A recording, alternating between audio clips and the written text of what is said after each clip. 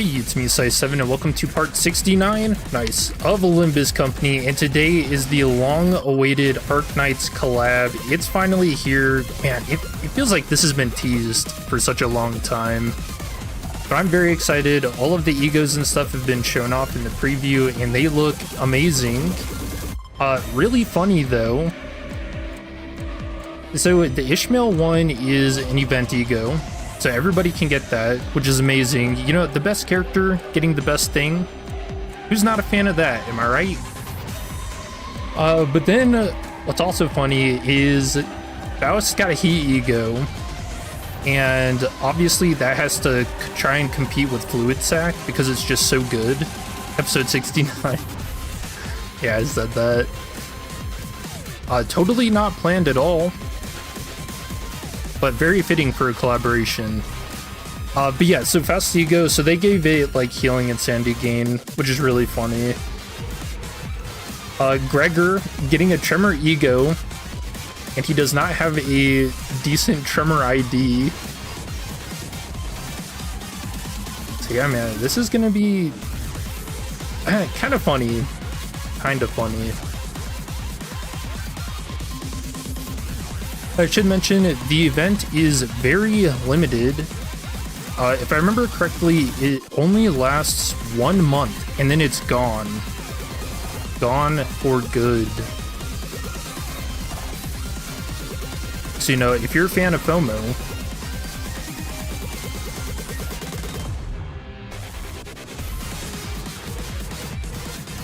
you know, really that just means that there's never been a better time to get into Limbus, you know?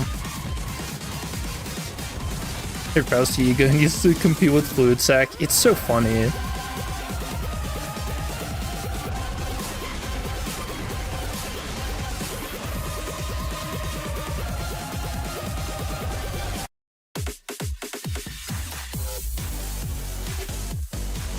Yeah, I really like the preview. There's a lot of cool stuff to look forward to. My prediction, there's no way this happens, but I imagine there's going to be one section where it turns into like Arknights and you have to do like a tower defense battle. Calling it now. Inch closer to Kanto 9. Oh man, it's going to be sick. Yeah, every day is another day closer. You're gonna pull, wish you luck. I should ask, is there any egos that you guys like have to get? I have enough for one pity, I think. Oh, actually, I don't even think I'm at 2600. Oh no.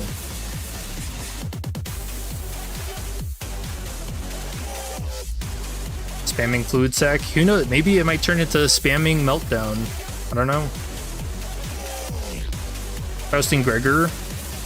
And that's kind of what I'm thinking too. Like, the Honglu ego looks really cool, but in terms of utility, I don't know if it's like a necessity. Gregor and Honglu. But you know, you guys were pretty on the money for guessing who is going to get what ego. Your thoughts? Will they pivot to setting up for Kanto 9 or more lore drop? I don't know. I imagine maybe the ending will be like that. Oh yeah, we gotta check in too. More polls.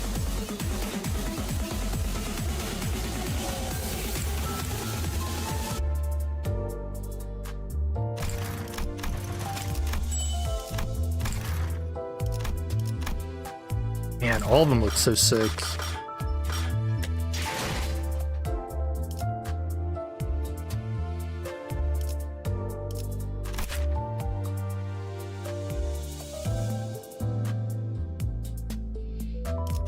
I will say, it is very weird seeing Gregor without, you know, his 5 o'clock shadow.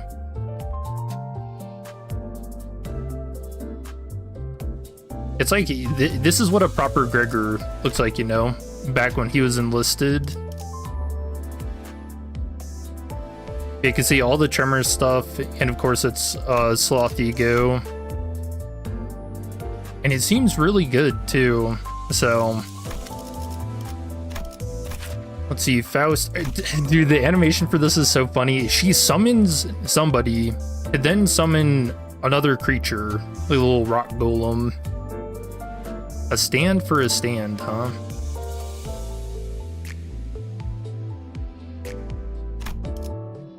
And then Honglu's, dude. I really like the name of this one too, To Remain Oneself. Really hitting on Canto 8.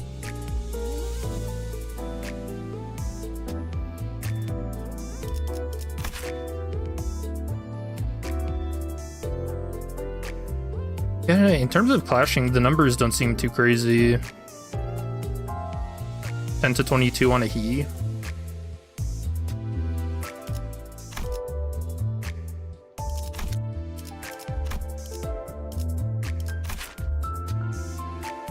This one doesn't clash. This one's kind of weird.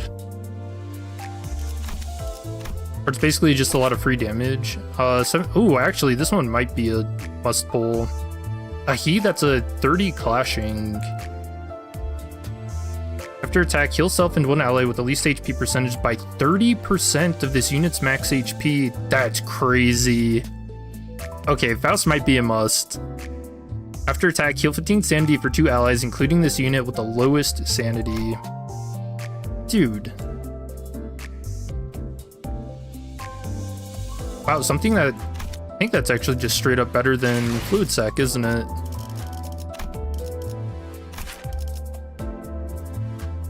Yeah, heal all allies by 15% of max HP.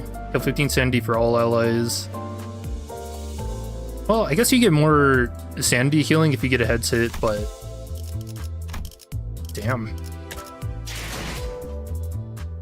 Should you save up for Walpurgis or this? I would do this because this is a limited event. This is the only time that it's ever going to be out. So, yeah, I actually don't have enough for a pity.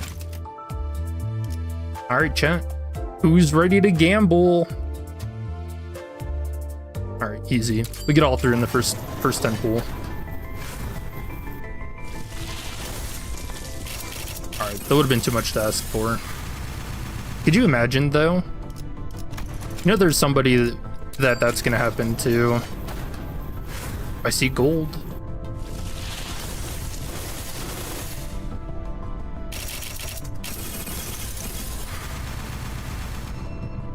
Alright, jump scare dawn. Actually, what are the rates for this? Alright, 1.3%. Easy. I mean, we just hit a 2.9.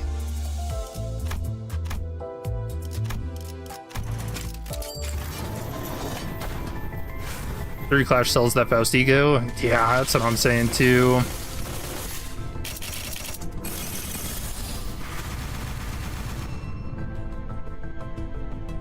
For Kumaradia.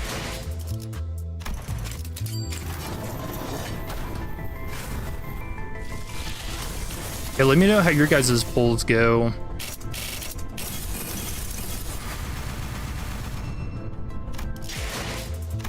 And then we'll also keep an eye on the player count, which I need to pull up.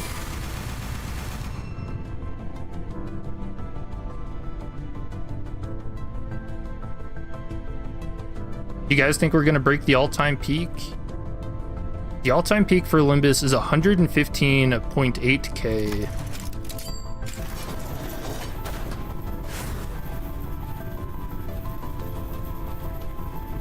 We're at 3k right now.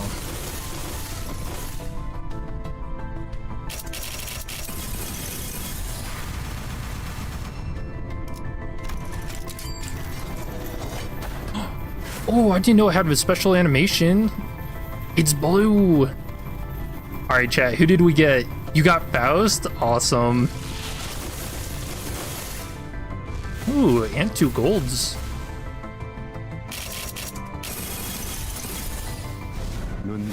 Oh, we got Gregor.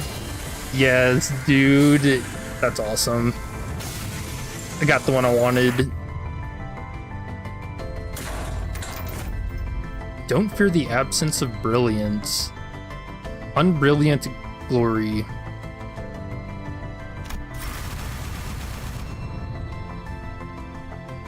And then 2 Sinclairs.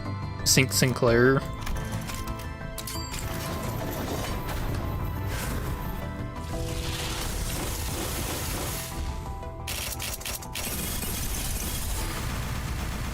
Chat, I love gambling. I might be addicted now. Help.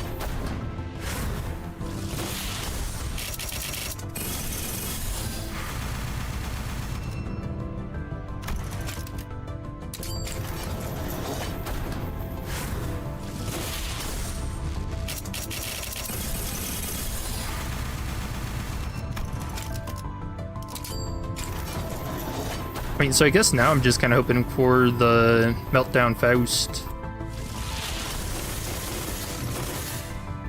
You did your 70 free ticket pulls, now to burn lunacy.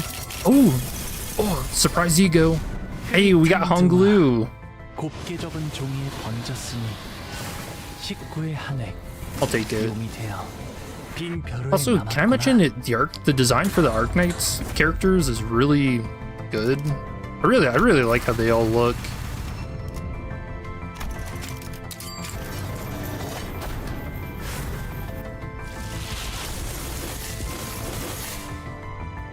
We got 2.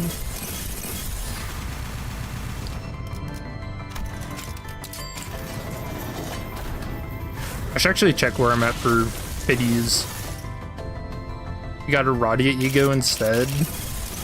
Hey, she's not in the event. What the heck, man? Where am I at? 70 more. Alright, well, I don't got that many.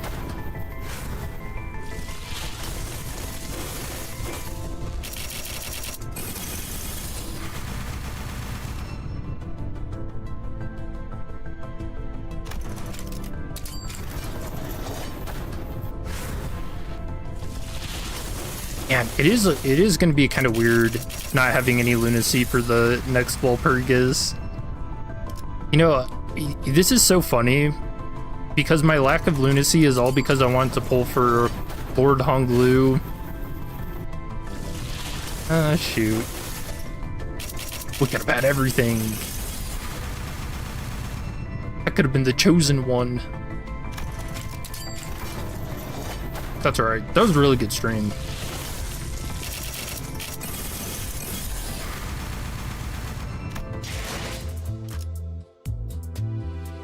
Wait, I actually have enough for 3 more. Oh, we can get everything.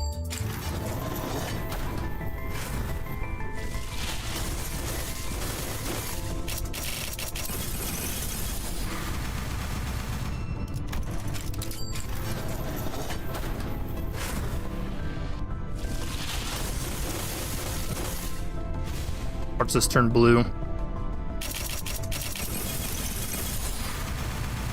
Dang it. Right, just 1 more. Right on the pity. Alright, but is it Faust? Oh, it is, isn't it? Because you can't get you can't pull the same egos. I forgot. Egos don't do Project Moon. What are you doing to me, man? That sucks.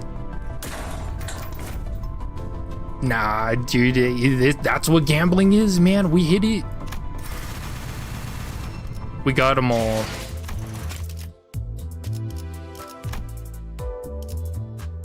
Oh, I could get an announcer.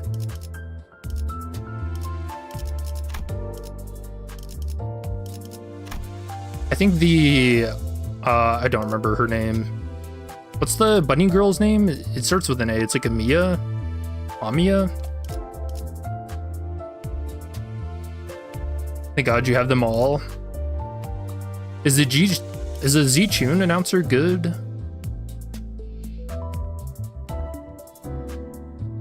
Amia, okay, I did remember it. Mia's paid only, yeah.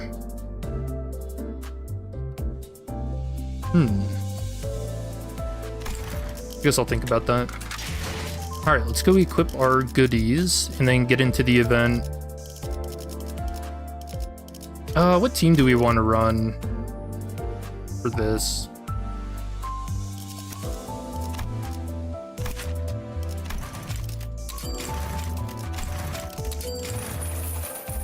The Wanderer. Yeah, I can't help but think of the Fallout 4 song. Or is it 3? 3 or 4?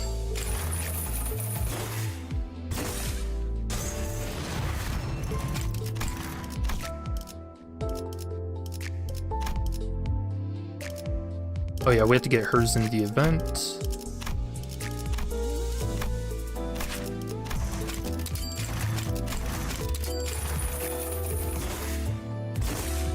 We got everything in 220 pulls. Nice, man. I hope everyone's pulls go well, and I need more thread. I'm thread dry.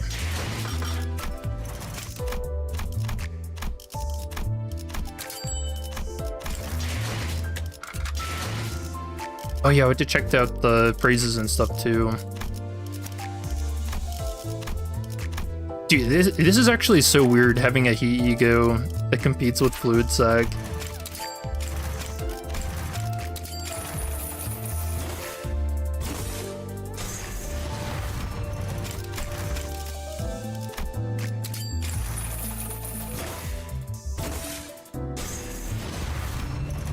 If Festiga gets final powers, it's actually a 20 clash. It's 30. Oh, it also has final power plus 3, so it can go up to 33. Oh, dang. And yeah, it pairs so well with Malfaust, too. Because she has such a massive health pool.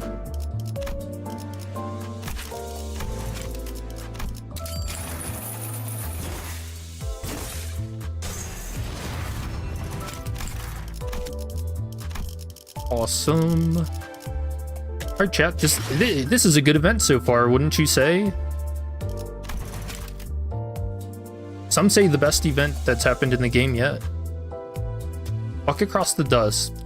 Dust, grasp at the solitude, and forge on toward the faint and far blank. Poem's brushstroke becomes a blank atop a dry ink stone. Be sure the sword at this honor, this blank won't be tarnished. And future, Lung, and glory.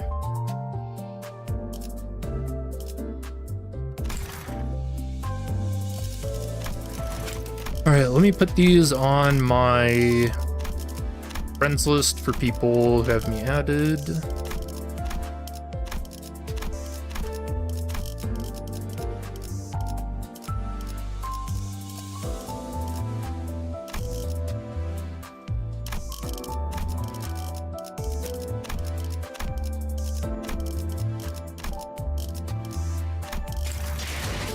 Awesome.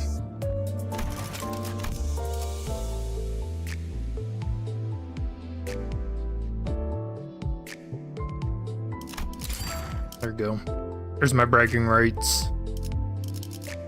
Gregor is surrounded by Z-Tune.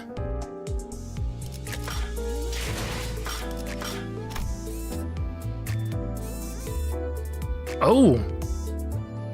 Oh no! So this event does take place after the spring cultivation intervalo, but you can access it if you've gotten past the prologue. So I don't think there's going to, I mean, I imagine Project Moon is going to be pretty good about spoilers, but I don't know. Let's see, man. It looks like there's a black hole in H Corp.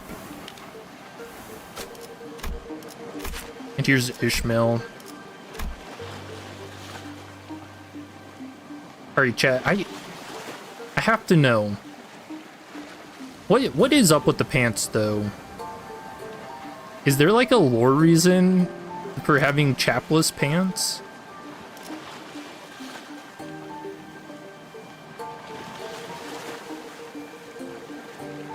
Death power +1 for every 4, sinking on the main target max 2, so these can go up to 6, so 6, 12, 18. What was that? 8 to 26? That's not bad.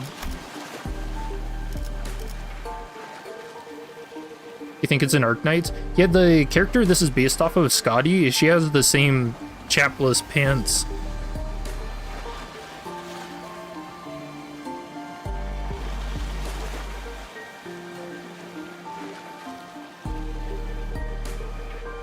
I was gonna see... Ah, jeez.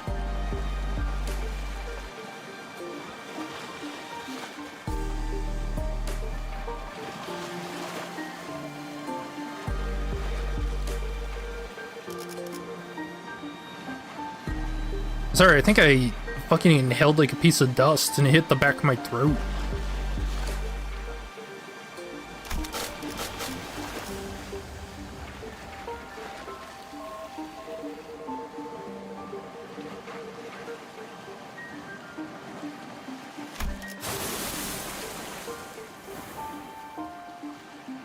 Oh, sorry about that. Dude, the events got me too excited. Black hole on a boat. They did mention there being a like vast lake in H Corp, right? And like the gardens. I don't know. Oh, this is not H Corp at all. Oh yeah, so there's a normal and a hard mode. If you play the hard mode, you will get all the rewards from the normal mode as well. You can see the difficulty is 55 for that. Oh, interesting.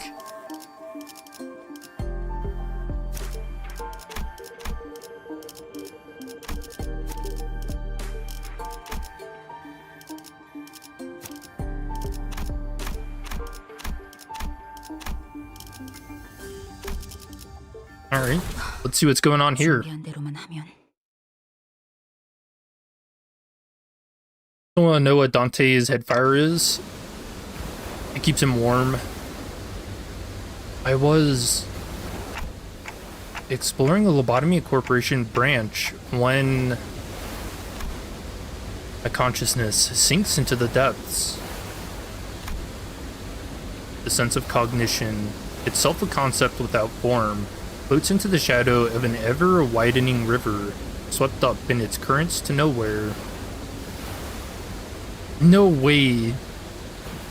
So a reference to the river of human consciousness. When we ran into an abnormality. But Sol told us that Hong Yuan's Lobotomy Corp branch should be free of any abnormalities. The abnormality, which had appeared out of nowhere, was more otherworldly than we'd encountered so far in our journey, and deep blue. It was fathomlessly blue. It seemed to have a pull that endlessly drew us into itself. Just as I was about to recall this abnormality,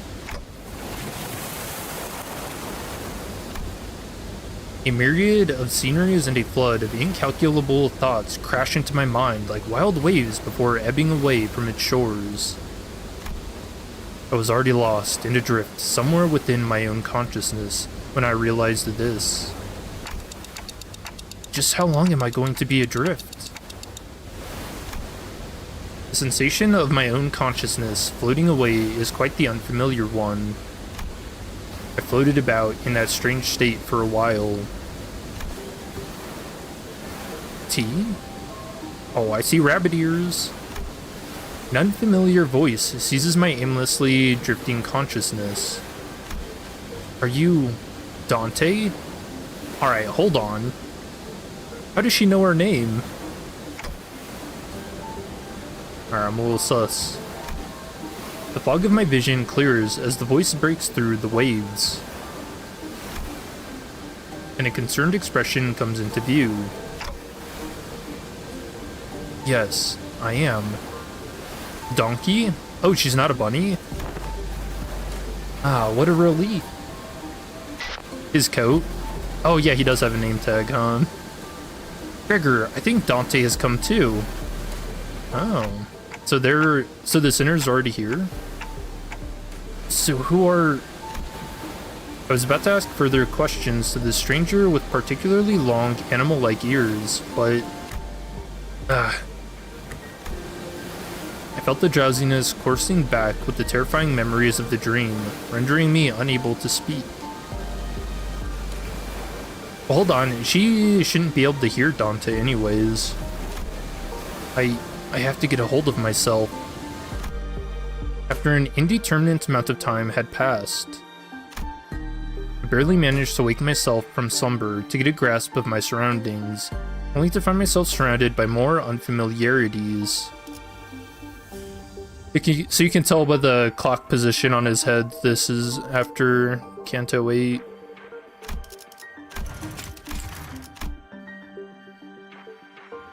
It's a really cool picture, though. There was that stranger from earlier, sitting atop a rock and silently taking in the sights. A young girl who probably saved my life. Wait, so were those animal ears after all? Okay, that's not important right now. I have to prioritize figuring out just where in the world I ended up in. Where indeed, Dante? So, where? You're standing by the Iberian coastline. How are you feeling? A little out of it, but I'm okay otherwise. Iberia, huh? Yes, we're in Iberia. What? How can she understand Dante? What? Well, given that we're next to an ocean, maybe I drifted all the way to Eucorp's Great Lake.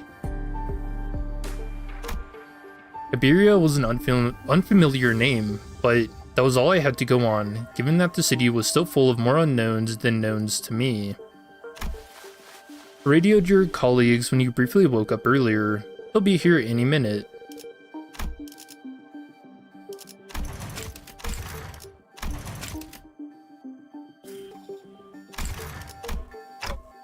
I see. Wait, my colleagues? You must have run into the sinners then. Oh dude, she's so short.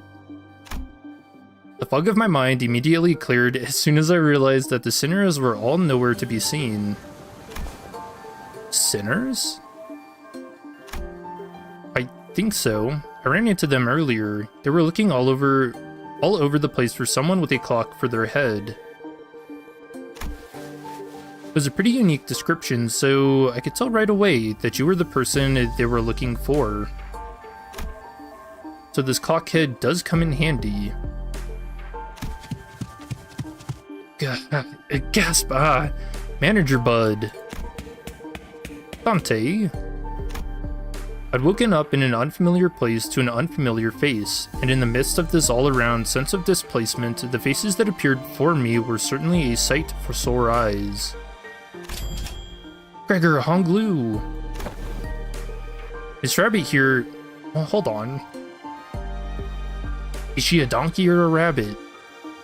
This rabbit here told me she found you unconscious by the ocean, and phew, I came as fast as I could, and oh boy, I was worried that something bad might have happened. Glad to see you're doing fine. Were you lost at sea? I don't know. Well, I do think I'm fine though. I guess not having any way to drink water's finally come in handy. Oh yeah, Dante can't drown. You should go get that checked out, just in case. Wait, your head's waterproof, right? Gregor takes a moment to steady his breathing, then mutters a casual quip as he lights a cigarette. Well, he doesn't seem that concerned. Maybe we're not actually in that much danger. And he jinxed it. So what happened? Where are we? Do you remember entering that Lobotomy Corp branch Zichun told us about? Yeah. Yeah, we ran into a new abnormality, and... and got sucked into it before we even had the chance to do anything. Oh, man. I really thought that was it for us, especially with you getting sucked in there too, Manager Bud. But when we came to, despite waking up with our faces down in some ditch, we were all fine without a scratch. Though there was quite the mess when we realized that you'd gone missing. Can someone give you a summary of Arknights? Oh yeah, I guess I should have mentioned, I know absolutely nothing about Arknights. I feel like I maybe played it for a little bit when it first launched, but I would have been in the Navy, so I don't think I played it that much.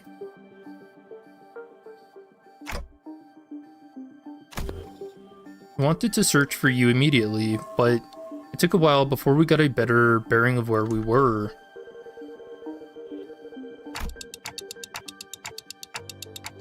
So we're not at U-Corp's Great Lake? Some of us considered that to be a distinct possibility, but it's unlikely. Ishmael was really certain that we were not in District 21. Yeah, because you can't see the different sections of the lake. She did concede, though we might be in an unknown area within the Great Lake of the outskirts, but it doesn't seem likely either, given what the rabbit-eared lady there said. The outskirts region of the Great Lake. I've met all kinds of people from all over Terra, but I've never met anyone who referred to the Iberian Sea that way. Terra? Iberia? As I found myself puzzled by these unfamiliar terms, a very obvious question suddenly struck me. Speaking of which, who are you? Huh? Really? You fellas haven't introduced yourselves to each other yet? It's just that it's all just a lot to take in. Hoo-hoo, it's understandable. You did just wake up from a pretty harrowing experience. She is... actually, would you like to do the honors yourself? I'm Amiya, the leader of Rhodes Island. Please, just call me Amiya.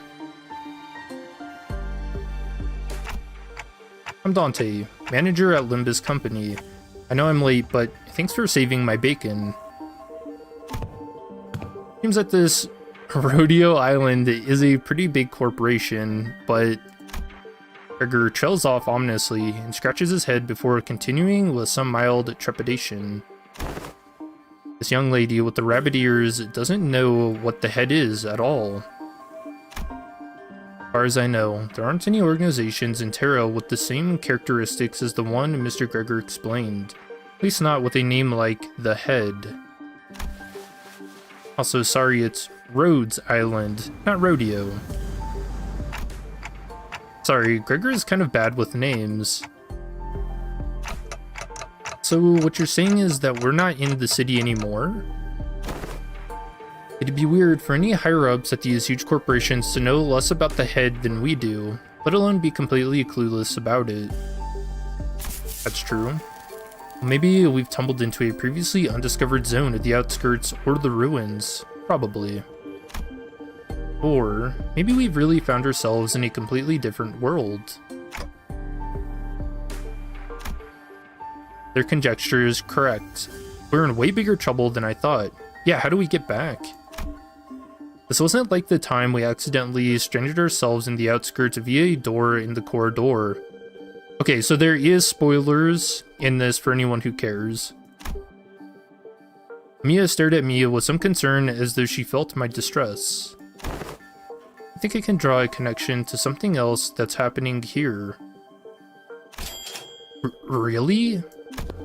Yes, recently, anomalous signs and events have been occurring in Iberia ever since a mysterious dimensional door appeared at sea. And it's been said that this dimensional door is connected to something very, very distant. Something that we've never observed before, so... It seems reasonable to theorize that the dimensional door is how we managed to cross over to this world. I really would have appreciated Faust's input. Where'd all the other sinners go anyway? Bit late on the uptick to be gawking around for the other sinners now, don't you think? There's a settlement near here, where they're all helping out with various odds and ends of the village, while taking turns searching for Dante, of course. What? But he's right here.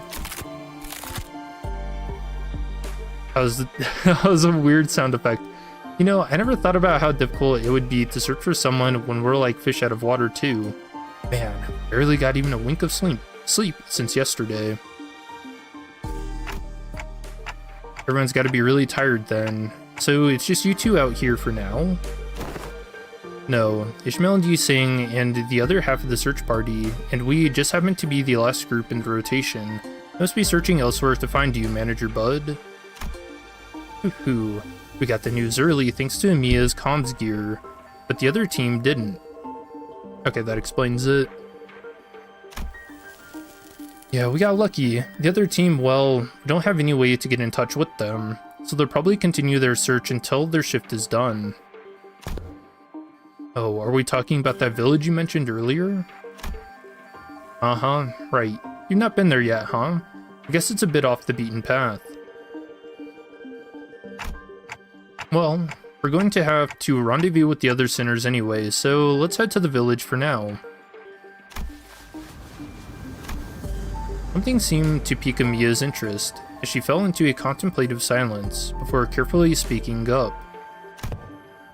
I'd like to accompany you there. Sure, I don't see why not. You helped us find Manager Bud, and more importantly, you seem to know a lot more about this place than we do. Haha, I don't actually know Iberia that well either. We should be able to be of some help. They've closed their borders and have practically locked out any foreign influences from affecting them, but I did get a briefing before the mission. Those borders, huh? And how did you get in, Miss Amiya? We followed Dr. Caltisit's directions and illegally crossed the country border. No! Illegally? Alright, lock her up. Oh? Does that mean you crossed the border without obtaining any permission, Amiya? We had to cross the border somehow in order to investigate how and why the dimensional door came to be. Huh. Is it normal for pharmaceutical companies to be doing that? What? Pharmaceutical company? I don't think that's been mentioned at all. Large pharmaceutical companies often dispatch their agents for missions. Yes, Rhodes Island is, in its essence, a pharmaceutical company researching treatments for people infected with oropathy, but we also work to prevent and assist in the management of various situations that can occur in high-risk areas. Yeah, so how did Dante even know that? High-risk areas, huh? Wait, what about your companions? I doubt you came all the way here on your own. K-Corp? Oh yeah, we should just bring some ampules over. I mean, that solves pretty much everything. That's, we were forced to split up due to certain forces that were in pursuit. Wait, stop! Mia's ears twitched as she came to a stop and began scanning the surrounding area. Then... there! As we stood about confused, Amiya, noticing something, pointed toward the seashore hidden behind large and cragged rock formations. What are we supposed to... huh? There, we saw someone wielding a lengthy greatsword. Oh, Scotty! Bickering with two familiar faces.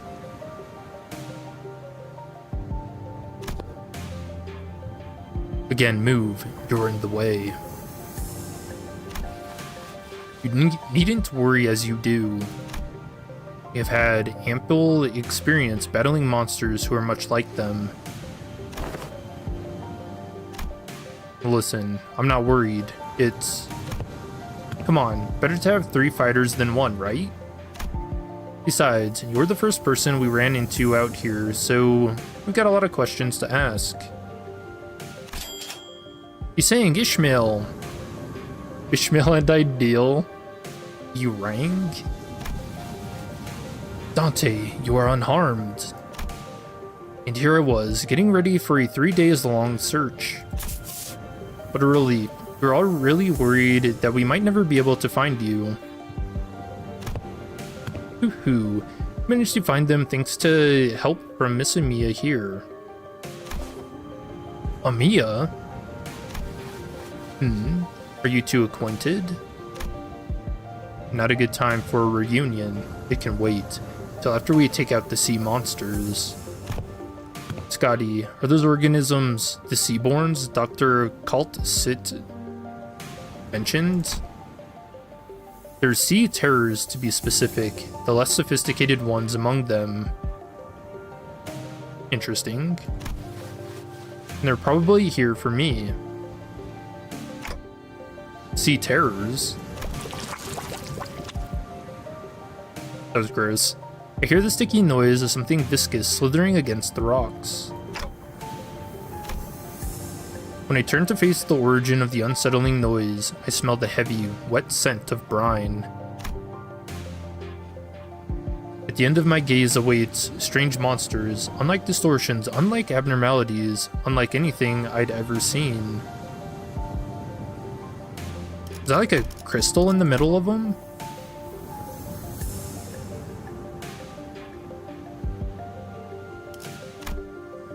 They look a bit like the Gluttony Pectola.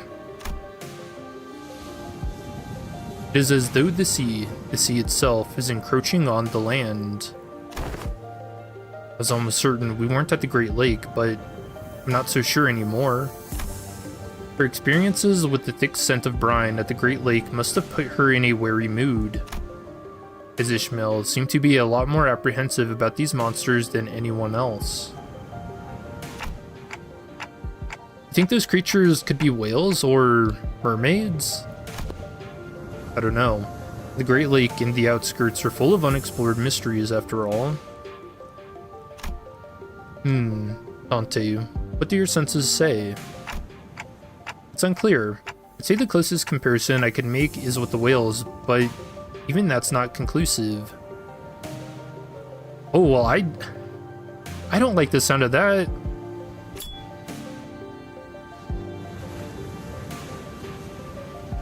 Does that mean they're like calamities, you know? Huh.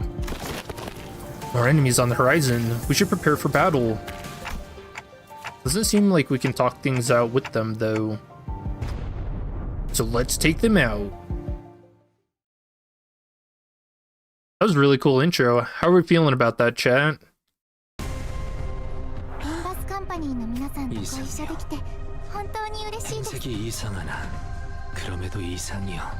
That's awesome. She has a really pleasant voice. That sounded delicious. Like the wet, slimy noise. Nervous impairment, max stack 30. At 30 stack, become staggered, then take fixed damage equal to 25% HP and remove this effect. Holy.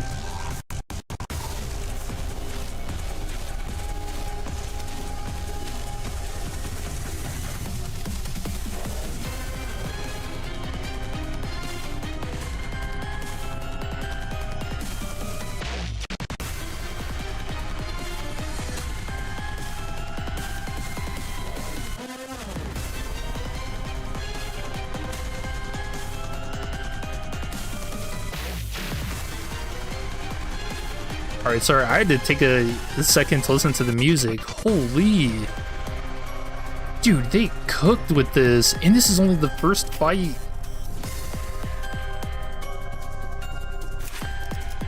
Deep Sea Slider, Sea Terror. Abyssal Horror, inflict +2 more sinking potency on hit against targets without sinking. Nethersea Brand Utopia. When on top of Nethersea Brand, gain Clash Power +2 and double the amount of nervous impairment inflicted on hit. So Nethersea Brand, the centers on top of Nethersea Brand at turn end take fixed damage equal to 5% HP and gain 3 nervous impairment. Greatly increases their nervous impairment stack. Sea Terrors on top of Nethersea Brand inflict against sinners. Nethersea Brand's influence expands towards sinners' territory with each passing turn. Stage 1, Sea Terror Territory. Stage 2 affects 2 frontmost sinners. Stage 3 affects 5 frontmost sinners. Stage 4 affects all sinners.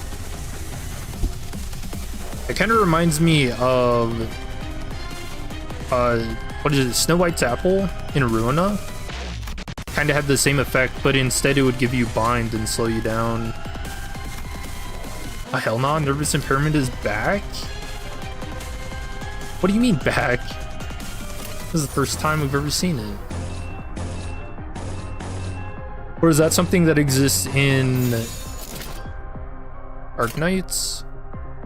Where we're taking 3 hits.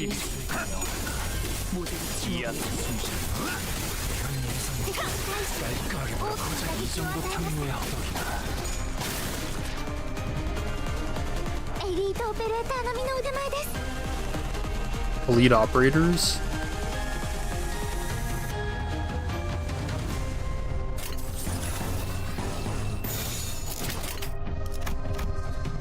Oh, there's 12 enemies.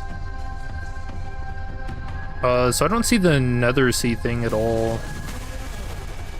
So that must be something that'll appear in a later fight.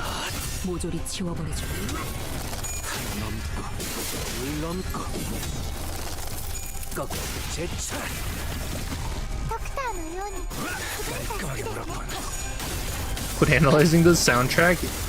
Nah, that's one of the things I really love about Project Moon, their music. I always gotta stop to listen.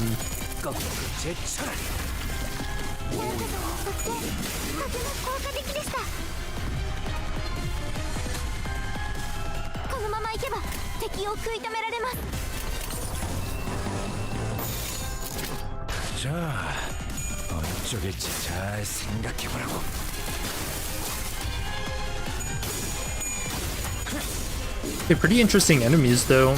They remind me a lot of Pekbola.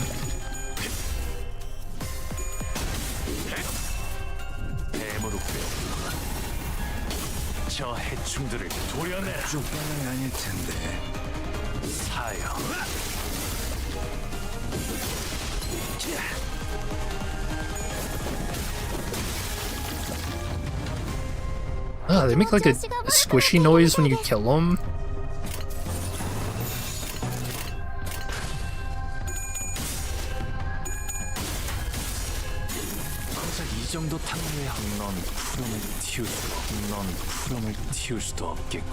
Oh, that's weird. What the hell was that? What the hell was that? Oh, where's my victory screen? Our remaining enemies have retreated to the sea. Good work, everyone. Phew. Didn't think I'd have to deal with anything remotely like this outside the Great Lake. New jump scare? Yeah, you're telling me. I can say that again. It would have taken us the whole day if that Scotty character didn't occupy the other half while Miss Rabbit helped us from a distance. As we were catching our breath after the battle, I heard a brief hum. When I turned to look at its source, I saw Scotty glaring at me with palpable alarm. Strange people who transform. And ahead of a clock? I guess they're both technically true. Well, it's nothing more than a theory at this point. I think they have a lot to do with the dimensional door we're supposed to be investigating. Nice to meet you, I guess. I only hear a ticking clock. Oh, so Scotty can't understand. Oh, that's because only us sinners can hear Dante's voice. Huh? What's up? No, I'm just wondering how Miss Emilia can seemingly understand Dante. You know, it's weird that Dante wasn't the first one to be like, hey, what the hell?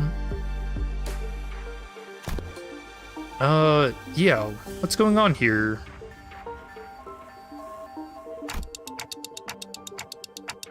Yeah, it completely flew over my head that I didn't even question how weird this is.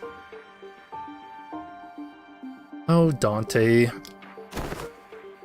Their voice sounds like a ticking clock to me too, but I don't know. It's almost like I can sense what they're trying to say. what kind of emotion they're trying to convey. Oh, weird. I wonder if that has to do with their ears. But I mean, Virgil kind of does the same thing. That was your favorite kind of noise. Her explanation reminded me of the blue boy in Sinclair's past, Damien, but I didn't quite feel the uncanny sensation from Amiya that I felt from them. So she can read me kind of like how Virgilius can, I guess. Well, I don't think it's a bad thing. That's true. Been a bit of a hassle to always need Faust or Honglu to translate for you, Dante. I'd like to know exactly how she can understand Dante, but I don't think we've got the luxury of time to sit down and figure this out. So, are we heading back? Sounds like a plan. Not like we know anywhere else to go, right? Oh, and Miss Rabbit here will be tagging along too. She said she'd help us find our way back. Glad to be working with you two also, Miss Ishmael, Mr. Honglu. Oh, that's Zàng. Picked the words right out of my mouth. You've already helped us plenty, and you clearly know a lot more about this place than we do. The journey is long. Perhaps embarking on it ere the sun's fall would be wise. How long's the journey? No idea. It's not like we have a clock with us. What? I do know that it's not very far though. We just need to walk along the coastline for a bit. Scotty quietly points in my direction. Yeah, our clock doesn't tell time. Oh, Dante can't tell us the time because they're not on time. Then why the clock head? I didn't exactly choose to get myself a clock-shaped head. You know, as far as we know. I looked away from Scotty's inquisitive eyes, which were quite solidly fixed on my head. The coast of Iberia are hardly good places for people to live. Those things can go anywhere in this world, but they thrive at places that meet the ocean. So how did people manage to build a village at a place like this? Monsters are called seaborns, or sea terrors, yes? While it is true that they posed certain difficulties, they were hardly the kind of monsters with the strength to bring scourge and drive out the local populace. Don't judge them based on that brief skirmish. She's just telling us to be on our guard, right? Scotty can be a bit curt, but she's not a bad person. You know, I actually like her personality. Very straight to the point. I don't think she said anything wrong. Nothing rules out the existence of stronger variants of these creatures being out there. Alright, subtle foreshadowing. Scotty's concern only served to fan my curiosity, but something about her expression communicated that I probably shouldn't pry, so I quietly quickened my pace as we walked to the village.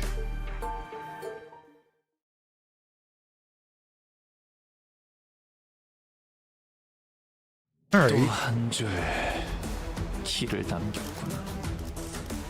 the intros got my curiosity peaked. I see tentacles in the water.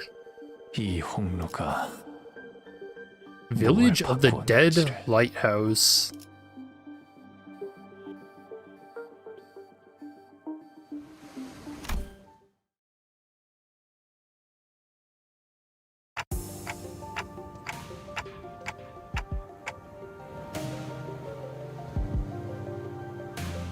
This hardly looks like a village. It's more like the ruins of one, isn't it? It doesn't seem like they've done any proper upkeep to the place. Not in a while, at least. They're really here, living together. Strange buildings tell the stories of former prosperity from a bygone era. Our steps leave no footprints on the wet, muddy ground. On it, I see a rotting sign marked with the name Barro Muerto. Everywhere I look in this village, I see evidence of long, silent abandonment. We don't see these kinds of abandoned-looking ruins often in the city either. Well, yeah, there's always someone or something out there waiting to capitalize on that free real estate, be it a syndicate or a corporation, and fix it up. Better than this, at least. So where are the sinners? There's a clearing down there where we were entrapped betwixt a twain of great ships, narrowing winds against our sail. Alright, Don Quixote. Oh, and she's got the townsfolk hostage. And that is when young Ishmael boomed, her command most resonant. Say no more. I didn't even have to try to search for them. That unmistakably sonorous and familiar voice echoing triumphantly between the empty buildings. Sinclair? That's Don Quixote's voice when she's sharing her adventurous tales. There she was, standing atop a low podium like an actor on stage, regaling a group of people in rags with tales of her adventures like a traveling thespian. Answers, ye dogs! Oarsmen! 'Tis the moment I, Ishmael, the first mate of vessel Mephistopheles, shall Stop, hold on. Just what do you think you're doing? Young Ishmael, unhand my mouth, for I was just about to regale them with the most fantastic tale of adventures that the great Manager Esquire. Verily, thou hast returned with Manager Esquire safely in tow. What? They found Clockhead? Ooh. A burning clock for a head? When I was a child, I heard a story about a legendary sarcos with a flaming head. Why would someone like that visit our humble village? Alright, I imagine that's like Arknights lore. While their exterior may carry elements that inspire fear in some, there's no cause for alarm. Yeah, they might look like that, but they're Dante, our manager, and the rest are... Oh, hello. I'm sorry, who are you two? They're two very nice people who helped us find Dante. This is Miss Amiya, leader of Rhodes Island. And this is Miss Scotty, their operator. They'll be coming along with us for a little while.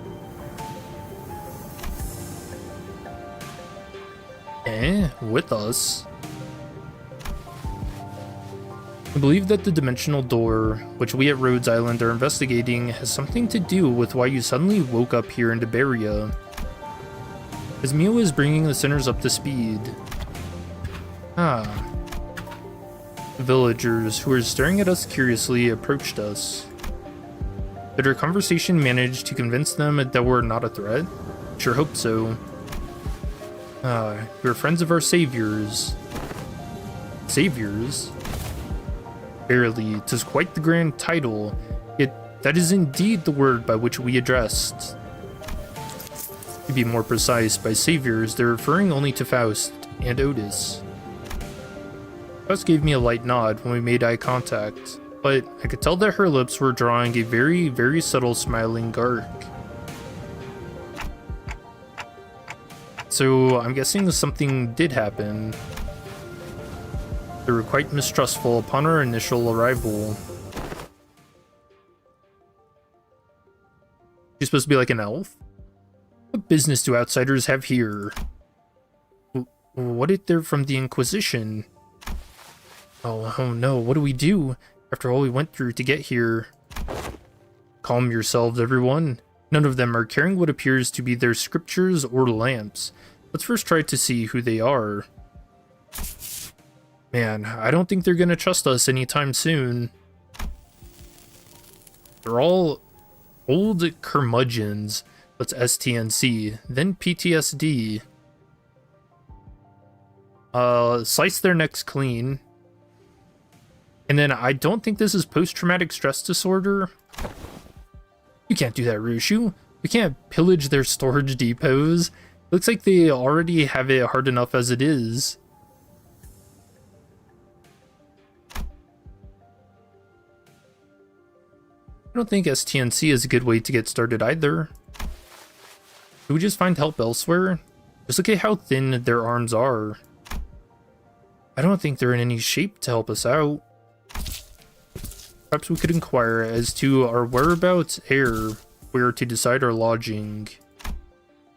The landscape is certainly reminiscent of U-Corps. But I don't recall seeing or learning about any place that looks like this. Though I can't say I've been to every corner of U-Corp. I ask again, what business do outsiders have here? Their fingers are tightening around at the grips of their weapons. Prolonged silence will most likely turn this into a hostile encounter. We can't have that. Hi, we're from Limbus Company. We're fixers of justice. Yeah, that fixers of Oi, don't you know when to keep it down? Fixers? That over there, it's a ship blueprint, isn't it? Are you looking to repair a vessel by any chance? All these construction materials seem to suggest so. Chief! This does not concern you. It's not something a mere outsider can understand.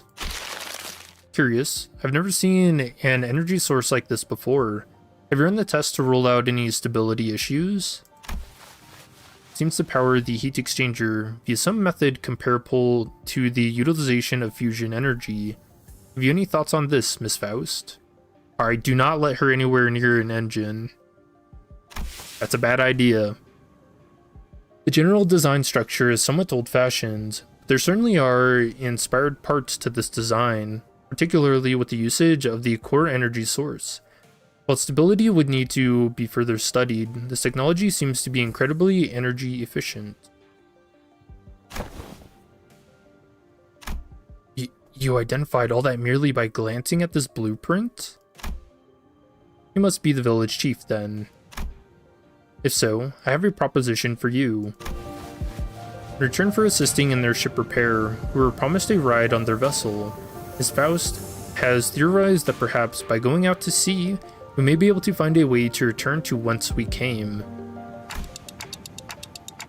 Does that mean we can find a way back somewhere out there in the sea? Nothing is certain yet, Dante. At this moment, we are working based on a hunch. A hunch? Sensing the implicit omen in her choice of words, I slowly turned around to look at Faust, who nodded solemnly in response. We're really in a different world. Even her Gesellschaft, the society, has to be... Oh yeah, that's a good point, actually. No issues were encountered in the repair process. So Faust is all alone, huh?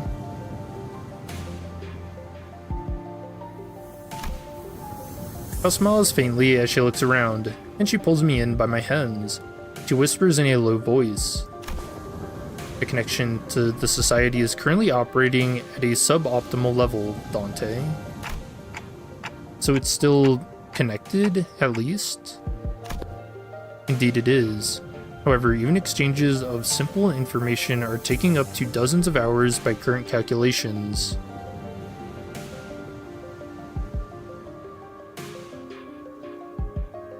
Huh, that's weird.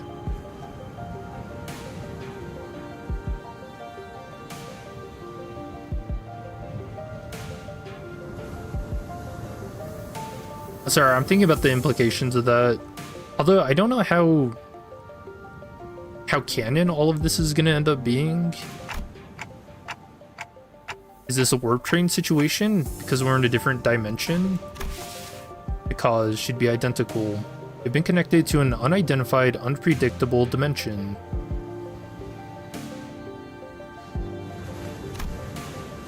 Upload speed to the cloud is tanking. However, Faust is aware that the pathway to our original dimension is yet to close this time, unlike the situation back aboard the warp train. So to get back to where we came from, Indeed, traveling through the pathway is the most feasible solution. And from that, you came up with the whole plan to repair the ship and sail out to the sea? Yes, well, I am also a genius after all.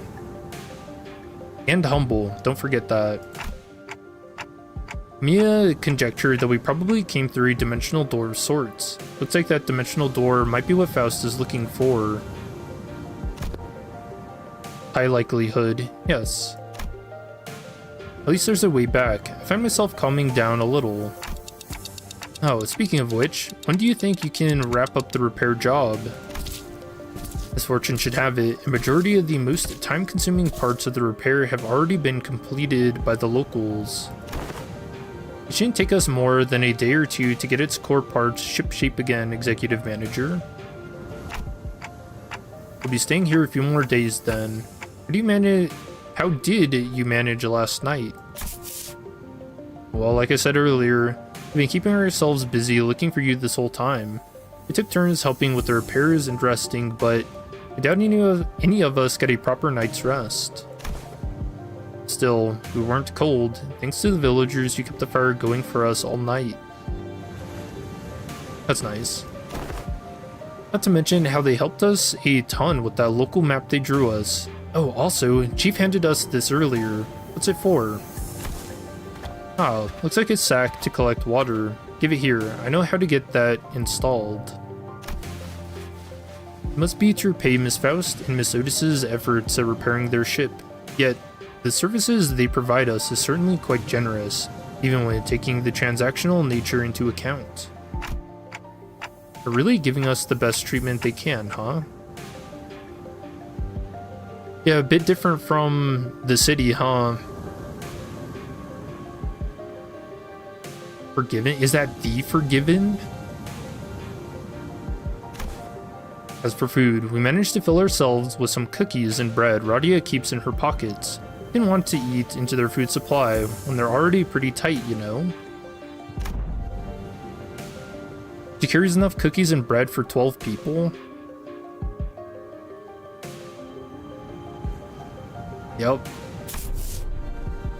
They did offer us some nosh, those dried fish things, but we refused. Ain't about taking food from the needy.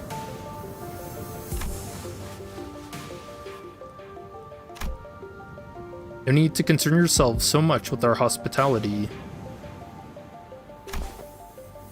You've done more than enough to earn your keep.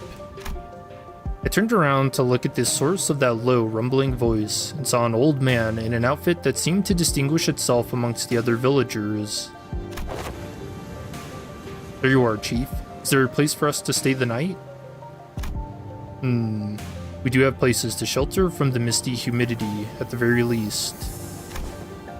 There's an empty building there, so feel free to occupy it for the night. Oh, are you sure? I mean, I don't mind sleeping in the streets myself. Alright, well, just because you look like a bug doesn't mean you need to act like it. Hey, speak for yourself. I've been looking forward to sleeping with a roof over my head since, like, yesterday. I catch cold sleeping in the elements in this environment, which is fine by me for the rest of you, but we cannot afford to have the executive manager or our honored guests suffer that fate. Honored guests? Heh. I heard what happened from the four who left in search of the executive manager. First, I would like to begin by imparting my infinite gratitude to you for finding and rescuing the executive manager. Alright, so Otis is starting. I hear that you are a leader at a pharmaceutical company. This acquaintance shall certainly come in handy, in case our stay becomes significantly prolonged. I'm just surprised by her boldness to say something so materialistic when they're standing right there.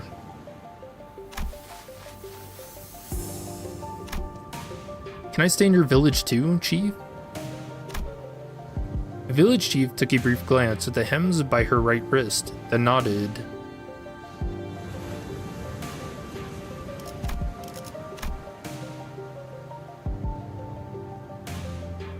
Guess we can't really see.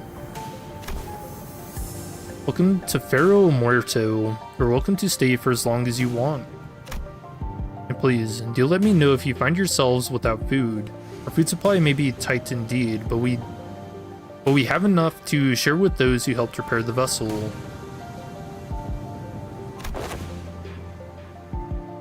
Oh, you better not go back on your word later. Wonder what kind of local delicacies await. Dried fish like they were eating earlier, maybe? Hey, Chief. What is it? Just how are you surviving out here by the sea? Perhaps the question of how we're surviving may be somewhat misdirected.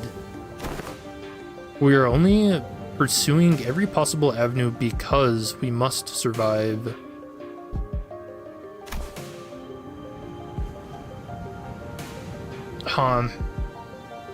This Scotty's got some relationship with these sea creatures, huh?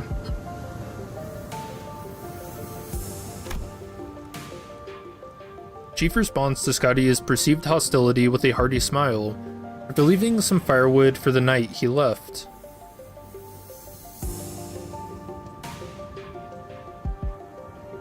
I don't wonder if maybe we should be a little suspicious of the villagers too, though. I'm going. Can't learn much from here. Huh? You going somewhere at this hour?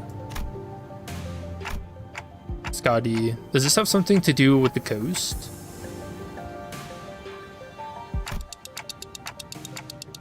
Remember what you said before we got to the village. Something about how coasts are hardly good places to live in. Someone wants to know if this has something to do with the coast. You understand the Aegir language? I don't know what the hell that is. Aegir language? No. Dante, Scotty just spoke in Aegirian. I couldn't understand a word of Scotty and the chief's conversation because I don't speak Aegirian. May only be that there were enough lexical similarity between one of the city's languages and the language Scotty spoke in for them to comprehend the meaning.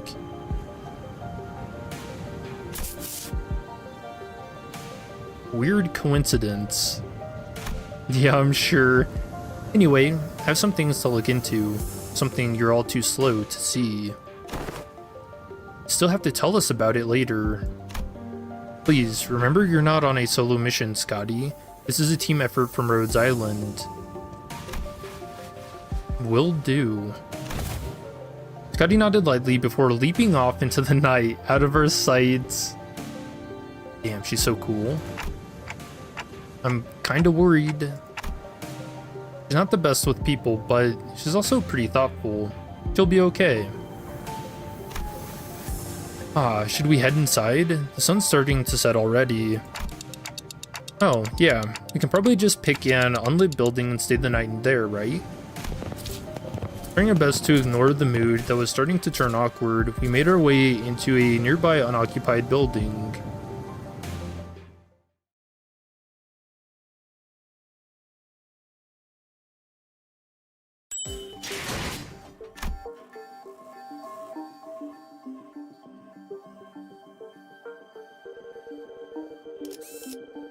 Era.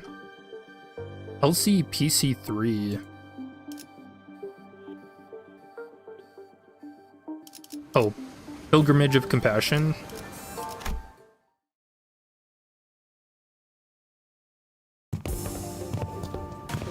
Foro Muerto unoccupied building.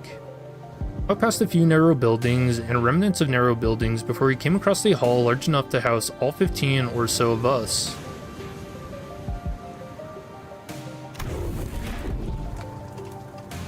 Okay, now we're ready. With the curtains on the windows removed, the smoke has an exit. Whoa, I thought we were doomed to shudder ourselves to sleep with the soaking wet firewood and all. I had no idea that it'd work. We just have to get a small fire going underneath it until the wood dries up and catches fire. The downside being all this smoke. At least there's no sweepers here. I don't know, do you think the sea monsters are gonna be worse? I mean, we dealt with sweepers. It's clear that she has some field experience, unlike some fools I know. I shan't sit here and let her carry the burden of labor alone. Bequeath upon me thine ingredients, young Rodian, for I shall conjure thee a pot of special fixer soup. You're making soup with cookies and jelly? That's disgusting. Ew. Dude, could you even imagine the consistency of that? God, slimy cookies.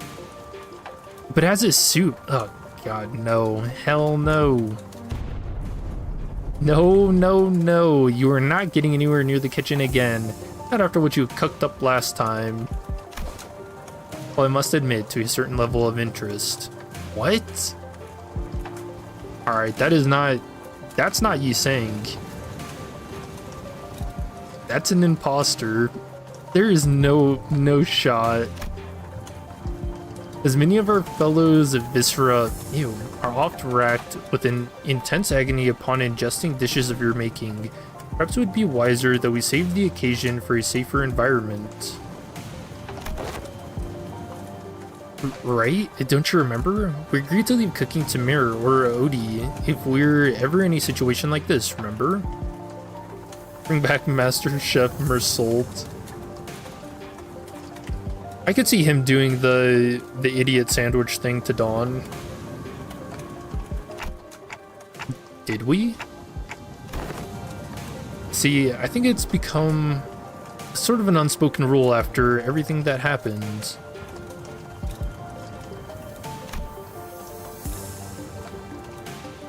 Remember, back during last year's cooking contest at K-Corp? They were the only two people who managed to get remotely positive reviews. Oh, does that mean we'll get to try Otis's cooking once again? Denied. We still have plenty of high-calorie foods like cookies and jellies here. I find no reason to do something so inefficient.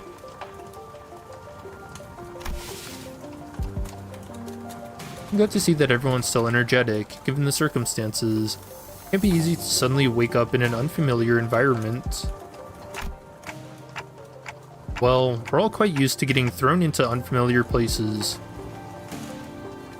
You know, I feel like that's something you shouldn't get used to. Speaking of which, did you manage to reach your colleague, Zamiya? She shook her head, concerned.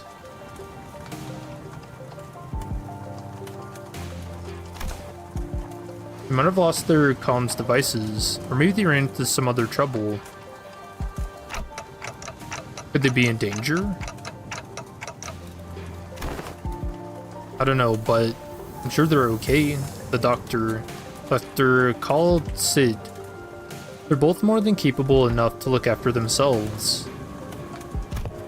Long have this curiosity lingered within me, thus allow me to inquire. Corporations are, by their nature, organizations in pursuit of profit. If the activities of your corporation resemble those of charity organizations, as opposed to a pharmaceutical company, is there aught that might explicate this blurred distinction?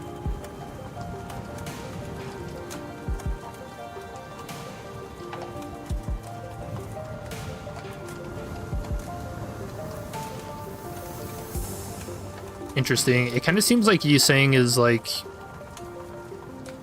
maybe a little hesitant. Like, what are you guys actually getting out of this if it's not money? Aha, I wanted to know too. How come a pharmaceutical company like Rhodes Island's helping people? Something about what Honglu said brings back unpleasant memories. The horrible experiments seen through the cascade of flowing tears in the face of suffering. The embodiment of greed that left a terrible wound in Honglu's fathoms. The pharmaceutical companies I've seen in my journey were corporations that, despite possessing the capacity to heal, chose to obsess over the profit it can provide. There are many in Terra who are suffering from a disease.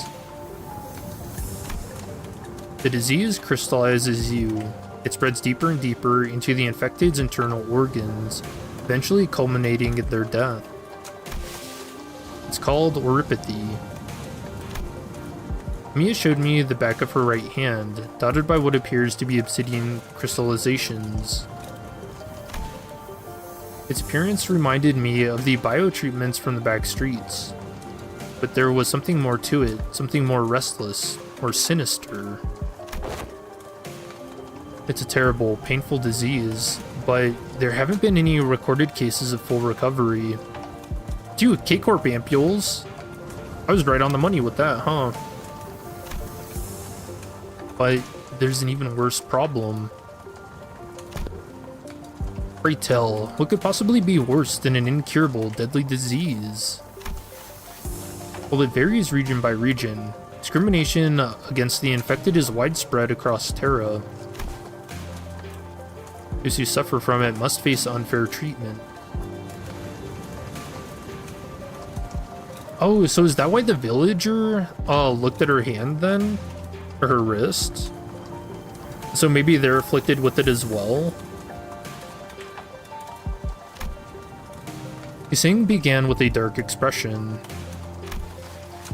Some are quarantined in places with terrible, inhumane conditions, and there have been massacres too. I don't mean to be callous, but is this oripathy highly contagious? Oh yeah, are we gonna catch it? No, there have not been any recorded cases of infection by contact, as long as the subjects are alive. Okay. But when the infected dies, the crystal growths on their body decay and turn to dust, scattering, which is what spreads the plague. Oh, weird.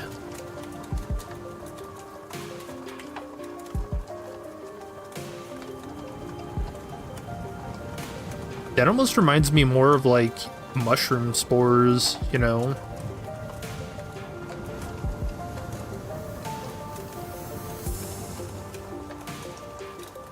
Also, does that explain whatever's going on with their ear here? I can't... Oh, or is that supposed to be like a comms device? That might be it. Then barring environments like active battlefields where casualties are to be expected, staying within close proximity of the infected in daily life seems to pose hardly any risk. So what's the problem then? They're already past the point of caring about what the problem is. Once people start feeling iffy, all logic goes out the window. The Rhodes Island's goal has to be...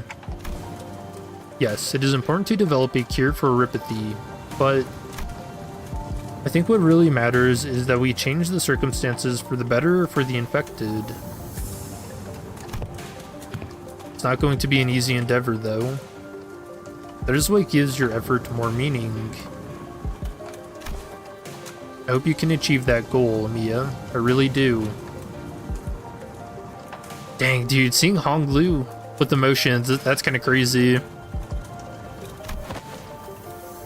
Sob, sob for truth. The city, this world. Both live in worlds full of surprises, don't we? What kind of world did you come from? This city.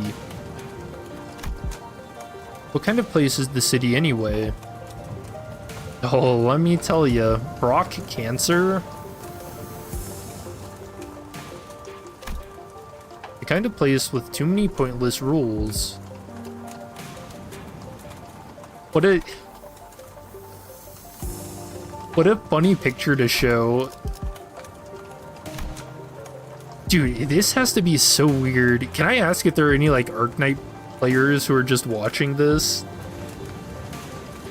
I can't imagine being jump scared by like the sinners in prison out of nowhere like this. That's so funny. Kind of place where the moment you think isn't this too much, you see something even worse. Sweepers. You? And you have no prior knowledge to Limbus Company?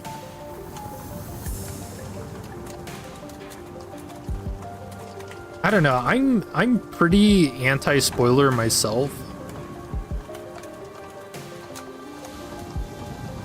So this feels a little weird. Try as I might, I couldn't think of a single positive thing about the city.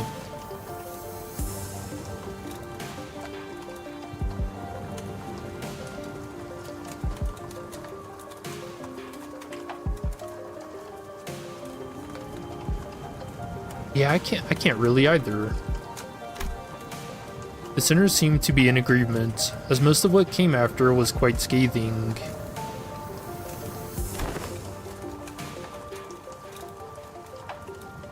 I mean, it's weird. I feel like the people...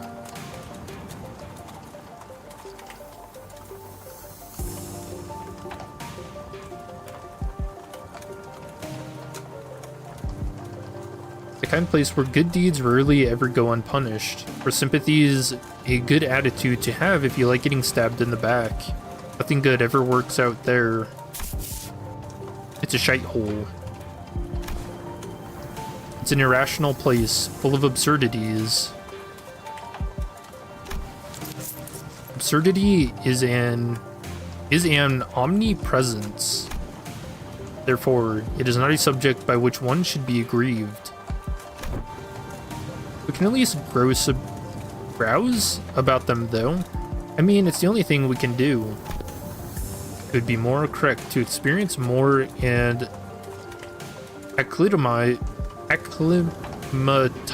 oneself to it instead of complaining. You did say something like that last time.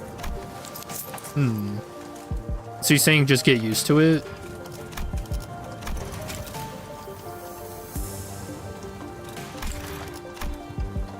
Huh, weird. Just as the mood was starting to turn rather sour, Don Quixote's shout shattered through the awkwardness. Oh yeah, the adventures. Verily, ne'er a day goeth by untarnished by villains and their fell deeds. Yet worry thee not, for where evil riseth, so doth fixers of justice too. Don Quixote jumped from her seat and passionately shook her fist.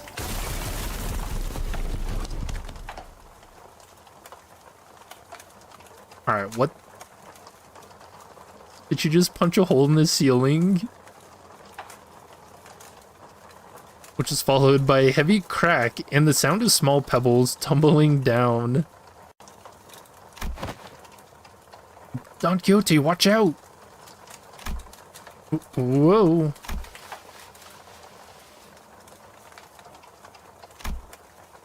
And from behind the wall, she accidentally broke down. An unfamiliar visage of a villager appeared and stared back at Don Quixote.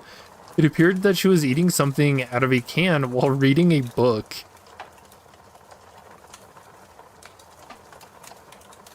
Dude, she just Kool-Aid manned the fucking wall.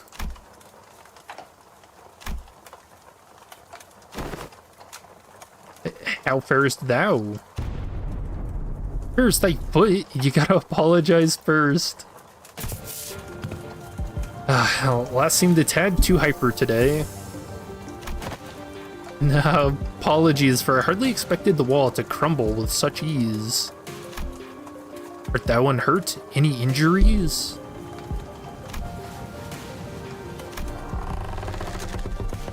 Two?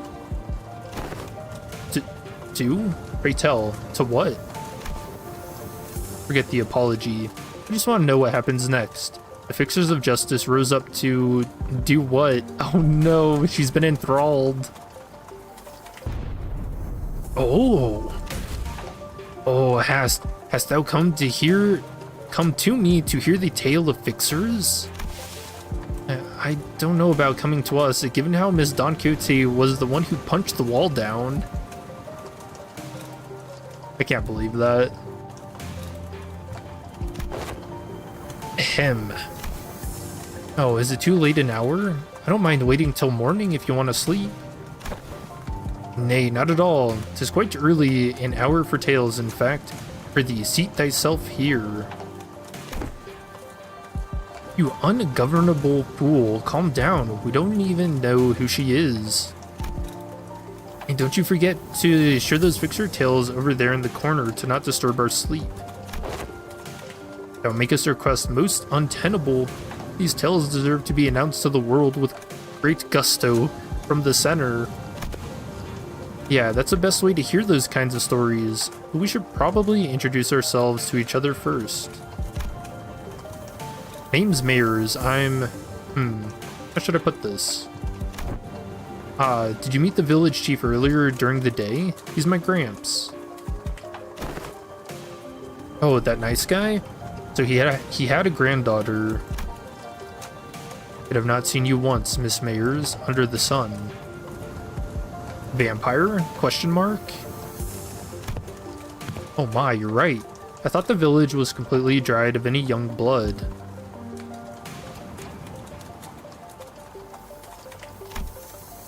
Braudia said while we didn't see Mayers out there, there wasn't anyone else in the village we could comfortably call young.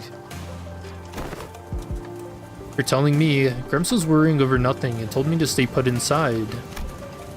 Going on and on about the dangers that the outsiders pose and everything. It seems that they do not give full faith to their saviors. There are things you cannot share even with whom you trust with your life, though I would like to know why. My, so there are a bunch of other kids who are stuck indoors in this village? No, there isn't anyone around my age in the village at all. If that's the case, I guess I can understand why he'd be overprotective. Anyways, it's our turn. We are... I'm good. Heard enough to get an idea. You... did? Oh, pray, how didst thou hear us? Via a listening device most secret upon our chamber? Oh, she has ears. Mayers tapped a side of the wall, the part of it that was still standing anyway, and smiled ironically. Bad soundproofing. I could hear pretty much everything, Don Quixote, right? Everything Don Quixote practically sang during the day. Verily, I see. I think you could really do with some sense of embarrassment for once. Well, I guess that's good enough for self-introductions, so... Care to regale me with the tale of fixers who bring justice to the evils of the city? Oh no, she has stars in her eyes too. Yeah, she looks like she's about to explode. Indubitably. Then, aha, this shall do. I shall regale thee with the tale in which the legendary fixer, the arch-magnificence herself, the Red Mist, hath... Tisk, I suppose that killed any hope for a good night's kip. Alright, well hold on, I want to hear a story about the Red Mist. But, don't you usually pass out within a minute of your back hitting the hay no matter how noisy things are? What? Do you take me for some kind of hibernating bear or something? Look, even I have trouble sleeping when there's noise all over. Bear mentioned. And he's out. I'd say bear in hibernation is a pretty apt descriptor. For all that grumbling and moaning, he dozed off before any of us did. Aside from Heathcliff, who began snoring the moment his head touched the ground, some other sinners were fast asleep as well. Rasult had entered sleep in his usual steadfast adherence to the routine, while Faust laid claim to one of the few available cloth sheets as soon as the close of business for the day was confirmed. The sinners who had spent the entire last night searching for me in this unfamiliar land slowly began to fall asleep as well. Meanwhile, the fixer of the Zwei Association's section... Though the night was no longer young, Don Quixote was still vigorously sharing the tales of adventures without even a single sign of fatigue. She's not determined to do this until sunrise, is she? Oh, yes she will. If she has an enthusiastic audience, she will do that. I guess it's okay, since Mira seems to be having fun. As I continued to watch the pair with some mild concern, Amiya, not yet asleep, approached me. This city, Miss Don Quixote speaks of, seems to be teeming with fixers of justice and exhilarating tales of adventure. Did you actually experience all of them yourselves? No, of course not. Don Quixote's stories are usually those of other famous people. But she's telling it with such vigor that it almost sounds like she was there herself. I mean, maybe for a couple. Well, I guess if you really want to get into it, some of them might be retellings of Don Quixote's personal experiences. Ishmael replied uncertainly, thinking back to the plays we were made to watch back in La Mancha land. Well, wasn't he also given the bear costume in Canto 7? Yeah, that's what it was referring to. That fight had that really funny passive, or what is it? It's like, on hit, you might lose 1 sanity. Maybe. Well, I think all those stories, even though they're only partially true, just go to show what a ridiculous place it can be. We wouldn't need fixers of justice to begin with if we really lived in a just world, right? A really good place to live would be quiet and peaceful, without someone having to force it. That's true. I hope there will come a day when Rhodes Island can be a normal pharmaceutical company in the future.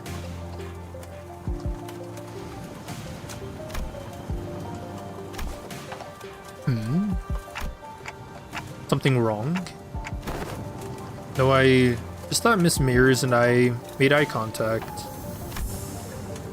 Did she overhear our conversation? I looked to her direction as well, but all I saw was Mears excitedly reacting to Don Quixote's tales. Whoa, what happened then? Thus spake Lady Otis, boldly before the soldiers who stood in our path.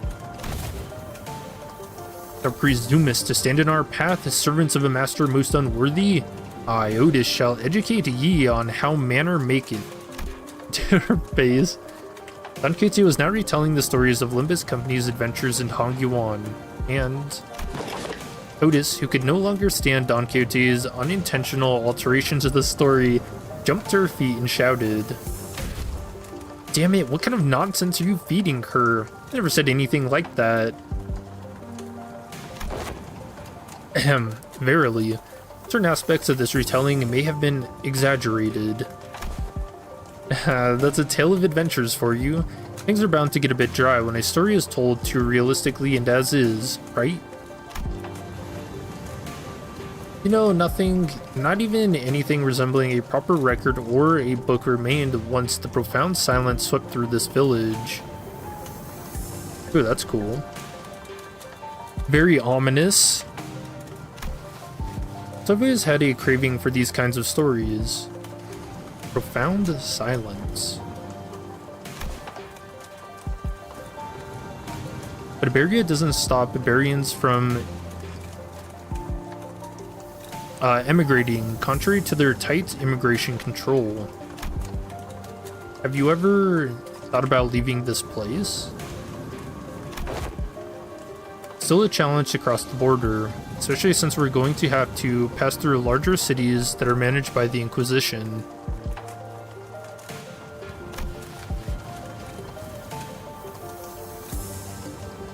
You don't seem particularly fond of this Inquisition. Why is that? I mean, I don't know, just the meaning of Inquisition? It's because this village was formed by people who grew tired of living under the Inquisition's rule and fled. Sorry, but what kind of organization is this Inquisition? Sinclair asked, face turning cold upon hearing the word Inquisition, and that people fled from it. Oh yeah, N-Corp. Yeah, the Nagelund hammer we saw back at the call aren't the kind of memories that are so easily forgotten. According to Dr. Kaltzit, the Inquisition is what filled the power vacuum once Iberia fell into chaos.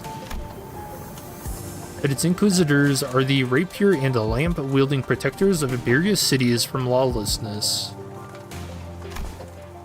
That alone kind of makes them sound like good people, though.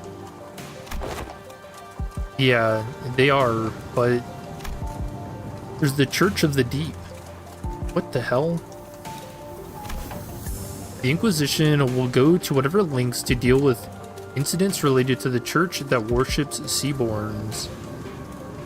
Oh, weird. Okay. By an organization that worships those monsters? It seems that cultish fanaticism is a plague wherever we go. I feel like people with all kinds of wrong faiths and beliefs are so common. See, the Seaborns are the ones that messed Iberia up. So following their logic, apparently it's okay for them to arrest anyone who seems even remotely connected to them. You're saying that Iberia is like this because of the Seaborns? Those things from earlier? I guess they were kind of troublesome to deal with, but they didn't seem that strong.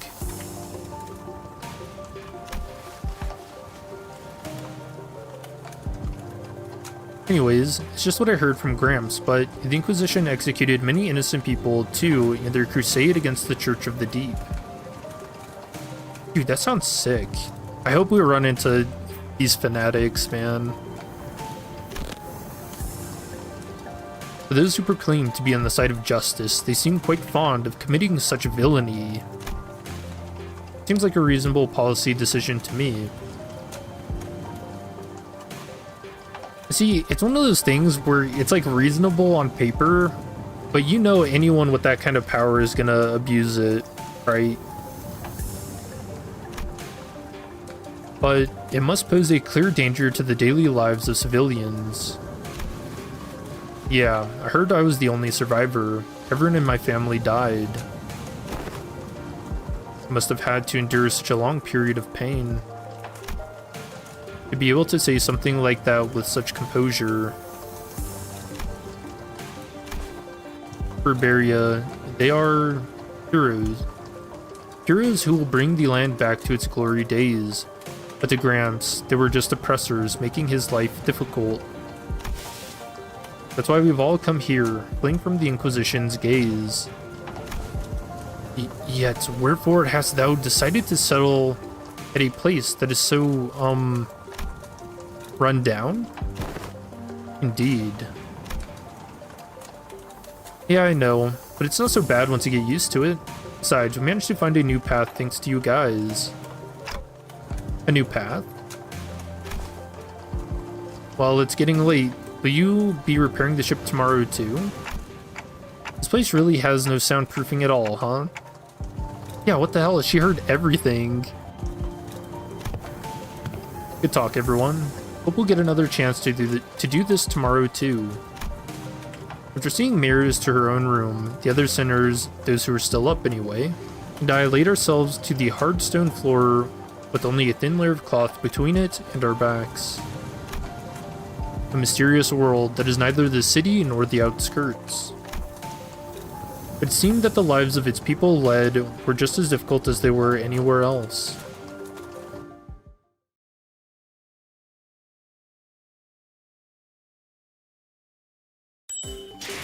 Man, a lot of cool stuff to look forward to. Got another fight coming up. All right, give me 1 second.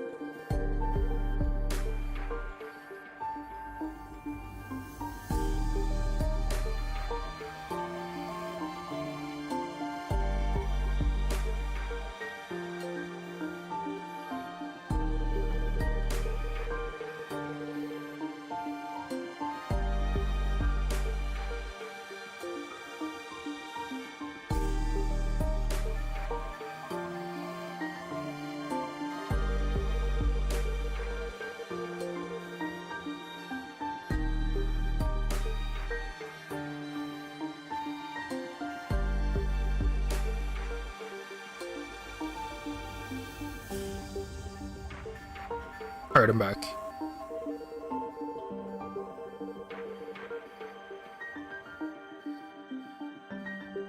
Trying this new thing called standing during streams.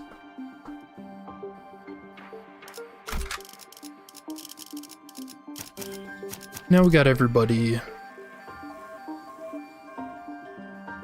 군주가 죽은께서 어디서 뱀 기어가는 소리 들리지 않아? 의로움을 세우기 위해선 흑수 이제 명을 잠깐 이번 임무는 내가 나갈게. 내 명을 들은 시비수 결집이다. The theme is so good. Yeah, the music's really good in this. Hope we get more insane battle themes. It's so big. Amazing. I didn't know there were remaining vessels of this class in Iberia. Aha, I espy her name there, or here. It's called by the name Rebellion de las Masas. Rebellion de las Masas. Revolt of the Masses, is it? Name very much mired in peculiarity indeed. Hungry chimed in. He was rather fond of it, with its size being about the same as the boat from his home. While Ishmael quickly jumped in to correct us that its size alone wasn't anything special at the Great Lake, but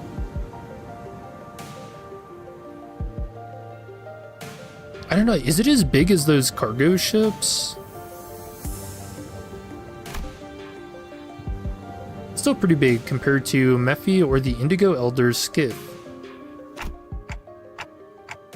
Thought it was going to be somewhere around Mephi's size at most. Are you sure you can get this ship fixed in a day or two? As I briefed you yesterday, a great majority of the time-consuming repairs had already been completed by the villagers. The extent of our repair efforts only concerns a few components within the vessel that the villagers could not repair, which shouldn't take us much time. Unless parts that are unfamiliar to Faust are also malfunctioning, such as the core engine, remaining repairs should be sufficiently managed by Faust. Despite Otis's confident declaration, I cannot help but feel oddly unsettled as I looked at the ship. I don't know why, but something tells me that we don't want to linger here for too long. Still, please be thorough about it, just in case. I'd rather not sit in a sinking ship again. The experience at the Great Lake was enough. Do not worry, Dante. Unlike Mephistopheles, most functions of this vessel, buoyancy gear, propellers, steering gear, are all in operational capacity. This repair should be much easier than the case with Mephistopheles. I seem confident enough. Should be safe this time around, right? Are we taking that rope to climb up the ship? Or climb up to the ship? No, there's a lift-like apparatus down here. It should take us up to the ship. Its stability was verified yesterday. Let us board the lift. We're 100% certain, right? Boat is afloat right now, Dante. I don't think it'll be sinking anytime soon. Why would you say that? They're actually trying to jinx it. Wouldn't that be nice? Boy, are you two just going to faff about down here? We're heading up now? No, we're going with you. As I made my way into the vessel's bridge, I was greeted by the extravagant interior that was as gaudy as its exterior.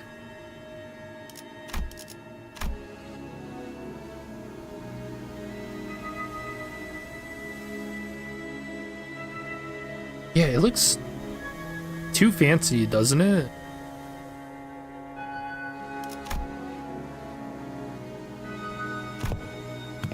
This isn't real gold, is it? Sure is shiny as heck in here. I've got butterflies in my stomach. Yes. Aesthetically satisfying, she says. contempt awe. Too ostentatious. Not quite my style. High-tech Spanish vessel.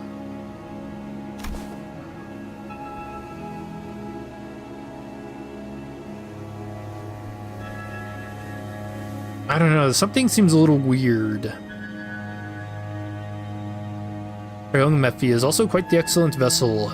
Yet imagine the adventures we could embark on aboard this vessel most lavishly decorated. Faust and Otis were working on one of the control panels. Ishmael walked up to another and interfaced with it before giving a knowing nod. This must have been an investigative or research vessel of sorts. It does seem a bit extravagant for one of those, though. Yeah, that's what's weird to me.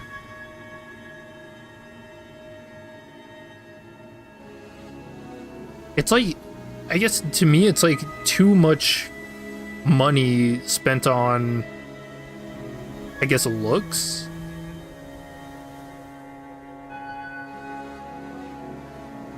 Yeah, weird. Look, coordinates updating in real time, it seems. Coordinates seem to have been set to somewhere out in the middle of the ocean.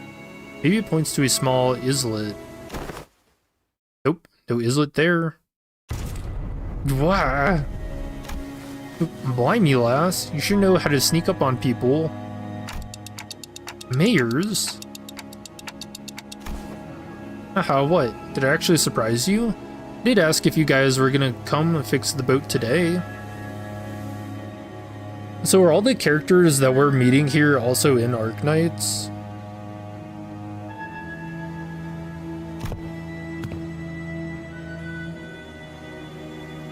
I'd imagine so, but still, I didn't know you'd be here. What are the coordinates set to this location? There are several undersea cities beneath those coordinates, collectively known as Ager. No?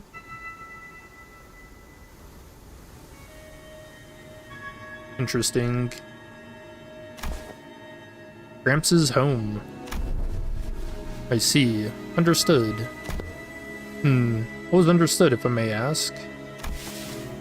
It is now understood why the promise to repair the ship was sufficient to earn their trust and the title of saviors. What's she on about? Someone get translating. Consolidating and cross-referencing the observed particular circumstances of the village and the statements from the village chief, alongside information garnered from the exchange with mayors, it is possible to gauge the significance the ship's repair has to the local populace. Of course, while this may constitute a sequence of logical connections that poses a certain challenge for Heathcliff to comprehend, to employ any degree of effort to attempt to explain it in more digestible language would constitute a pursuit of inefficiency. Too dumb. Lower the baton, I implore you. I shall explain it in full. Ha, I was wondering when Miss Smartass would start gabbing like that again. So what's she on about? Heathcliff's shoulders were relaxed. It didn't seem like he was actually going to swing the bat. He said lightly over his shoulder with a sigh. A brief observation of the village seemed to suggest that their subsistence situation was quite dire. Much of their daily sustenance consisted of dried food, most of them made for a long-term storage purposes.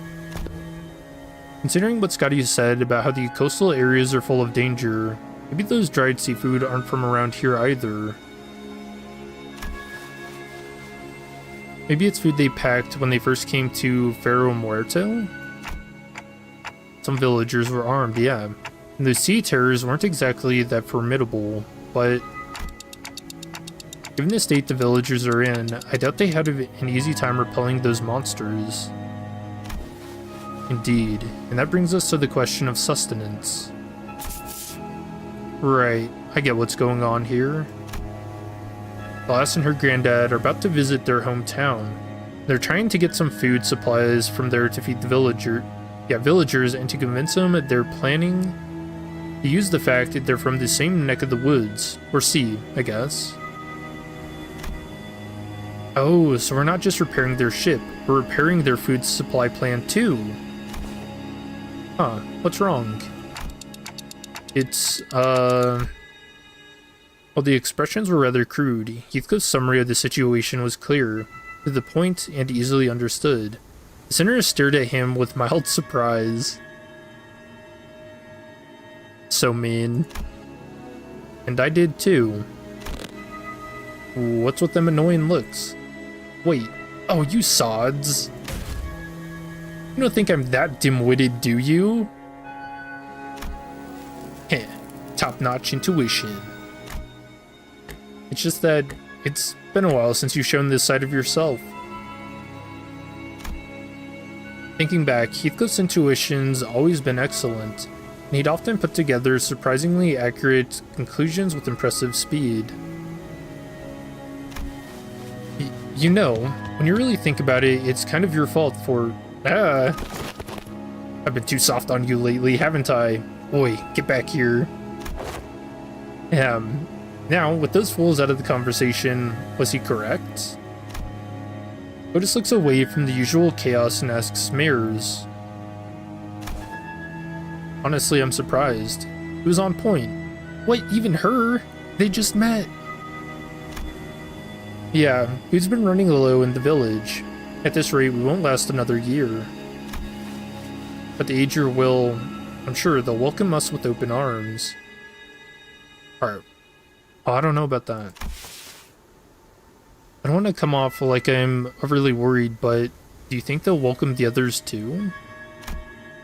Unlike Mares or Chief, they're not Aegir. I believe they will. Various suspects and hates the Aegir for no other reason than that we're from the sea, but our home cannot have fallen so low as to abandon a group of starving land dwellers.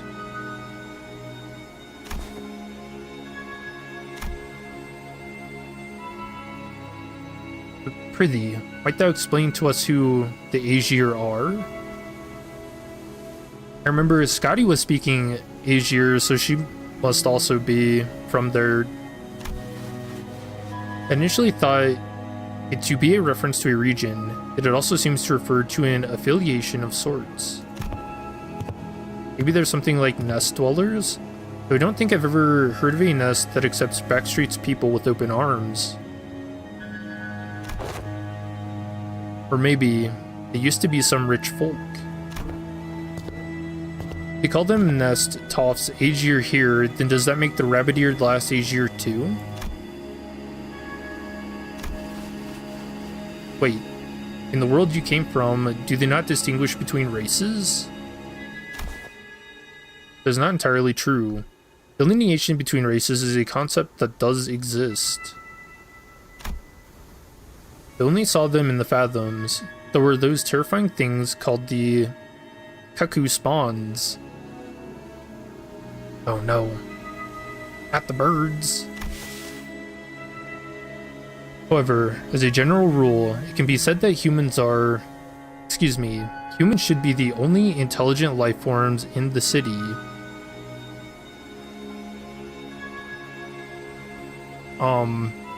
Faust? Why did you change that to should be?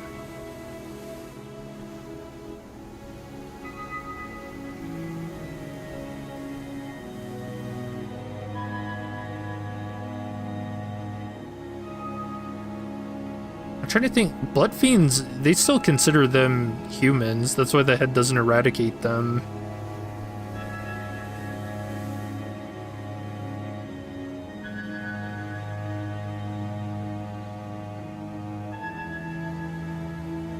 Weird. I wonder if this is foreshadowing that we're gonna get some more outskirts monsters popping up. I don't like that. The people of Terra have slightly varying appearances depending on their race. Like my Katus ears. And I've got pointed ears because I'm an Aegir. So it's not a characteristic every Aegir shares. Okay. Closest idea to what they are discussing appears to be, Don Quixote seemed to be struggling to finish her sentence. Result stepped in to continue. The context clues in the manner of word usage, including the means of classification. Closest example in our world would be blood fiends. Similar external appearances to humans, different natures, comparable sapiens. It is my belief that blood fiends are ostracized due to their nature that maketh coexistence with humans difficult. Maybe that the Aegir are also... Sure, some of them do possess qualities that make coexistence with others difficult, but they're probably rare. And wherefore are they made subjects of suspicion and hatred? Because of the Seaborn. That's... Well, the language is new, but the idea itself is pretty familiar to the city folks like us. Think of feathers that fall on wings, kids born in the back streets, people who replace their body parts with prosthetics. Form differs, yet in its essence we find the thread. Something about how we keep finding these similarities in the ways of our lives, despite finding ourselves in a distant world with different rules, races, and humans. Felt oddly discomforting.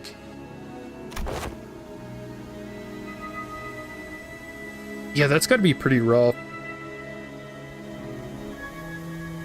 Knowing that, like, even in other worlds, the same kind of suffering exists. Like, nowhere is a utopia.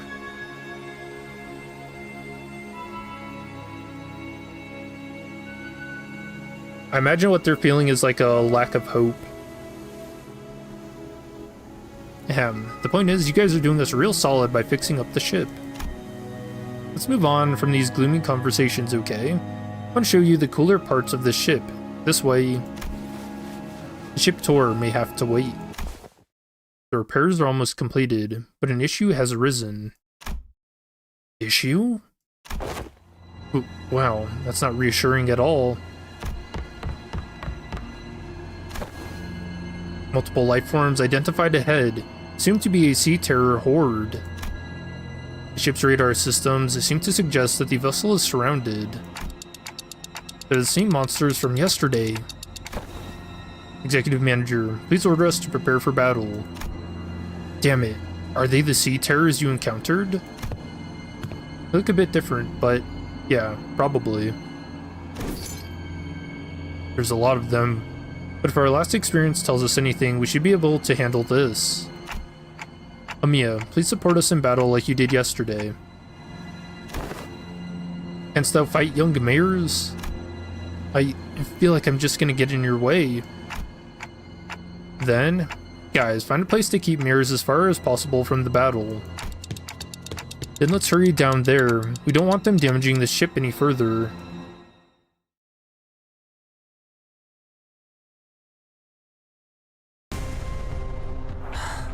Ooh. 이상이요. 행색이 이상하나 그럼에도 이상이요. Shell Sea Runner. 내가 아시의 이상을 함께 줬던 호위 이상이요. And they do sinking shenanigans. This will horror inflict plus 1 more sinking potency on hit against targets without sinking.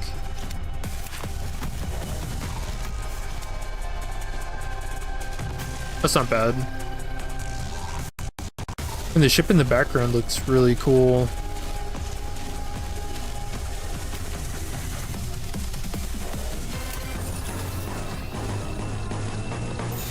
흑수묘, 뱀박질춤.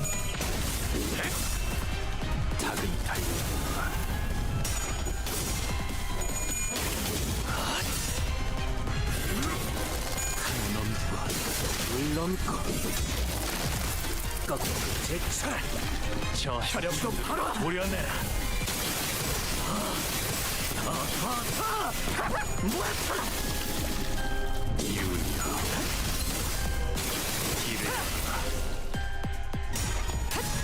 이건 예상 못했나봐.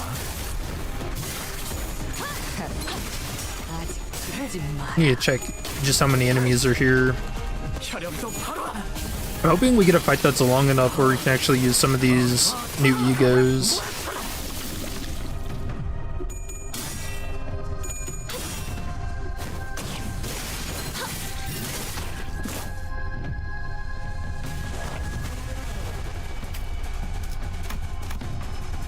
Oh yeah, 20 enemies?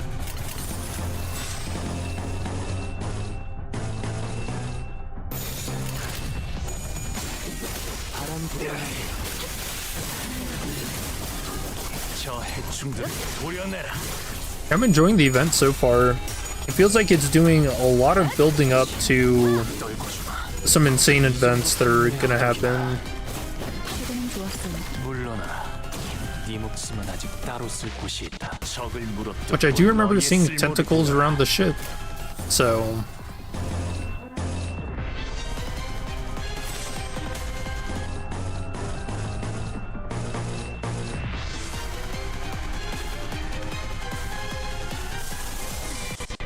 oh, we do have enough for Unbrilliant Glory. Alright, we'll use it here.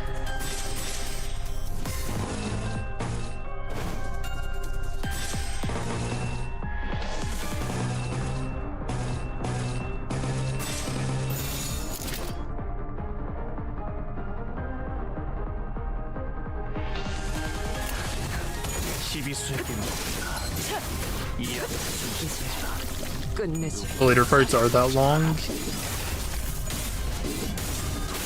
저 해충들을 도려내라. I'm excited to see where this goes. 어디로? 눈부시지 않다고 두려워하지 마.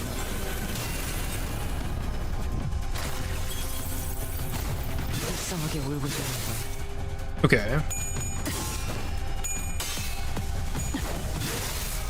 물러나라. So the first cast of that just gives him 적을 물어뜯고 stacks. 너희의 쓸모를 보여라. 또아리를 튼 뱀 근처엔 오지 말랬잖아. Alright, so Man and Scabbard max stack 40. For every stack divided by 8, gain 1 aggro, max 5, rounded down. Use leftmost skill slot in the dashboard. For every stack divided by 20, gain 1 protection. Max 2, rounded down. Gain 10 stacks at turn end. Can gain up to 20 per turn.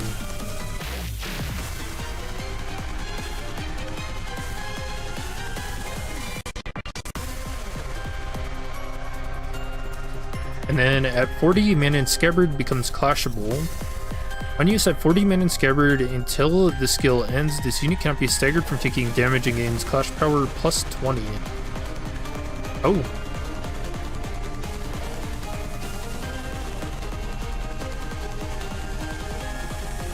And then he consumes them for a lot of shenanigans. So you have to recast it though? Okay, so that's an ego for longer fights, okay. 이 거리는 충분해. 너한텐 알겠지만.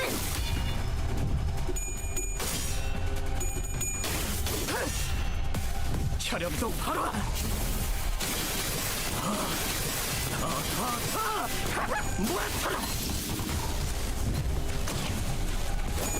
이제 깨치시겠. 그쪽 방향이 아닐 텐데. I'm curious. So, how old is the Arknights now? Because if I remember correctly, Millie made a song for them for one of their anniversaries. I think that was last year.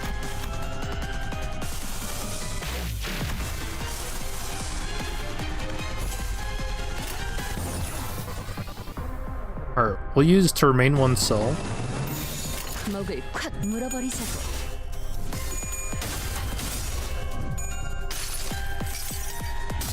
흐릿한 등화, 곱게 접은 종이에 번졌으니 식구의 하늘, 용이 되어 긴 벼루에 남았구나.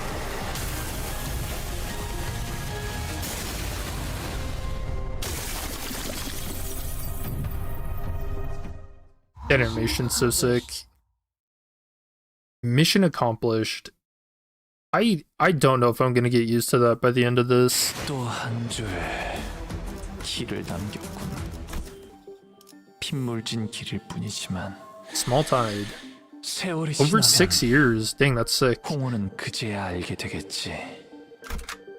이 홍로가 I've been wondering if I should check it out. 무엇을 바꾸었는지. Is Arknights like hard to get into? 내 명을 들은 시비수 결집이다. I guess so. With gachas, the worry is always FOMO, right? 이상이요. It's like if you're not there at the start, then 그럼에도 이상이요. 내가 맞서. I don't know. 내가 Standby state, what is this? When in standby state, this unit does not use attack skills until it takes damage. Basin Sea Reaper. Ooh.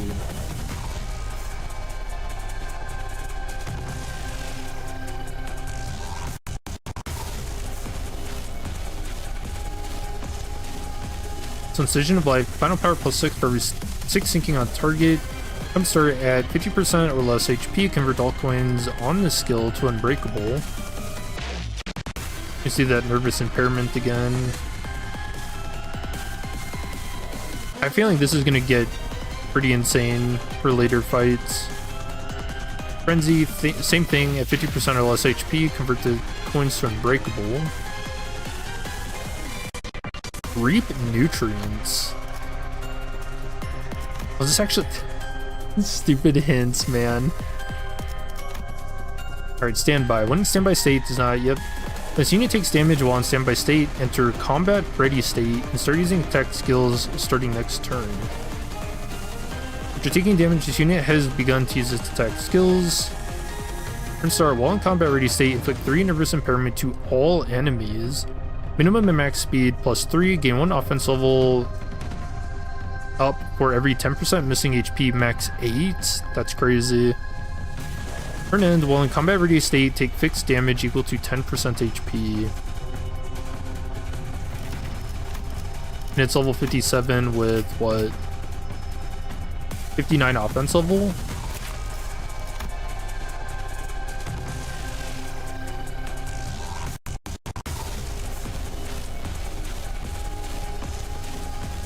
And then more of this Nether Sea brand, but I don't think that's actually in effect now.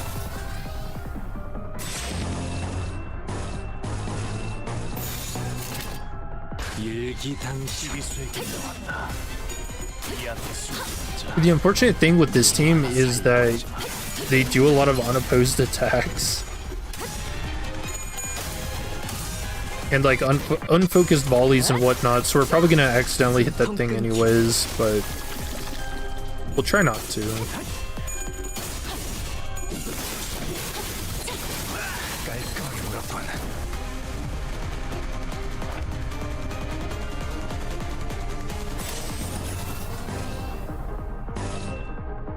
See, like if I use Lord Lu's skill 3 here, we could actually hit that.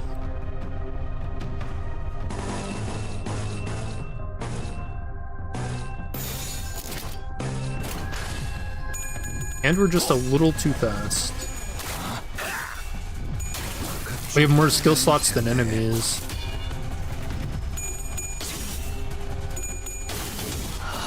You're scared to see us triggering its stacks? Yeah, percent HP damage is gonna hurt.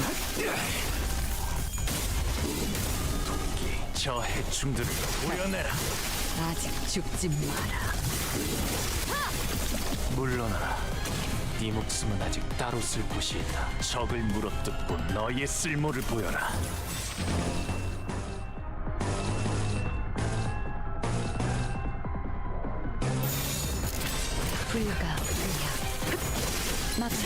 How's the event? Really good so far. I think if I had to give it a description, I'd say it feels like a cultural exchange almost.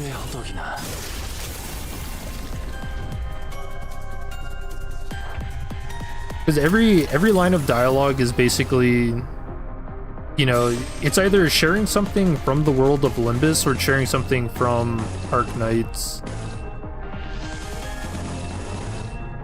Which is pretty cool. I'm intrigued by Arknights a little bit.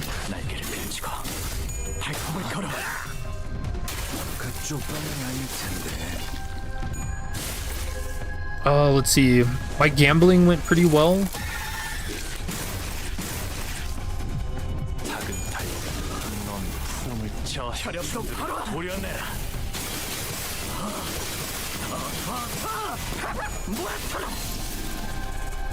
Yeah, got all the egas and stuff. It only took 200 pulls.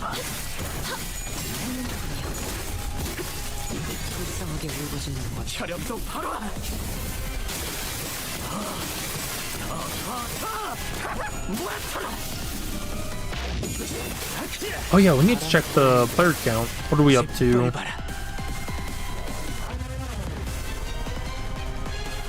Oh, the player count hit 124.5k 27 minutes ago.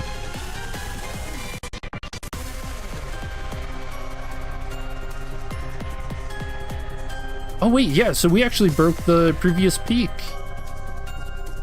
Previous peak was 115.8.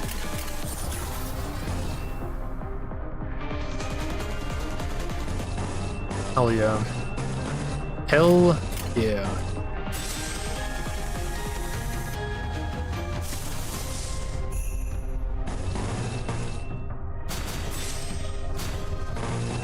I guess to celebrate, we'll use Command Meltdown.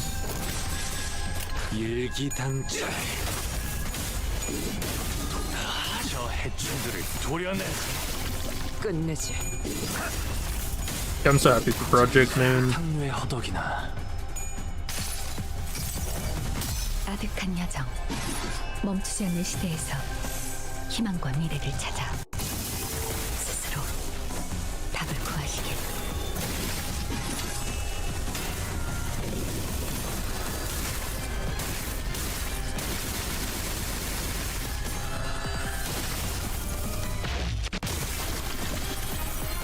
Damn, that's awesome. That's such a cool animation. Wow, where did Sao Hong lose?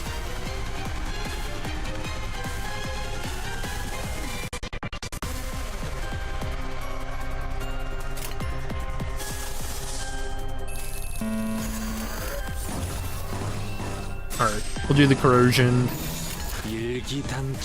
이 거리는 충분해. 너한텐 지금 멀겠지만. 자, 숨통 끊기.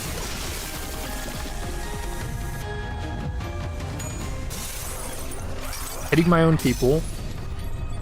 숨결 하나에 푸르른 창공 허물어지니 하나된 장양이 만종을 울릴지어다.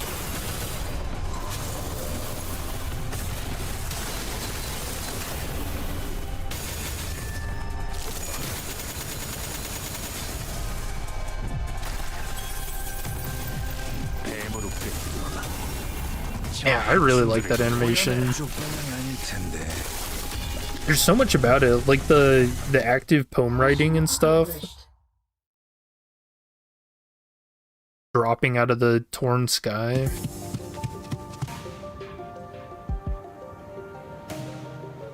The remaining entities have all returned to the sea. Is everyone okay?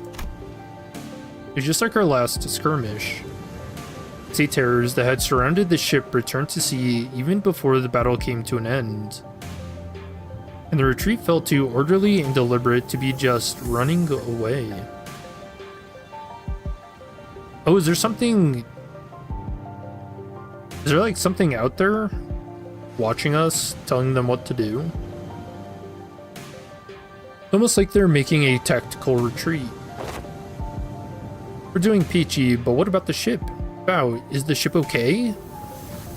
Minor damages to the hull, but nothing that will impede the ship's operational capabilities.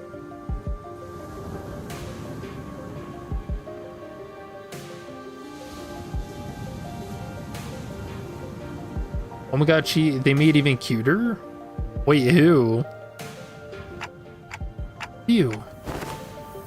So, I noticed during the battle, I might be wrong of course, but I think I noticed how, around the end of the battle, those monsters were starting to go after the manager. Uh-oh. You're probably right, actually. I noticed too, at some point during our battle, those monsters realized that it's the manager who's commanding the rest of us. I sensed the very same. Their movements were fluid and adaptive, as though they were learning our behavior. why does the Church of the Deep worship monsters like them? I mean, they're kind of cool. That ain't much of a question, isn't it? They must have all gone mental. I'm sure they have many reasons, but Seaborns are beings of infinite potential. So much so that there's no superlative big enough to properly convey the scale. As organisms, they can endlessly evolve and adapt. Every time they encounter a new environment or a new element, they transform themselves and other Seaborns. Maybe that's their draw. That fascination may be an attitude most befitting a researcher.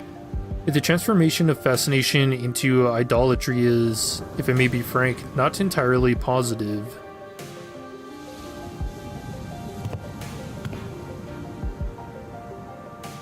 I find them pretty uncomfortable. They just remind me of whales. That's funny.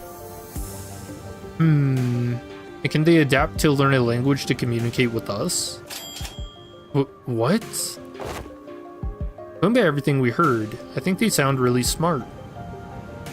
Mayor's eyes went round at Honglu's suggestion. She brought her hands to her mouth, surprised. It sure was something. I heard that there was a Seaborn who could talk. Non-humans speak the language of humans, regardless of its testament to their intelligence. I can only think of two possibilities as to why they would.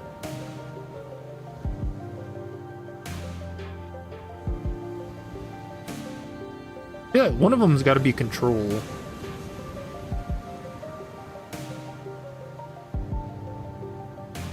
One, to communicate with humans, the other, to deceive humans. Well, kinda. More often than not, it's the latter.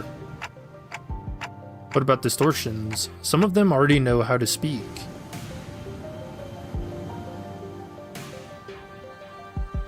What? Distortions come from humans. Distortions are phenomena in which humans transform into monstrous forms, first observed after the White Nights and Dark Days incident. See, this is what I mean by cultural exchange. Therefore, that example is irrelevant to Otis's supposition. White Nights and Dark Days? She whispered quietly, but as we were standing rather close to her, we all caught on to the hint of joy in her voice. The pillar of light in the city, did it really? How have you come across this knowledge, Miss Mayers? She was up all night with Dawn. Oh, that's... Ain't it obvious? We got the culprit right here, the storyteller lass who's been gabbing on with no end. Yeah, she's been talking non-stop all morning about all kinds of stories, hasn't she? Oh? It have not gotten that You again? You didn't get so lost in your own stories that you blabbered all about our company's secrets, have you? Nay, why, I would simply not. As Don Quixote was subject to yet another round of scolding, Amiya stared out toward the sea, worried that sea terrors might start crawling to the surface once again, or turning toward us. Wonder which of the two the Seaborns are. Their sense of self is really, really faint, so I don't think they'd be in either category. I think it's possible that they learned human language out of instinct that the power of speech might help them survive.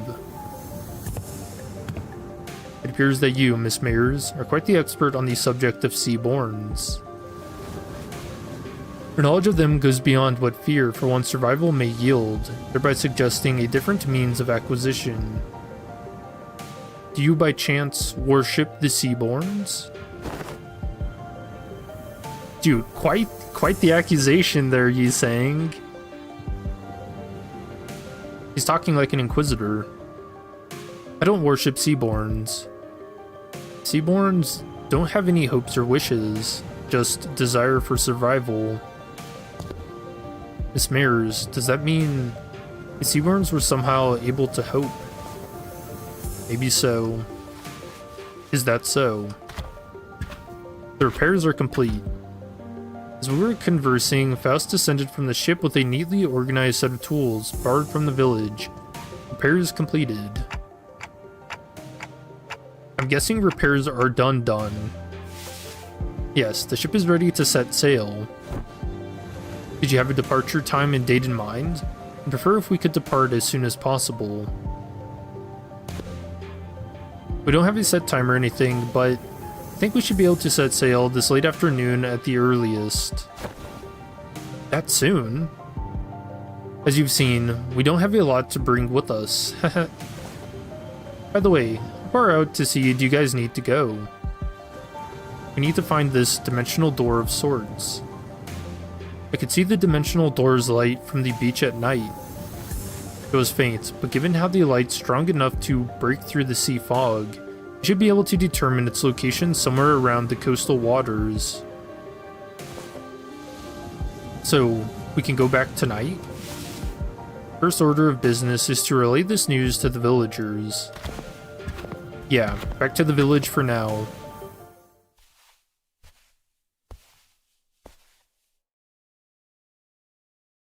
또 한 줄 길을 남겼군.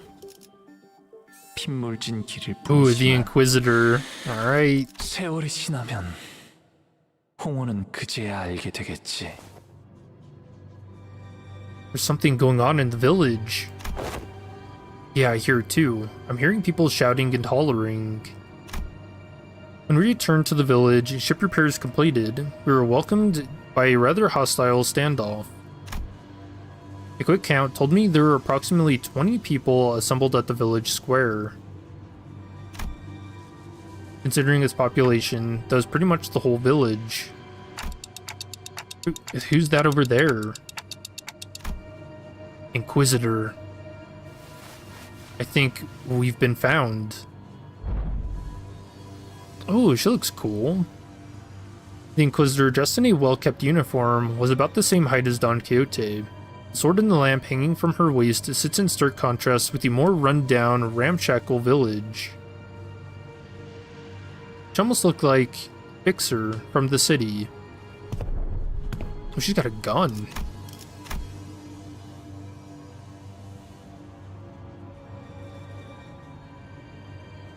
That's a very interesting way to hold the lamp, too.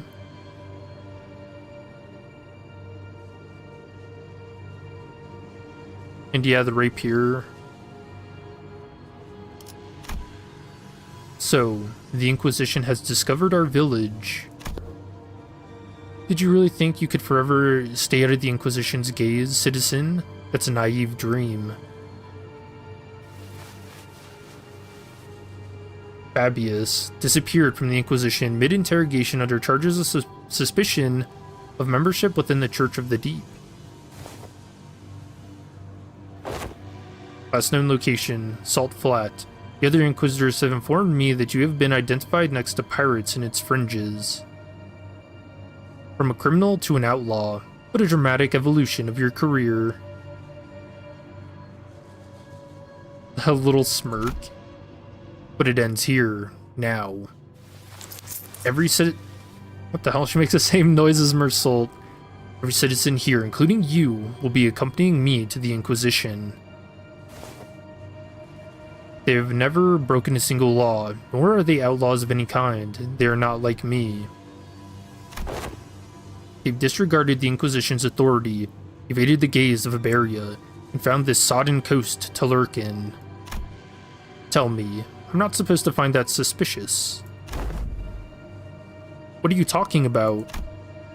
You can't just start arresting people left and right with a tenuous suspicion like that. You shouldn't. We only wish to live a quiet life, ma'am. Is that so? You might find yourself returning to this village one day, as long as you're telling the truth. Which is not an option for you, Fabius. Mayor's chief really a pirate? Well, yeah, but as far as I know, he's been out of the game for a while. And even when he ran with the pirates, all he ever did was share fin beast jerky to villages. Fin beast? Or carry Agerians between them. Even if you're telling the truth, mayors, doubt the Inquisition will be lenient. Well, what now? I have but one question to ask. That Inquisitor, is she following the proper legal procedures? I don't know much about the laws of Iberia, but Dr. Kaltzit told us that the words of Inquisitors were pretty much the law here. It is likely that she is following the proper legal procedures. The procedures are precisely what the villagers have fled from, after all. Then it is decided. Otis quietly dragged me to the side and whispered outside Mirror's earshot. The sinners who were right next to me seem to have picked it up, though...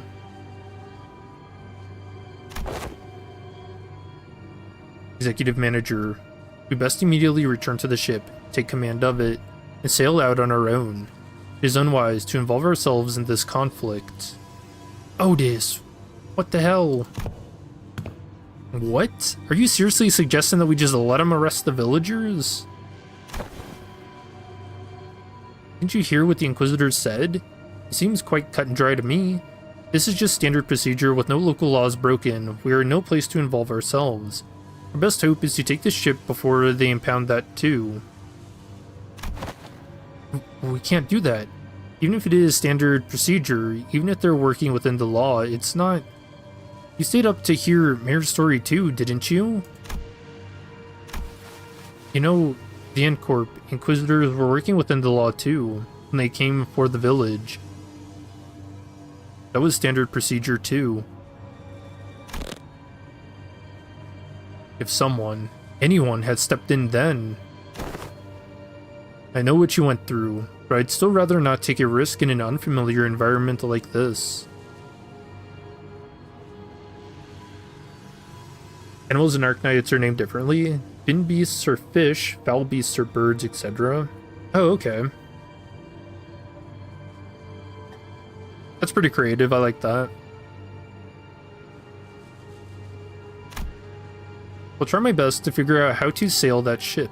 If I cannot, then I have faith in Ishmael to quickly learn its controls. Can't say you're wrong, but I don't know. Neither you nor I know anything about the ocean currents here, Otis. We can get the ship going, but I can't guarantee that we'll reach the dimensional door without any trouble. Oh yeah, is Mayor's just listening to this? Do you know anything about the sea currents in this region? Not much, but I know the coastal seas somewhat. And you can't fight the Inquisitors directly here in Iberia. Playing with the ship might be the better option. Nah, I feel like I'd rather fight them. What should we do, Dante? Yeah, I guess it's kind of awkward for us to just take the ship and go, huh? How about we try to talk to the Inquisitor then? I think we should at least try to hear them out first. Them being the Inquisitor and the Chief both. If the discussion goes well, might even be able to get the Inquisition's support. Like Mr. Honglu said, we should hear them out first, then try to convince them. I agreed with them both. First, let's see what the Inquisitor has to say.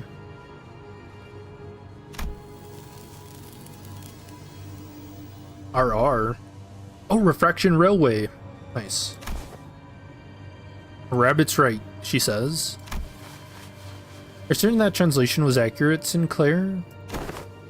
Right? There's no way Ryoshu would choose anything other than violence, right? Tch, idiots. It's because the other options are pointless. Inquisitor's seen us. We're already under suspicion. She will doubtless try to stop us if we flee now. Talk first, lower her guard, then attack. I love Ryoshu. Pretty sure that's not what Amiya meant. Well, if she's already onto us, then we shouldn't give her any excuse to attack us by running away.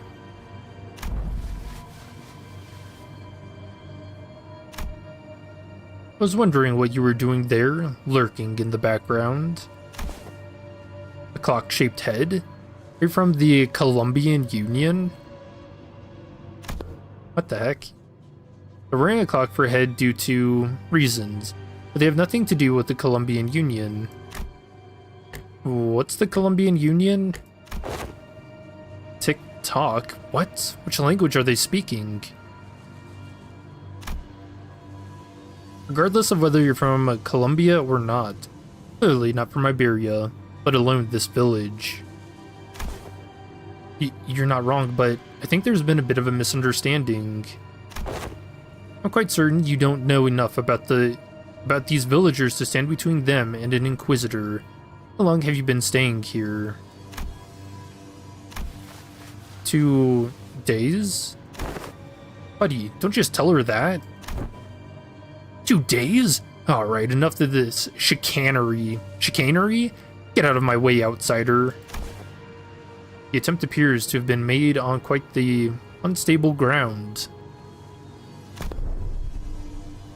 Please, lend us your ear for a minute, Inquisitor. I am Amia, leader of Rhodes Island. Yes, I'm aware of Iberia's closed border situation. I felt hope swelling within me as Mia began with confidence, unlike Sinclair. Alas, it was short-lived. Yeah, what? She just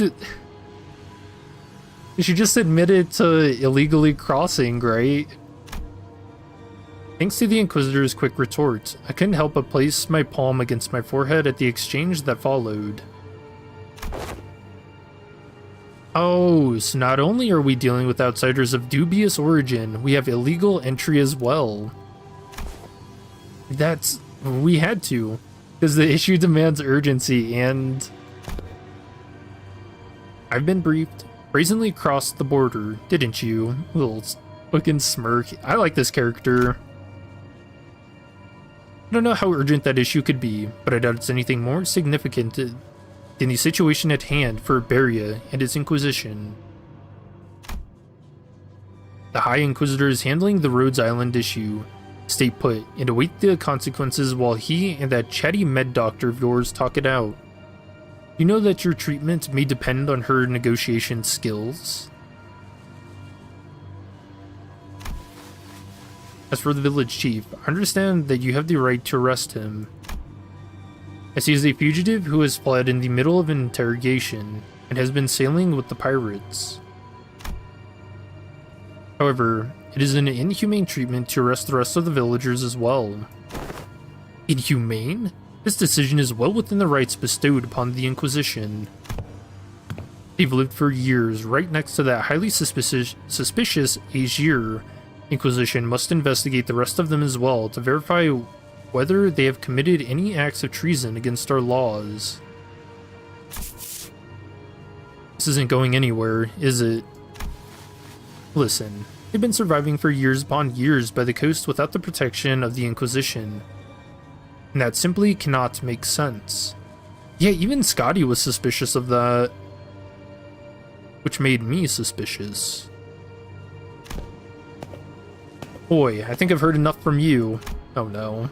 Ain't it funny how you're blaming them for what is essentially a failure of your responsibilities? And now you roll up in here only to go, they shouldn't be alive. I'm arresting them all.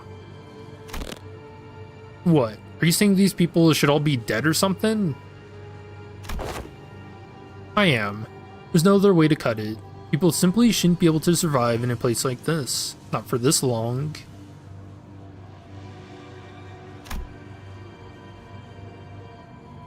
The Inquisitor's reply only seemed to fan Heathcliff's wrath, as he lifted his bat and began striding forward. Ha, that's it. Alas, if you ever so much as touch the tip of a single villager's hair. Please calm yourself, Heathcliff. But Honglu stepped in between them. Get your bloody hands off me. I've had enough of her. Continuing to threaten her will cause something irrevocably bad to happen. I believe you know that yourself, Heathcliff. What do you suggest then? We're clearly not making any progress by trying to talk this out. What?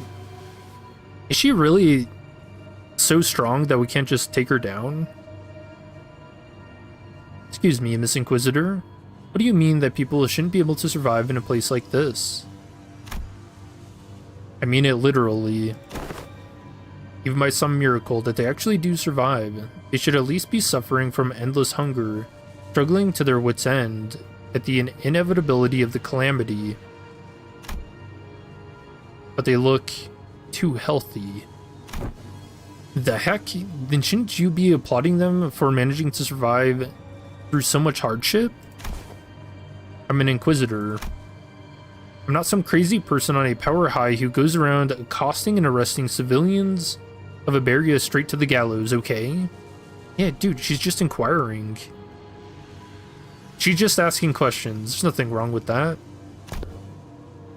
I've more than enough probable cause to take them in for interrogation. Just that I don't have the time or the energy to explain every single one of them to you outsiders.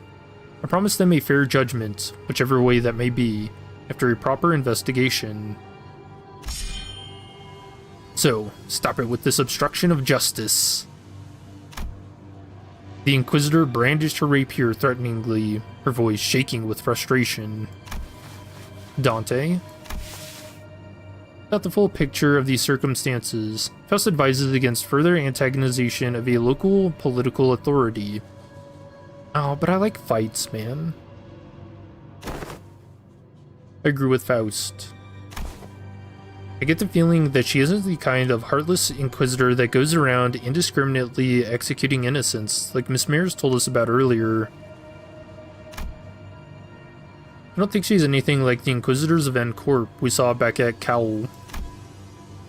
They were right. We didn't have the full picture of these circumstances. Getting in the way of an Inquisitor who was clearly a rather significant political entity in the area was most likely a bad idea. It isn't the Inquisitor's job to answer your questions. Continue to obstruct me, then. As the standoff was showing no signs of ending. Miss Mayers? I can answer your questions, so for now, let's do as the Inquisitor says. XD, but at least got the egos? Hell yes. Oh, you got them? How many pulls did it take you?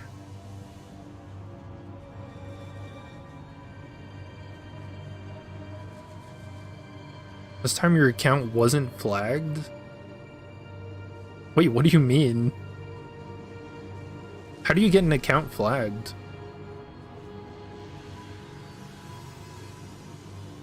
$80? Damn, that's lucky. Oh, flagged for pity. Gotcha. It took me exactly 200 pulls to get every ego.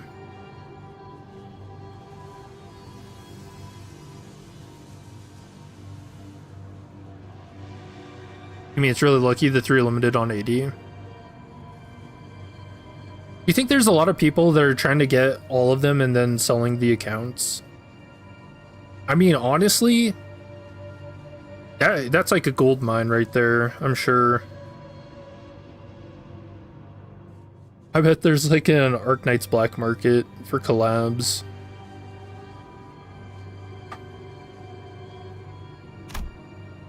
Mayors, who had been hiding behind us ever since we returned to the village, suddenly stepped forward. Yet, what of that grandfather and the villagers? It's alright. I'm sure this is happening only because the Inquisitor doesn't know. What do you mean you'll answer the questions?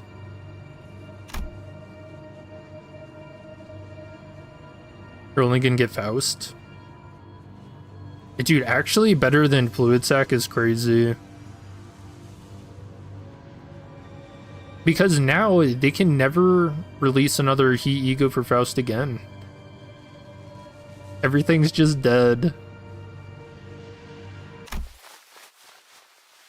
About the profound silence. Harry's response to Otis was but a single concept.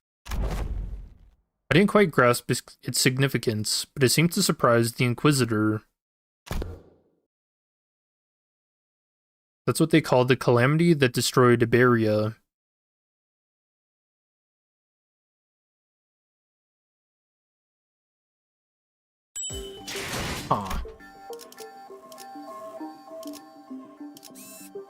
spinning clock. 이런 That's 인물은 us. 뱀 중에서도 내가 제일이지. So Rare Shoes Kanto is gonna be it? Dude, Rare Shoes Kanto is gonna go crazy. I mean, think about it. We're gonna probably be seeing a Finger Bow Bell. Obviously, whatever happens with Ryoshu is gonna be nuts. I'm predicting we see Yawn. Good old distorted Yawn is gonna pop up. You. Decades ago, a great wave ravaged through Iberia. It wasn't long before the Seaborns carried by the waves diminished Iberia's brilliant civilization to this. The waves, the profound silence, then must have reduced the village to its current state as well. Is there any reason it's called the Profound Silence? It doesn't seem to be the most appropriate moniker for a calamity like that. It's because the sea went dead silent before the waves came.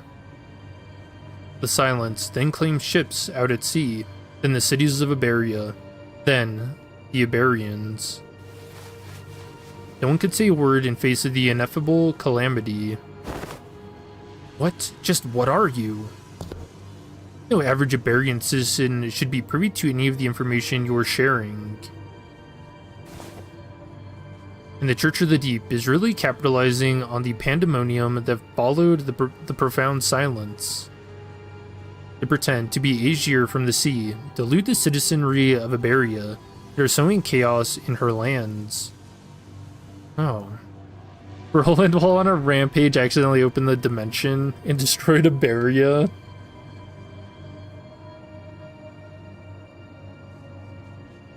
Dude, I can't wait till they release that event.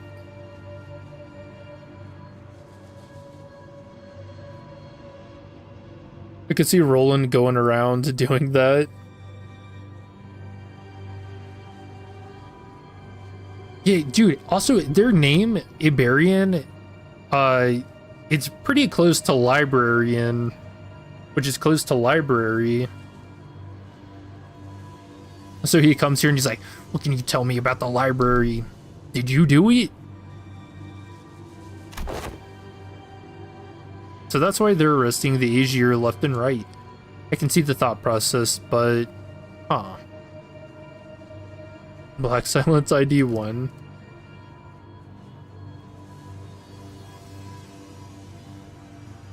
Probably...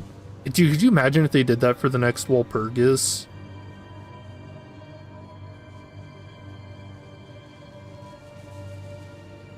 That would actually be so messed up. Doing that right after the time-limited event. So, it's understandable why the Inquisitor would want to arrest us. Dante. This isn't good. Sharing that seems to have been some kind of a taboo-like thing for the Inquisition.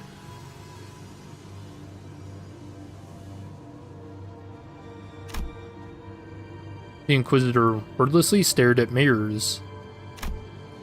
Her eyes were filled with traces of anger and confusion, but she's afraid. There was fear in the face of a threat. Not the fear of the terrified, no. It's the fear of someone who's suddenly confronted with something they must destroy. Oh no. The High Inquisitor once told me that, should I come across an Aesir who knows too much, there is a sliver of a chance that they may be of assistance to Iberia. Ceased! Thou art threatening the innocent with thy brandishing of the firearm. But most are seduced by the allure of the sea. Thus they are, with little doubt, our foes. The railway music. I've got a bad feeling about this. Get out of my way, outsider. Final warning. Run! Quick on the uptick as always, Radia slung mirrors over her shoulder and ran past the villagers. While the sinners scattered in all directions to distract the Inquisitor draws her firearm. Oh, Dawn. That's a cool picture.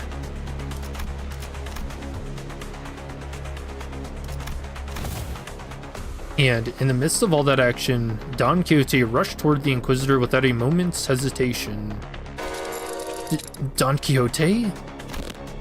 Thou shalt go no further. I, a fixer of justice, shan't abide by as thou persecute them. Forsooth, 'tis a battle delayed, not avoided. This clash is inevitable. In that moment of crisis, seconds before this could irrevocably make us a new enemy. Mon Thurter? Oh, it's Faust's stand.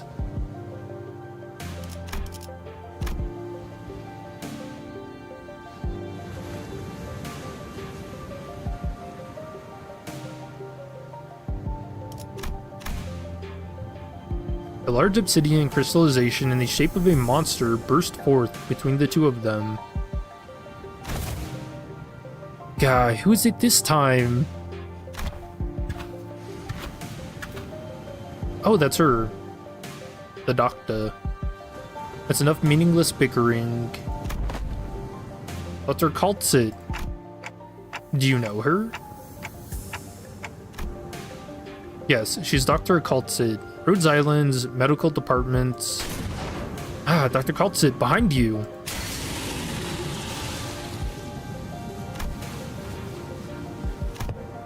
Shoot first. Talk later, is it? The negotiations are over. From this moment onward, Rhodes Island is now operating within legal capacity on Iberian territory under the Inquisition's authorization. Inquisitor fired a blast of that firearm-looking weapon, but the monster summoned by Kaltzit managed to deflect it. And the cannonball thrown from the weapon punched clean through the wall of the building we stayed the night in, or punching through several other buildings behind it. Alright, I don't know if I want to fight this Inquisitor anymore. That was enough to instantly freeze the sinners and villagers on the spot. That penetrated a building. Though their walls may be weaker than the head standards for what counts as a building's exterior wall, punched through so many is... What a precise point it makes. Now's not the time to stand around impressed.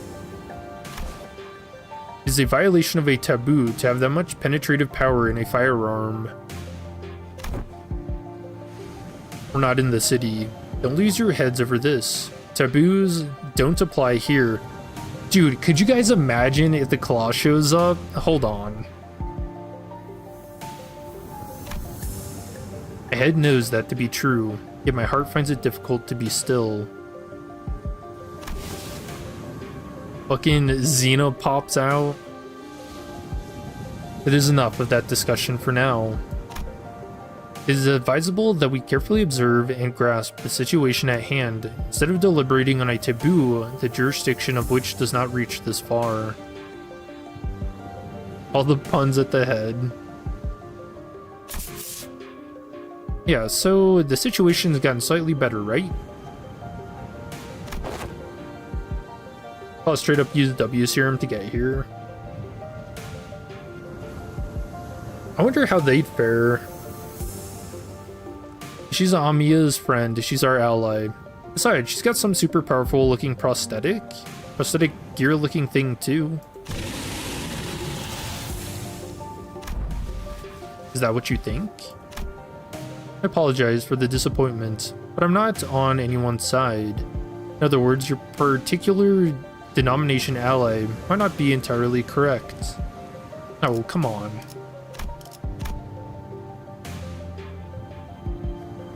She's holding a syringe.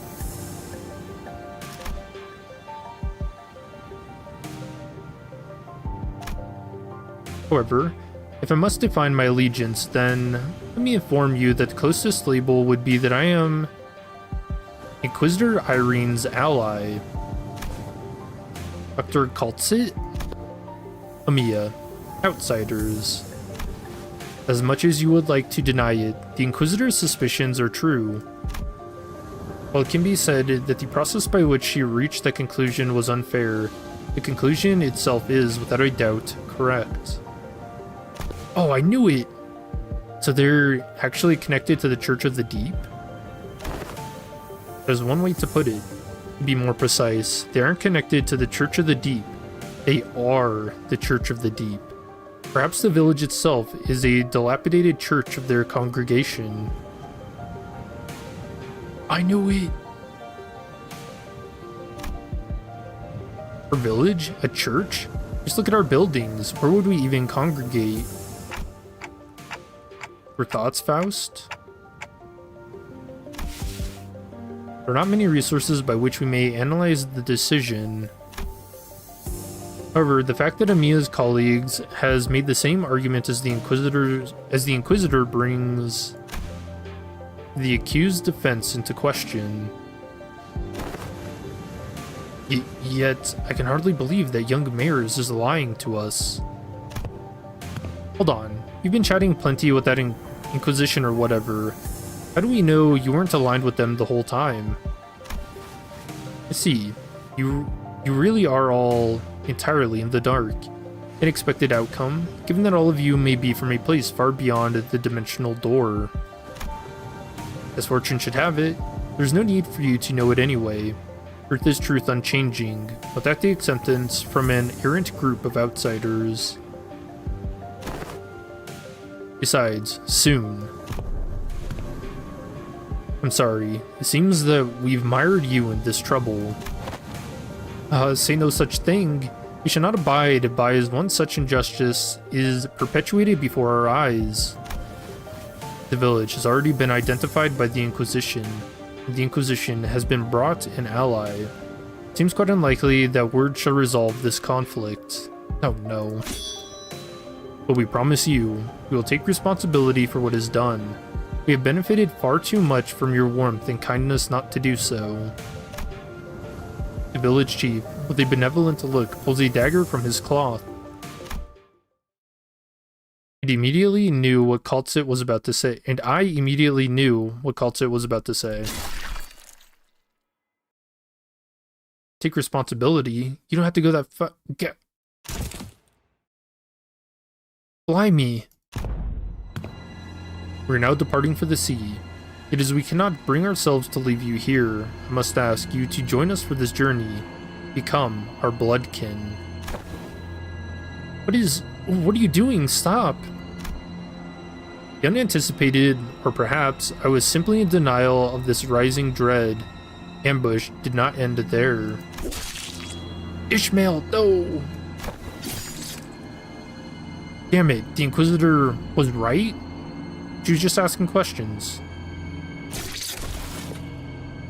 Mersault!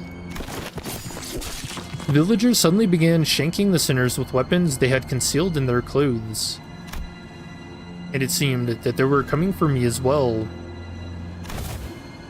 Ah! Amiya, on your left. Amiya materialized a black ribbon-like apparition, parrying away the dagger flying in my direction. But another villager rushed in, taking advantage of the opening. Betrayal? I can't believe this. Oh. The charging villager's back made a visceral, crunching noise. Someone flung them away. Hey, Scotty. Didn't mean to be this late. Scotty, let me catch you up to speed. I know the situation. This fishy smell was what I went to investigate earlier. What about the sinners? Unlike Amiya and I, who managed to survive the initial ambush, the sinners weren't doing so well. At least we had a silver lining in that the Inquisitor and Kaltze quick understanding the situation and the subsequent retaliation led the villagers away from the sinners. How? I didn't notice any hostility or aggression. What an odd thing to say. Why would we hold any animosity against you? Why would we intend to kill you? We're not trying to hurt you. We're simply trying to give you a form better suited for the sea. Until we were obstructed. Who was I?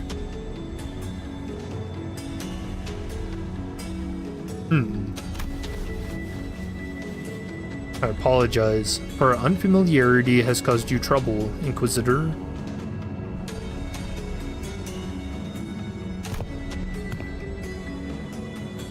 I won't make a big stink about what happened.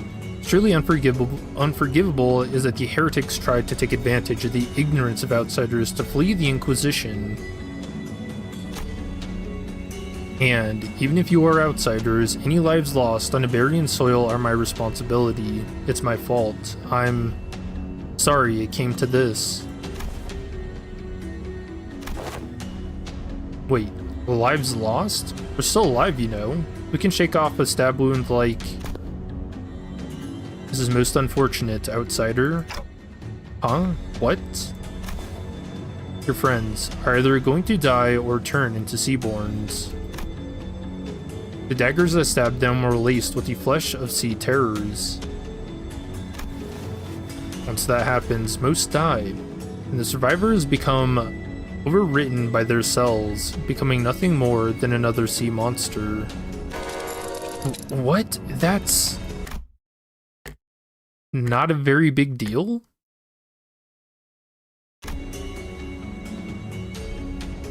Everyone was acting like this was it for the sinners, but hey, I should be able to deal with this by turning the clock.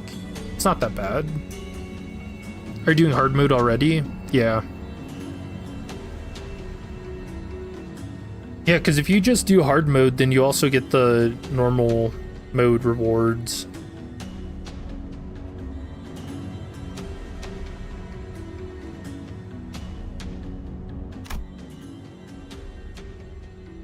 Only concern was that I didn't know what would happen if I tried to bring them back after they're fully transformed into Seaborns. We should try it out. The Golden Bow helped deal with the whale's polidification effects, but I had no idea how it would interact with Seaborn transformations. We should just kill them before they turn. I know this must be very hard for you, but... Or what? Sorry to bother you with this, but can you kill my friends? And preferably in the least painful way, you know? Dude, her face. Oh, sorry. Was the last part kind of too much to ask? Come on, it's just a little murder. Wait, don't give up already. If we bring them back to Rhode Island, we should be able to do something to help them. How should I explain this? Guys, can you... Dante, I know what you mean, but I just can't right now. My strength has rapidly deteriorated since the ambush. It's kind of tingly too, so maybe they use some kind of paralytic cocktail. Just trust me this one time. I can assure you that I'm not just giving up on them. But, Amiya, can you understand the outsider's speech? Yes, it's just that they're making a pretty difficult request. They want me to kill all of their friends before they transform into Seaborns. Scotty. Okay. And before we even knew it, Scotty had already decapitated the sinners, none of whom resisted. Alright, so she's the best character, right? Mia seemed to have been taken aback by how fast Scotty jumped into action. What are you doing? Scotty? Don't let this spook you. This is just how we roll. The clock turns.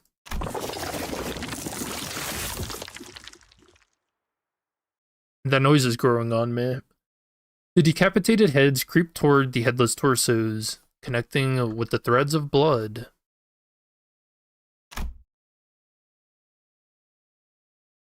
The sensation is that of reversal.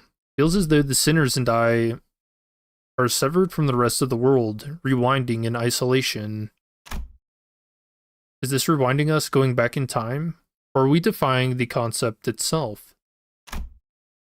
This pain is multifold worse than the sensation of a straightforward decapitation. Pain is in the heart.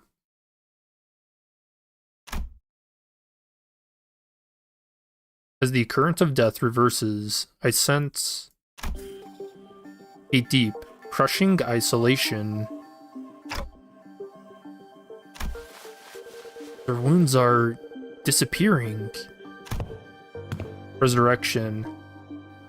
Metempsychosis, or time reversal? Puzzling. I have no knowledge with which to interpret this technology. The cost seems to be that the pain is transferred to one who rewinds. But that seems too small a price for such great power. So the discussion of whether this can be categorized as power should be explored later. Oh yeah, not necessarily that it's a power, but that it could also be a technology. Based Scotty. I get the sense that she's a fan favorite of Arknight players. Couldn't stop shaking. All of my limbs were trembling from the icy solitude. Still, I took a moment to collect myself and ordered the sinners. I don't know what they were thinking, but... oh, this is cool. We haven't had, like, art of them getting put back together since the prologue, have we?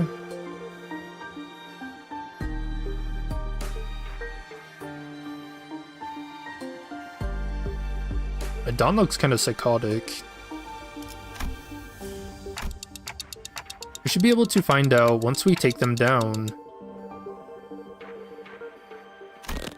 Dawn's expression. Yeah, she looks a little too happy with that. You dare deceive the executive manager? You try to take their life?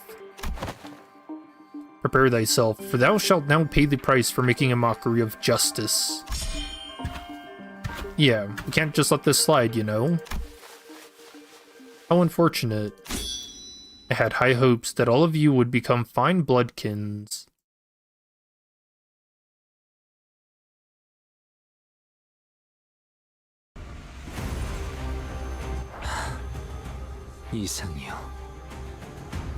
Swift cultist of the deep. So they got Sinking and Bind. Abyssal Worship. Turn start, heal 3 Sandy for every surviving ally.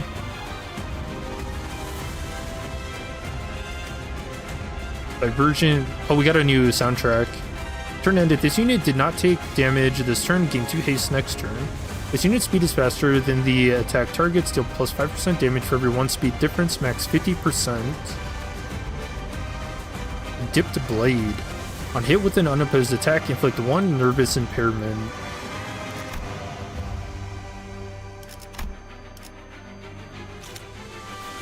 Oh, him. So he's got the Seaborn trait. Environmental Adaptation. Final power +1 for every 6 sinking on target, max 2. Combat start, gain 50 shield. Turn end. If this unit has remaining shield, gain 2 attack power up next turn. Seaborn. Encounter start, gain 5 Sea Terror Assimilation. Max stack 5. Gain 1 stack at turn start. Gain 1 offensive level down and 1 defensive level down per stack. Turn end. If an allied sinner has 5 stacks of this effect, it escapes the battlefield.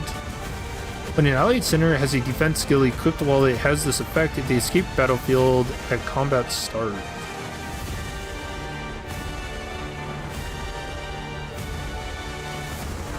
Interesting. So is that supposed to be different from retreating? Like, do they just not come back?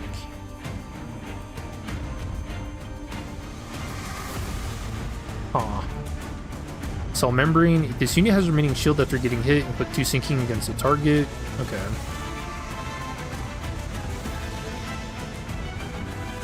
Nervous Impairment. This unit's skills deal plus 1% damage for every 1. And then Dip Blade. Okay. Ooh, Sanity Call of the Blood King.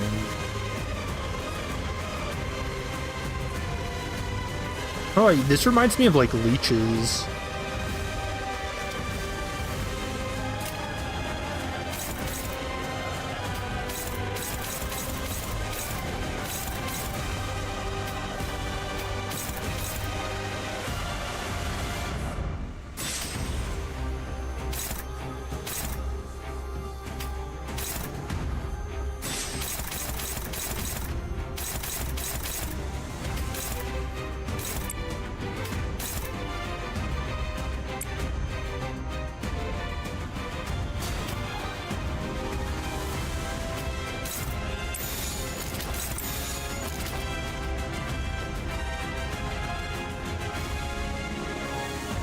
Let's see. She only needs 5 for her passive, right? Yeah.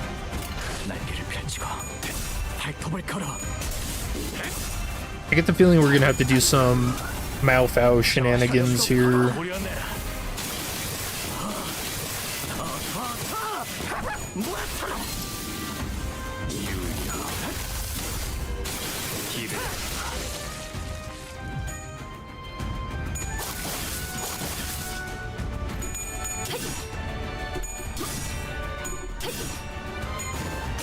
I really like this event. This has been fun.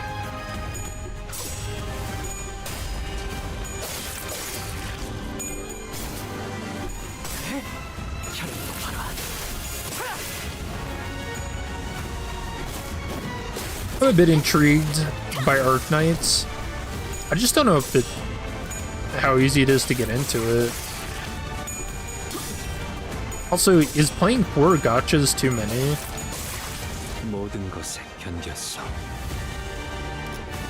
Because right now I'm playing this, Zenless, and Wuthering.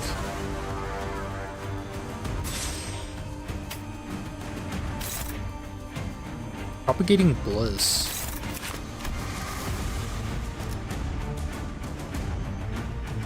Power +1 for every 6 sinking on target max 2. Combat start, apply 2 attack power up next turn to the allied cultist at the fastest speed.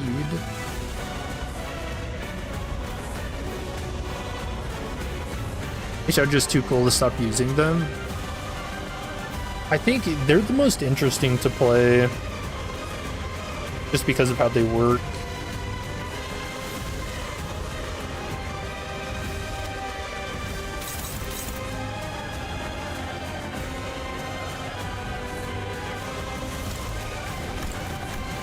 Count. Okay.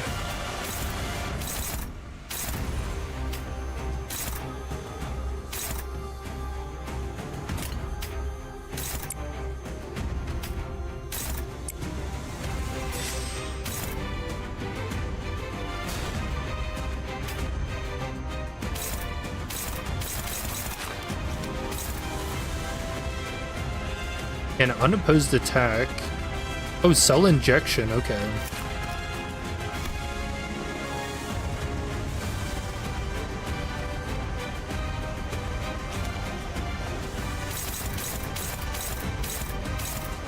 I mean, I imagine Fast Assist Defense can still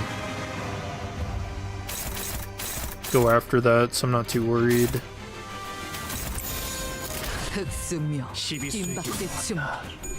이 앞에 숨쉬는 자 살려보내지.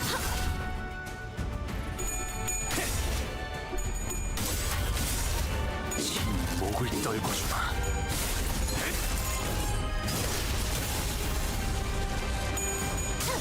That guy just got smushed.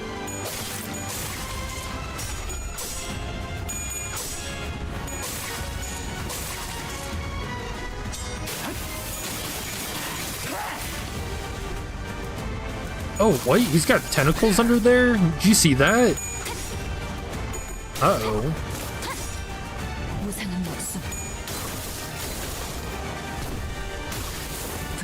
지원했군.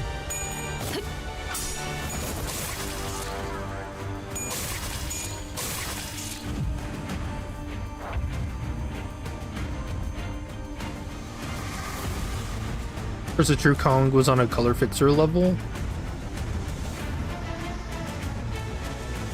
You mean GQ?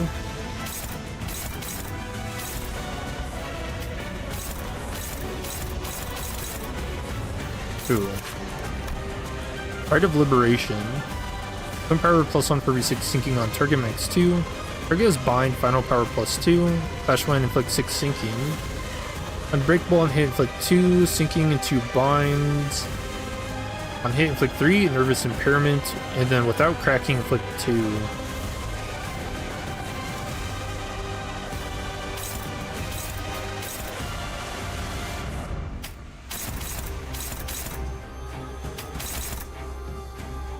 Yeah, I really like how epic the music's been.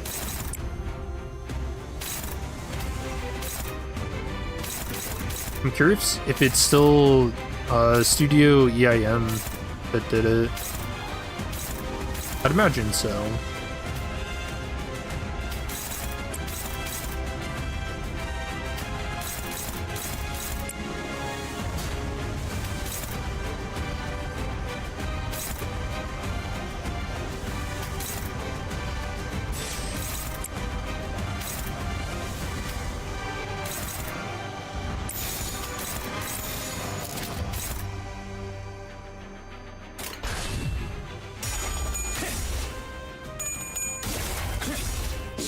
목을 떨궈주마.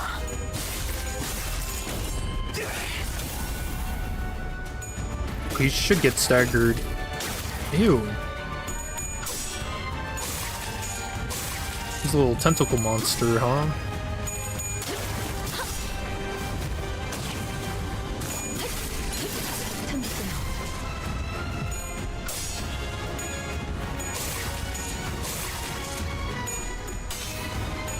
If you see some finger in Ryoshi's Kanto?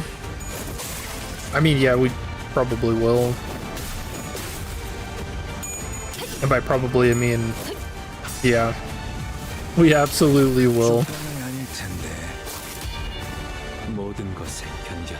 Her portrait literally has the fingers surrounding her.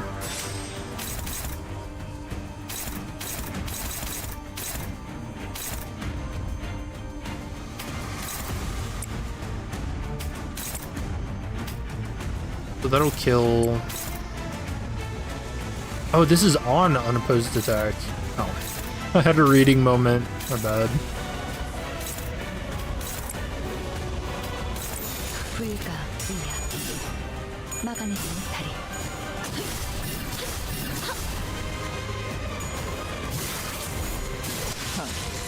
가치 없군.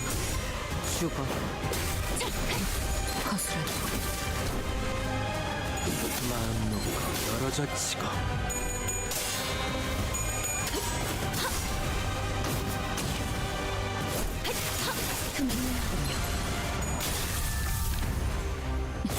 So when do you guys think we're actually gonna get a Tremor Gregor ID?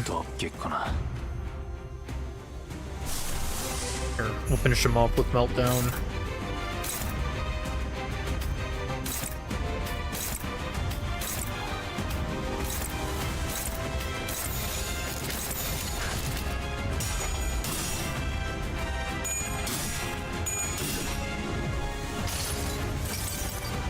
아득한 여정. 멈추지 않는 시대에서. I still think it's so funny they give him a Wa Tremor ego when he only has one like really bad ID for it.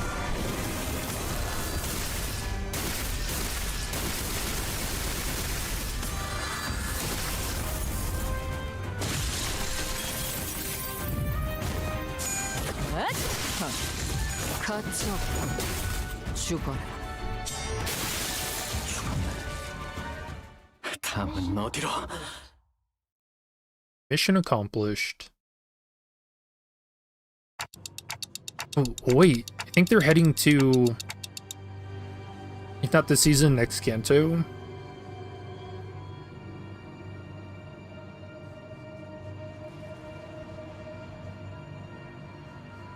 I don't know what they do. Like, maybe if they give him an elf association ID. He's running himself into a dead end. Are they seeking refuge at sea? Wait, that's where the ship is. That's where they're headed. They're trying to board the vessel Mossas. Wait, but we never told them that the ship was repaired, so how? Ain't obvious? The whole village is in on it. It ain't no surprise that they'd send someone to spy on us, or they know a way to get the ship floating even in its broken state. No, mayors! Vessel Masas? Vessel Rebellion de las Masas. The ship is moored at a port in that direction. Wait, it can't be! Irene, who's preoccupied with battling the rest of the followers of the Church of the Deep, who were in hiding, quickly gave chase. Fabius and the villagers were already aboard the repaired ship, slowly departing the harbor with a horde of sea terrors between us and them. It's gone. How can a vessel that size become operational this fast? The exterior, the name, must have been constructed during the golden age of Iberia. But how are we supposed to chase that? What if we built a raft and rowed after them? Yeah, that'll take just a second, Honglu. Mate, come on. Sea's full of sea terrors. Won't get very far before it sinks. Remember correctly, the music is from Limbus' side, just taking cues from music in Arknights, Seaborn, plus related events. It's great. Yeah, I'm guessing it is Studio EIM that did it. Man, their music never misses. It's always just so amazing. DIY Honglu. Yeah, just let me build a boat real quick. You see something, Amiya? You keep looking in that direction. Oh. The vessel Masa soon disappeared into the mist, and the village was left empty, with nary sign of people ever having been there, as though this getaway had all been premeditated. Mayors? Leaving only mayors. Alright, so she's about to get inquisitioned, huh? 오늘 부끄럽지 않았습니다. 의를 바로 세우는 데 일조하였으니 내일은 Three-way 어떤 곳이 살아갈 agreement. 수 있겠군요. Okay.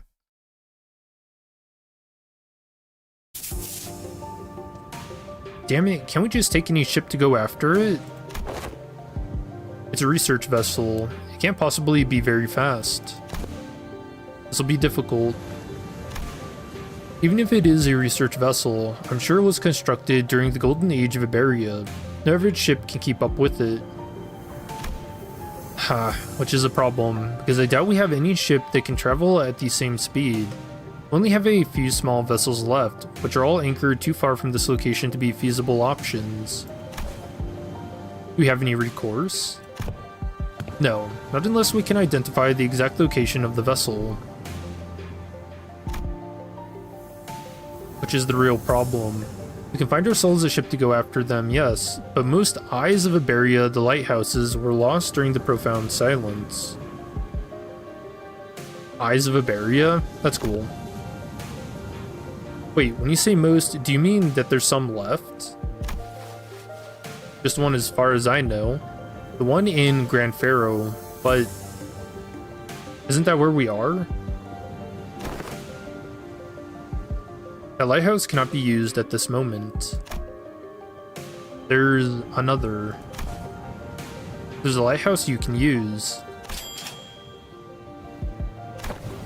Really? Ha. Really going to give one of the villagers the benefit of the doubt? Yet young Scotty hath already confirmed her to be safe.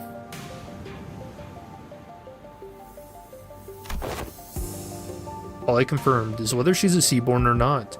Yet no, she's a cultist. 'Tis true, yet once we saw that Mares was left all on her own, we decided to have her accompany us at all times and keep her within Irene's eyeshot.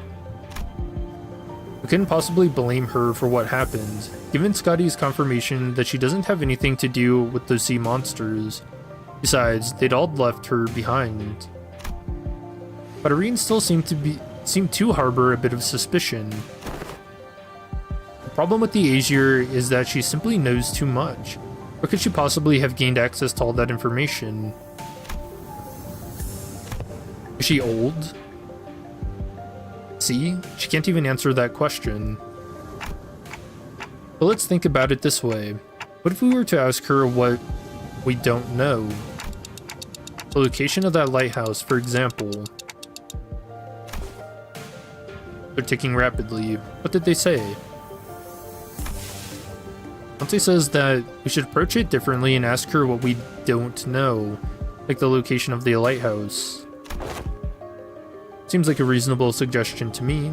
Or does the Inquisitor have an alternate solution to this conundrum? Nah, no, but fine, let's hear it. I want to interrogate you about how you have access to things that even us Inquisitors don't know, at least not right now. Burro Muerto's Dead Lighthouse. That's our village name. Somewhere a little ways off from the coastline, there's an intact Eye of Iberia on the sea. It was almost destroyed when the profound silence swept through. Off the coastline? Is it not connected to the land? I think it used to be until it sank. Should be able to procure ourselves enough wooden material from the village to build a raft. Is it near enough for a raft to be the means of access? Alright, a raft for how many people do we have now? I think we're up to 15 or 16. The weather's not great today, but it should do. It's not very far from the coast. Oh yeah, 16 including Irene. Even you're going to trust the Aesir? I don't see why I shouldn't. Understand that Iberian mistrust of the Aesir is quite profound, but such sentiment is hollow to the rest of us. Inquisitor Irene, what did you feel when you saw the Rhodes Island operator? If you're talking about the Katas, nothing in particular, other than slight annoyance when she accused me of being inhumane. So you didn't harbor any hostility nor disgust. Not that you would have felt any sense of sympathy or empathy either. I have no history of feelings for or against the Aesir. Such must be the same for the outsiders.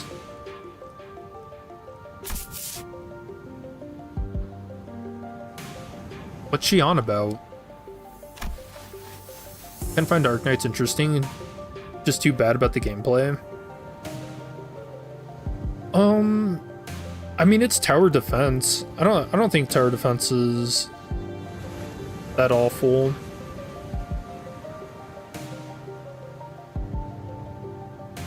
Because to me, like, tower defense games kind of come down to being puzzles, and that's what all of Library of Ruina, and I mean, even Limbus is, you know. She's conveying that in matters in regards to mayors, our opinions are more objective than Irene's. Finding the vessel Fabius commandeered will be of benefit to all. Limbus Company will gain an opportunity to return to the city via the dimensional door, but Rhodes Island will have the chance to study it at a closer proximity. And the Inquisition will gain possession of the vessel in which the technology from the Iberian Golden Age is contained. What? You're going to just hand that over to the Inquisition?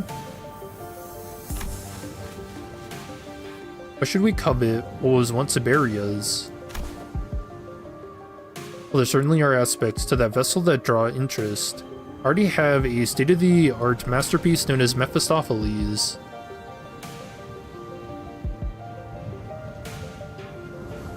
Dude, could you imagine if Limbus Company just showed back, or like popped back into Age Corp with a giant ship?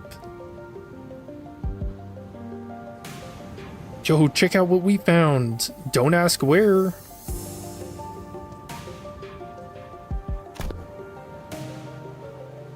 As long as that can be guaranteed, I see no reason to refuse. Irene eventually agreed to put her trust in mayors.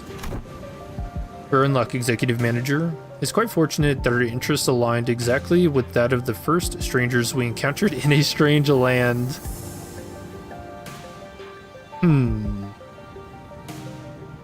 It's almost a little too convenient, huh? Lucky is right. Imagine if we were back in the city. It would have taken them like 3 or 4 free distortion hunts for us to come to this agreement. Sorry about having to saddle you with this, mares. Please, lead us to the lighthouse.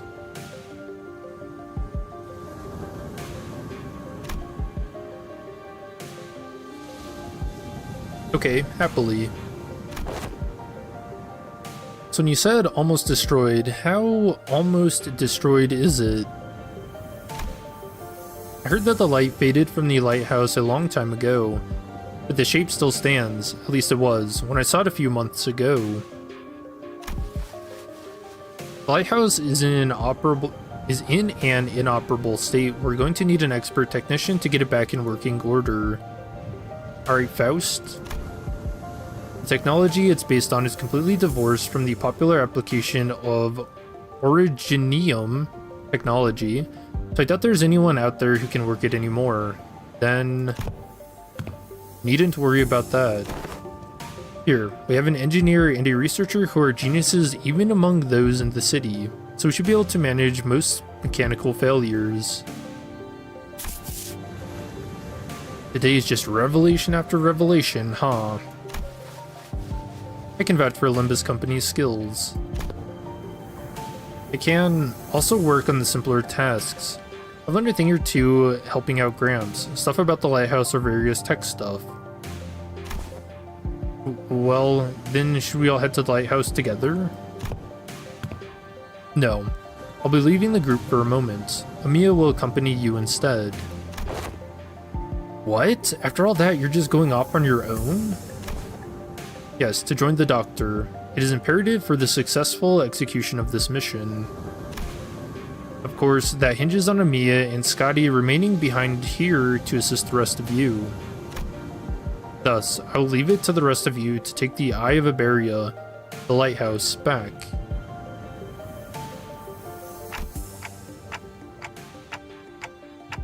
Wait, what do you mean, take back the lighthouse? Is there someone or something out there that's taken over the lighthouse called the Eye of Iberia? Likely supposition. Amiya, what did the manager of Limbus Company say? They're asking if the lighthouse has been taken over by something. It smiles. Not a bad intuition. Yes, there's a high likelihood that the structure has already been overrun by sea terrors. I don't know about overrun, but I've encountered them a few times when we approached it too closely. Normally, this is hardly enough personnel to attempt a raid on the lighthouse, but answer me this. Are there any limitations to their revival? There are no restrictions as long as Dante, the manager, survives. However, do note that battle efficiency depreciates with prolonged battle due to mounting mental stress on the manager. Okay, that feels like a pretty big secret to give away. You know, to strangers we just met. No need to change the plan then. Amiya, use this communicator to alert me as soon as you are able to identify the coordinates of the vessel from the lighthouse. If luck would have it, we should be able to reduce the time it takes to complete the retrieval mission. Okay, as long as you're not taking everyone with you. If it's just her who's leaving, then go ahead. I think we should be fine too. Then, let us commence mission Vessel Massa's Retrieval. Righto. Step 1 of the plan's the raft, right? Let's get on with it. It's done, let's go.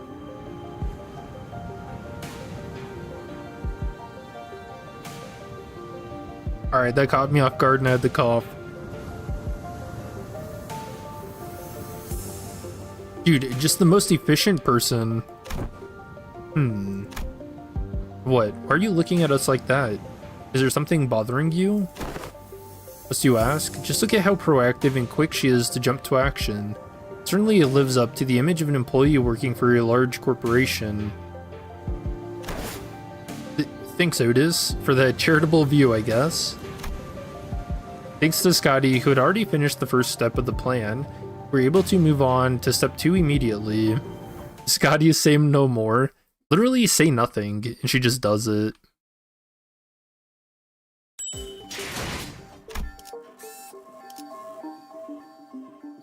Ooh. Operation Lighthouse Retrieval. 내 명을 들은 시비수 결집이다.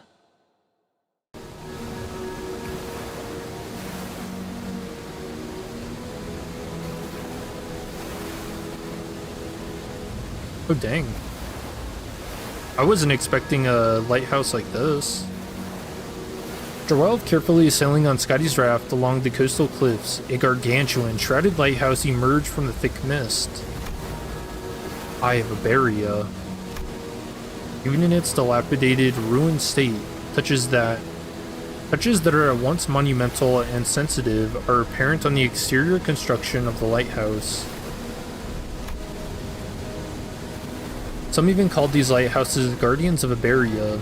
It retains the grandeur of the era, as it was built during its golden age. Really know everything, don't you? It is as she said, but now, these lighthouses are nothing but graveyards of countless inquisitors and soldiers of the Penal Battalion. No one who's attempted to retrieve a lighthouse has ever survived the expedition. Can you please not say scary stuff like that, Miss Irene? We're literally about to walk into one. Don't you ever quit chirping? What are you, a foul beast? Stop yapping in my ear. Why is this one such a coward unlike the rest of you outsiders? I'm not a coward, I'm just voicing my... Literally called him a chicken. She did just say some pretty concerning stuff. How long do you think the repairs will take? So that means Kaltsit also knew about that too, I'm guessing, because of the way she phrased things.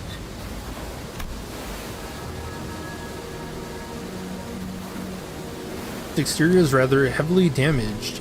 However, from what is visible from the outside, its interior is still quite intact.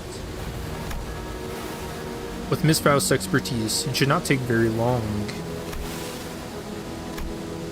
Singh suggested with a smile, and Faust maintained her silence for the entire journey to the lighthouse. Then said something pretty concerning in response. And she's gonna be like, Dante, I don't know what the hell a lighthouse is. What is that thing?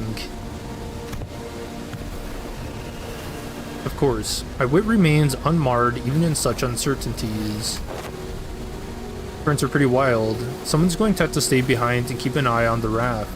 Can't just leave it here unattended, but I don't know if we can carry it either.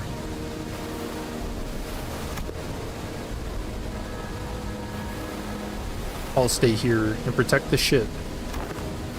You sure you can handle this alone?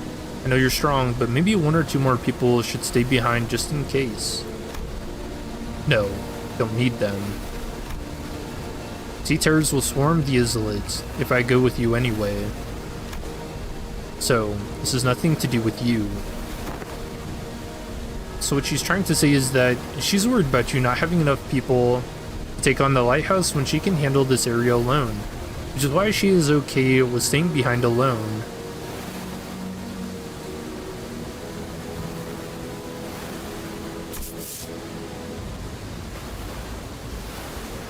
Huh.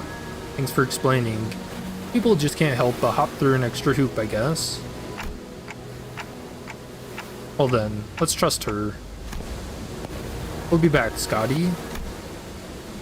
Luckily, we didn't run into any sea terrors on our way to the lighthouse gates. The problem was that the gates were bound shut by strange blue tissues. Reminds me of that L-Corp branch back at U-Corp, though that one was white. I don't think I can do anything to force it open myself, so... Guys, can you pry open this door?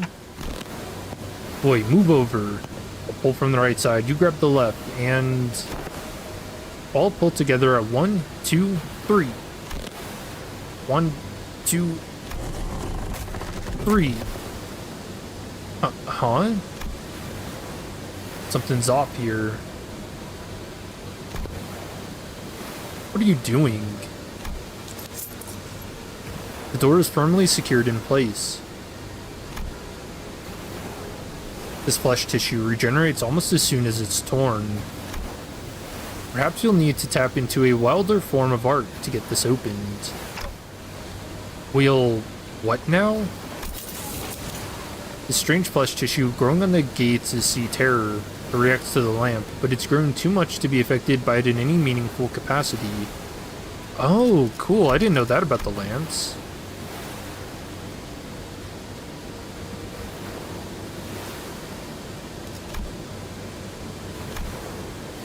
Scotty might be able to open this door with her incredible strength, but should I go fetch her? But I think she's already fighting off the sea terrors from sinking the raft.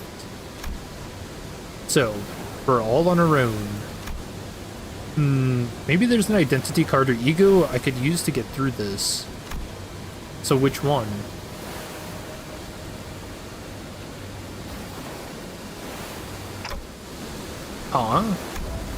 Just as I was pondering a familiar question, a faint black glow came into view, then devoured my sight. It's no intuition or inspiration. It's different from those sudden flashes of realization. And it's not the star of that day that I think of from time to time.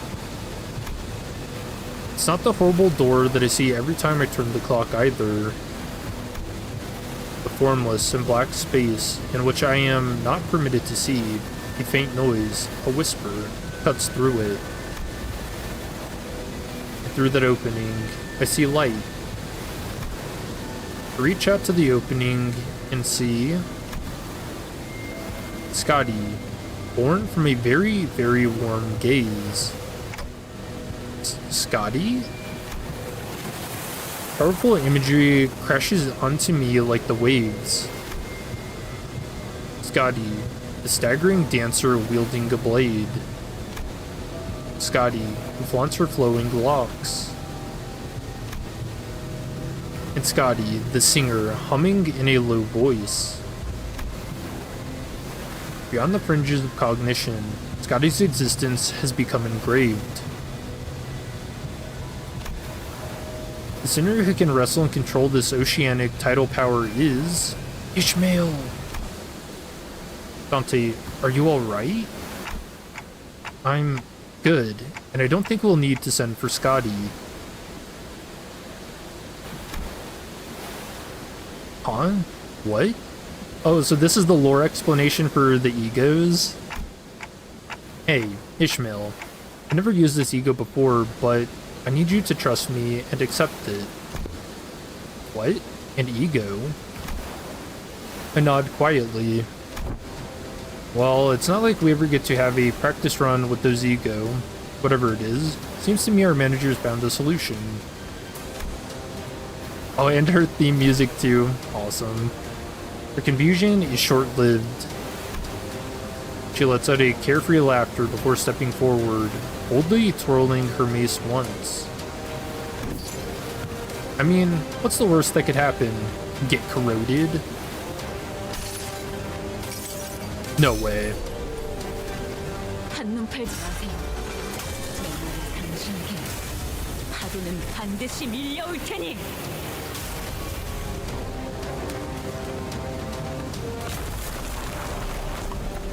Cuts down the entire lighthouse. Cracks on the lighthouse are growing. Dude, that's so cool. Seeing egos like in story has only happened what,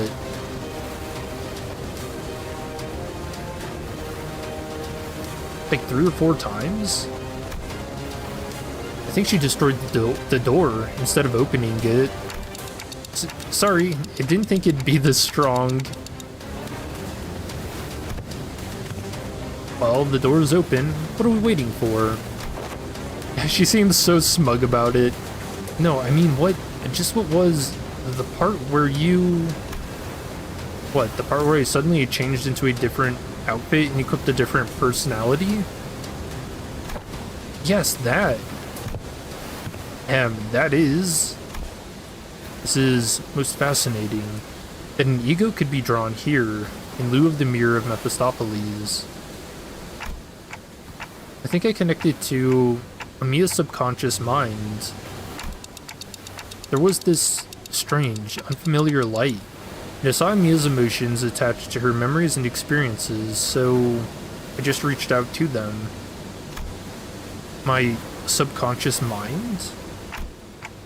I just had this feeling that it would work. Sorry about peering in without asking first. I didn't see anything other than things about Scotty. All I needed were memories and emotions that can be used to understand the being that is Scotty. It's okay. I also have experience with gaining power from others' memories and emotions to overcome difficult situations. Huh. Maybe that's how you were able to draw something for me as well, Dante.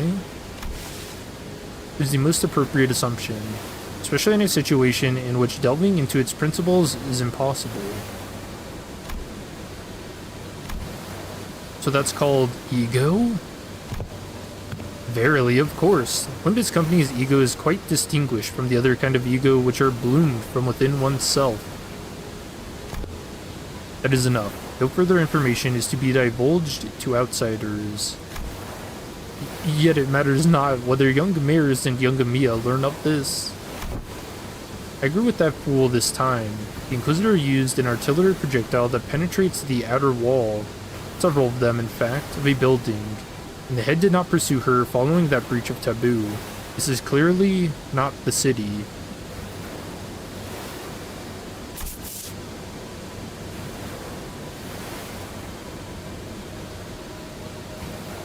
He pulled an Amiya? So that's something she does in Arknights? Dang.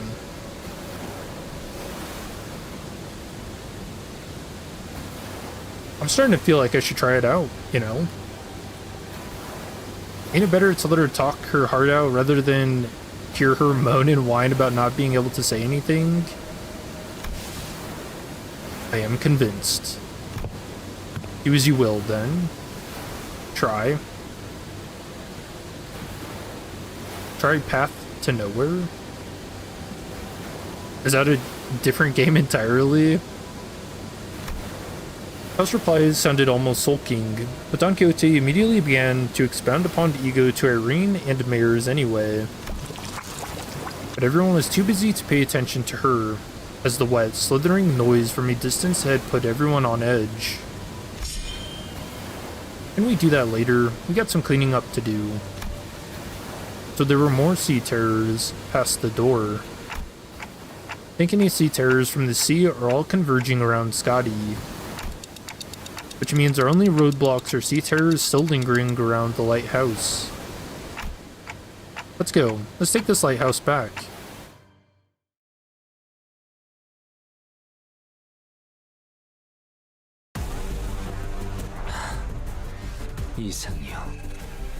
Ooh, a new one. Oh no, Nether Sea Founder. So do we finally get that effect? Yeah, here we go. The Nether Sea brand. So in-depth cognition, minus 0.5 to all affinity resistances. Propagatory instinct. On death, generate Nether Sea brand in the allied unit's territory next turn. Nether Sea brand Utopia. When on top of Nether Sea brand, gain final power +1 and coin power +1, and double the amount of nervous impairment afflicted on hit. Alright. And 25 enemies, and ooh.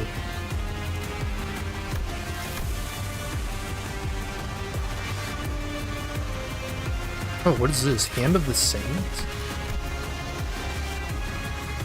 Debris removal. This unit's speed is fixed to 1, spawns in an inactive state in battle that Netherseed brand may appear. When Netherseed brand appears on the battlefield, this unit becomes active and damageable. This unit's HP drops to 1 from damage, trigger Hand of the Saint to remove all Netherseed brand from the battlefield. This effect triggers Hand of the Saint becomes inactive for the next turn. This unit takes damage only from skills that mainly target this unit, and it takes no other damage. When it becomes inactive, it removes all effects from self and heals back to max HP. That's funny. Only from skills mainly targeting this unit, so you can't use like the AoE from an ego to kill it. Cool.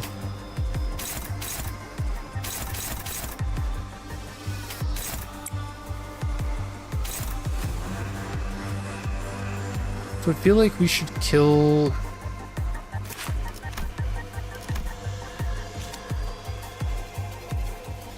So the Sea Runners don't get buffed from that. So we don't need to focus them as much.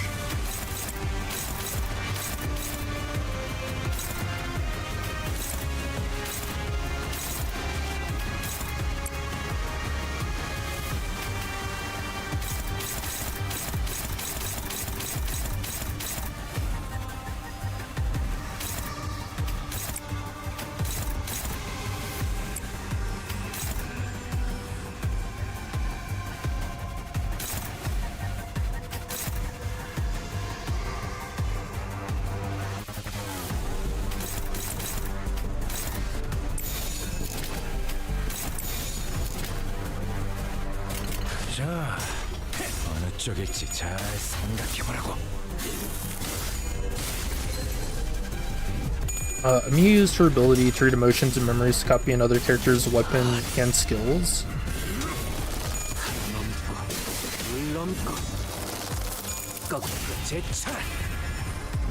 I guess something I'm curious about, so how late into Arknights' story does all of this take place? Or I guess not where it takes place, but where you learn about the Seaborn and everything. Inquisition.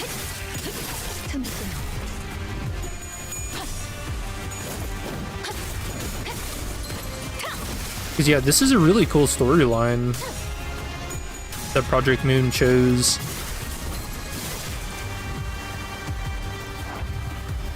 Or I guess maybe it was negotiated.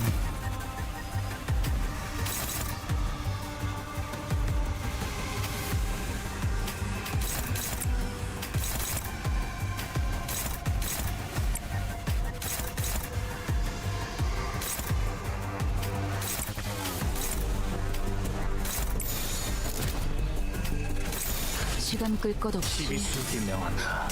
모조리 이 앞에 치워버리죠. 숨쉬는 자 누구지 마라. 다급하게 고작 이 정도 탕류에 허덕 저 혈압도 고려내라.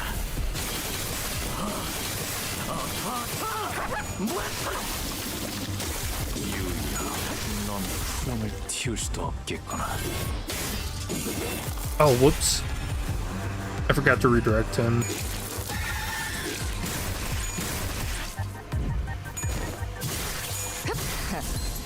나 죽지 마라. Did we record Don's lectures so we can send them to Zijun? We should have.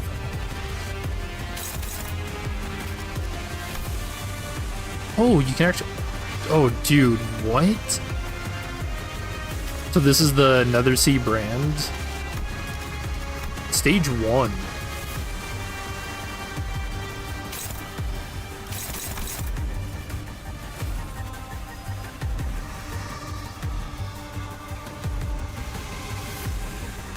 It's coming in.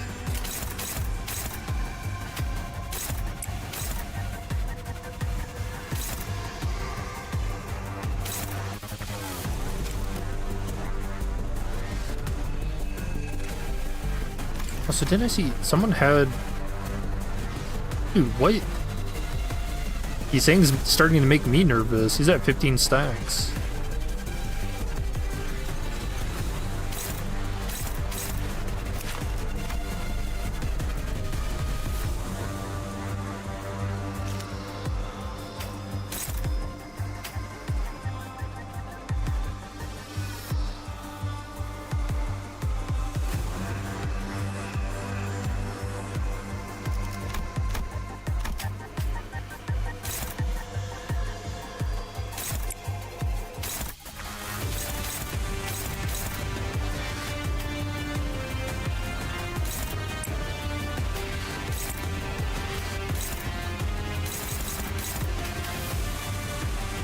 Oh, does he not get any clashes?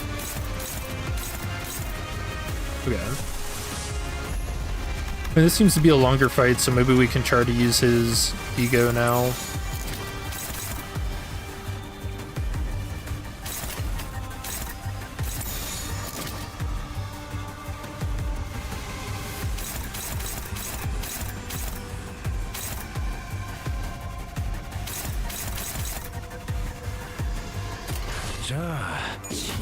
It's weird, I kind of want to let Yusang actually get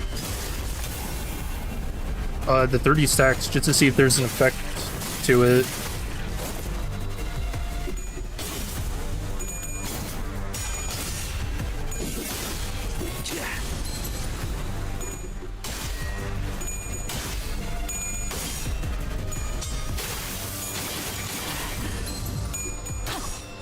Nice, that was a huge clash win. He almost lost that. That was within like a couple of hours.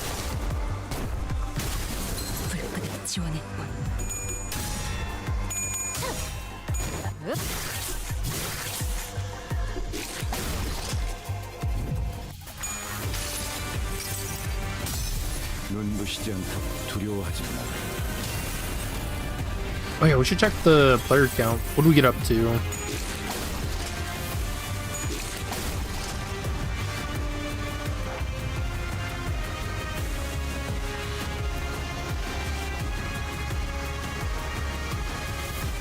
It doesn't look like it hit any higher than 124.5.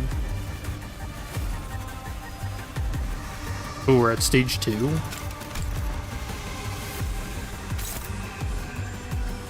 Alright, I guess we can try hitting the Hand of the Saint. See what it... how it operates.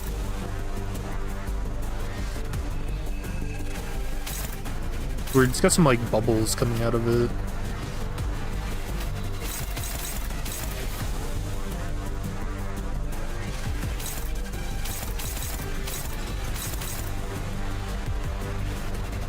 Actually, I'm just gonna let Yusang keep getting hit by those. I want to see the effect, if there is one.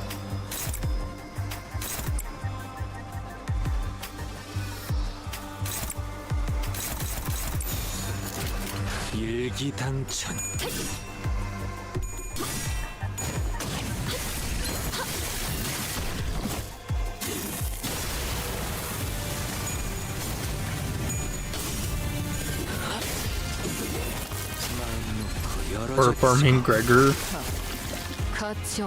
You know, so far that's all the ego's done.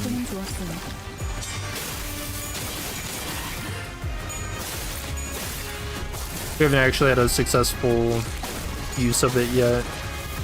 I see he's got like a little bullseye that's starting to get surrounded on him. I don't know, I feel like it's gonna explode.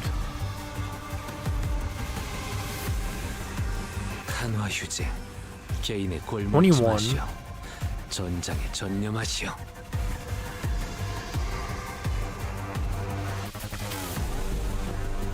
또아리를 튼 뱀 근처엔 오지 말랬잖아.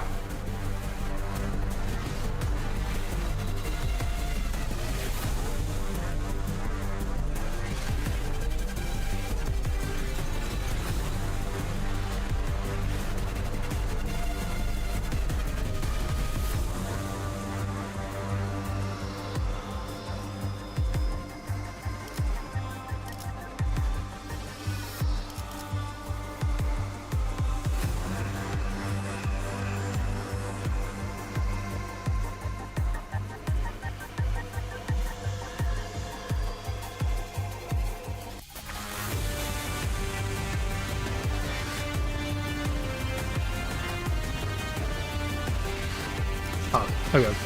Sorry, I was trying to figure out how exactly this activates. Whether or not you have to let him get hit or something, but doesn't seem like it.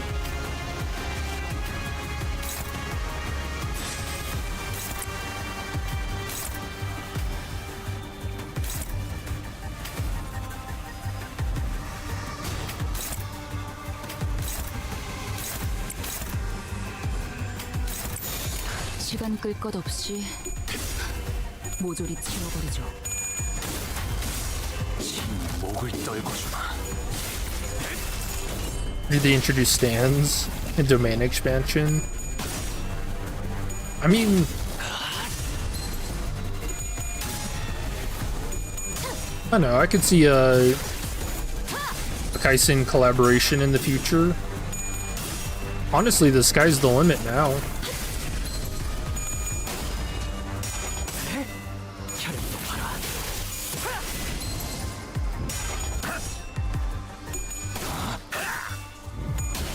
그쪽 방향이 아닐 텐데. 모든 것에 견뎠어.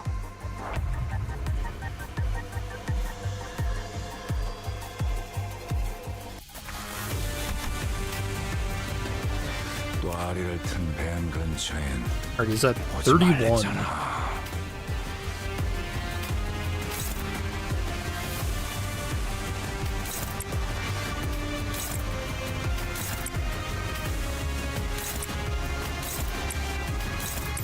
흑순녀 뒷박질 춤.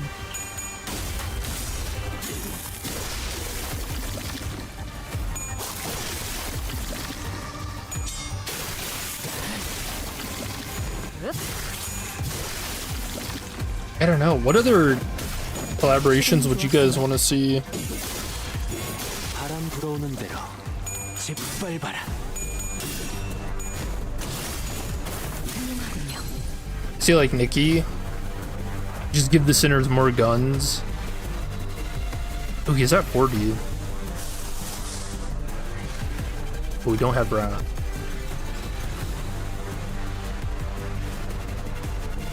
And we don't have a way to get it either.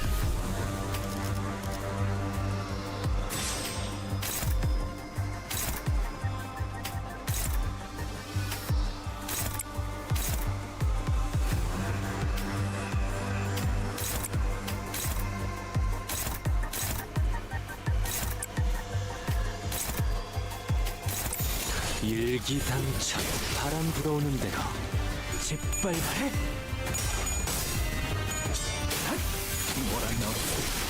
너는 못 따라나. Trying to think anything as long as Kim doesn't drop the Kanto quality? Nah, I don't think that'll ever happen. I mean, since launch, we keep saying, you know, oh, the next Kanto can't be better than this one, and it's just never stopped.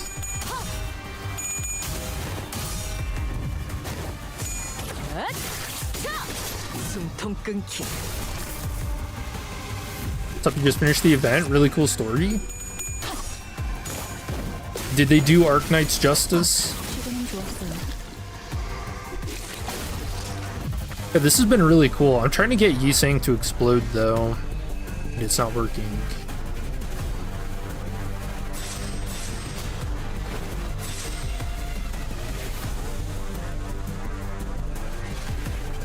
Okay, next turn I can get one more Wrath.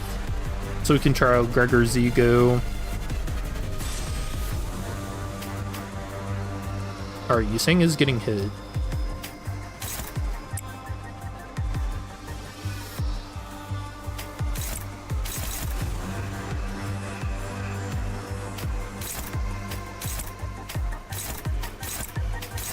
흑순녀 뒷박질 춤. Actually, a lot of references.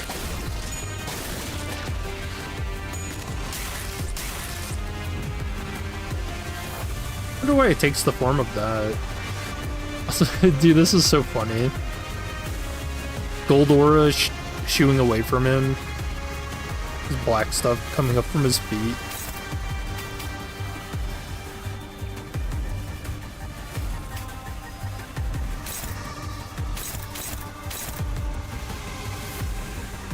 Oh, his attack didn't actually go off, so it didn't. Alright, one more turn.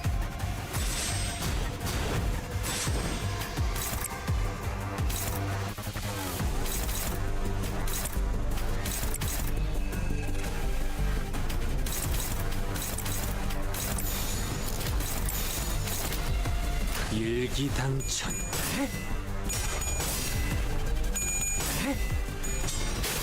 Although his wrath skill might just kill both of these guys.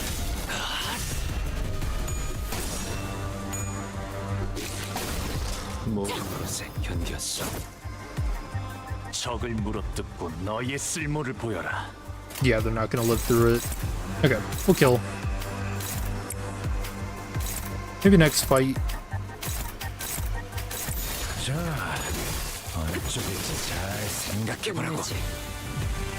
뱀으로 꿰뚫어라. Farming that aura good. 해충들을 I mean, that's the most he can do. He doesn't even have a Tremor identity.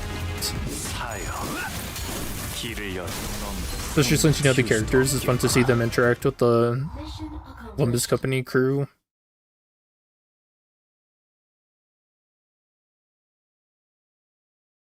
가뭄일서 모이만 뿌려주신다면 저희 Oh, we have enough for the ego. 분께서 Hold up. 혐오하시는 그 어떤 벌레도 한눈 팔지 마세요.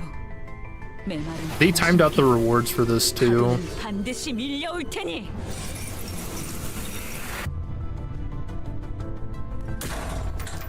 Yeah, so far I gotta say Scotty's been my favorite character.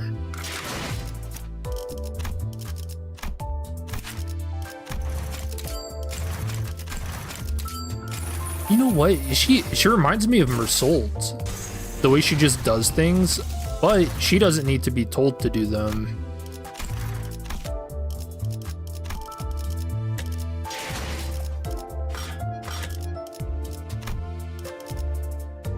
How much do I need? Probably like 200.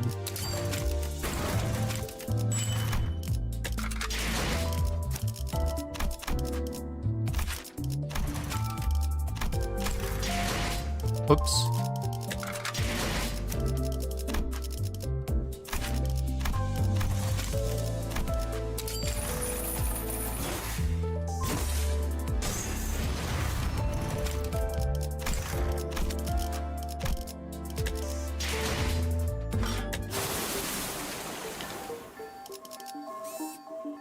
Yeah, so far the way they've incorporated everything has been really cool. Oh, we got another new one. 만곡된 직선을 직선으로 질주하겠소. Mersault on autopilot. Yeah, that's Mersault if Dante actually... 행색이 이상하다. If Dante just told him, hey, win the game, 내가 맞서. he could do it. 내가 Nether Sea 이상을 Spewer. 안겨줬던 호의, 이상. Puncturing of Life. Attack weight. Firepower +1 for every 6 sinking on the main target, max 2. Inflict sinking and nervous impairment.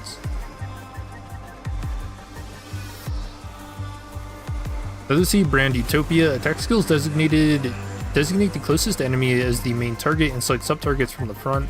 On top of Nether Sea Brand, designates the furthest enemy as a target and converts all coins to unbreakable. Alright, so he dies.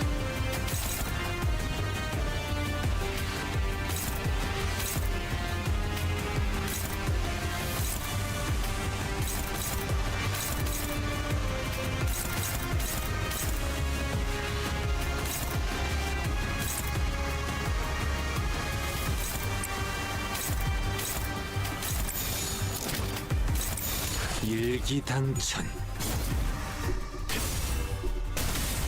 Are you reading? Did you know true PMPMs don't read? 저 혈염들을 도려내라. No, I'm one of the OGs read.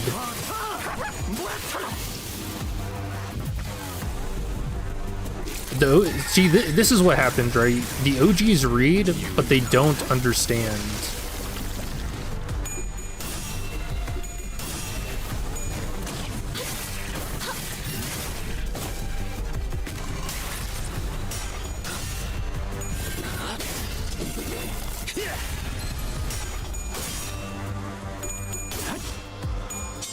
몰아넣었으니 더는 못 달아나.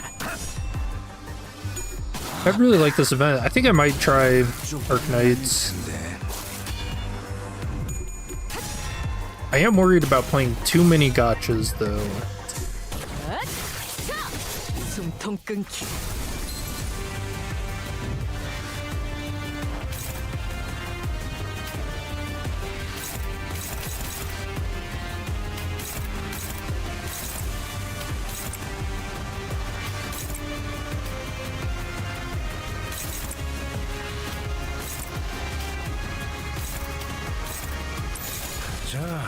Did you try counter side? No, I haven't even heard of that. 바람 불어오는 대로 짓밟아라. The ones I play consistently now are Limbus, Wuthering, and Zenless.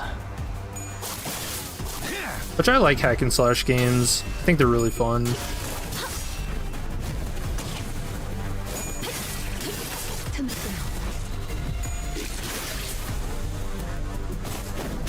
Dude, did you guys see the next big gacha game that people have been talking about? That Inanta, which looks like anime GTA. I'm gonna be honest, that seems pretty damn cool.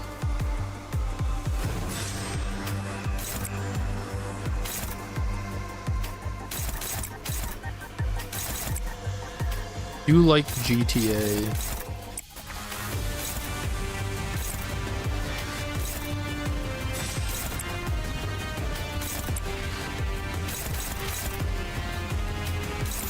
흑수묘 뒷박질 춤. 아직 죽지 마라.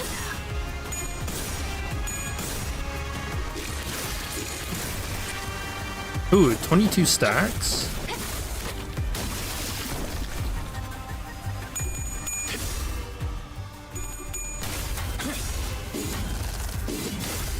고작 이 정도면 넌 푸름을 틔울 수도 없겠구나. 혈액도 봐라.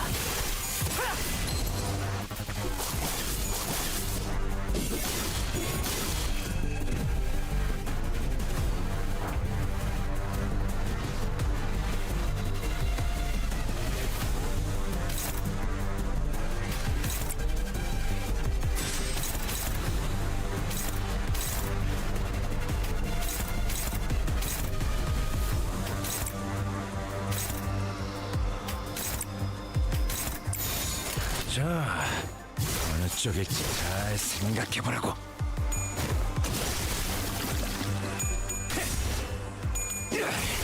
I like the impressions they've been giving of the Seaborn too, where it just feels like an endless horde of monsters. 못 달아나.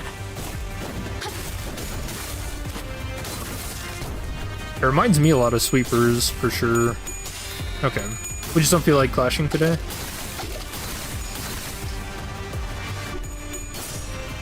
Oh, so there's not a big effect. So Faust just hit the 30 stacks of impairment there. 네 목숨은 아직 따로 쓸 곳이 있다. Okay. Nothing too insane.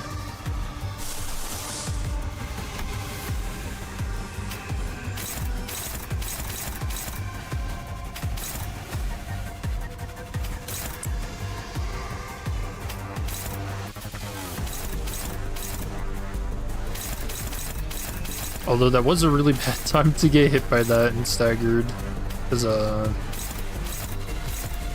clashes are not looking good.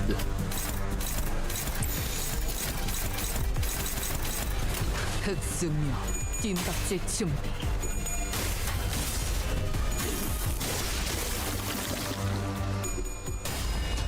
I'm gonna continue until Kim drops the ball. Nah, I mean I don't think he will.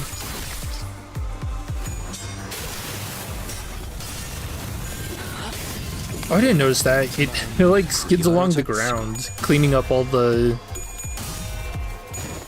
what do you call it? The nether something? 아직 죽지 마라.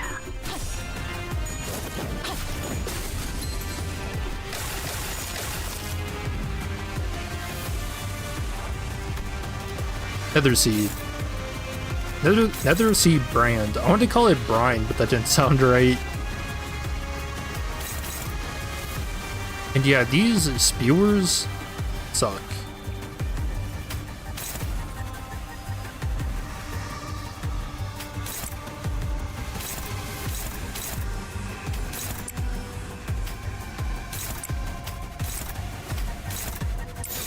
날개를 펼치고 핥아버릴 거라. I'll read some videos of Ananta, worried it might not be as good as it 저 looks. 해충들을 도려내라. 쪽방이 아닐 텐데. 사형. I mean, it... maybe. I can see that.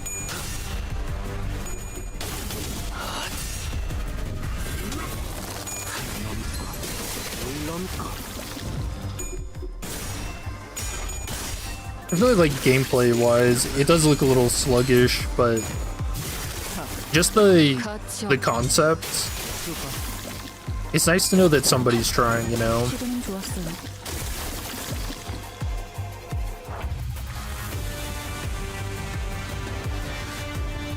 I don't know, it's definitely something I'll probably try out.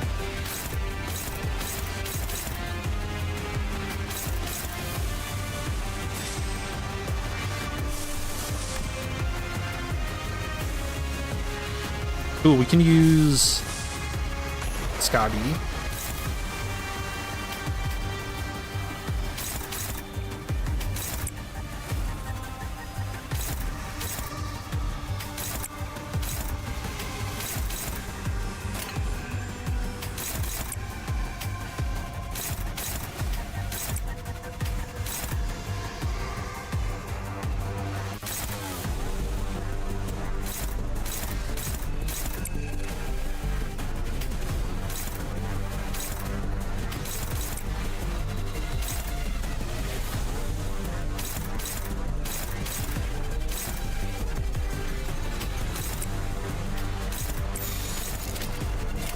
날개를 펼치고 핥아버릴 거라.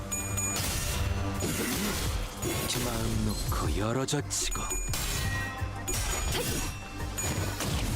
They didn't add the 99% dodge mechanic? Wait, who has that? Oh, whoops. I should have redirected that. Oops. I keep doing that.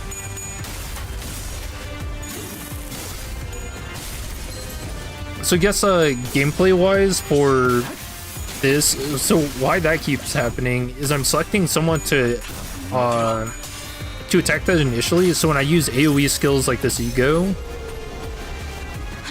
the attack weight doesn't actually hit that character, but oops.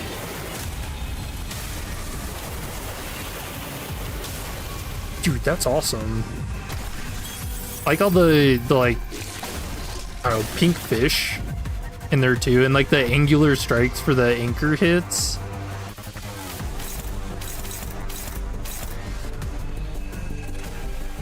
Man, Project Moon did a great job with all of this.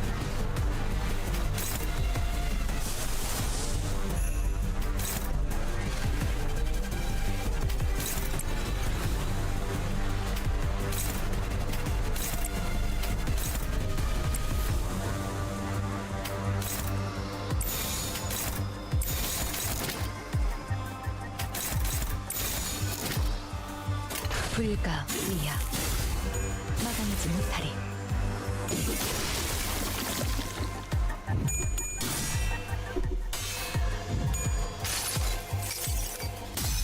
Not everything could be a gooner, gotcha. 멈추는 시대에서 희망과 미래를 찾아 스스로 답을 구하지. You'd be surprised. That healing is insane. They actually made a better fluid sac.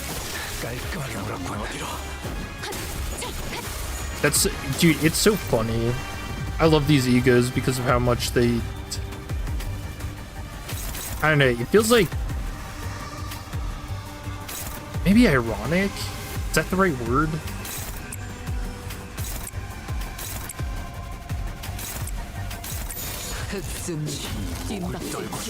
just how much they like these new egos like I guess reflect maybe some of the issues in the current egos, like the meta egos. Mission accomplished. Man.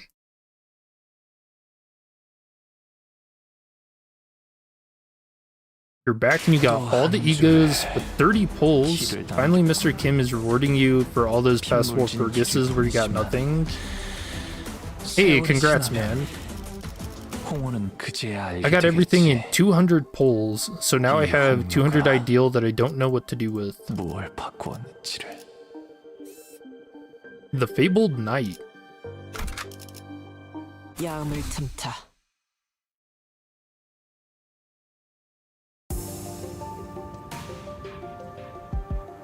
180 pulls and nothing still? Oof. Took you 230. You're so poor. I have nothing now. I'm broke. But I mean, if you don't have lunacy, then that means you're not a lunatic, right? So there's the upside. There are more sea terrors than we expected near the lighthouse, but thanks to Irene's lamp, the light of which paralyzed their nervous systems, paired with the rather narrow passageways, we're able to handle them without much trouble. You have like 20 pulls left. The more than me. I had exactly enough for everything. Also, as the control room was, unlike the exterior wall, mostly undamaged. I shared the good news that the repairs most likely won't take very long. Singh was right. Fortunately, the inside is barely damaged. You have 16k lunacy. And you got everything in 80 pulls, right? Damn, dude. Are you progressing, Miss Faust?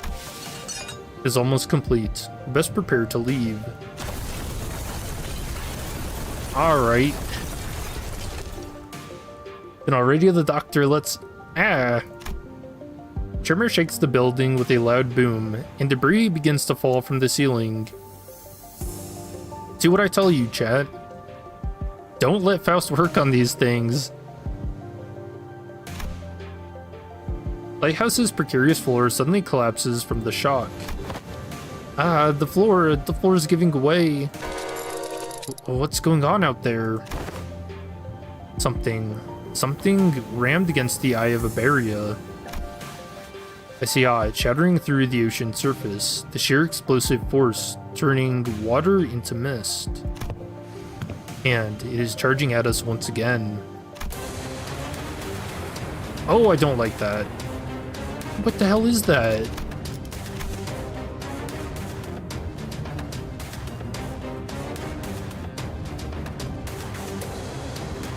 Also, isn't Scotty like right there?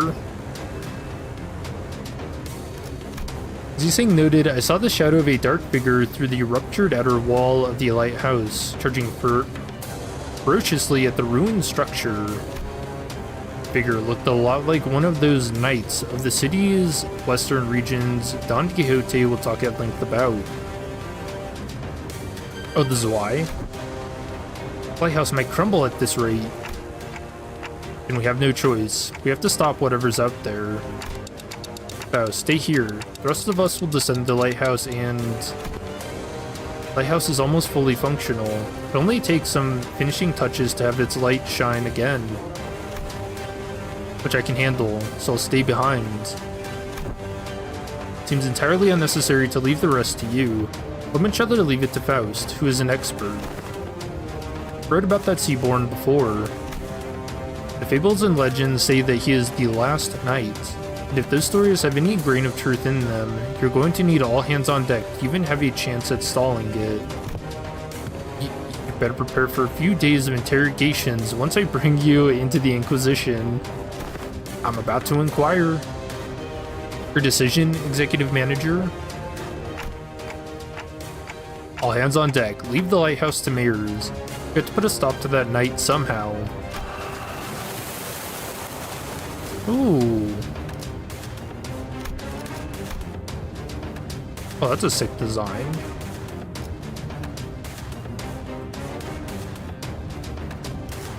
Waves crest high and violent behind the spear-wielding knight.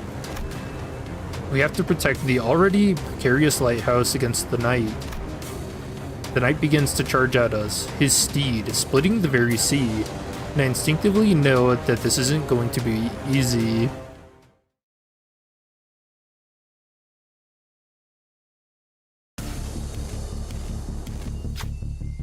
Ooh. One day, wheat grains he planted did not sprout. One day, he stopped feeling the scent of life between his breaths. Thus, he rides against the currents, hunting after waves. He seeks the waves, reproaches them, and eventually brings about their destruction. Faint memories, having blinked through me as fathoms, flash briefly before my eyes, and the seaborn knight wields his great lance against surface sea terrors. He shudders as though with repulsiveness, but he does not stop. You obstruct progress and cover the lands. That is impermissible. This is the land. The knight and the sea terrors don't necessarily seem to be on the same side. Perhaps diplomacy may be a viable solution here. Alright, I don't think it's going to be. Overcome the bellowing roar and try to talk to the knight. The knight is just an enemy, nothing more. I will try talking to him. Who will overcome the bellowing roar and try to talk to the knight?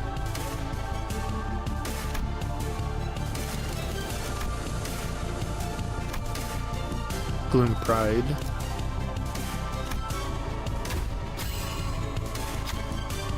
We are not the sea, we are not its waves. Knight's great lance falters with doubt. Waves are the only thing that hold any meaning for him. Your offense down. I don't think they're doing too good. We haven't even done anything yet. The last night. Oh, doesn't even get a level. Hide Piercer lands. Test power +1 for every 2 enemies with cold, max 2. Cold, max stack 3. Lose 1 speed for every cold stack. If this unit has 3 stacks after skill end, take 20 gloom damage and 20 sanity damage, then gain 1 frozen this turn and next turn. Cold stack expires after all effects are activated. Turn end, if this unit did not attack the last night, expires.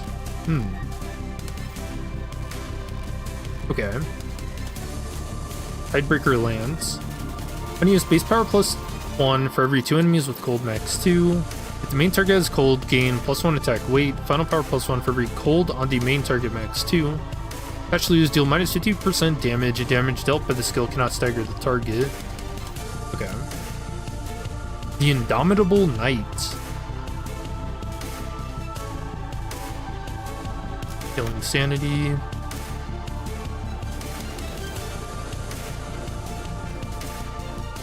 One hit, inflict 1 cold against the attacker once per skill. Oh, so you actually don't just want everyone to hit him? Okay. Struggle. Combat start, gaining protection. Combat start, this unit has low morale, have the amount of protection gained. Or maybe on the second turn, you can probably hit him for free the first turn. That way you're actually giving everybody stacks, and then next turn, don't. Fate's Favorite Child. When this unit takes damage that brings their HP down to 0, nullify that damage. Then this unit is healed back to 100% HP and SP and gains a new pattern. Okay. Adversary of the Tides. When attacking targets with Frozen, deal +175% damage. Unique Cold, cannot act for this turn. Turn skill activations become nullified at 1 HP.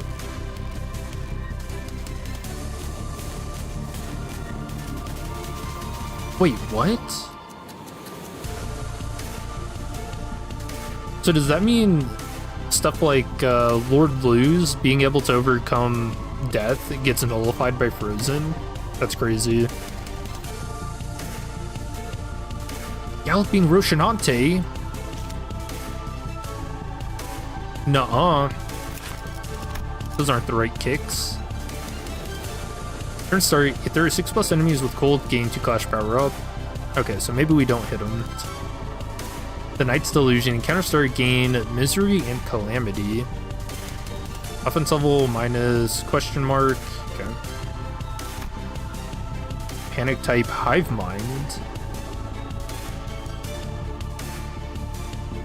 All resistances change to normal.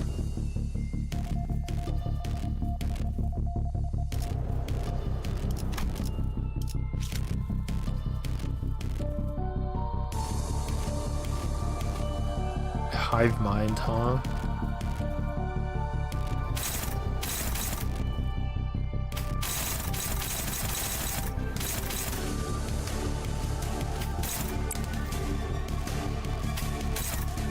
I'm curious if that means he is Seaborn himself or not.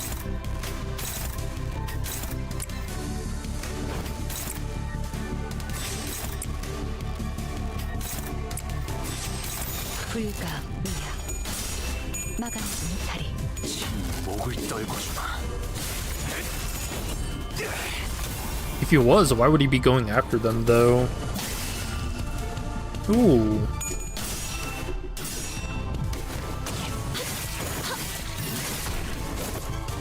Punished for hitting him. It's too cool to be hit.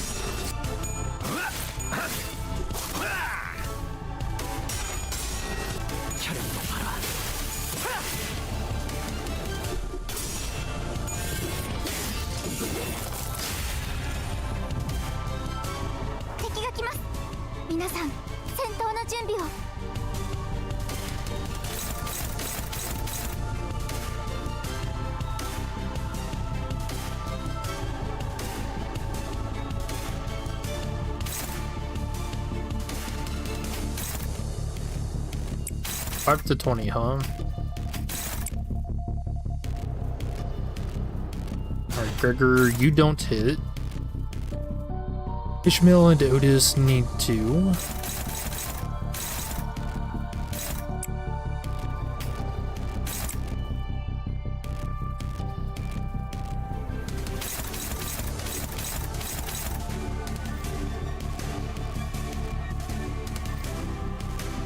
I'll actually have both of them not hit either. Because that's only 5 to 12 damage on Sinclair.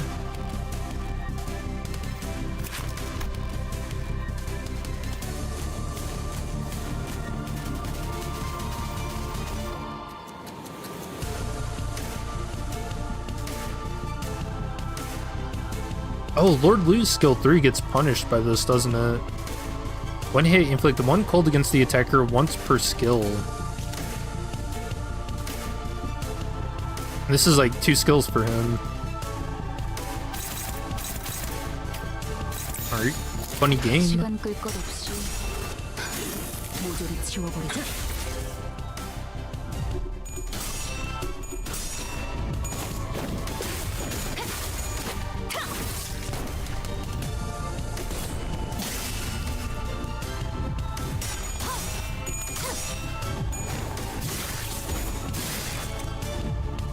Ice Splinter is back. Oh yeah, this is just like Ice Queen, Naruna.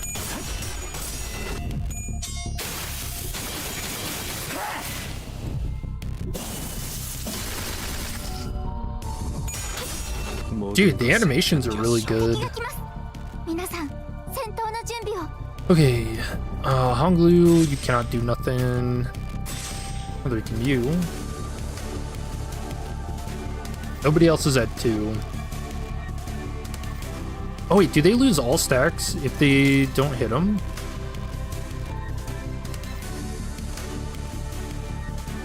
Oh, they do. Okay, so you can go up to 2 and be fine.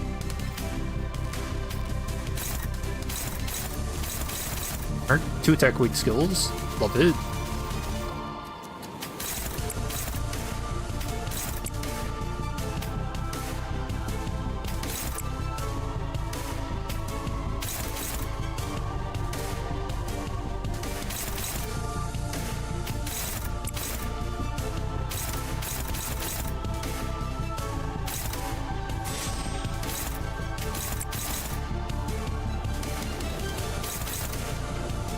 So evade is really good here too.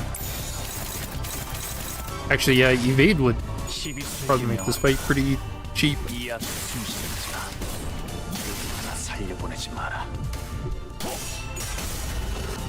Alright. We just don't feel like flipping heads, eh?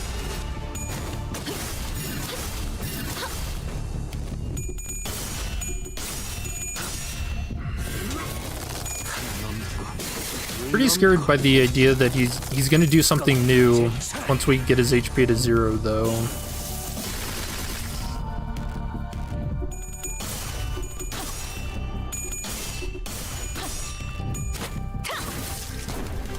Man, he like barely flinches on clashes. He's just like, you know, all the strong characters in Limbus. Alright, Ishmael, you do nothing.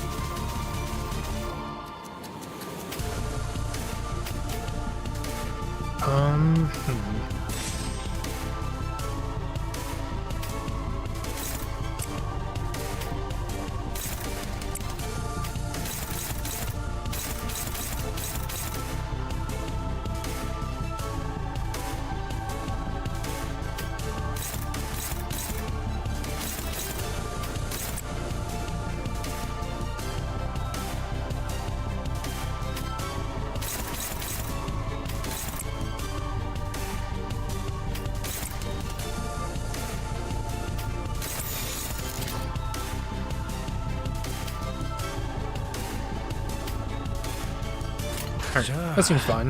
어쩌겠지 잘 생각해보라고.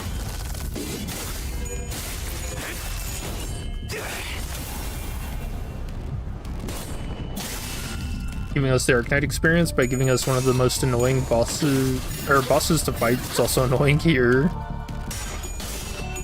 How do boss fights work in Arknights?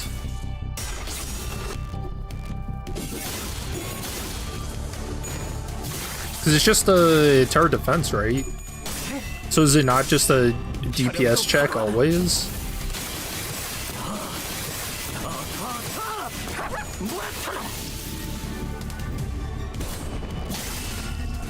I mean, I guess you mentioned the 99% dodge. So I'd assume that there's like debuffs to get rid of things like that. Alright, Yiseng cannot hit. Bao Mao also cannot, and Titans. Alright, something new. Parts of targets with Frozen can clash with this skill regardless of speed. Oh, maybe it's not. We did see that already.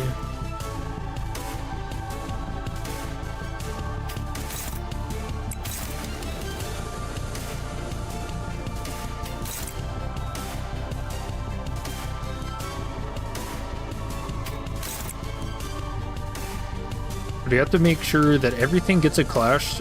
Oh, actually, Faust, if she does do her assist defense, she's not actually attacking, so I think we can do that.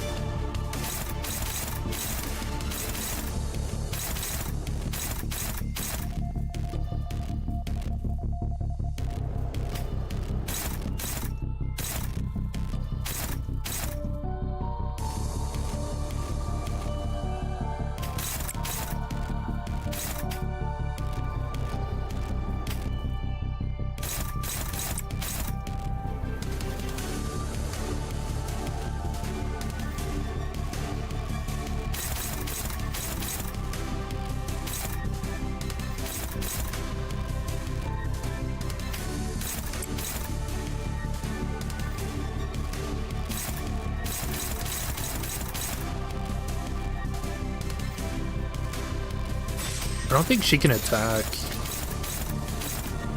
If she does, I'm gonna have too many people with too cold on them next turn.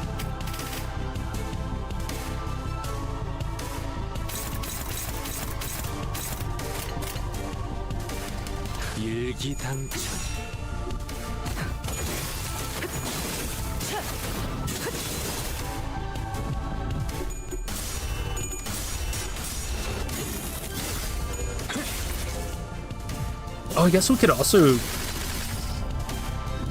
use Lord Lu to just start substituting people out.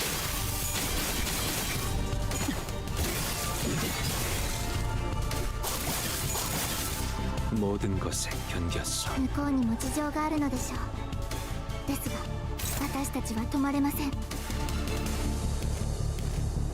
Okay, Honglu can't hit. Faust can.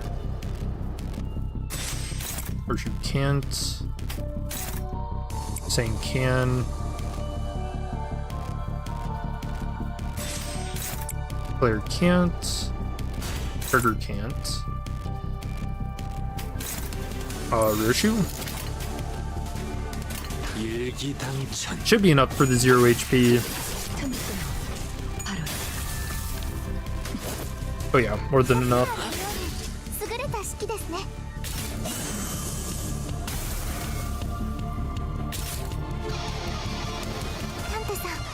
Oh no, not the guitar riff. ただならぬ気配を感じます。 Am I dead? Slay the ocean, slay the ocean. Unclashable. Unused deal plus 5% damage for every enemy with cold, max 30%. Okay, funny game. On hit inflict 5 sinking, on hit inflict +1 sinking count, head take gain 3 offensive level up once per turn. On hit inflict 10, 1 plus cold on target, bonus gloom damage. On kill, if target is frozen, heal 20 sanity. Okay, no one's frozen. Unclashable?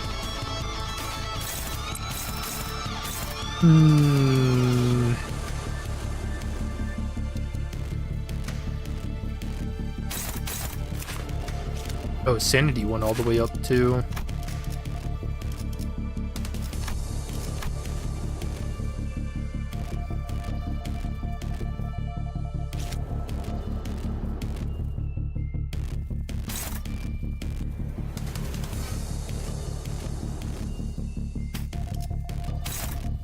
I mean, I guess it's just the damage turn for us. Assuming we don't get staggered. Every enemy with cold. 1, 2. So that's 10% more damage. I don't like not being able to see how much damage this is going to do. I suppose it doesn't really matter, huh?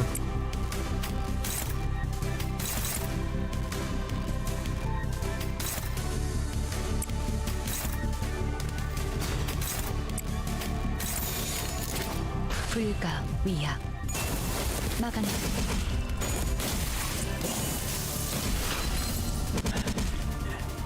Who's got his horse? Or I guess Sea Dragon?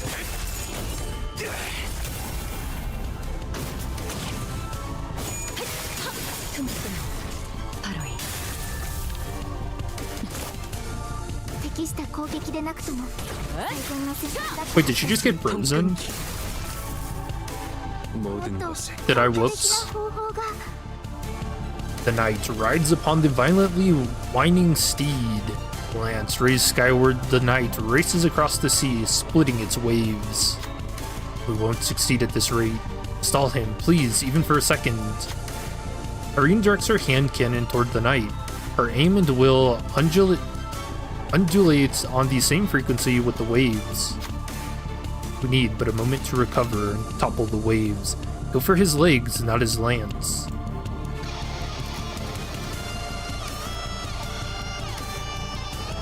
We have to stop the knight's charge. We have to observe the situation more carefully.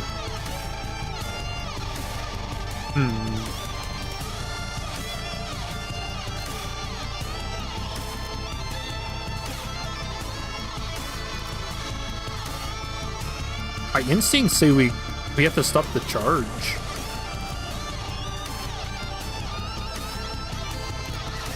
It feels like that's what I should go for, but I also want to observe because we're probably going to get more options out of it, you know? So we'll do that. The high-pitched and powerful cry resonates. The Night Steed is sending out a warning for something. Last night gains through haste. Okay, well. Oh, we got frozen. 개의치 않고 말씀을. Faust, why? When he's got aura now? Dude. That's sick.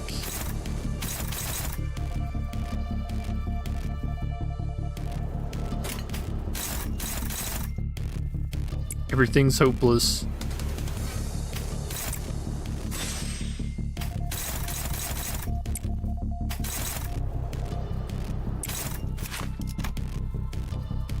I mean, it felt like he took a lot of damage last turn, so I don't know if we can just brute force this last section.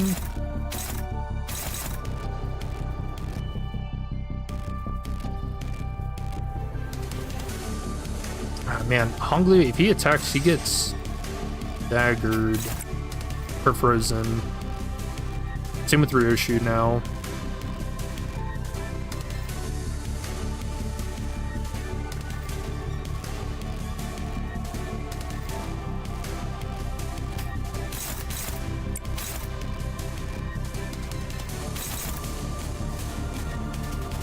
I mean, we know he's gonna max roll here. He's at 45 sanity.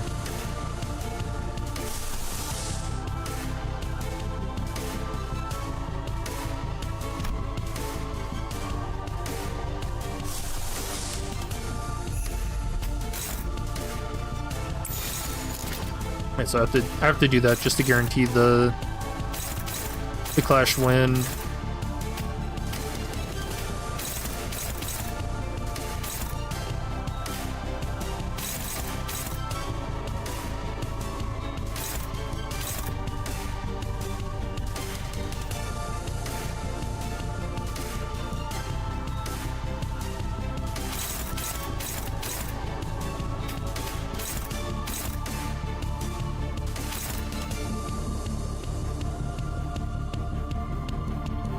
So I can't let that go through, because he has to be using his clashable counter and that'll trigger it.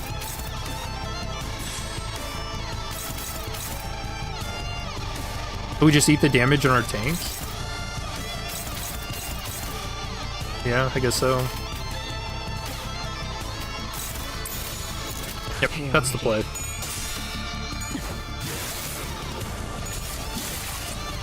Oh, does he not have a stagger bar for this last part? Oh no, and more unbreakables. Okay.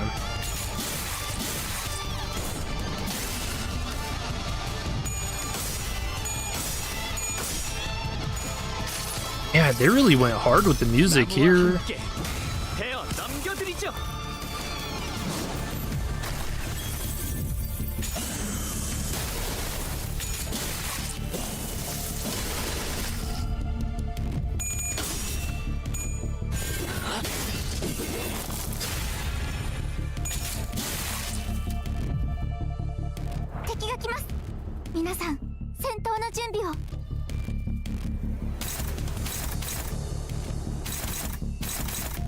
What?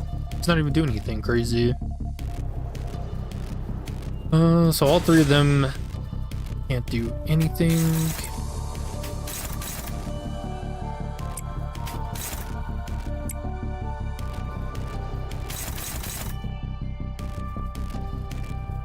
Dude, this feels so wrong not using Lord Lu's skill 3.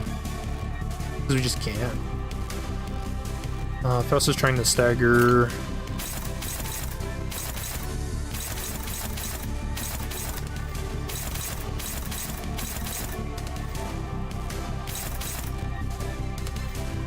I mean, they're all on him. He can actually clash because he has clashable guard.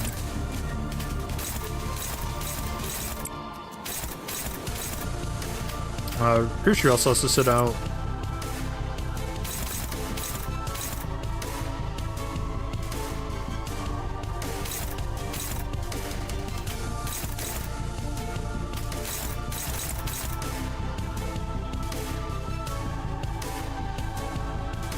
Or that's Otis.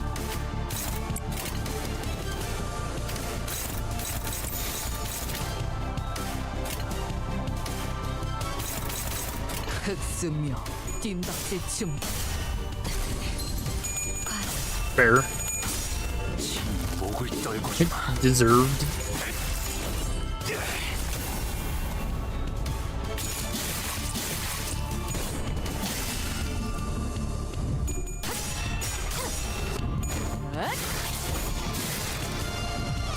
It's actually kind of insane she won that.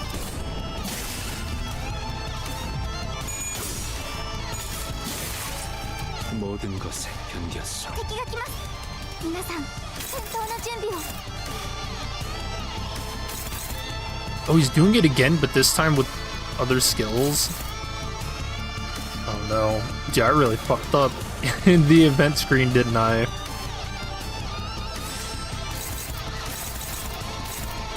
Oh no.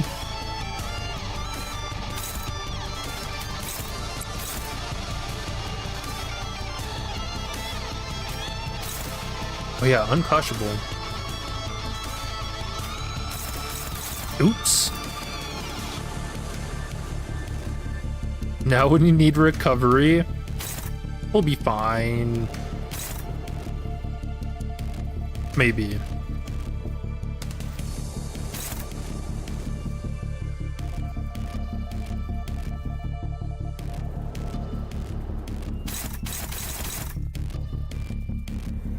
Maybe, I mean, oof. This actually really sucks. I feel like my only recourse is to try and kill him this turn, I guess.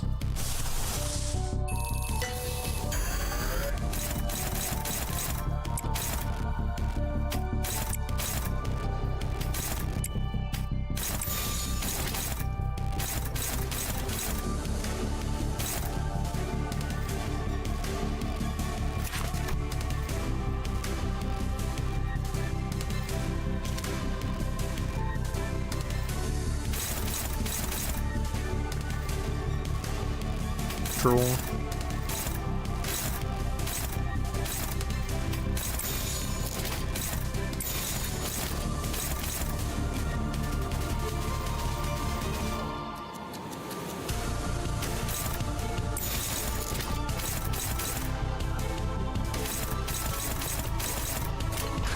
Yeah, I have to just kill him. Kill him or die. And she's frozen. I like that effect. 그림자 속으로 가라앉게. Oh yeah, he gets protection.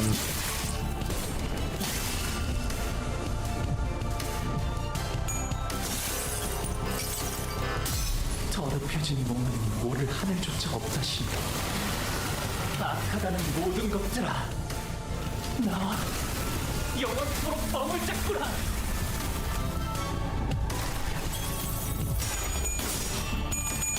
Can't really barely do any damage to him. I think the only thing that's really doing damage is Rupture at the moment.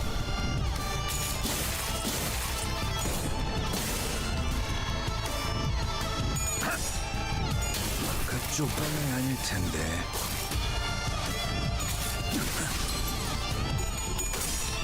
혈염동 바로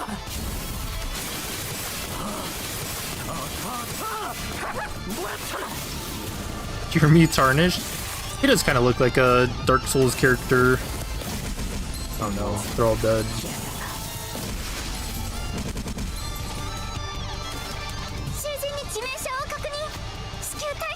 Night rides upon the violently. Oh yeah.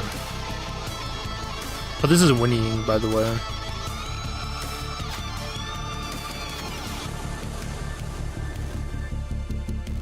Oh my gosh. They're all dead. I have to stop the Knight's charge. Who can put a stop to the Knight's charge?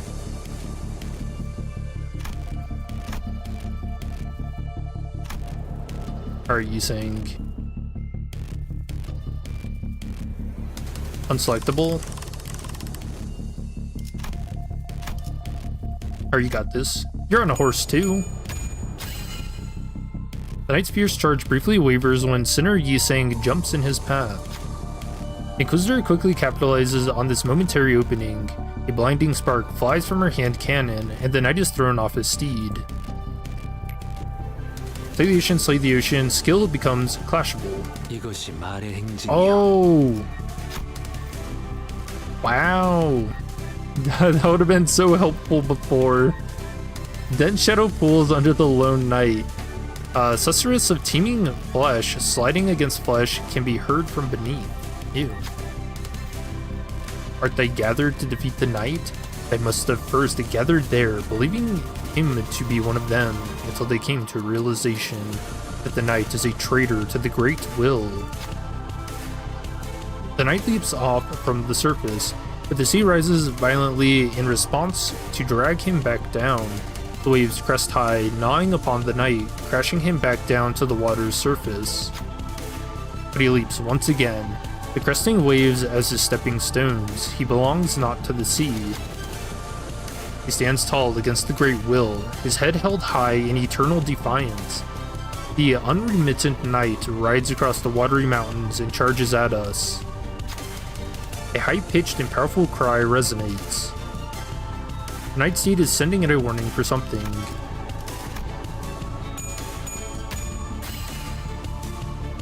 Sinner Otis brings the knight's charge to a stop. Then, the waves begin to crash in. Once, twice, thrice. But unlike the knight in the back streets, the waves don't stop coming. He has always challenged the waves, and is fated to do so for eternity. The waves will always shake the sea, until the day of the knight's sinking. Struggle passive deactivated. The last knight gains the knight's corpus. 간단한 명령입니다. 겹겹의 중 作戦の一環 뚫어보이겠어. リンバスカンパニー Yeah, and while everybody's chilling out. So struggle is no longer the protection.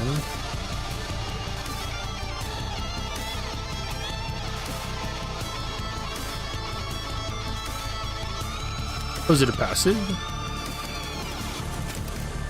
Take plus 80% damage. Oh. That would have been great last turn.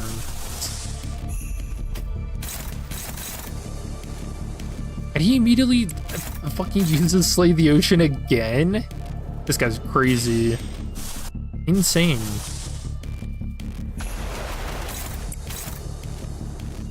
Ooh, not even guaranteed.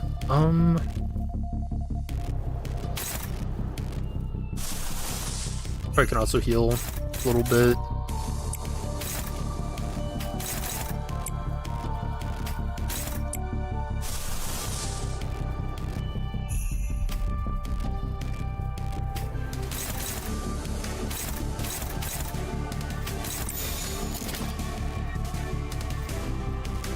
So Sinclair and Gregor are gonna freeze. All these guys except Faust are gonna end up freezing. I don't think there's really a way around that. Well, I guess we can stop Desang from doing it by just not attacking.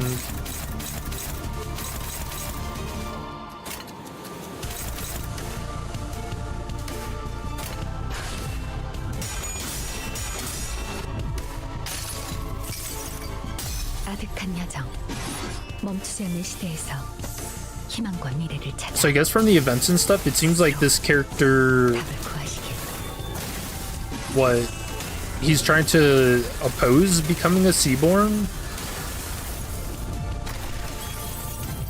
That's pretty cool.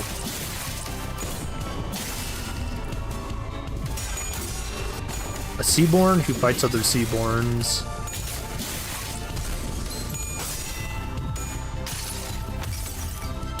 나의 손으로 Back enemy tries so far.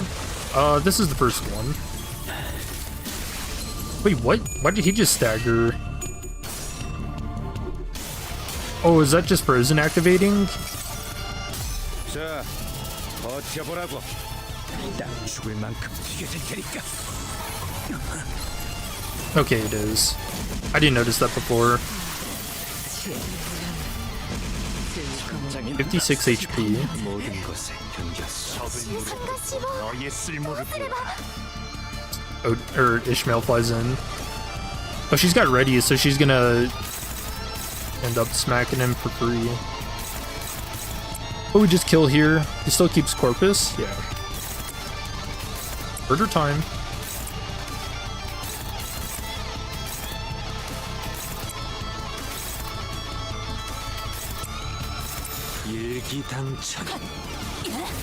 I didn't check. Does he have another passive where he has another phase?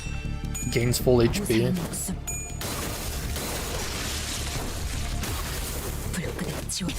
지나온 길을 생각하면 이 또한 We did it. 내가 걸어야만 하는 길이겠지. I'm out of rounds. The lamp's almost out too. Damn. We're beat the hell up. Holding him back for now, but we won't last much longer. No BS. I can last.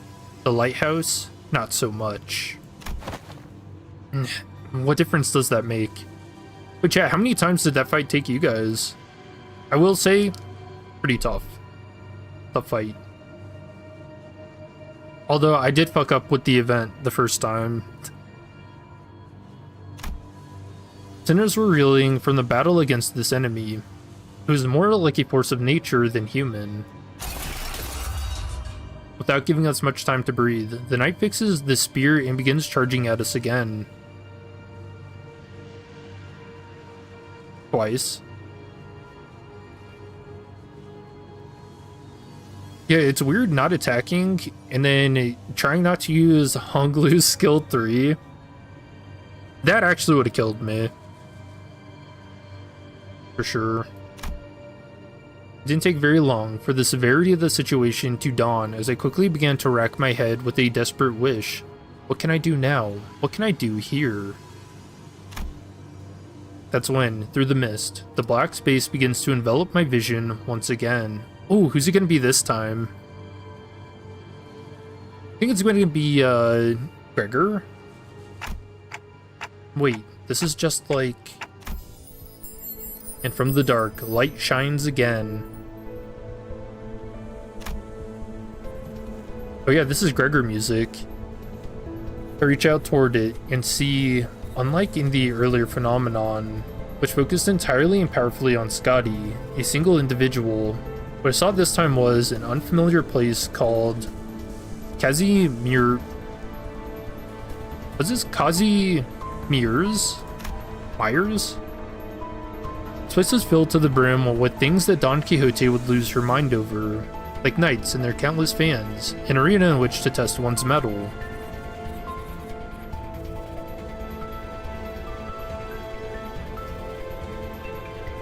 Twice, because you also chose wrong during the event and got wrecked by his AoE. I'm kind of surprised I lived through it, to be honest. And I lived through it without having healing, too. At least on that turn. But the one in Mia's thoughts sits far from all that glory in a very mundane-looking office. Oh yeah, Unbrilliant Glory. Gregor. He wears a well-kempt set of clothing, while his eyes are, with a slight squint, focused on reading the newspaper. The man looked more like an office worker than a knight, but the most radiant part of that scene was a banner hanging on the wall and a sword. Don Quixote was the first sinner who came to mind. Can she, our ardent admirer of knights and pursuer of glory, spin that energy from his sword as her own? Wait, no. He's different. He's... I need someone who doesn't pursue glory. Someone who can handle their own tarnished glory. The sinner who can detachedly wield the entirety of their bygone honor is... Yes, there's just one. I'll trust you, Gregor. Use this ego to hew into the knight's charge. Split the waves.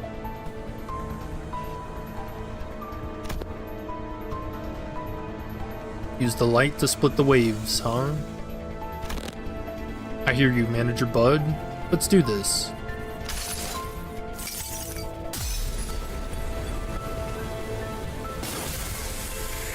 검은 이 명예는 이 영광은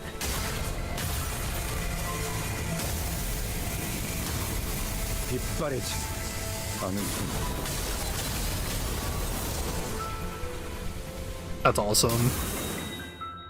The incandescent golden blades of light surge forth, cleaving through the darkness of the sea. The knight withstands and parries each of those lights away, but he comes to a stop when the last of the golden radiance cuts across the sea and looks in our direction as if to admire it. And finally, the lighthouse makes a low, resonant creaking noise before firing a bright light toward the ocean horizon. Mears has completed the repairs. Oh, the light returneth to its house once more. Get it, lighthouse? Silence all. Mears is saying something. I could have said, Mears was peeking out of the window and shouting something at us. Vessel Masas is still near the shores, somewhere in the coastal sea. He moored somewhere by the beach, somewhere quite a bit of distance away from the village coast. Confirmed. I'll radio Dr. Kaltsit immediately. Phew. That's all well and good, but what about that monster? Yeah, what if it charges at the lighthouse again and destroys it? I heard it talk during our battle, but I don't think that creature is capable of actually communicating with them. This will be a problem. Uh-oh. Don Quixote, wait! Don't get too close to it. It's too dangerous. But before we could stop her, Don Quixote had already approached as close as she could to the Seaborn, her eyes twinkling. She takes a brief moment to admire the knight and his steed, before asking in an energetic tone, "O mighty knight, what is the name of thy noble steed?"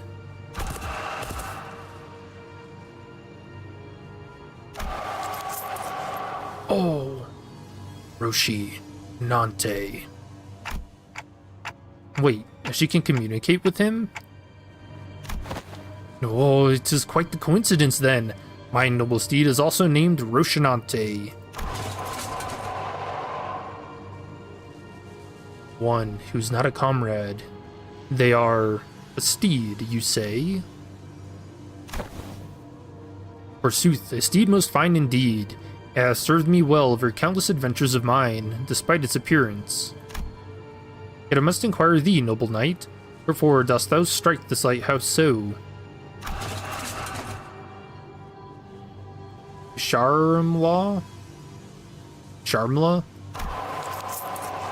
It was not the waves. The waves are darker, more raucous?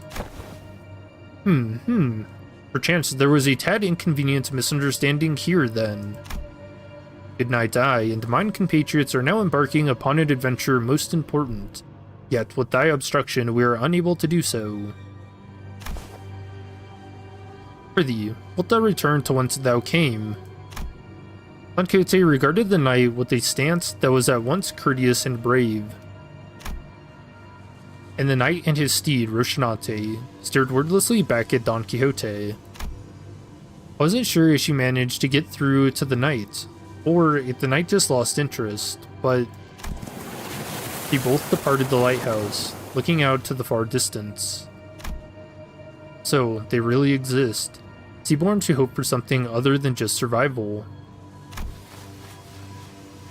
Such powerful seaborns lurk at sea.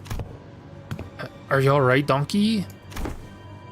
You should be thankful that it somehow yielded a positive outcome. When are you going to fix that habit of rushing forward without thinking it through? Mine apologies. While Don Quixote returned the knight with that bizarre conversation, Amiya raised her voice happily as though she just received good news. What? Dr. Kaltsit, is that true? What's going on?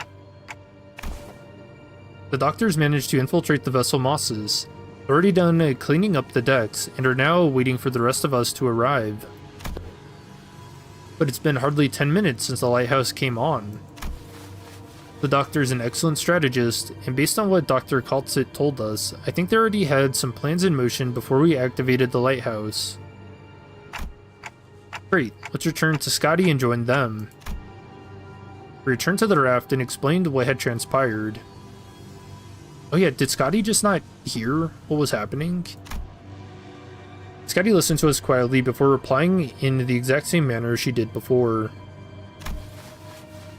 Someone's going to have to stay behind. I'll stay. Go find the vessel Mosses. You're going to refuse again if we offer help, aren't you? Yes. Then I'll see you after we retrieve the vessel Mosses. I'll let the doctor know what happened here. What an oddball. Alright, throw her in the sea. Get her out of here. Dude, can we trade Scotty for Radia? 오늘 부끄럽지 않았습니다. 의의를 바로 세우는 데 일조하였으니 내일은 더 떳떳이 살아갈 수 있겠군요. Wait, was Radia even in the fight?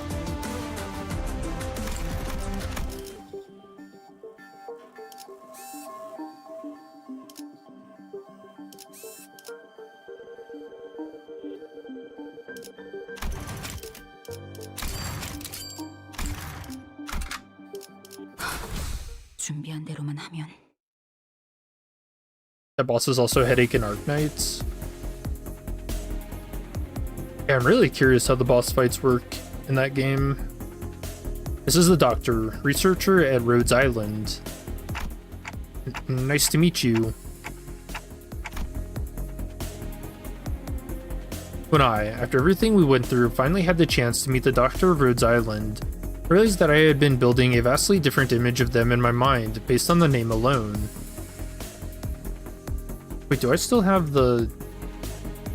Oh, I don't still have the picture of fucking Hugo ready. This guy looks a lot like Hugo, though.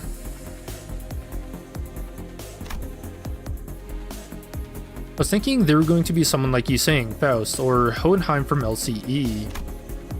But the first impression of them was similar to what I felt when I met a K-Corp employee. The clock just ticked. And this is Dante, a manager at Limbus company. The ticking just now was, nice to meet you. Okay. Thanks for accompanying Amiya. Honestly, I was pretty worried when we were separated at the border. I should thank you and Amiya, actually. We would have been in a real pickle without her, so... It's a bit embarrassing to repeat that myself. Dante says that we would have been in a real pickle without Miss Amiya. Sorry, Manager Bud can't talk human, so don't worry about it. I'll take over the translation. I like the way this scene on the ship, on the decks, is set up, because it's a lot like the Pequod. That's cool.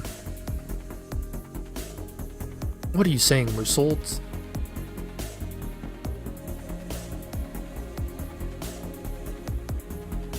It is incorrect to state that the manager cannot talk human. A more accurate assessment would state that the manager is incapable of assessing sonic means of communication, which includes verbal communication.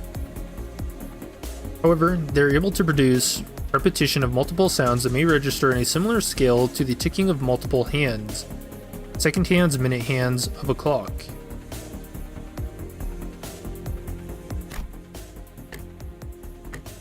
I don't know, something about the way Mersault puts it sounds worse. Don't worry, it's not a difficult task when only a single individual has to be translated. Doctor, let us move on to the next steps of the plan. Next steps? Thanks to Limbus Company's efforts, we obtained the exact coordinates of the vessel Mosses, managed to capture the decks with ease. However, Fabius, who is suspected to be a bishop of the deep, and his followers have barricaded themselves inside the bridge's control room.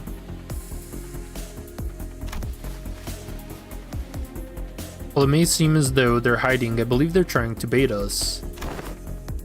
As in, they're waiting for us to enter the bridge before summoning reinforcements from elsewhere to trap us in a pincer attack?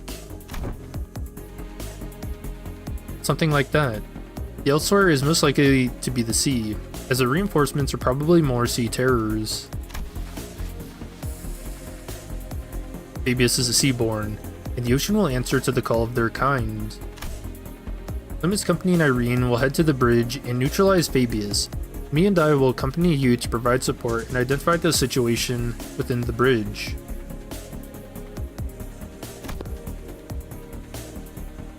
In the meantime, Kaltsit and the other operators will remain on standby in the ship's exterior at the pre-designated locations.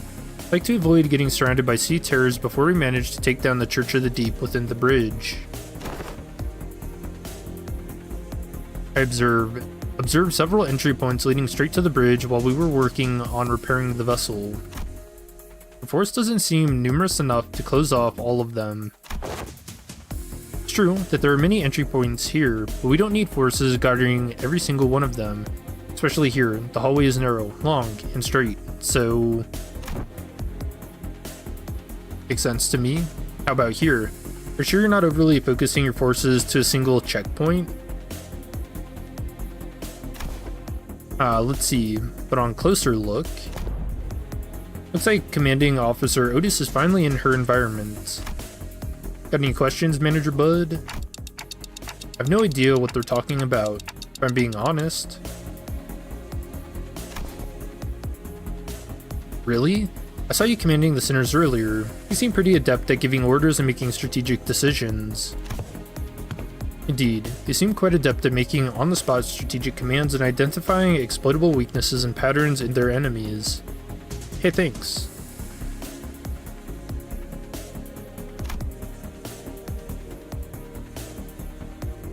However, the Doctor and the Outsider are operating on fundamentally different fields. No further elaboration is necessary. Is that a UI joke? Agreed. A particular aspect of strategizing is not one of Manager Dante's obligations. Even if there is a chance for them to engage in such elements, it may be too early to do so.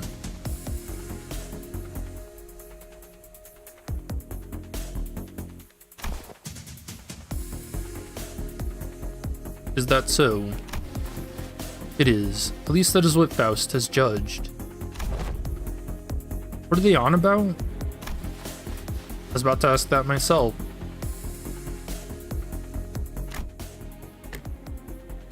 I don't know. I have no idea.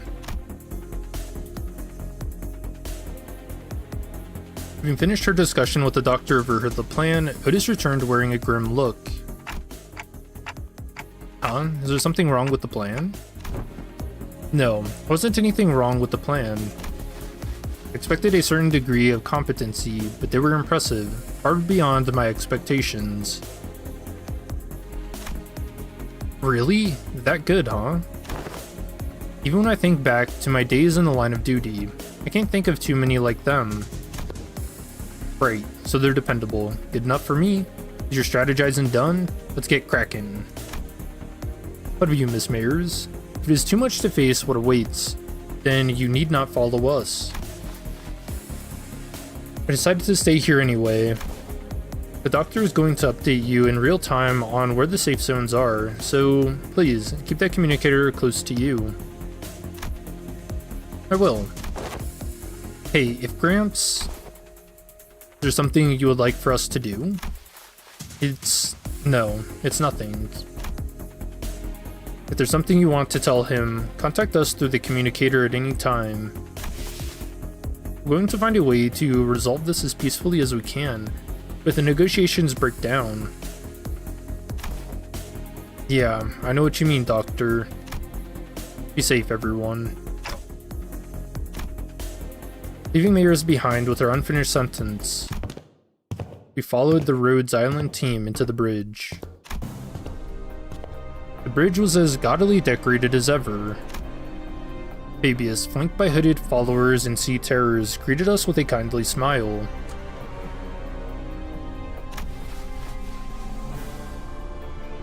Welcome!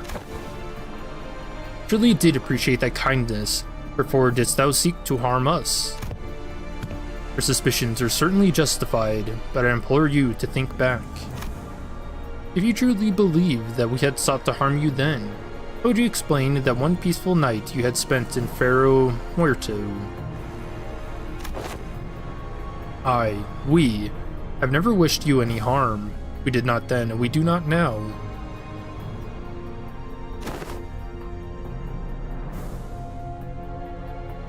Not even a day after you folks stabbed us in the back like cowards, and you want us to believe that? Our wish has always been the same. We only wish to extend the freedom to roam the seas to those with capable, kind-hearted souls. Mate, we know you're just trying to turn us into sea monsters of some kind. Monster is only a name. The essence of its being changes not regardless of the label given to it. Become one with the sea. Become one with the endless cycle of life, and one day, your misunderstandings will end, and you will come to understand us. Looks like this fight between us is going to be unavoidable. Pulled out the identity cards the moment I saw Fabius raising his hand.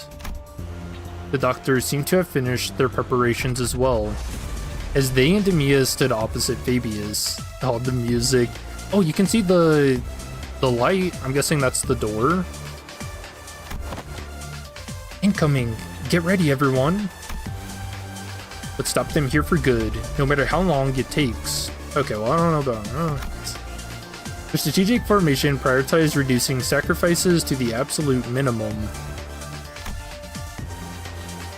Their command sought to protect, sought to defend, and the forces were cooked to follow them.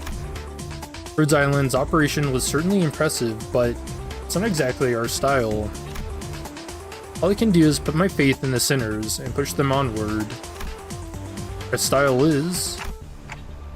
trust me to bring you back, no matter how many times they cut you down. Let's wipe them out.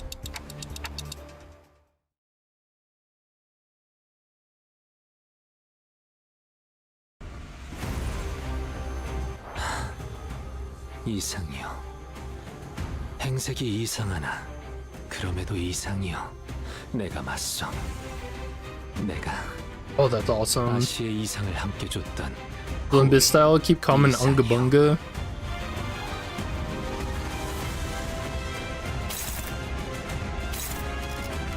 Damn, this is awesome. So we got 2 waves. The first one, 14 enemies, cultists.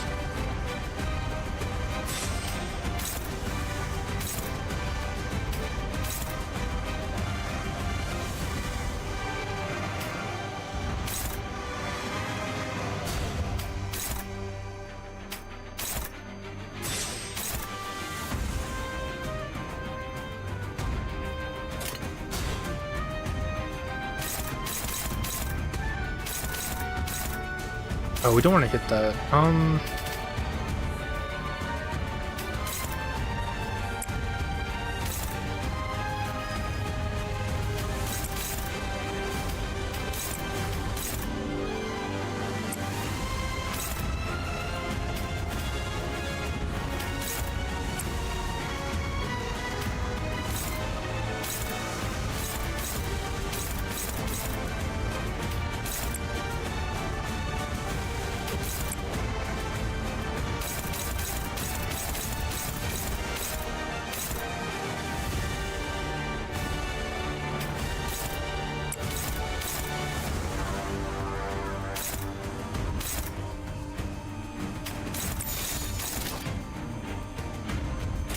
불가. Okay. 시비수기 명한다. Alright, I was trying to set it up so that Faust would actually get an assist defense that turn.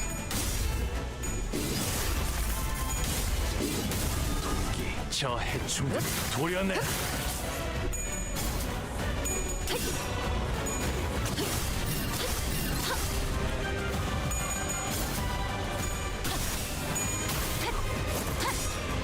무상은 없어. Yeah, I like the not so subtle glazing of Arknights there though. And the doctor. That's pretty cool. Do you guys think there'll ever be a collab where Limbus comes to Arknights?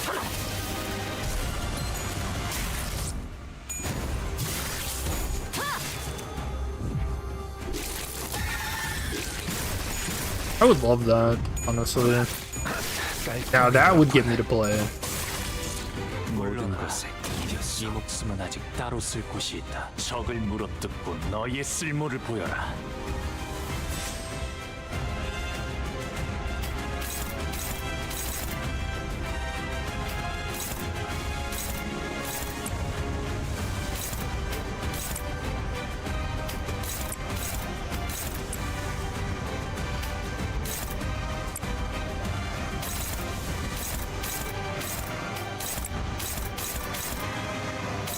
Alright, that'll be our assistance target.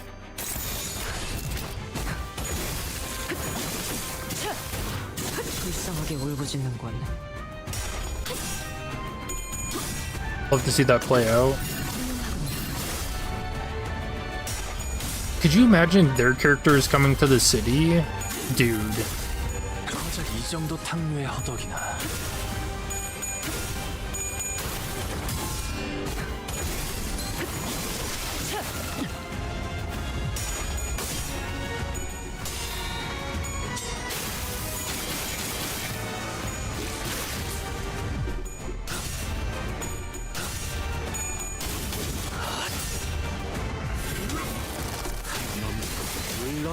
You know, that would actually work pretty well too.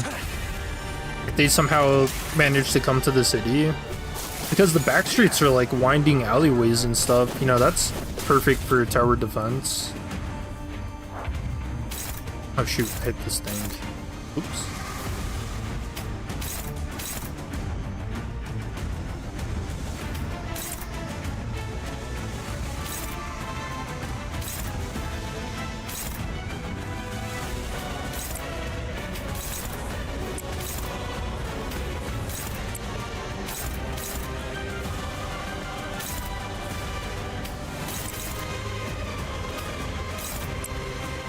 Dude, the music's so epic. What a great event.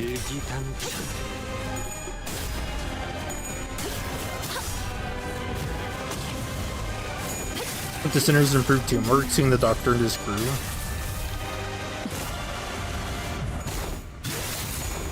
Maybe one day. Teamwork's never been their style. It's always just kind of shouting and running up to things. Like Dawn did with the knight. 고작 이 정도 탕류의 허덕이나.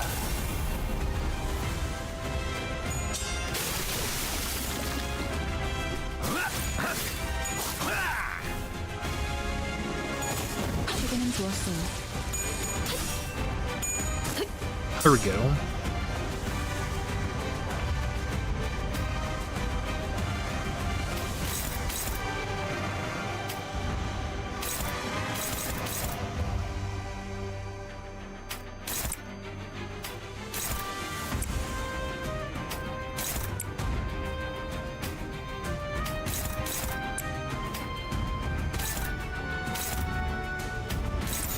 날개를 펼치고 발톱을 걸어.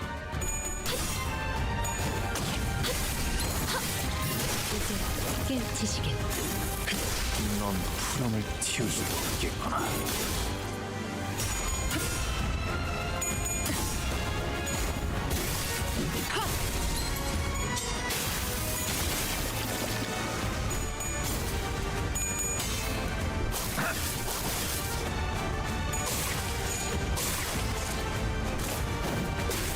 It's weird. I do have questions about the Seaborn though. So like, did they just come in and like destroy the Iberian coast and then peace out?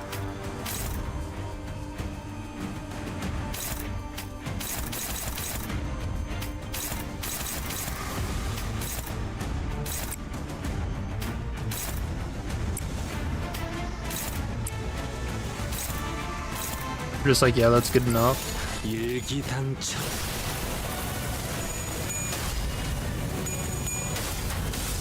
Damn, dude, they really did get me interested in the lore. 넌 푸름을 틔울 수도 없겠구나.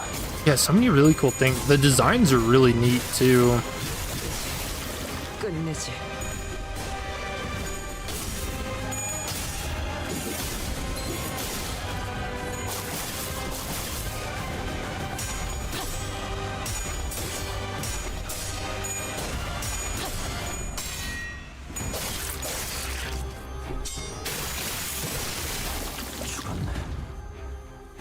다음은 어디로? What?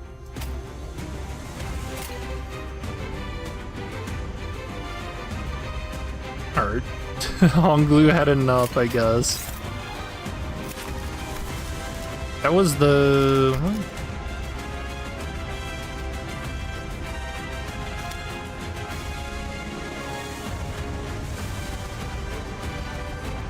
I actually don't know.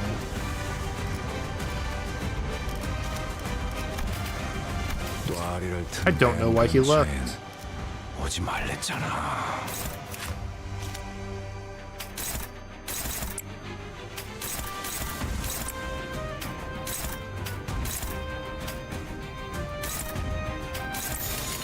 불가 미야 훌륭하군요.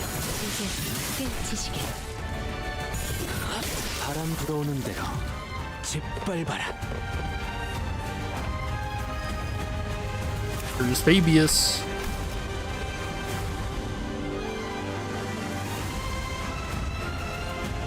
I thought he was the only one that applied the Sea Terror simulation. Do these guys also have that? Oh, they do. Whoops. Alright, that might have been my fault. Just a little bit.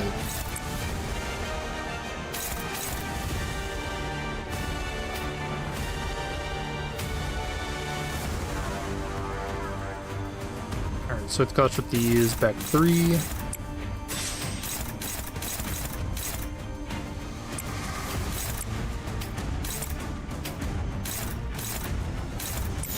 자, 어느 쪽일지 잘 생각해보라고.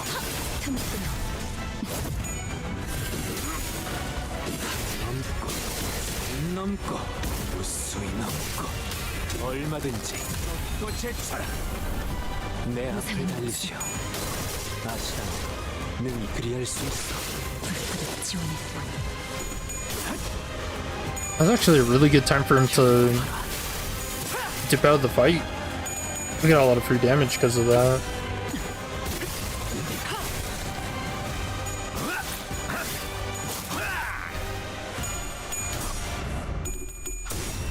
Look like being similar in the outskirts.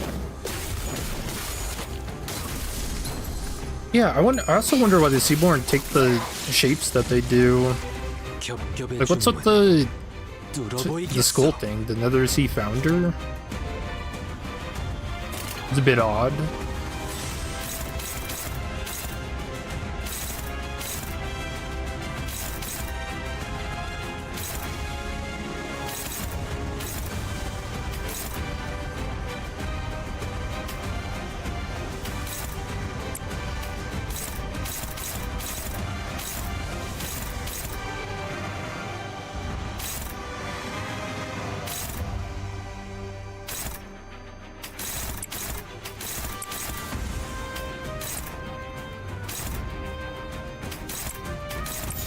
자, 어느 쪽일지 잘 생각해보라고.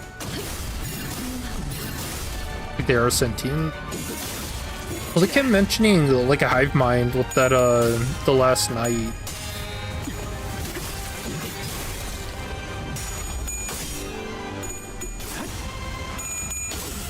Yeah, so what is the thing that's controlling them?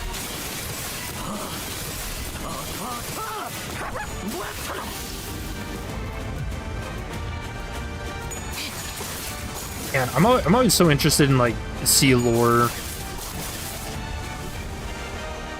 You know, I've always said that I don't really understand why, as humans, we seek to explore space so much more than exploring like the oceans. You know, like the ocean has just as many crazy secrets, and also basically, you know, alien life exists down there, so. And if not, damned close.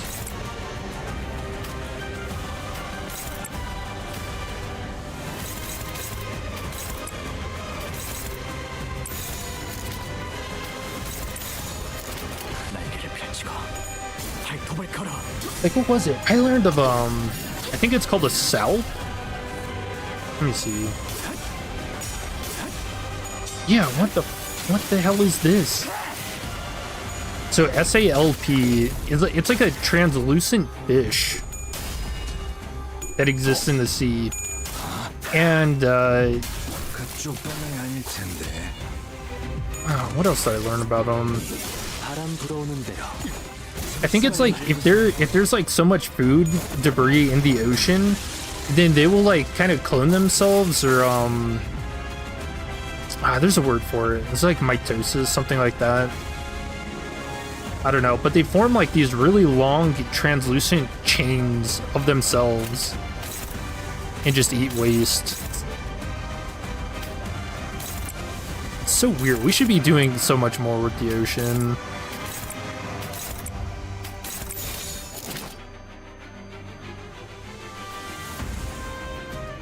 What new ego? Here. We'll do a meltdown. 불가 위야 막아내지 못하리. 아득한 야정 멈추지 않는 시대에서 희망과 미래를 찾아 스스로 답을 구하시길.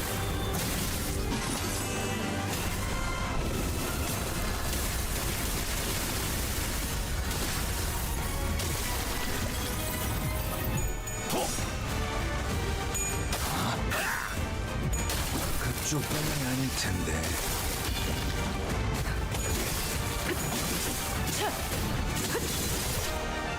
무상한 목숨 불프대 지원해보라. 이 거리면 충분해. 너한텐 조금 멀겠지만. Baby is down. Mission accomplished.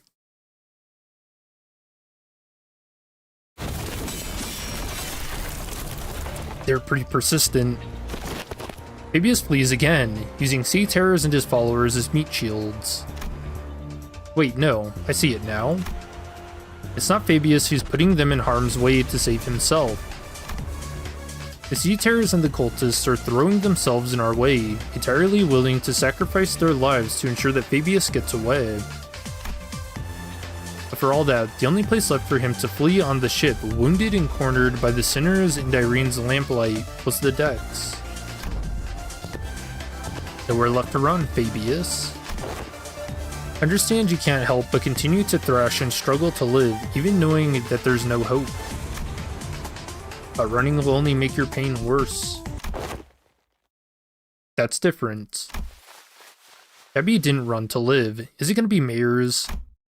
The voice echoes from under the dark sky. Mayer's? I knew it! I had a feeling she was the one controlling them. I should have said that. Mayer is appearing quite different from how she did a moment ago. She approached Fabius slowly, her expression solemn and mournful. She looks down at him wordlessly. I told you that your methods won't win their understanding, Fabi. Haha, what a shame. I thought those with such wisdom and aptitude would. Dude, what?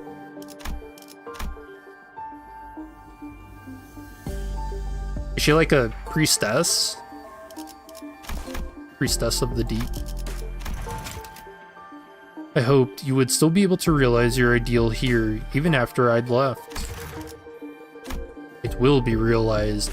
Fabius may die here, but we will remain. Now, it is time. Devour me. Fabius blurted out, threw us off once again, even before we regained our footing from the shock of realizing Mir's true allegiance. Eat people? Oh, looks like they're about to give us a live demonstration of some gourmet art. The District 23 treatment, huh? Oh yeah, she's saying it. I heard it's a pretty common thing in the District 23 back streets, but I'd rather not see it in person. Hey, I think I'm just gonna look away. That's okay, right? Just what? Doctor, weaker seaborns willingly let themselves be devoured by stronger ones, thereby sharing their experiences and nutrients with them. This is a commonly accepted practice among them. It is but a behavior that prioritizes survival over all else. This isn't done in any sense of sacrifice. The time is here. Devour me. Set sail toward your ideal. Alright, you saying from the top ropes? Sorry, Fabi. I still got some canned food left for me on this ship, and I think I'll delay becoming a Seaborn for a little while. Why? I found a new destination. I'll gain a new power from there, and then become a Seaborn, so now is not yet the time. If that is your will, O Bishop. Don't worry, your flesh will fatten the bloodkin of the sea. Mears waves her hand, and sea terrors climb up to the vessel from the ship and begin tearing Fabius to pieces. Despite the way it looked, Fabius looked exhilarated, nary a look of suffering or pain wrinkling his face as they ripped his flesh apart.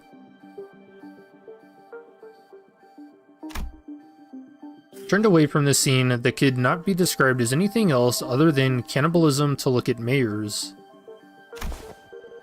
Doubts it. Is she... Don't need to ask questions when the answer lies plainly before you, Doctor. What is happening? Wherefore did young Mears? It wasn't Fabius. Mears was the Bishop of the Deep. Ooh, what a twist. 오늘 부끄럽지 않았습니다. 의의를 바로 세우는 데 일조하였으니 내일은 더 떳떳이 살아갈 수 있겠군요. Light of the city.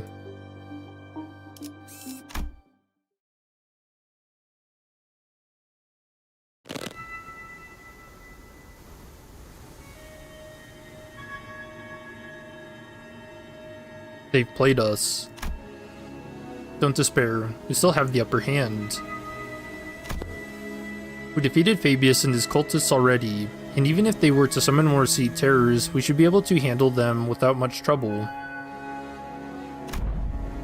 Hey, Aegir, just what were you thinking the entire time as you deceived us? I had a feeling I knew what she was going to say to that. She was either going to say that it was for our sake, that it wasn't a deception at all. Or maybe she'll give us one final gloating. But her reply, the words of which were carefully selected after gazing out at the far ocean, was not what any of us could have expected. I'm sorry. I thought this would be the better way to approach you, but I see how it can come across as nothing more than deception.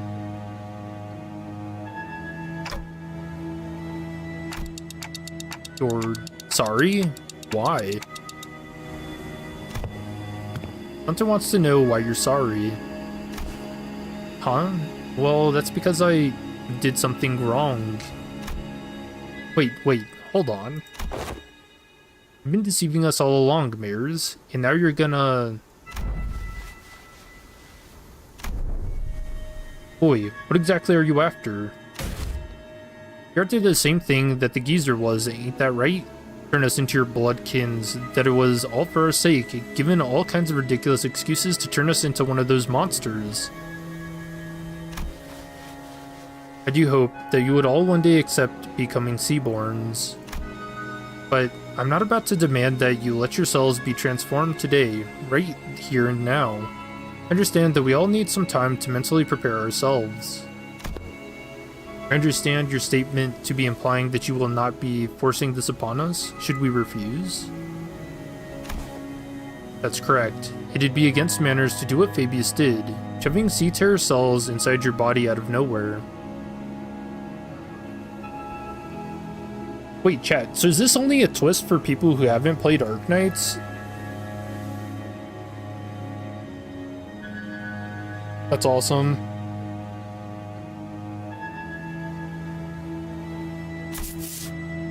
Manners, huh? Although I was taken aback by the fact that Mears was a Bishop of the Deep. It was also true that Mears had never tried to bring us harm, unlike Fabius, who attacked the sinners directly. But she did almost get us in big trouble with Irene while explaining things to us. That's also true. The mirrors has been extremely helpful so far. It was her who led us to the lighthouse. It was her who stayed in that crumbling lighthouse until the repairs were done, as that terrifying night continued to assail its walls. What was your actual relationship to Fabius anyways? Just someone who also once strove to realize the visions of our ideal worlds. Our goals once converged, but not now. I was pretty taken aback too, when they attacked you back at the village. Maybe he got greedy when he saw Faust and Otis repairing the ship. He got greedy? Fabius believed that welcoming capable people as bloodkin would expedite Seaborn's evolution. Oh cool. So you're like some cult leader, but you don't necessarily want to antagonize us. You still haven't told us what you're after though. I'm going to the city that lies beyond the dimensional door. What? No way. So, you're trying to flee to a different world where the Inquisition won't be able to chase you? This isn't running away. I just want to help the people of the city, that's all. So, I'm bringing the Seaborns with me to the city. Dude, what? Don't tell me. You're going to invade the city alongside those monsters, then.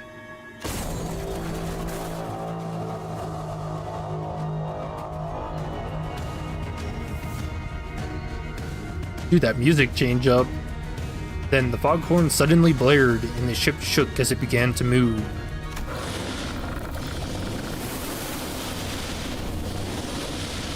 Church of Gears 2.0.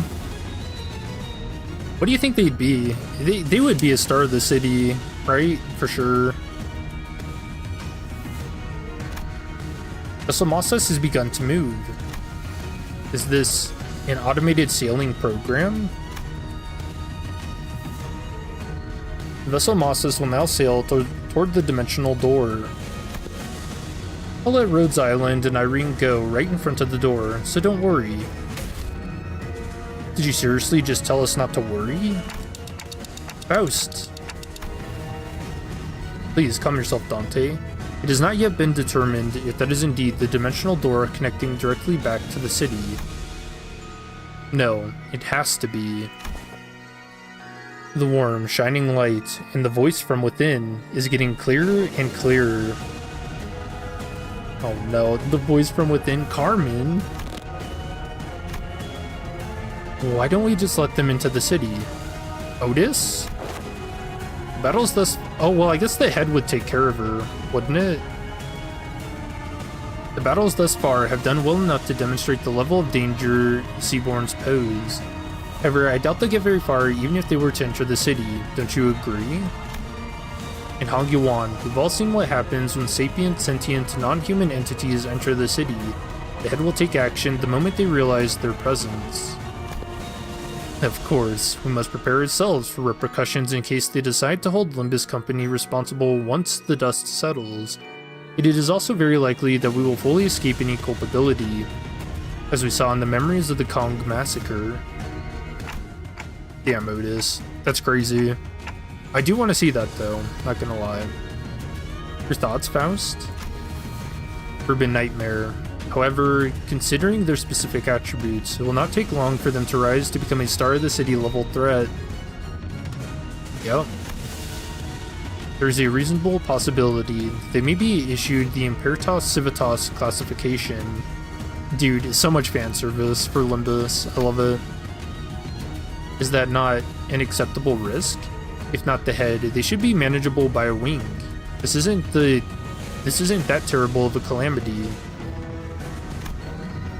The Kaltzit shook her head resolutely. No. Her technology seems to be based on something else, which is neither originium art nor any of its derived technology. And that is precisely what can make your world vulnerable against Seaborns. Is it because they learn fast? Yes, those on the front lines of the war against Seaborn stubbornly stick to using traditional low-tech weapons. Deploying high-technology weapons against them is only going to make you an enticing meal. And can we just let whichever unfortunate wing that ends up fighting these... You take into account that it may take a significant amount of time to earn their trust. Even if they were to be convinced, there would be other parties with alternative perspectives on the matter, complicating issues. The situation will rapidly grow out of control if backstreet syndicates or fixers get involved, unless the head designates a taboo to prevent it. Even then, considering what she has been saying. Yes, we must consider the possibility that they may be capable of absorbing the head's technology as well, before they are expelled from the city. That'd be insane. How do you plan on helping the people of the city, mayors? By giving them a chance to become Seaborns. What do you want about become Seaborns? She ain't all there either, eh? What kind of help is that? Mayors, you know that's no different from what the Church of the Deep is doing here. No, it is different. Because someone showered the city with the light. The light?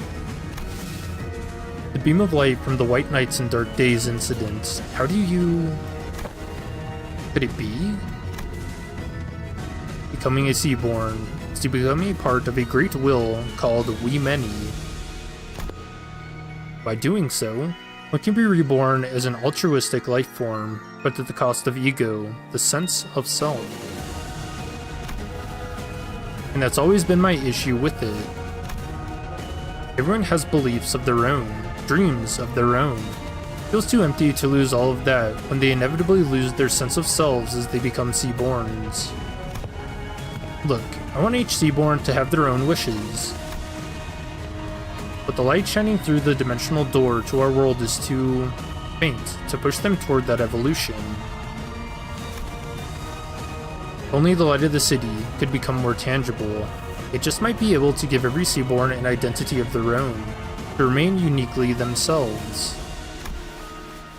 And why is it that you advocate toward those of the city to join the Seaborns, when one could simply learn more of the light before returning here?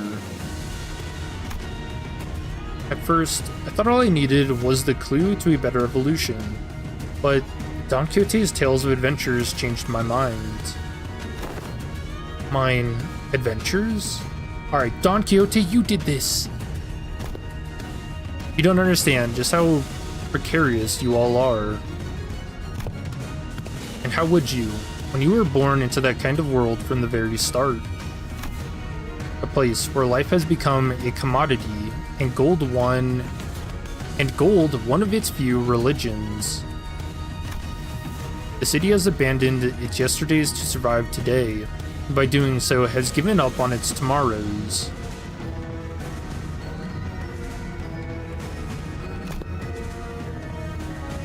Just as I needed the light, the city needs Seaborns.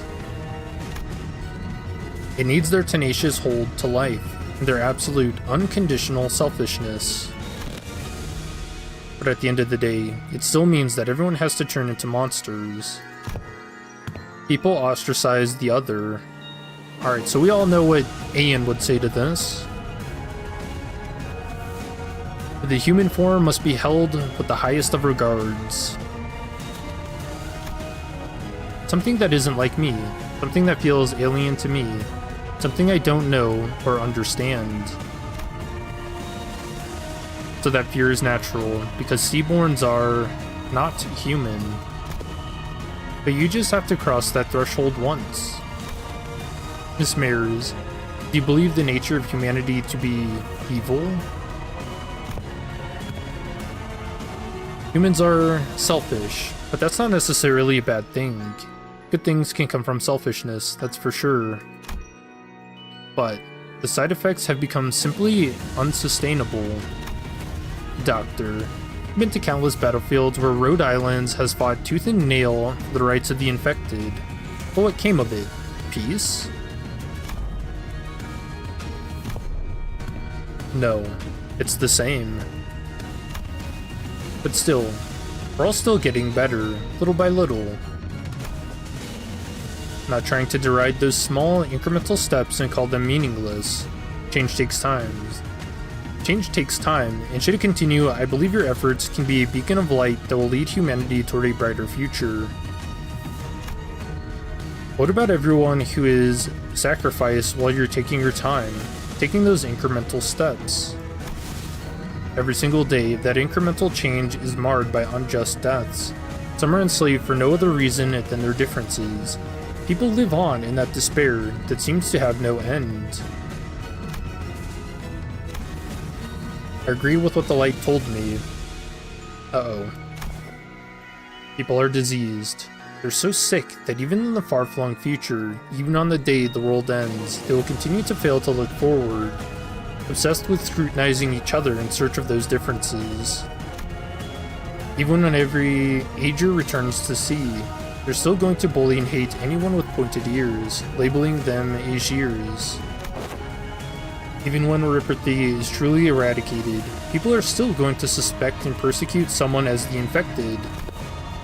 People are imperfect beings. You're right. There probably isn't anyone out there who can really sacrifice themselves for the sake of others with nothing but perfect selfishness. She's gonna distort? Oh, I heard the bell. But not when it comes to Seaborns. They don't suffer from all this absurdity, nor are they coerced to sacrifice against their will. They have the power to progress toward a better future built from mutual understandings. Because they're the kind of life form that seeks common ground instead of scrutinizing for differences. The bells. Wait, what? A strange shaped form shimmers and materializes before Mayors. I couldn't quite tell what it was, but it was round, and it looked like a tool. It is possible that she had already met the conditions to effloresce. Oh no. She's egoing! Possible explanation would be the absence of the particular pull required to draw it out of her, or the insufficiency of it. This isn't anything like the arts. What is happening in front of Miss Mayors? Is our proximity to the dimensional door increasing the potency of influences coming over from the city? Precisely. Connection to Faust returning to normal levels seems to indicate that. Wait. Can people in other worlds, Mayors, also manifest ego? Internal conflict and anguish is a commonality among every intelligent entity, regardless of whether they are from the city or not. Therefore, yes, Faust is quite positive on this possibility as well. Oh no. However, what does that mean? The potential to effloresce an ego implies the potential to distort as well. Oh no. You've been dreaming for a long time, Mayors, drawing your own picture of an idealized world. And you've chosen the ocean as the means to building a path toward that vision.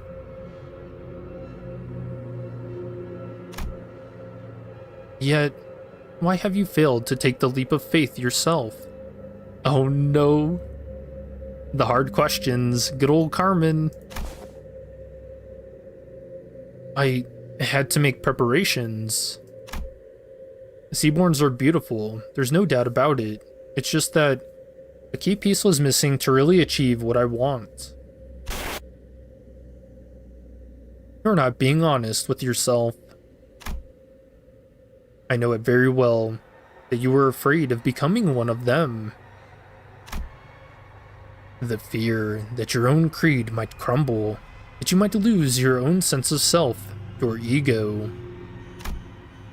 The fear that you might end up becoming nothing more than just another thing swept up by the ineffably overwhelming will. Isn't it terrifying that this hope can just disappear in a blink? Who's she talking to? Is this something Limbus Company has experience with? If so, I'd appreciate an explanation. Do we tell him? We're just like, wow, well, you know, all hell is about to break loose, so get ready. She's hearing that voice. When that singular faith that one had absolute confidence in breaks in one fell swoop, and their ironclad will is shattered. People of the city have the potential to distort into a monstrous form at any time. It is said that these phenomena are often accompanied by the distorting individual hearing a disembodied voice.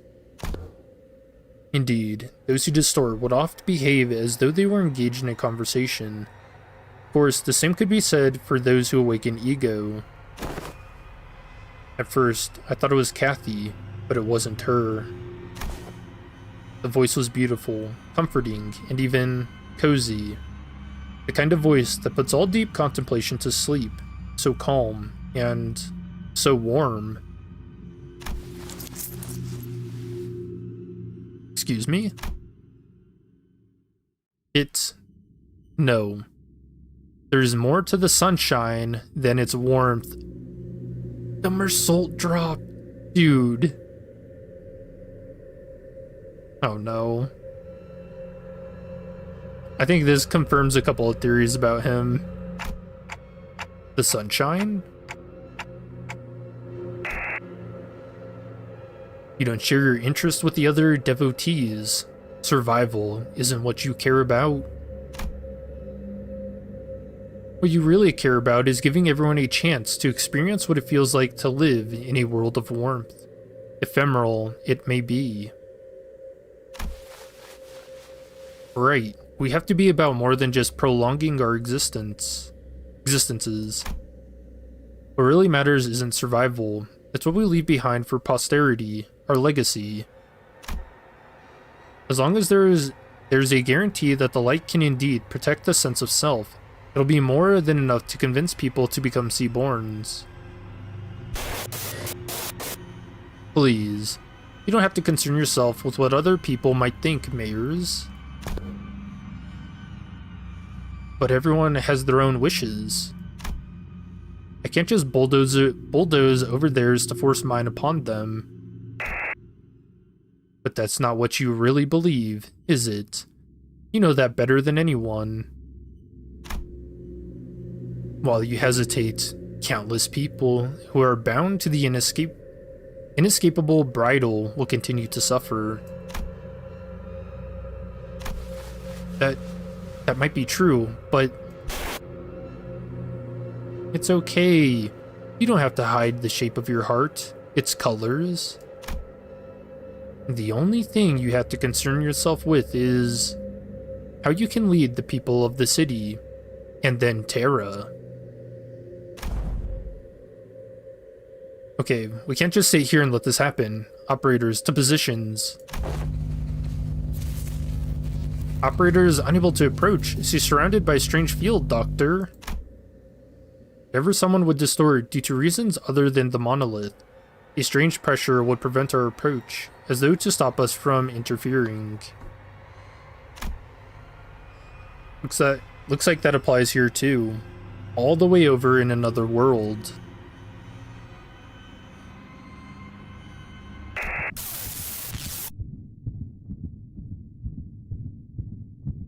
Love is our collective destination after all. So please, let go of this tool that might break your heart.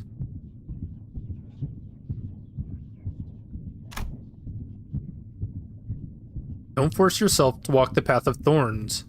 Your pilgrimage needn't be that of suffering.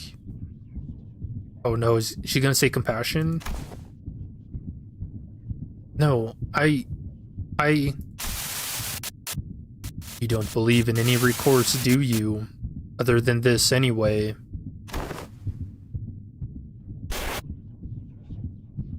Don't you think we should find a better, faster path with less suffering?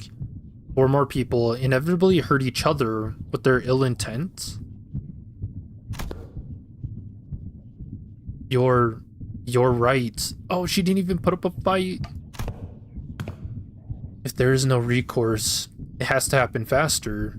I can't waste any more time while people suffer. Follow your wishes. Follow your desires. And paint. Let's show them the painting of your world reflected in your eyes. Before the compassion they believe in becomes completely worthless.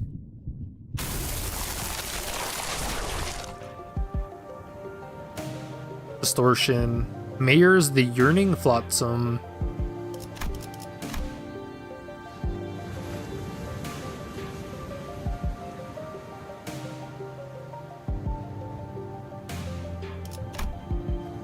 And Carmen claims another.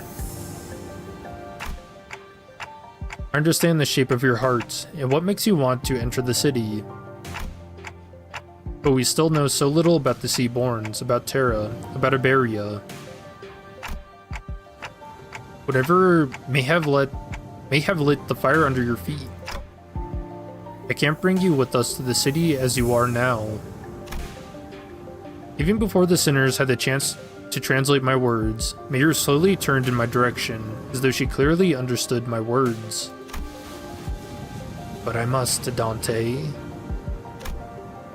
Your adventures were full of exhilarating tales, and I saw kindness in the every word and action of you and your friends, but that's not enough. You don't think they'll change?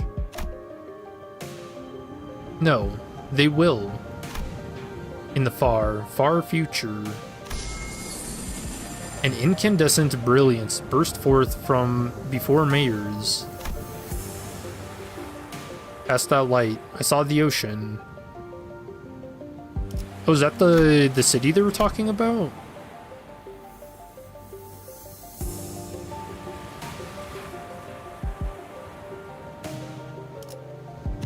See, they got translucent fish.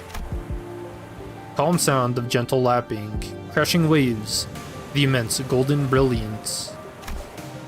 A portal? Where did it come from? Dungeon of the Fathoms.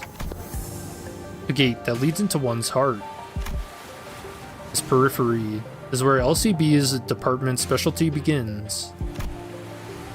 But what lies beyond this periphery does not necessarily warrant Rhodes Island's presence. Can you guys help? I don't know what kind of fathoms I'm walking into, but I have a feeling that we're going to need your assistance. Dr. Calcid. We're only here to investigate the dimensional door, but I don't want us to turn our backs on people we can help. Rhodes Island. Accept Limbus Company's cooperation request. I'll go too. You're still in Iberia. I can't let Iberian business be handled solely by outsiders, let alone an incident connected to the Church of the Deep. Don't worry, it's not like this is the first time we're letting someone not in our group into a dungeon of the Fathoms. We'll be fine. Or sea terrors. Given the circumstances, it seems very likely that sea terrors that were swarming the lighthouse are coming this way as well. I'll call Scotty here. You'll be staying behind then? Amelia will go with you, Doctor. Following mirrors who had already disappeared into the portal, we take our steps into the utopian world beyond.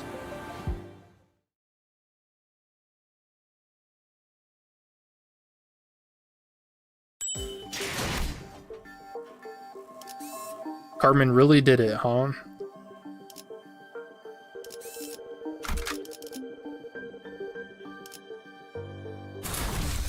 내 명을 들은 시비수 결집이다. That's so cool. So we are in Azir Mayor's house. News of the war is getting grimmer by the day. The sea terrors are coming, swarming. This is a day when the ocean-born calamity broke and sunk Azir's seemingly infinite starward growth. Fellow researcher, aren't you going to the surface, Mayors? More and more people have been getting too anxious to stay in Azir. I'm not. If Azir falls, it only means that the surface is soon to follow. Why? Think you'll head to the surface too? I'm thinking about it. There weren't that many. People around me began to leave for the surface.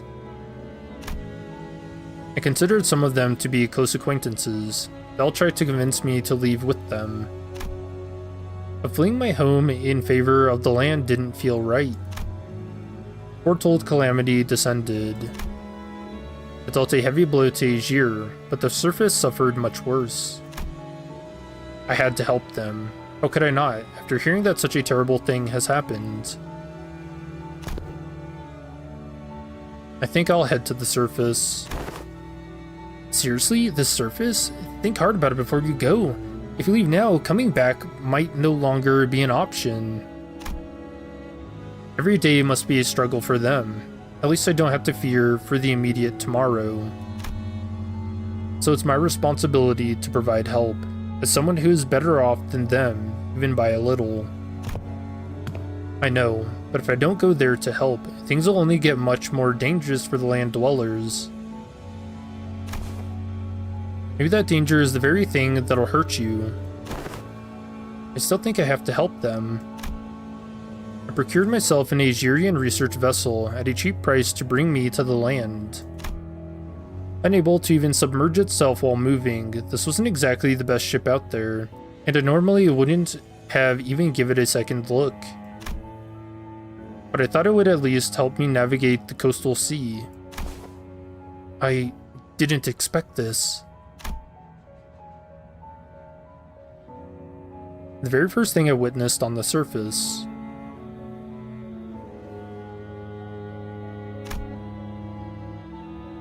was the bottomless hostility against the Azir. They denied my and Azir's offer for help for the sole reason that I came from the sea. They denied my compassion, my research. Get lost. We don't need your stupid research. You're from the same place as that calamity, aren't you? Do you really think we're so stupid that we trust you? They confiscated my catalysts and tore my research apart. My wish to stand with them against the calamity was devoured by the hatred born of the same calamity. Any kindness, any compassion I gave them was repaid twofold in hatred and suspicion. Did the terrible conditions of this land transform them into monsters? Or was this always their nature? It wasn't long before the research vessel brought from Azir was confiscated out of suspicion. A few weeks later, when I finally came across the vessel by the beach, there was an uncanny name inscribed on its side, Rebellion de los Masses. Oh, it was her ship the whole time. But none of that was enough to stop me from continuing my research for the sake of the land dwellers. I went through so many trials and errors to somehow impede the sea terror's rapid evolution, to revive the Iberian soil contaminated by the Nethersea brand. But my work bore barely any fruit, and I let the days float by as I watched the Inquisition arrest the Azir one by one. When my sea terror samples and research notes came into view, they all looked completely different from one another, some of them with fundamentally different physiologies. Even still, nothing stopped them from being us instead of I. And for the first time, I became doubtful of my efforts to interrupt their evolution.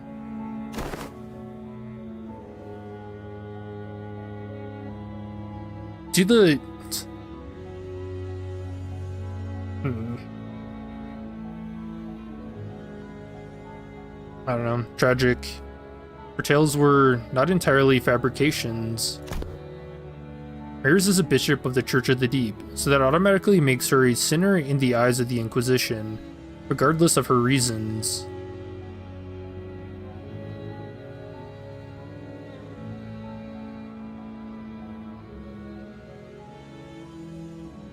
I guess that's something I don't get. So how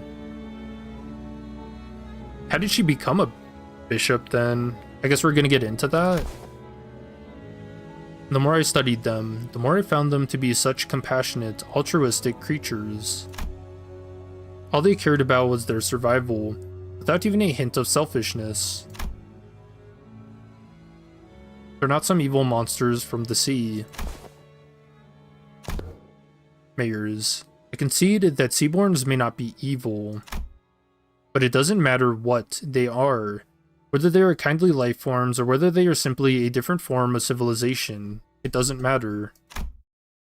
Because Iberia and her Inquisition does not define Seaborns as evil.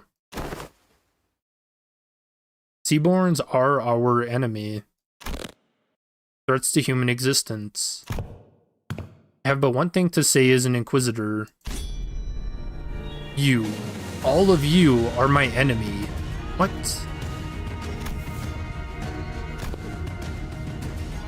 Oh, I thought she also meant the sinners.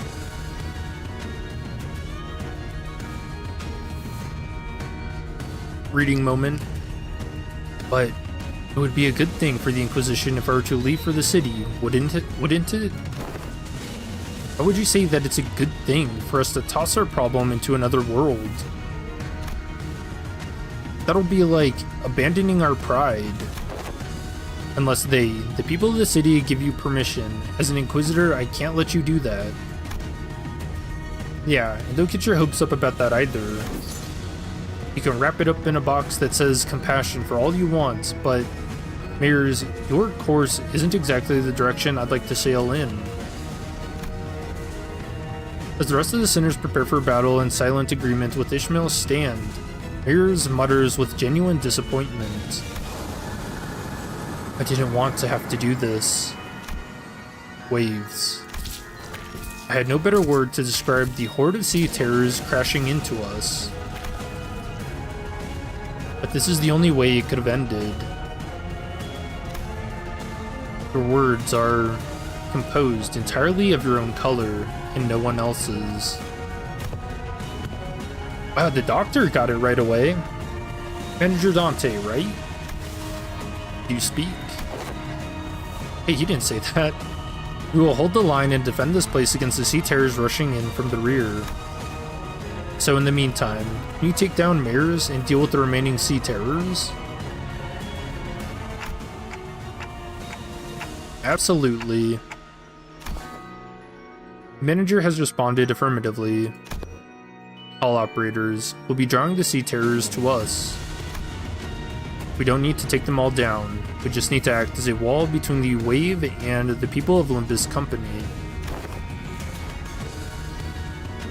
Irene, I would like to ask for your help as well.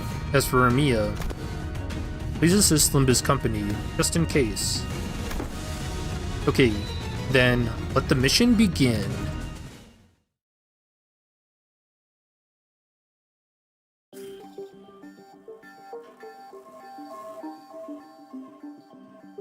Ooh, so we got the door in the background.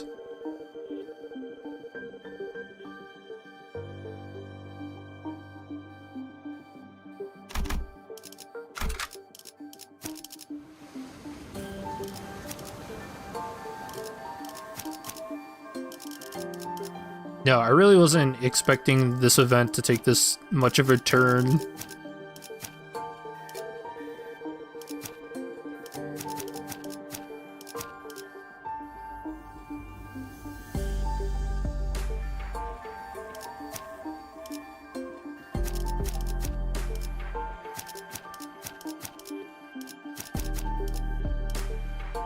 만곡된 직선을 직선으로 질주하겠소.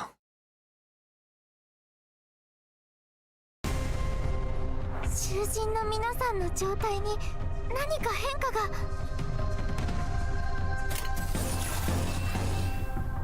You're stuck at the final boss?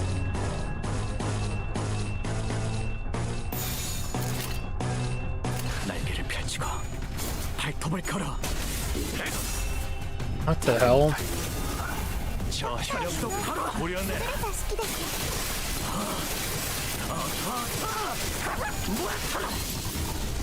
奇跡に対して大きな打撃を与えた効果的な攻撃でした I can't really believe that Carmen really reached out though. Got mayors.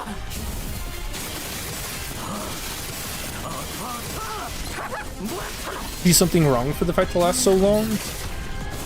Well, how long have you been stuck on it? エリートオペレーター並みの腕前です This is 15 enemies.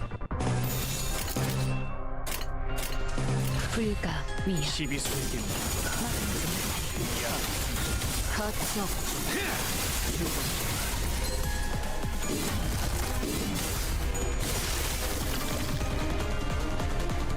エリートオペレーター並みの腕前です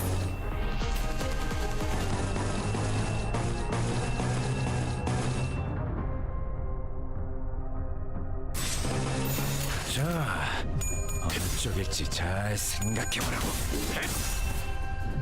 14 turns. Are you having a reading moment? 効果的でした We've all been there. 묘야. 넌 힘을 틔울 수도 없겠구나.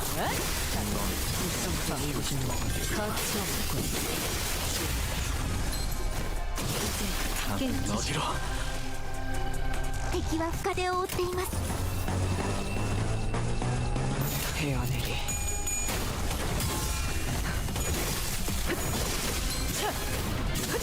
이제 끝내지.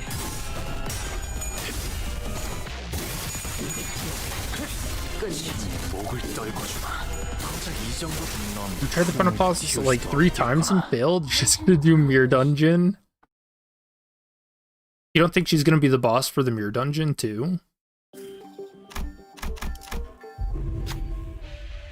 We come across a cavern full of sunken ship remnants and golden treasures that have washed up inside. There are all kinds of unfamiliar sculptures and twinkling golden coins. There's a whole pile of treasures here. Hey, the records here say that this used to be a ship that sailed all across Terra. Must be a ship built for conquest, built during the golden age of Iberia. Look, it says here that this is a golden chalice made in Sargon. Combine an armada of tall, proud sails, unparalleled technological innovations, and a certain king's greed. Did you get this? It's the kind of glory we can barely hope to retrieve now. These items would be extremely valuable outside, and none of them seem very helpful for the situation at hand. Should we continue to look just in case? That's enough, let's move on. Keep looking.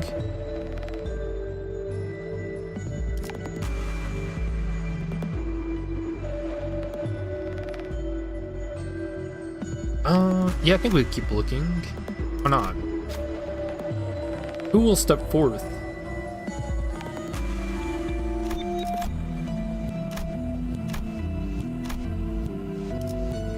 Alright, Otis, you got this.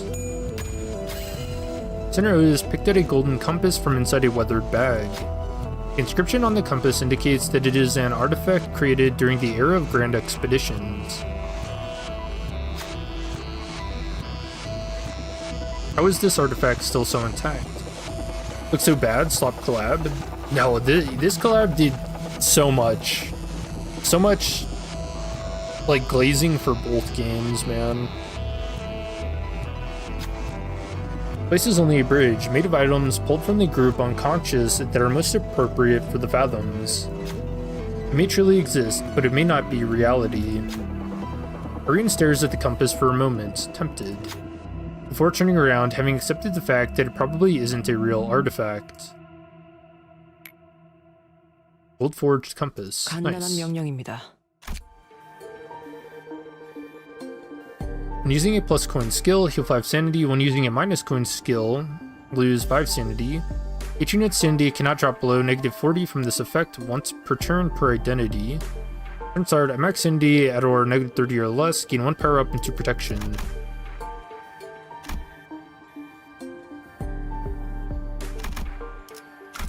필두 출진. Knowing how Carmen is now multiversal after Leviathan, I would not put above her to distort a random guy at the first chance she gets. 変化が Dude, just don't talk to the random voices in your head.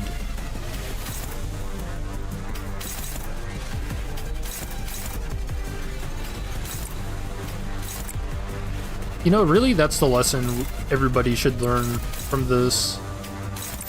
불가 위야. Don't talk to the voices. 막아내지 못하리.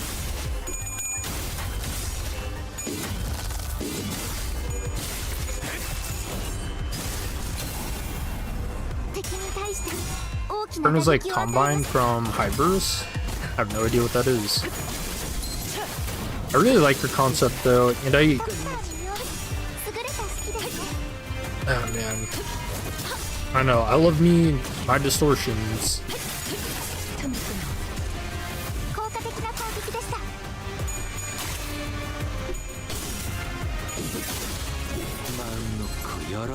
It is really funny how Mares didn't even try to argue with Carmen though. She really just let that happen.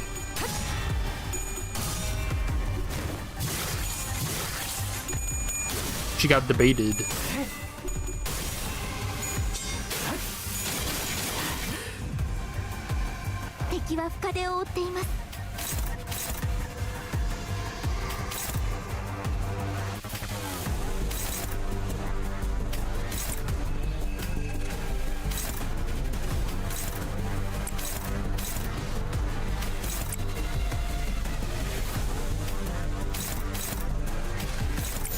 불가 위야. 시비수에게 명한다. 막아내지 못하리. 이 앞에 숨쉬는 자 누구 하나 살려보내지 마라.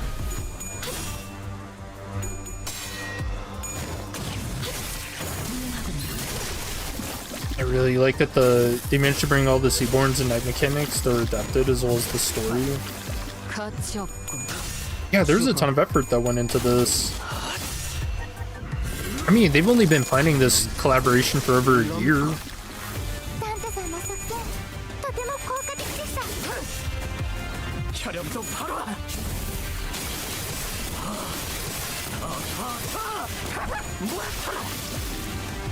Yeah, it's been great. 敵は深手を負っています。 There's only one complaint that I have, but we'll save that for later.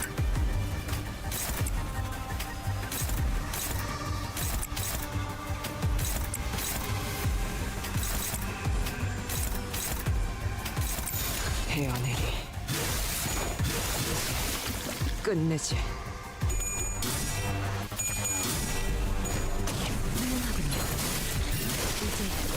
Although it is a little weird. Why didn't they do like voices for this one?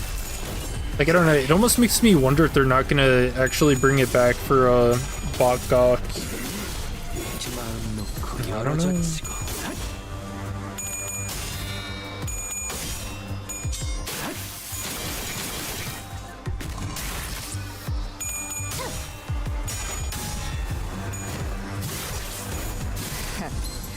아직 죽지 마라. 깔끔하게 몰았군. 敵は深手を負っています。 Eight more. Other seas coming in.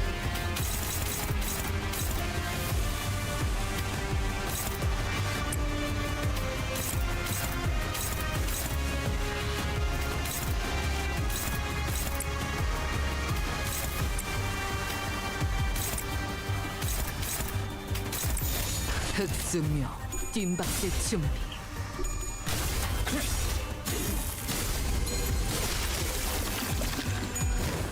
이제 깨우치시길. 끝내지.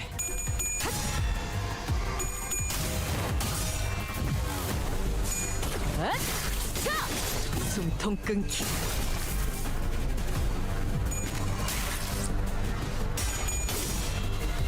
Soft collab would be the Star Rail plus Unlimited Blade Works. That one was actual bad slop. No, I think you can see like so much of the like love, you know, for the Arknights worlds. Like there was a lot of glazing, very blatantly, which now I was chuckling at.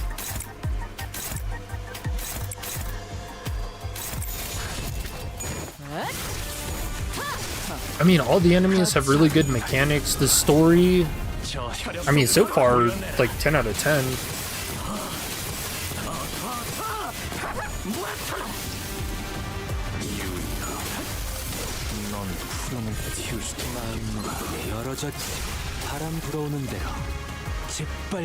Although, I guess I'm gonna have to figure out. So, I'm guessing that Mares isn't actually like an official Arknights character. Because I don't know how licensing and stuff would work. Like, can you distort another company's IP? It's a very interesting question. But also, it would be really funny if they just did that. 囚人の皆さんの状態に何か変化が。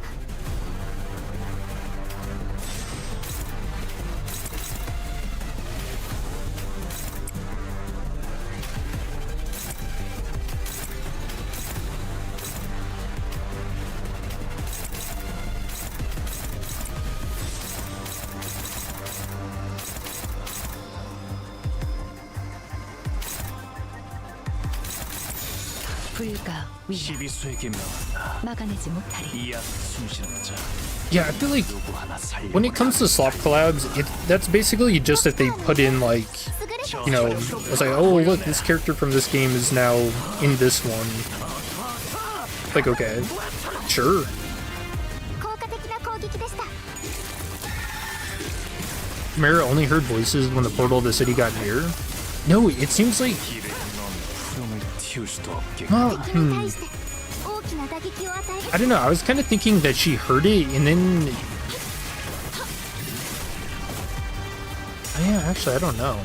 Maybe you're right. I guess we'll find out. Carmen is limited to the city. Oh yeah.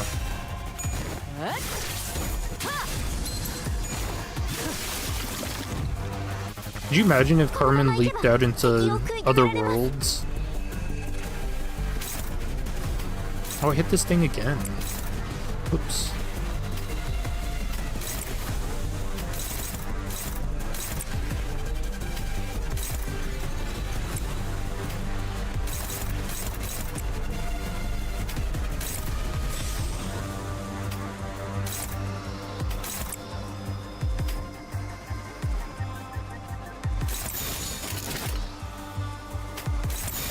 일기당천. 혈염도 바로.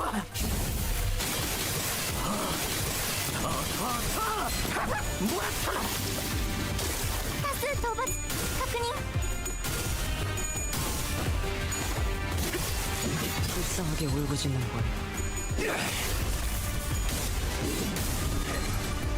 저 해충들을 도려내라. 깔끔하게 몰았군. Oh, damn. That was close. If the inverse portal opened in other verses, then the area around the portal can hear her.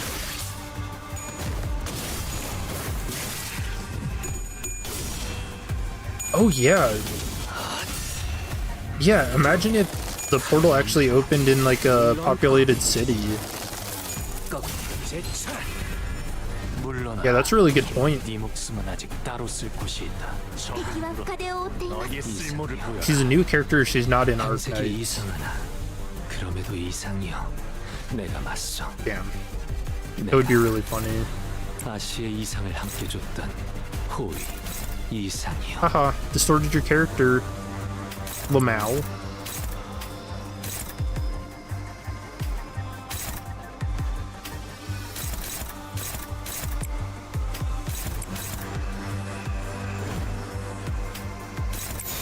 흑수묘 뒷받을 준비. 허술하긴 무상한 목숨. 불끈 지원했군. Alright, she beat up the device. Jumping into the fight. We didn't really need that, Ishmael, but thanks.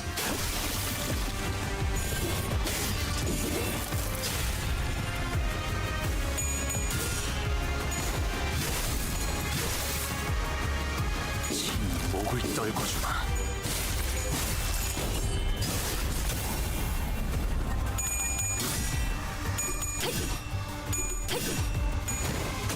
I'd be curious to see what like Arknights players think about this.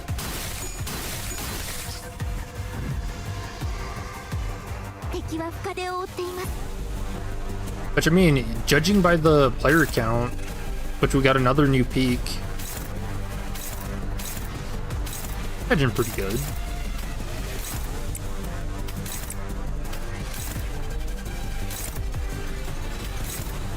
Although, you know, now that I'm thinking about it a little more, it might be kind of crazy because you can activate this event after you do Limbus Company's prologue, right? I can't imagine doing this on normal mode, like right out of the gate, you know?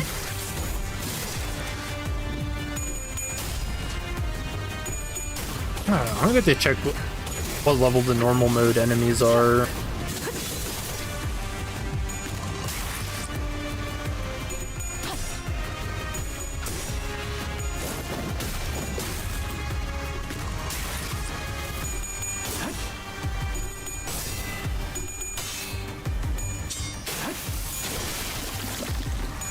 Especially thinking about some of the mechanics that are in place. Like not being able to unga bunga the knight and actually have to think that through a little bit.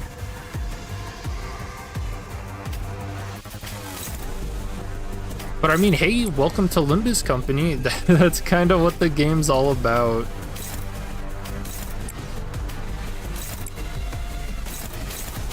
Learning the fights the hard way.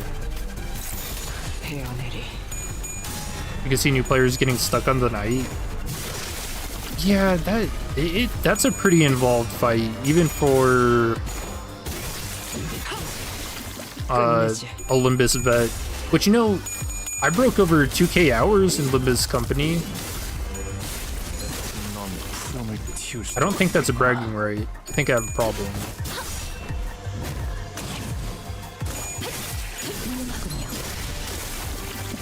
But that's pretty cool.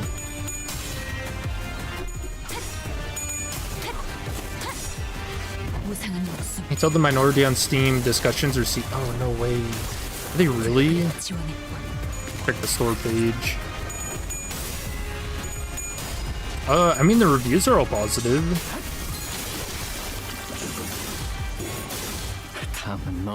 I think there's a reason for it. I'll talk more about it at the end of the stream.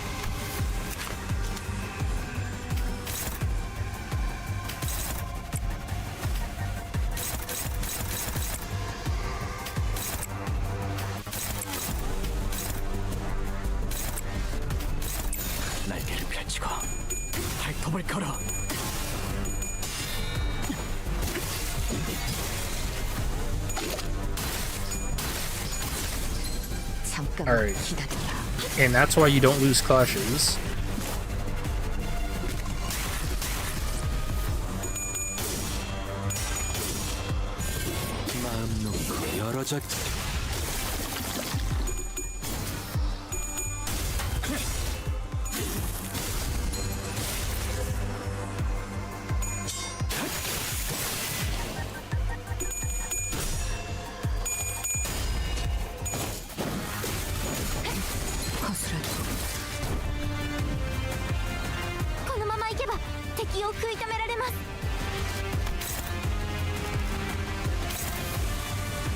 I really like this Nether Sea effect.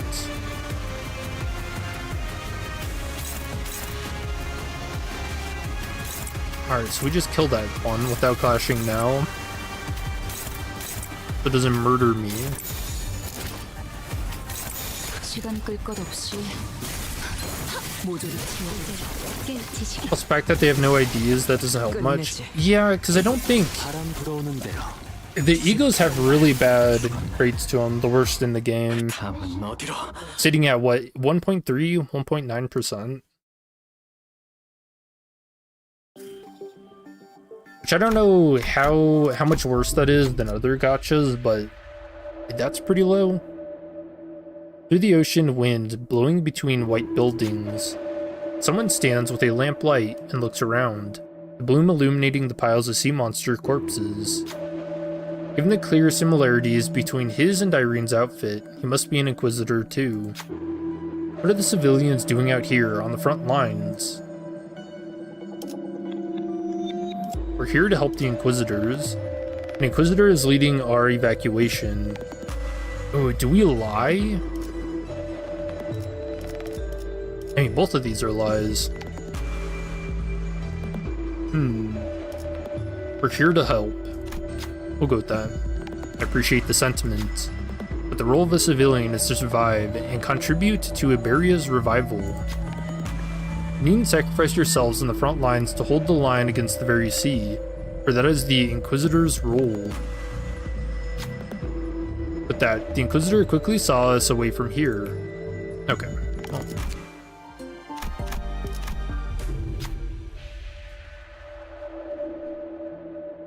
At the center of what appears to be an arc symbolizing the city. At the center of that brilliant golden light must be Mayors. Let's take a quick break here. Team discussions, not shop. Alright, I have PTSD from the reviews being bombarded, so that was the first thing I looked at. Are you alright, Doctor? I just need to take a quick breather. Woohoo, you should probably work on your cardio, or Miss Emiya might have to piggyback you around. Yeah, well, once we get back, I'll start working out like Kaltsit suggested. Executive Manager, if it ever comes to it, you may trust me with the piggybacking. Okay, Otis. I'm good. Perhaps being in close proximity to Mayor's vision of utopia in the center of the light did something. Seaborns near us only gave us a passing glance without attacking us. Something about the way they looked at us felt like they were concerned about us. Sinners could help but look away with a funny feeling. I feel sorrow, regret. Maybe these feelings are denials for all those times that she spent agonizing over this. Can really bring back Miss Mayors. We'll help her return. That's what we're here to do after all. Alright, let's just stop for a bit before moving on.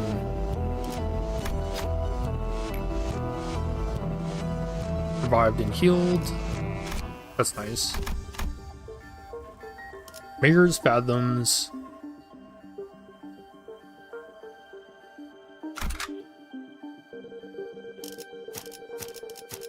뱃대에서 내려 전장으로.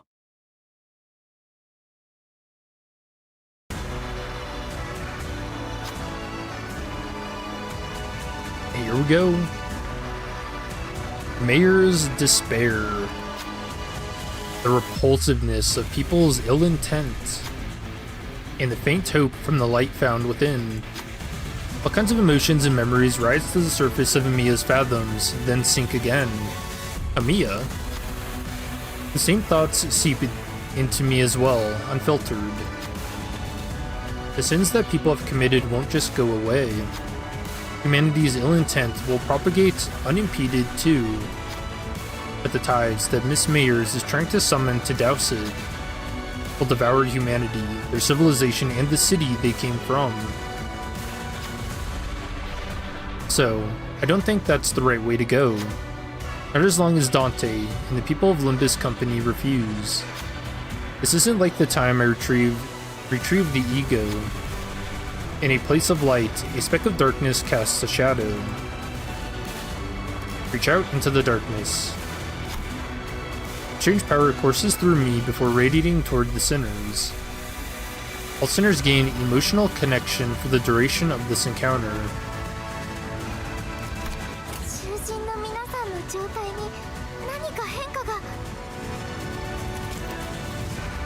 Otamiya.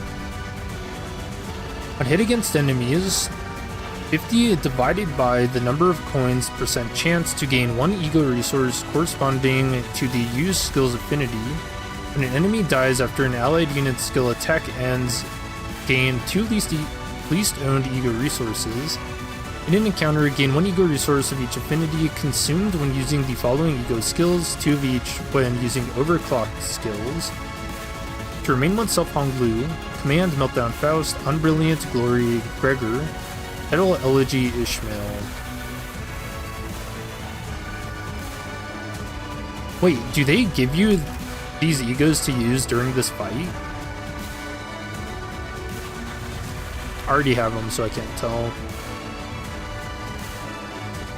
Alright, what do you do? Oh, she has logs. Alright, read that in a second. The Impatient Ego's Byway. Unclashable. The skill does not deal damage against targets after attack. Gain 100 Abyssal Vitality. Consumed when using certain skills. Every time this effect is consumed, heal sanity on self by the amount consumed. Takes Panic. Yep. Phototaxic Procession. Take minus 90% damage from Burn, Bleed, Tremor, Rupture, Sinking. Turn start, gain 10 protection. Alright, no cheese allowed. Turn end, consumed Abyssal Vitality to summon Sea Terror Horde. There are fewer than 3 Shell Sea Runners or Deep Sea Sliders on the battlefield. Randomly summon either of those units until there are a sum of 3 of them next turn and consume the number of summoned units times 4 Abyssal Vitality. If Nethersea Founder isn't on the battlefield, consume 8 Abyssal Vitality to summon the next turn. Nethersea Spewer isn't on the battlefield, consume 12. Okay. And if Basin Reaper, consume 20 to summon it. Okay, so you want to kill whatever she summons to weaken her. Ego of Responsibility. Every time you see Terror, this unit summoned is killed, take fixed HP damage equal to the unit's max HP. Let's see, yeah, again, just kill the minis. Adrift Compassion. 50% or less HP, immediately ends combat phase and gains a new pattern. Disable the Phototaxic Procession passive. Gain 100 Abyssal Vitality. When gaining the passive or when recovering from stagger, gain shield equal to the amount of HP lost once per turn. When gaining shield, activate the effects of Indelible Compassion. Okay. This unit does not lose shield at turn end unless removed by damage or certain effects. When the shield breaks due to getting hit, becomes staggered and gain 5 fragile until next turn. When becoming staggered due to raised stagger threshold, gain 5 fragile until next turn. Fragile gained due to this buff's effects do not stack. Shield HP can stack, however. When this effect is active, the shield HP cannot be more than 50% of the shielded unit's max HP. This effect counts as a shield management effect, replaced on gaining a different shield management effect. Okay, that sounds incredibly annoying. We gotta turn on the hints. Oh, okay. I still hate those, by the way.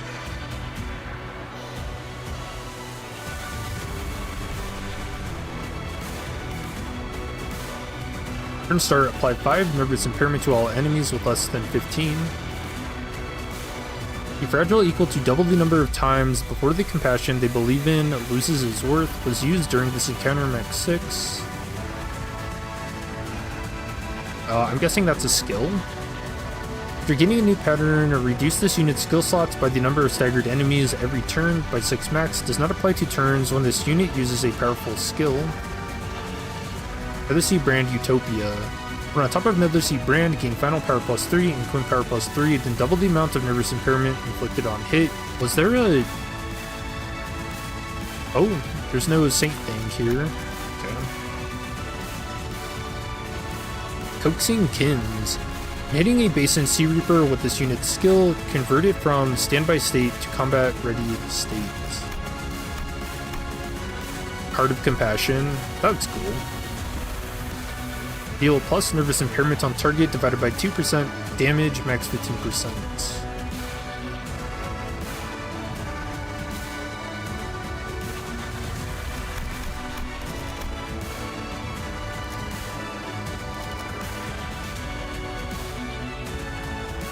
yeah, I'm noticing how much space they gave behind her for enemies to come in. Let's see. Let's get Trigger's ego going. So I can start stacking up the Wanderer.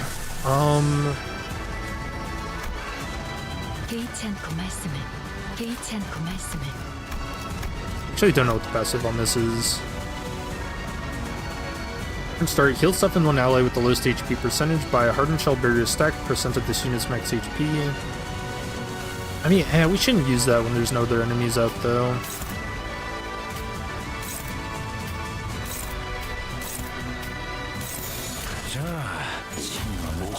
잘 생각해보라고.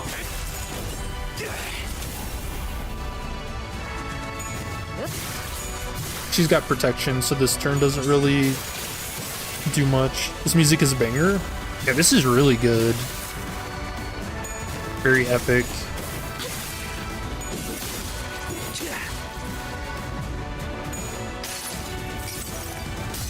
눈부시지 않고 두려워하지.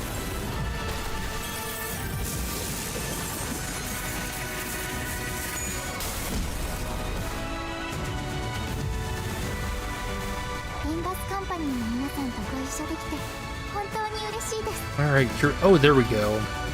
Now the Hand of the Saints here.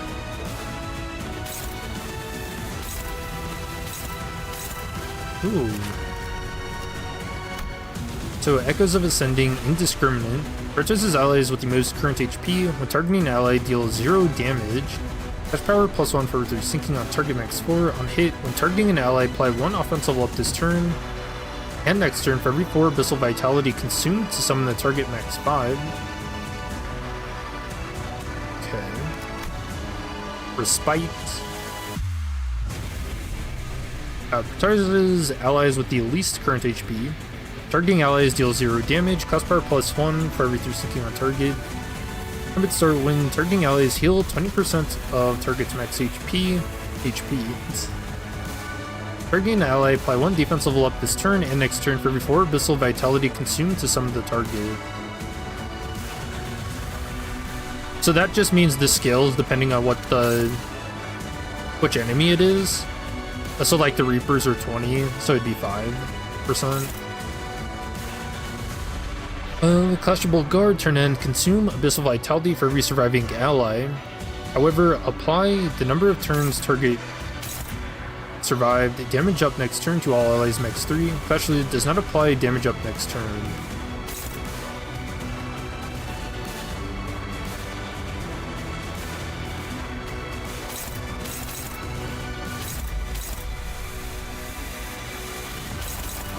Wait, so doesn't that mean that we want to clash with this first?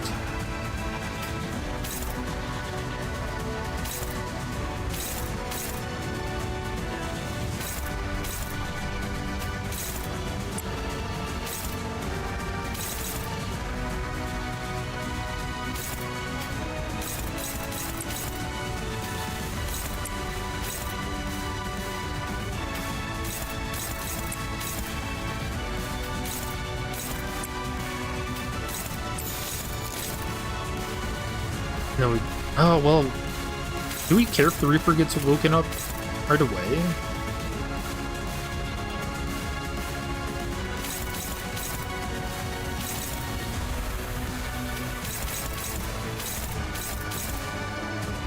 Yeah, we probably do.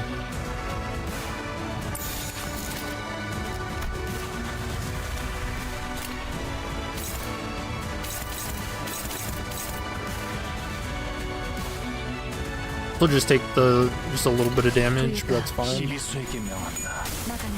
이 앞에 숨쉬는 자 누구 하나 살려보내지 마라.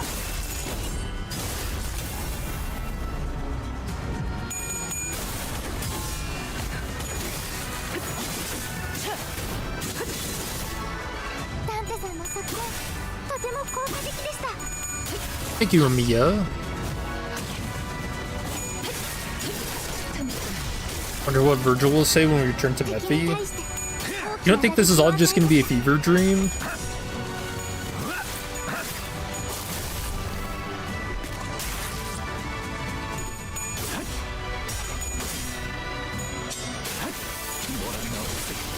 더는 못 따라나.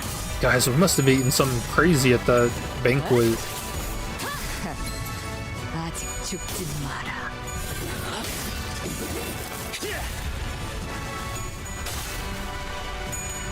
Oh yeah, we have Faust. エリートオペレーター並みの腕前です。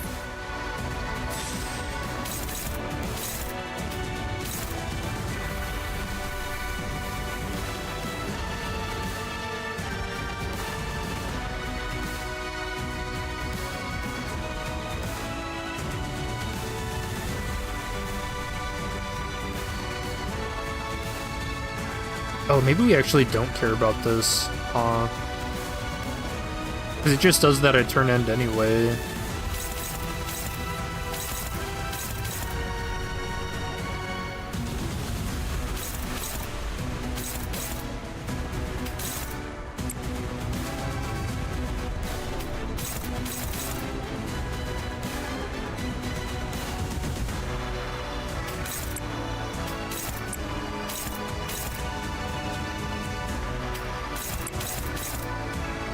That'll be our foul mail target.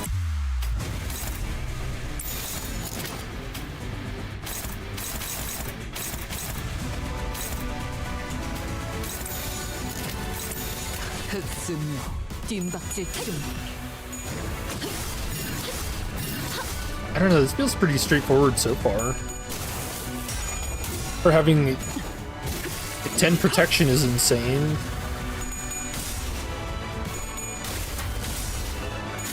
고작 이 정도 탕후루의 허덕이다.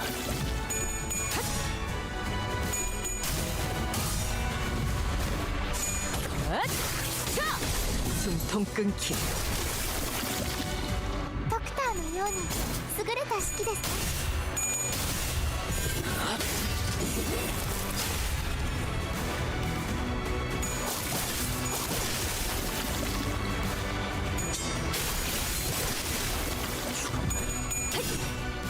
감은 어디로?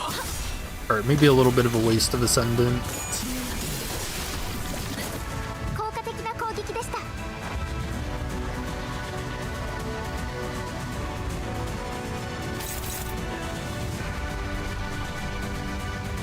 Oh.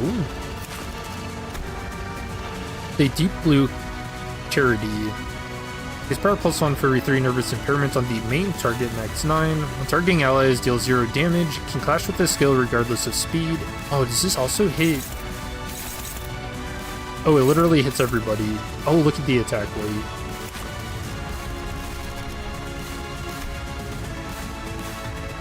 Clash loses gain 3 power down and 3 paralyze. Deal minus 80% damage. Damage dealt by this skill cannot stagger. Have the amount of nervous impairment inflicted by this skill and does not inflict sinking or sinking count. Have the amount of abyssal vitality gained from the skill after attack gain 100. Turn end at the start of the next turn, generate another seed brand in the ally territory. Alright, when targeting an ally, heal 10% of their max HP. When targeting an enemy, inflict 2 nervous impairments, so all that gets halved.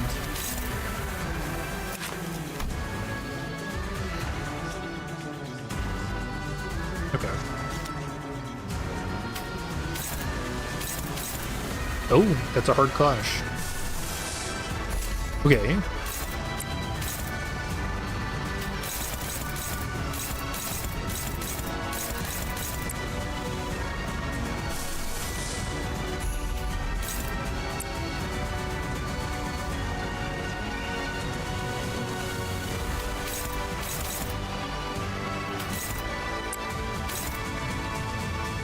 Oh, get rid of the Nether Sea brand, because it's gonna end up coming in again anyways.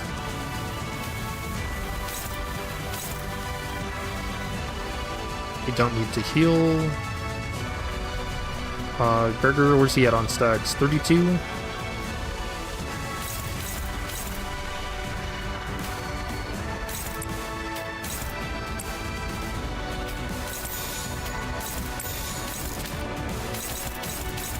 Actually, maybe I should put more damage on the Reaper.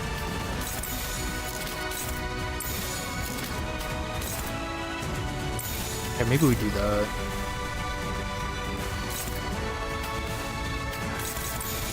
일기당천.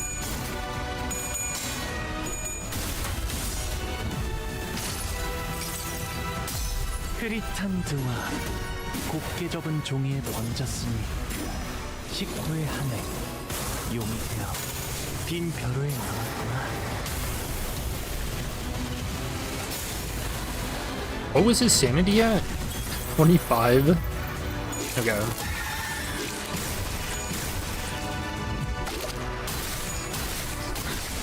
뭐 Oh yeah, the Unbreakables.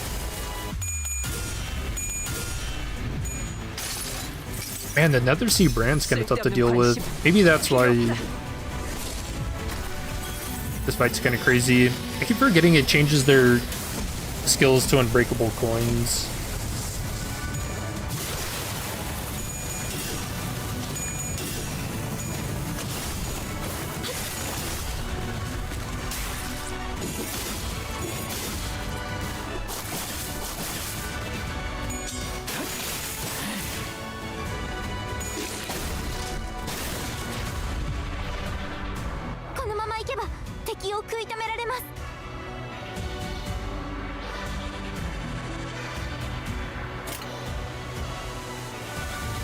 Ooh, who's staggered? On glue. Okay. So we need to heal, I suppose.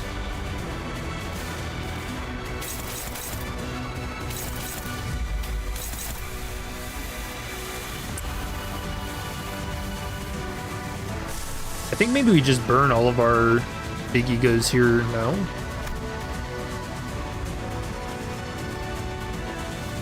Stuck at this fight with Blade Team for 3 hours, then decided to take a break. Tried again with Charge.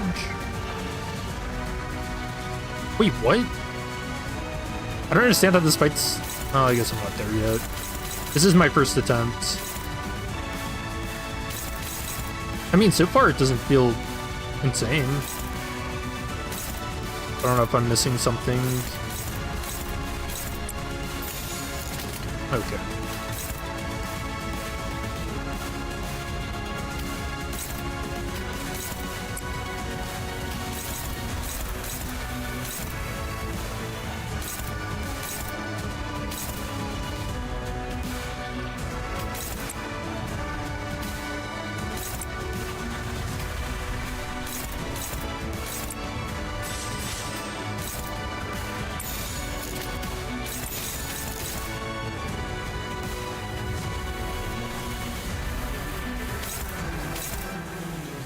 Targeting an ally, apply 1 offensive level this turn and next turn for every 4 Abyssal Vitality consumed to summon the target. This one's 20, so that's going to be 5 offense level. And it's already clashing for 10 to 22. I'll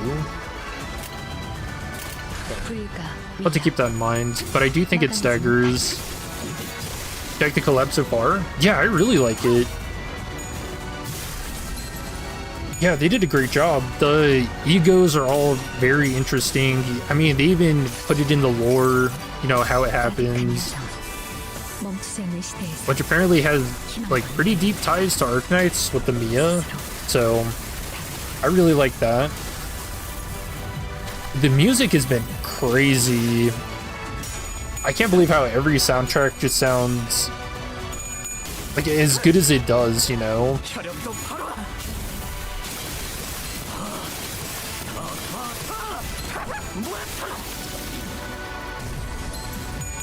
The story, obviously anytime someone distorts, it's just automatically a great storyline.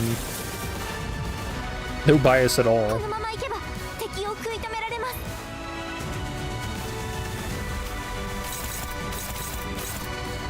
Hopeless.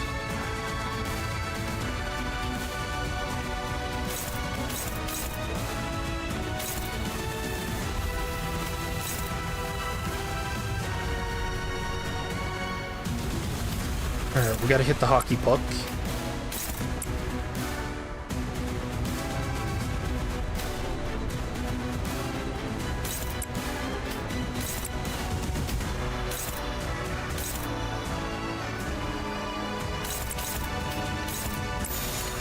자, 어느 쪽일지 잘 생각해보라고. Good win.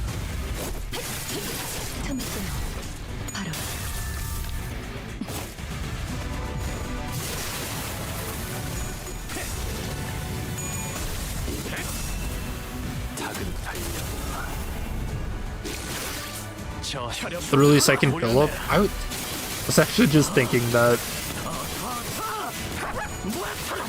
Is their second phase really gonna be that bad? なくても最初 I don't know, the knight got a little hyped up. And then I slapped him down.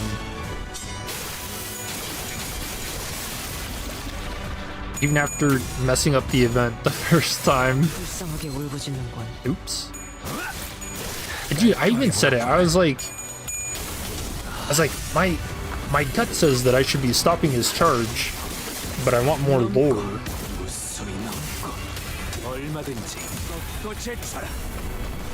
これがリンバスカンパニーの戦闘 겹겹의 중문 私もまた一つ 뚫어보이겠어. 学ばせていただきました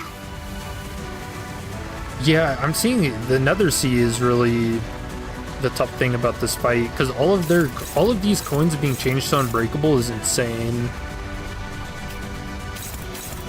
Which means when you hit them, you have to stagger them, or you're gonna feel it.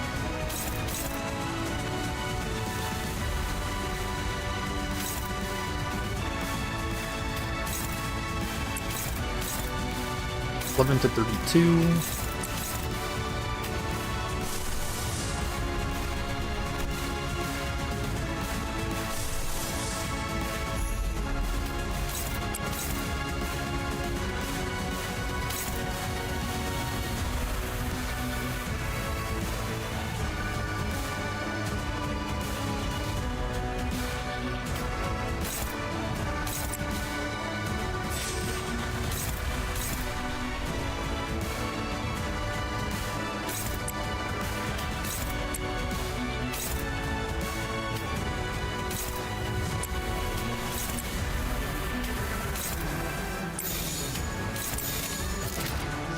자, 어느 쪽일지 잘 생각해보라고. 숨통 끊기.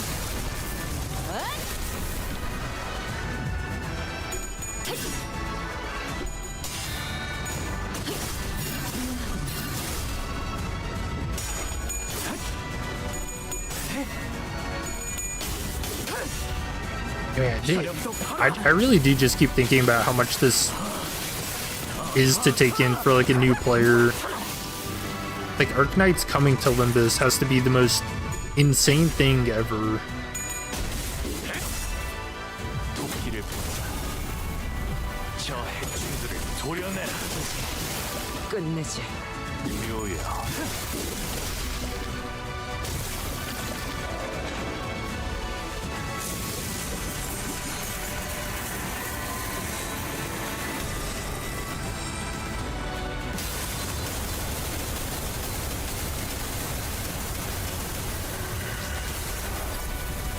Whoa.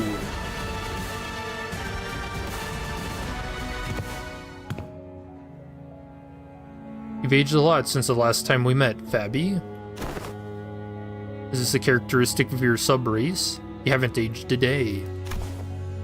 So, what brings... I just completely avoided that. So it brings you to the Church of the Deep. Seaborns are indispensable in our preparation for the impending doom. Oh damn, you missed a lot. You're bad. No, that's fine. You might not want to be spoiled for this part. Just letting you know. This is like the end of the event. So beware. You've been warned. Nothing, I mean nothing else, can ensure the survival of humanity. Thus, it would only be right for me to join hands with those who are able and willing to become Seaborns. We search for a way to prolong our existence. We're looking to use the knowledge of the wise and the talented as nourishment for Seaborns. But that won't do anything more than prolong our existences. But is survival alone not enough? I thought a bishop of the church would share a majority of that belief with me. Fabi, you and I both have put our faith in the Seaborns, but the word faith might mean something different for you than it does for me. Seaborns shouldn't be our subject of worship. We have to stand on equal ground as them, and set our eyes on their natures. Please, step aside. desperation, sadness, sympathy. Mary's emotions gush upward, carried by bubbles. Terra, a land in which the hatred for the different has entrenched itself. The city, a place in which people, crushed by the trials of life, have surrendered to its absurdities. They both need the Seaborns, perfected beneath the light. Oh, you can see the light shining forth. That is but your wish, Miss Mayers. Gus does not believe them to be necessary elements for the city. Even in the city, there are people who are searching for reasons to live on, dreaming of a better world. We all know that it can't possibly be easy to change, but there has to be some kind of worth, value, in that process alone, in the lives we lead within the city.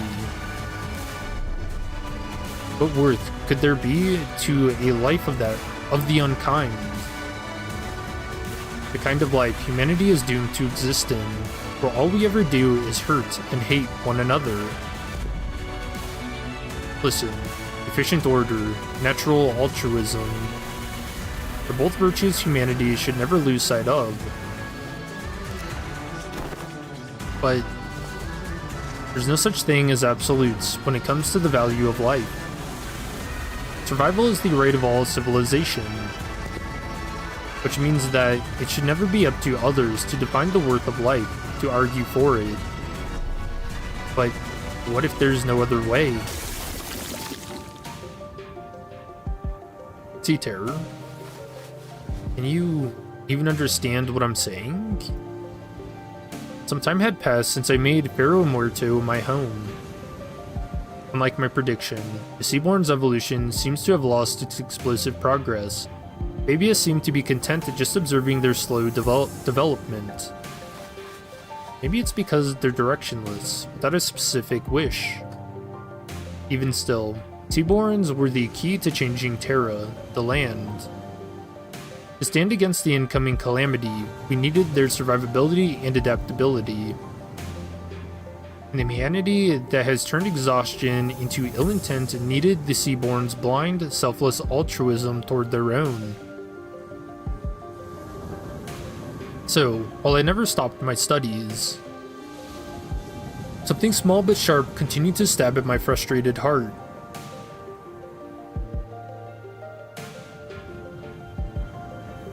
Stultified and unable to be resolved.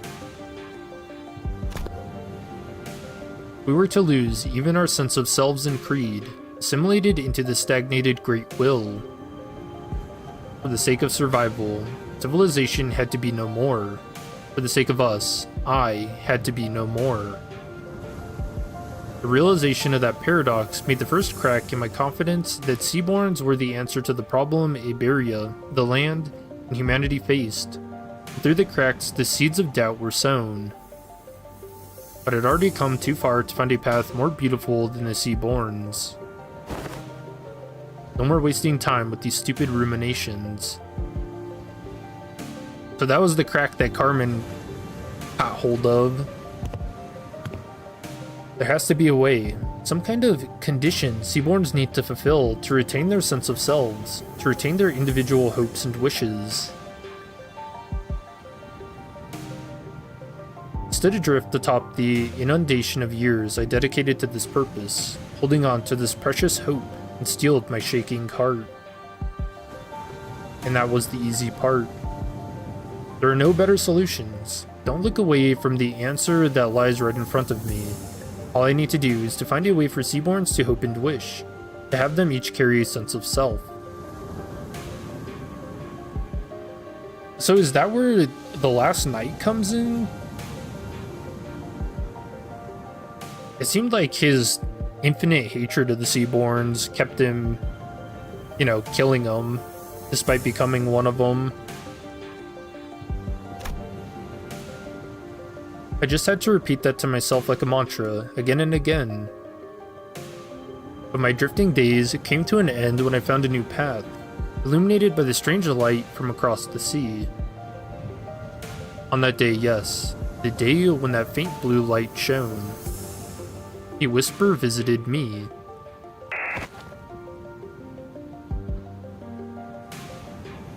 Wait, so was Carmen the reason the door opened in the first place? Who's there? Whose voice is... What? The answer, sought through the eons by people I didn't recognize, played over and over in my ears.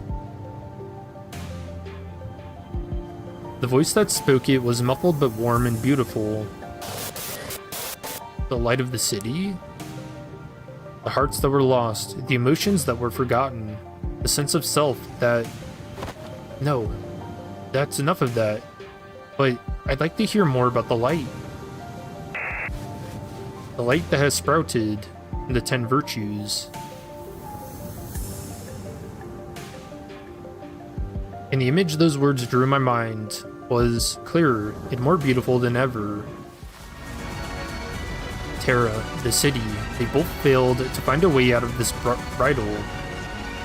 If they're going to be satisfied with living on as they are, then you can't change what you see by standing still. If you want to bring about a better world, then even if you may be lost in the ideals, you have to keep walking.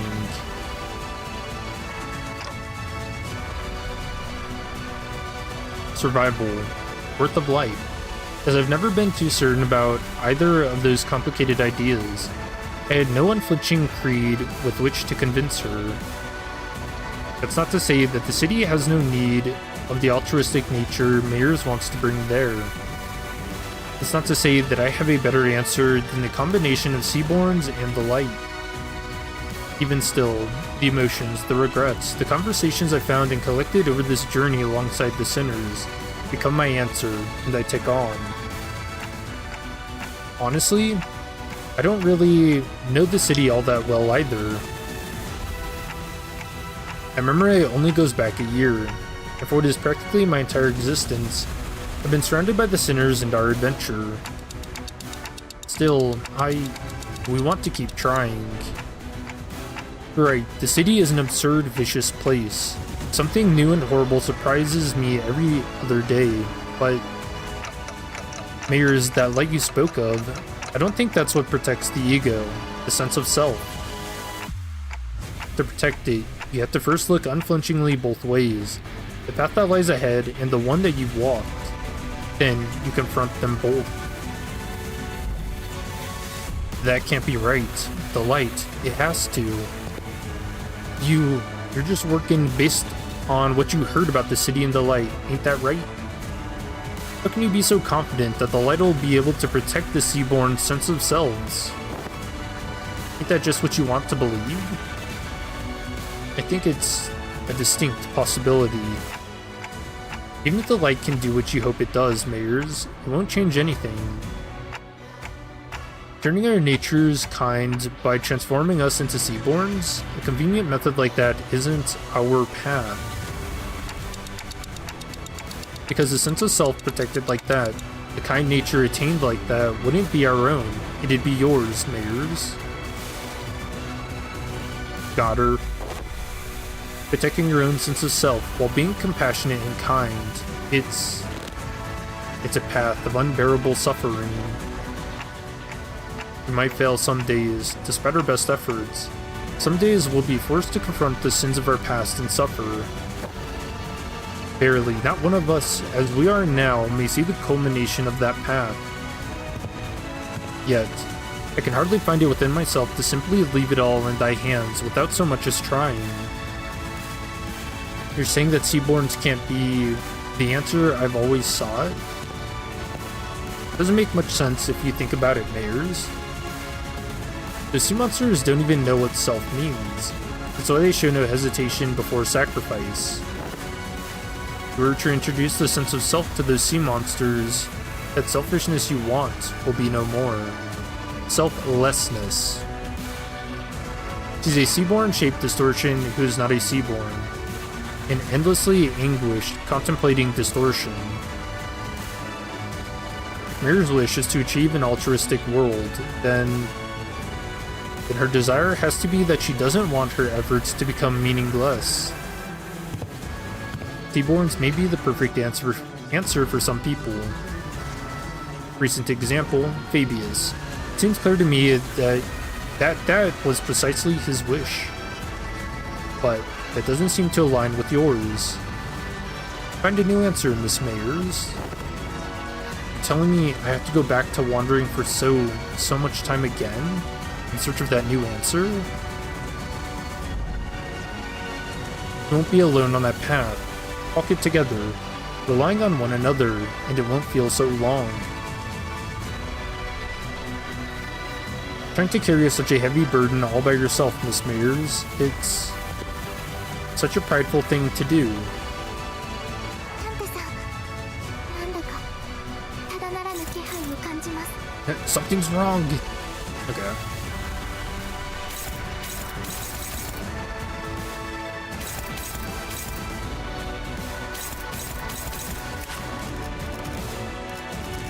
Alright, so what do we got? New purple skill, title Arc. Unused at 50 plus Abyssal Vitality, consume 5 Abyssal Vitality to inflict plus 2 more Nervous Impairment with the skill's effects. Unused, 35 Nervous Impairment on target, consume 1 Abyssal Vitality to gain Clash Power plus 1, max 5. On hit, inflict 2 Sinking. On hit, inflict 2 Nervous Impairment. Unbreakable, on hit without cracking, inflict 4 Sinking. On hit, inflict 4 Nervous Impairment. So there's no way to stop the Nervous Impairment? Okay. Fierce Currents. I mean, it's only on one target, so I guess as long as you spread it out.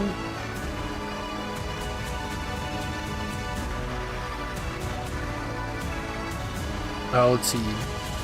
For every 10 Nervous Impairment on target, consume 3 Abyssal Vitality to gain Coin Power plus 1, max 2.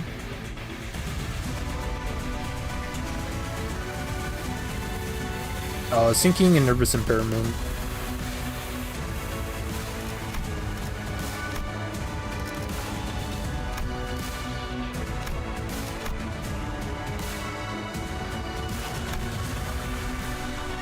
So the blue one is for every 10 on target, consume 3 Abyssal Vitality. For every 5, consume 1. So you want your characters with a lot of Nervous Impairment to clash with the blue one? Okay. And then an Unbreakable AoE. Undulating Waves. Unused, Coin Power plus 1 for every 3 Nervous Impairment on the main target, max 9. Turn end, consume up to 10 Abyssal Vitality and gain half of the consumed stack as offensive level up next turn, max 5 rounded up. Crash Lose does not gain offensive level up next turn. Unbreakable, on hit without cracking, inflict 3 Sinking plus 2 Sinking count, on hit inflict 6 Nervous Impairment. And just to recap on what Nervous Impairment does, max stack 30, at 30 stack becomes staggered, then take fixed damage equal to 25% HP and remove this effect. Okay. After this event, you want Status Cleanse Ego or as a Dante ability? So Regret Mersault has a Status Cleanse. I also don't know if we need to get rid of this. Alright, so who's above 10? Pretty much everybody.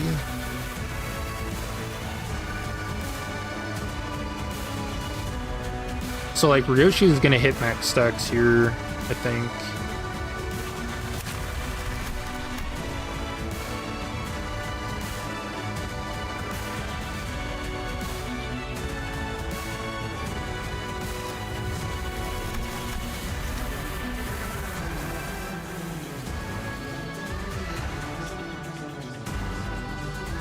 Bro, you went to bed? How long's the stream been? Oh god, it's been 7 hours. I didn't even notice. Yeah, I've just been enjoying myself, you know?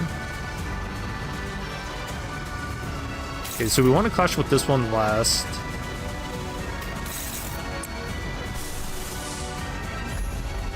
Which we can finally use his ego.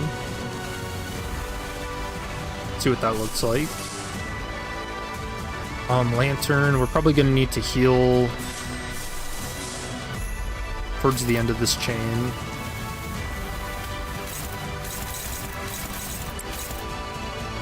Oh, 9 to 27. Okay.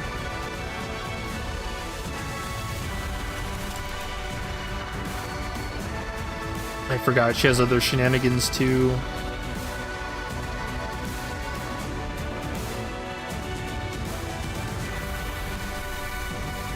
Oh yeah, so Nether Sea Brand also makes it to where she inflicts even more impairment. Indelible Compassion.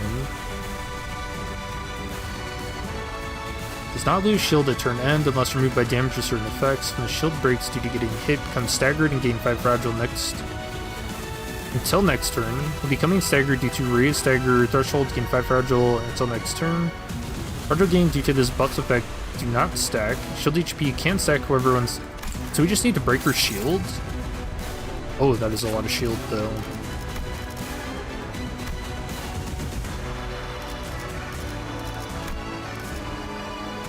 Isn't there a way to...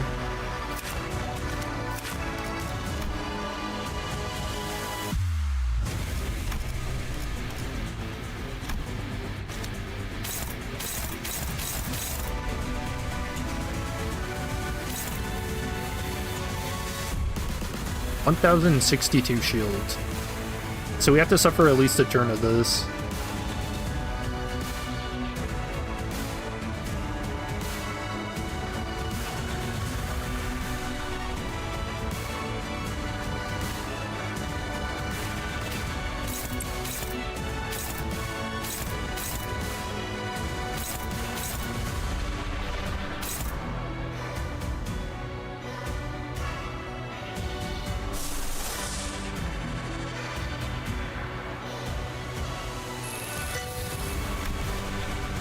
Now we probably don't do that.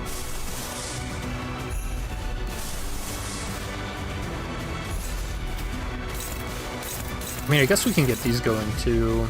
How many sacks does he have? 18.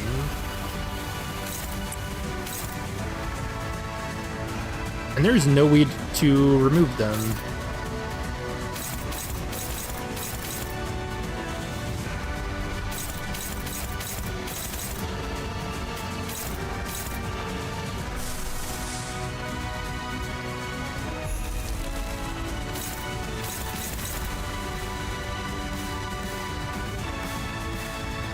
Oh, does everybody have to clash?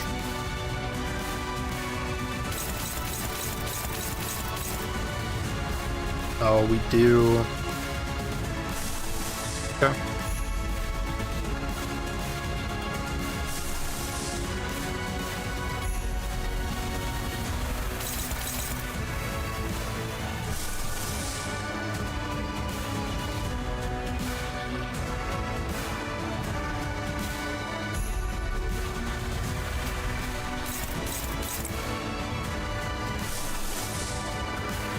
I mean, I guess we'll just stack egos. I don't know. 자, 어느 쪽일지 잘 생각해보라고. 아득한 여정. 멈추지 않는 시대에서 희망과 미래를 찾아 스스로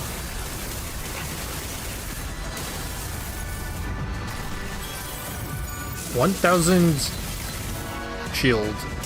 She just ate 62 damage because of impairment. 쓸데없는 관심. I mean, if we can get her sanity down, feel a little better about this. Oh, I think that's staggered. Okay. 자, 맛볼 시간이다.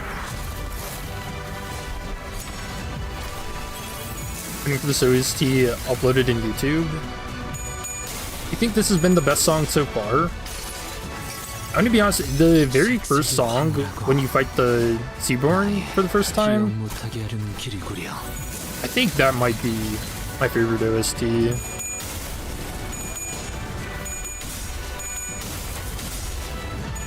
What the hell? She's gaining her sanity back. 흐릿한 등화, 곱게 적은 종이에 던졌으니 She cheating?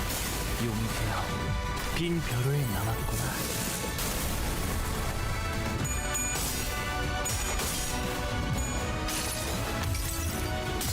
나의 손으로 잘라낼 수 있다면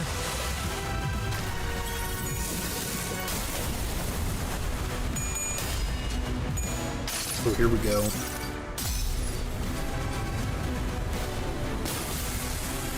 이 검은, 이 명예는, 이 영광은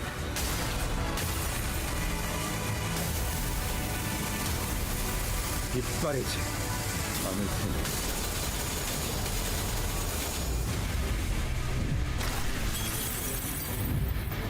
Pretty good damage.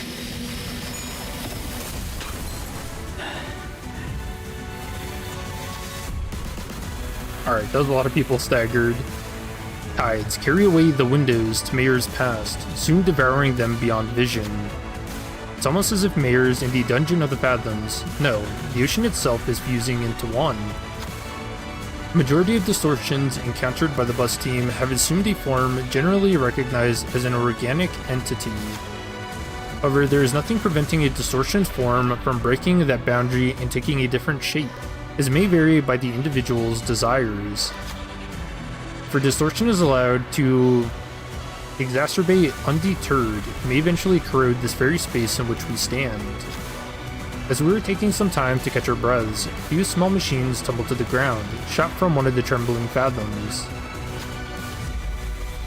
Must be one of those mysterious machines in Mirror's home we saw when we peered into her memories. The machines continued to whir loudly as though the waves broke them. We saw that there were various apparatuses attached to the sockets on their sides. Expensive they appear, it's how numerous they are. Well, you know, maybe she's similar to one of those fixer fellas who are always hell-bent on picking up every new cutting-edge workshop tech. Huh, it says, Little Handy, down here. This has an oddly similar structure to the Hand of the Saint the Inquisitor brought. Yes, then shout this fantastically wonderful machine to give assistance in our battles? Rhodes Island already seems to have their hands full holding the line against the tide of sea terrors. We should probably take just one and leave the rest to help them out. After a quick discussion with the sinners, we decided to take just one of the machines. Take one with the Wilderness Survival module. That gives max HP and HP healing boost. Take one with the Housekeeping Assistance module. Enhances the effects of the Hand of the Saint. Take one with the Incremental Motion firmware. Gain safeguarding effects against stagger. Take one with the Mini Decontamination Kit. Gain an effect that counteracts the Nethersea brand's influence on sinners. Take one with the External Upgrade module.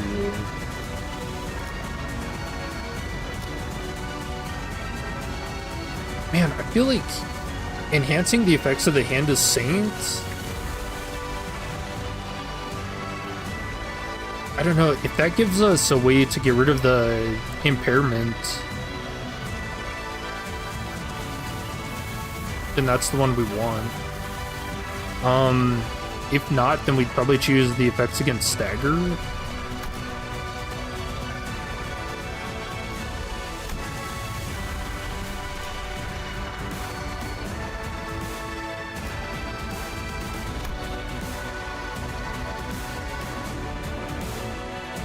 I feel like the stagger one is the safe option, but I kind of want to see what the enhanced effects of the Hand of the Saint is. So go with that. Housekeeping Assistant module detected, converting the Hand of the Saint to patrol mode. I don't really understand how it works, but that sure sounds helpful.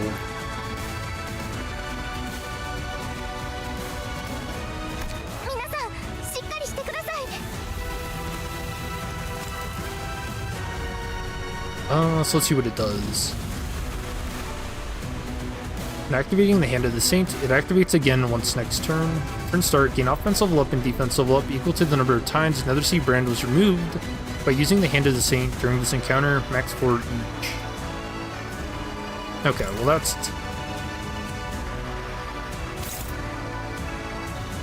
not the greatest. Okay, so we need to heal. Yeah, a lot of people are about to get staggered. Oh, he keeps this.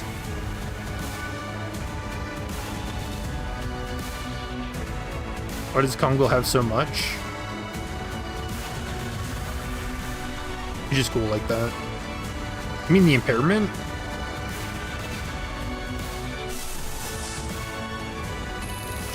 Thinking I do need to activate this. How much shield? 575.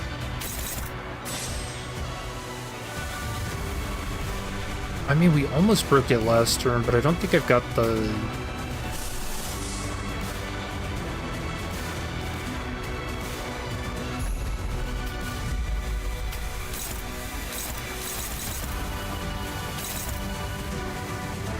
Oh yeah, this one doesn't clash now.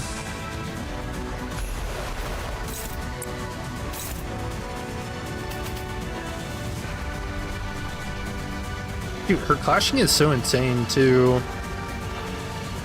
He gets hit. Oh yeah, she has a lot of unbreakable coins, so...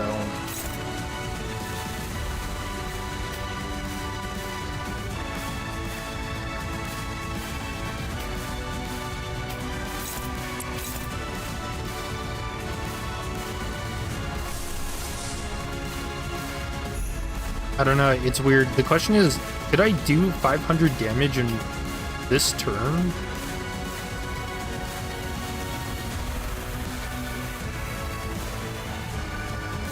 I don't know. I don't think it's safe to try, honestly.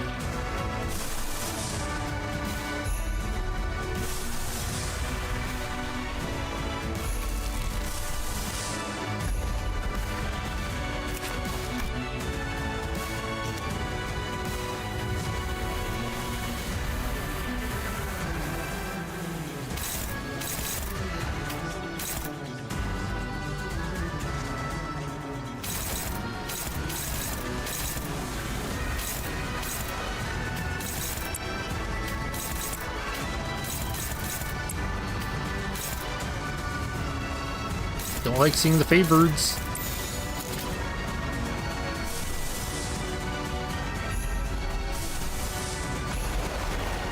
Oh no, so many favorites.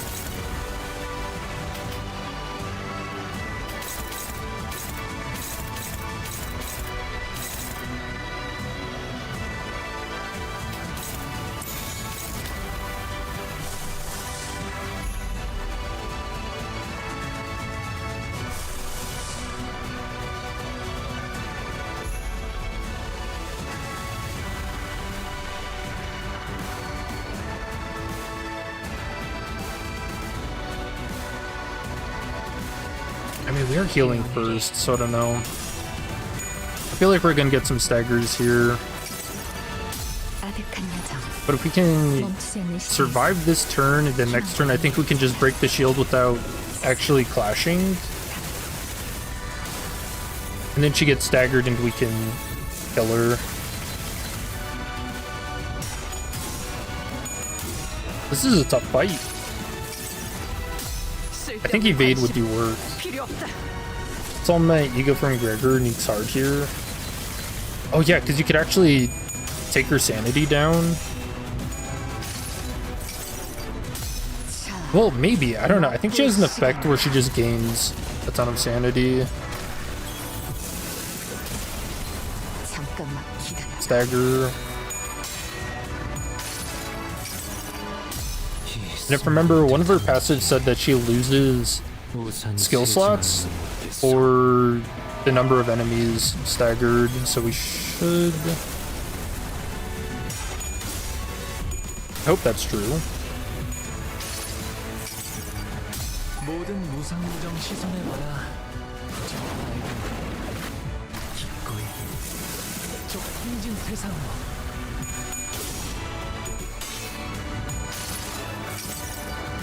나무와 함께 Nice. 베어 넘겨드리죠. We win our clashes. I thought Kongo's a little underwhelming compared to the actual GAQ. Yeah, there's probably lore reasons for that. 죽을 만큼 튀게 될 테니까. I think mainly that, you know, Lord Blue taking the path he did yields less power, like individual power. 皆さんしっかりしてください。 Alright, 3 staggered, that's not bad. And what are you doing? What is this? I didn't know there was another skill. Prioritizes targets with the most nervous impairment, base power +1 for every 3, max 9. Dash with this skill regardless of speed. Clash lose, gain 3 power down and 3 paralyzed, deal -80% damage, and damage dealt by this skill cannot stagger. Have the amount of nervous impairment inflicted by the skill. It does not inflict sinking or sinking count. Have the amount of abyssal vitality and gain and shield gain from the skill. Oh, she gains. So you only get 2 turns to break her shield? Alright, that is insane.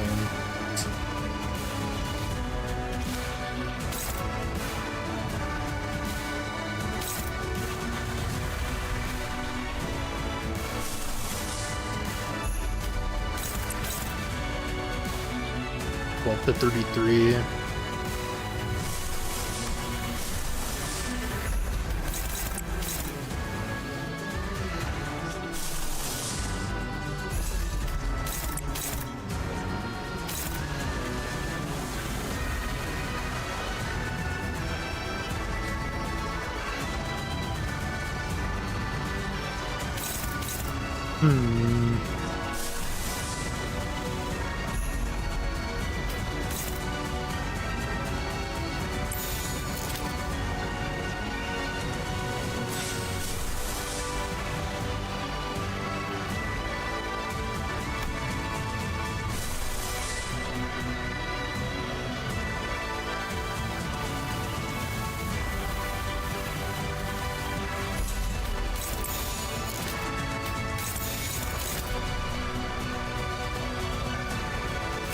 So I'm thinking this does say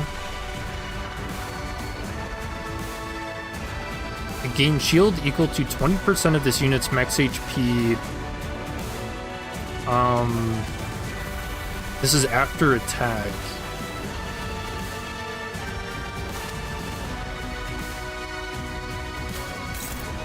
So the question is, can I do? No, there's no way I get 200 damage with just 3 characters. Nah.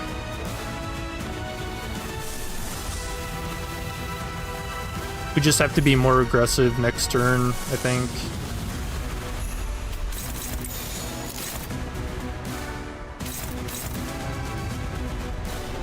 I mean, assuming they survived.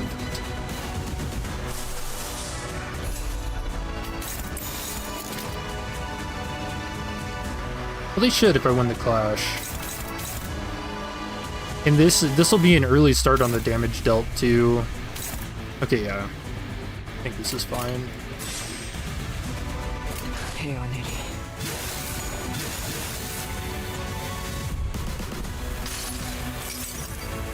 아득한 여정, 멈추지 않는 시대에서 희망과 미래를 찾아. Oh yeah, I need to check her observation logs too. Well, shoot, now I think maybe I could have gotten the damage done. Whoops.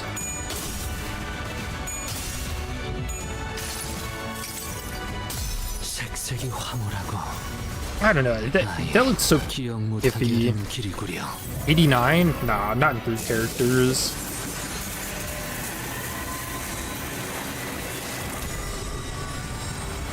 Maybe if I use the lasso on Faust?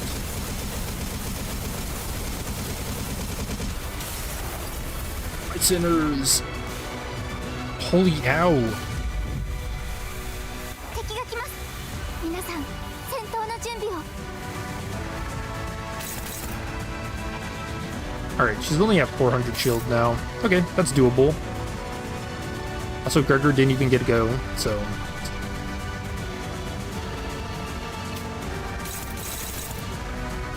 $400 this turn? Question mark?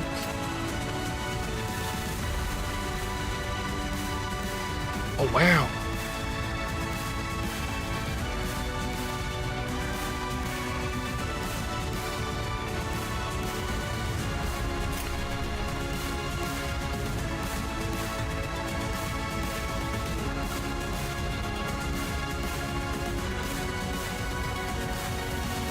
I don't know, I might not need to clash this turn. I think we can just damage it out.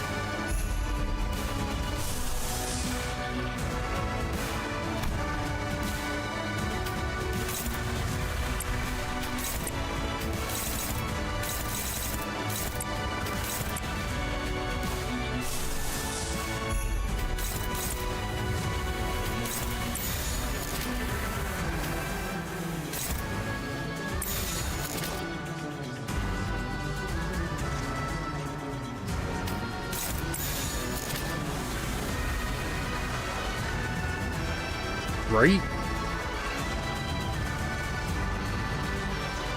If not for the 3 lines of immortality and being squishy is kind of pissing you off. Oh yeah, speaking of which, this is more damage. And that's also where we need to clash.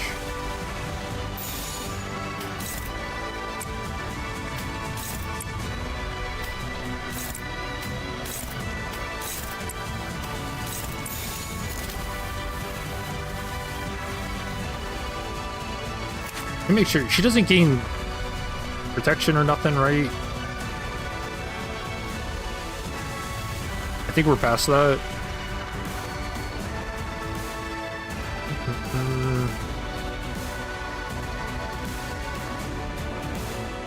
Alright. Murder time. 더럽혀진 몸은 뭐를 하는 조차 없다시. 악하다는 모든 것들아, 나와 영원토록 범을 잡구나.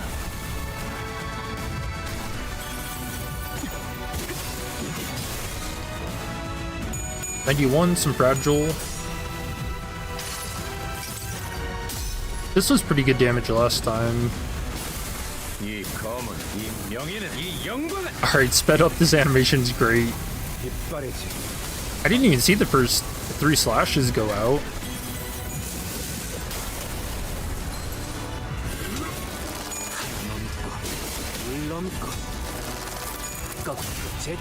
Nice. Shield gone. Oh, wait, she doesn't stagger immediately, does she? Oh, I think I messed up. I think it's turn end, isn't it? 더는 하늘에 오르지 못한다.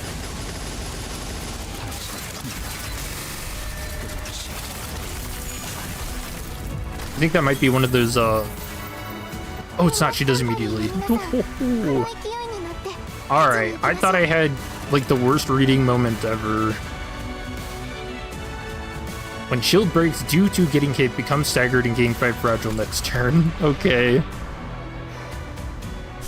Could you imagine how much of a flop that would have been?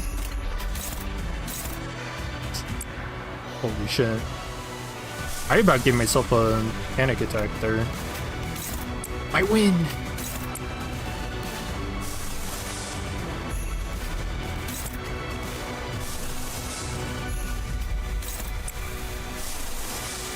And all it took was Gregor getting staggered.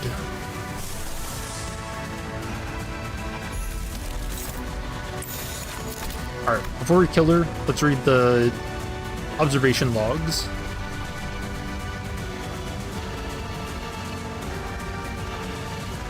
Mirrors of the Yearning Flotsam.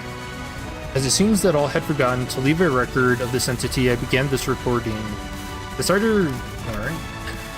her bizarre entwined form, Miss Mirrors retained reason in her speech, as that appearance is what she had sought long to achieve. While this may be but a long-expected culmination of inevitability, she did not lose her reason, no. That may be why she seeks to convert us still. To borrow Miss Amia's choice of words, it seems that Miss Mirrors believes this to be an unavoidable battle. Seaborns are that which so readily devote themselves to practices of altruism, dedication, and self-sacrifice for the survival and prosperity of their community. From a certain perspective, one may even say that they retain a beauty most unmarred. However, this understanding is availed to us only by the insight with which Miss Mayers had enlightened us. Had this insight eluded us, not else but fear would have gripped me when the tidal waves of monstrosities beyond understanding crashed into us. Of course, that is but a lone perspective of mine. For some, it may have been curiosity, for others, awe. Looking at you, Ryoshu, witnessing the infinity of life itself brings to mind the recollection of a fellow who once said the qualities of a technology are defined by its user. All who make the city their home know that life and ecosystems have both become parts of the nebulous technology after all. So this is Zàng writing it? Sounds of rushing waves. They say that defining the unearthed nature of humanity as good is fine. They say that defining the unearthed nature of humanity as evil is also fine. They say that defining the nature of inhumanity as good is also fine. Is it fine to define the nature of inhumanity as good, and to attempt to graft that goodness to humanity? A difficult question.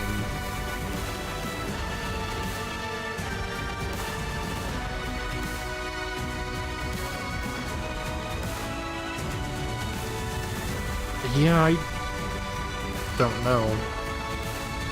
I know not where we are still, a distant outskirts, a different side of a mirror, or an oniric labyrinth. But clues that exist are far too scattered, far too scarce. What is certain, however, is that Terra is unlike the city.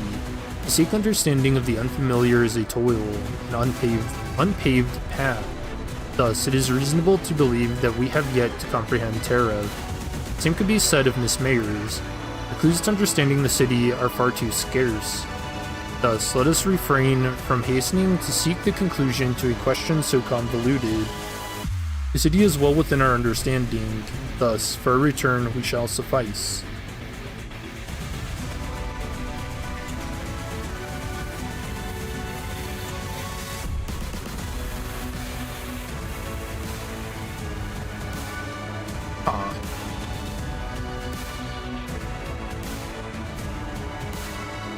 Yeah, so this line is just asking the question of what Mayers is trying to do, right?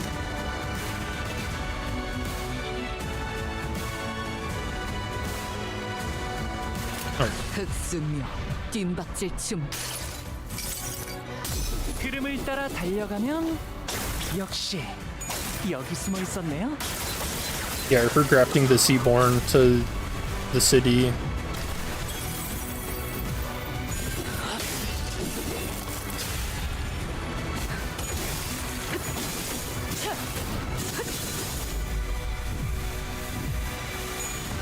$765. 이미 정해진 이야기를 따라 You guys think we got her? 맞게 사로잡히시길.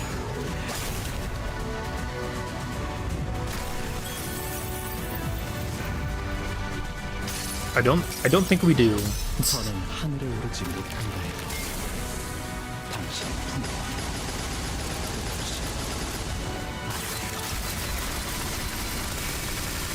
Oh no, we don't.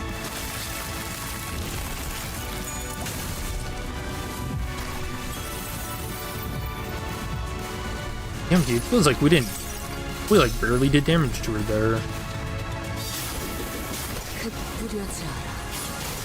추악한 모든 시선이 이끌리지. And I'm guessing she uses the mass attack again when she comes out of this. 味方が優 Oh 勢です。 no. 今こそ And she already gains the shield back?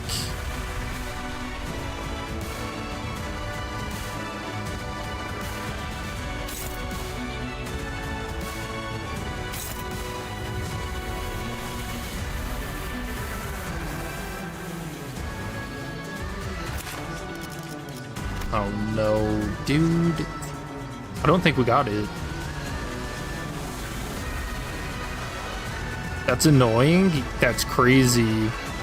You have to do it again?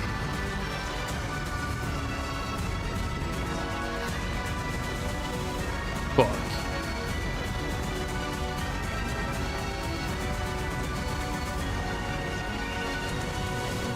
Oh yeah, that's why they put the replacement gaining a different shield management effect in there. Alright, round 2. But this time nobody has sanity to clash. Truly.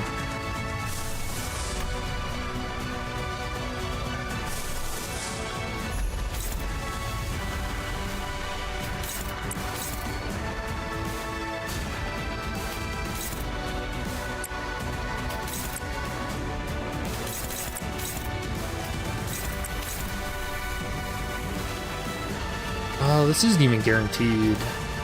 But I mean, we just gotta... We can get through this chat. 날개를 펼치고 Truly. 발톱을 걸어.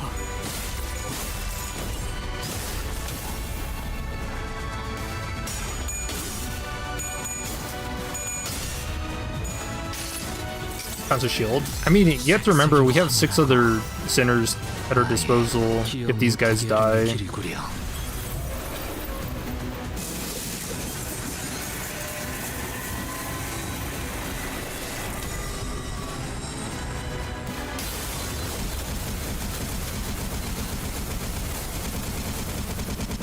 They're fine. Did anybody die? 囚人が退却できませんでした。 Someone died. ダンテさんには囚人を蘇生できる能力がありましたよね。 Ooh, Faust is hanging on though. Hold up.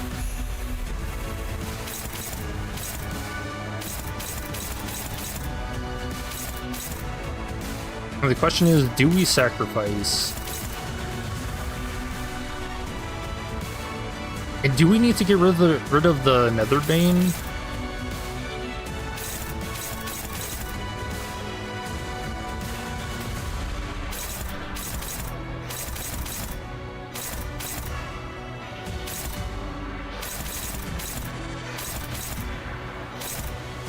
How much shield? 1.5k. Wasn't it only 1,000 the first time?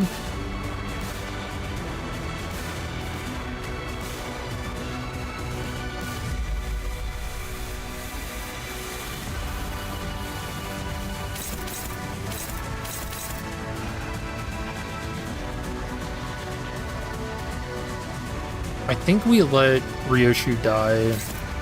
Her sanity is already tanked anyways. Yeah, maybe Sinclair too.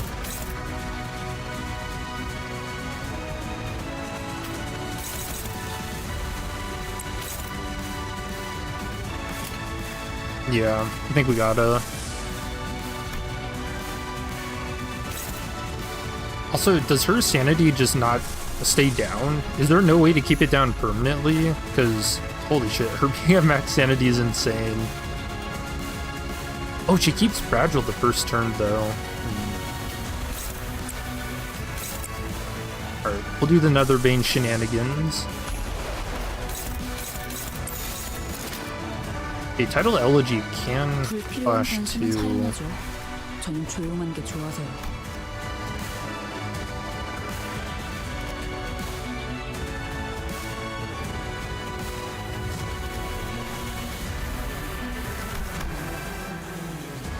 Abyssal Dance. Come at start, there is just a single enemy. This unit's ultimate attack skill on dashboard gains clash power +1 and deals plus 11.5% damage on hit after clash and win, including Ego skills. For the turn in which this unit returns are substituted in, minimum maximum speed +1, clash power +1. So I can either get that online, or we can use Blind Obsession to maybe get our sanity back for everybody else. Because the new Faust Ego only heals 3?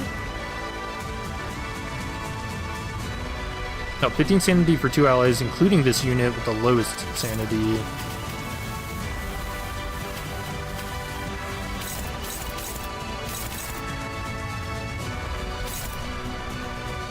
Yeah, that's the play.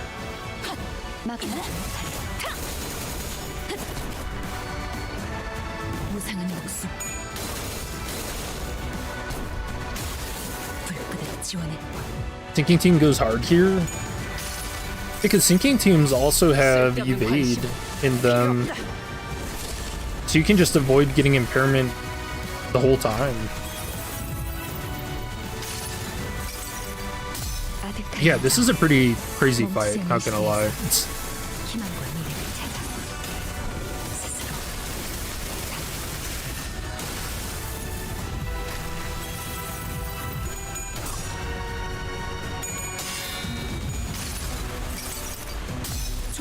Or do you guys think the fight's hard because I don't have the hints turned on?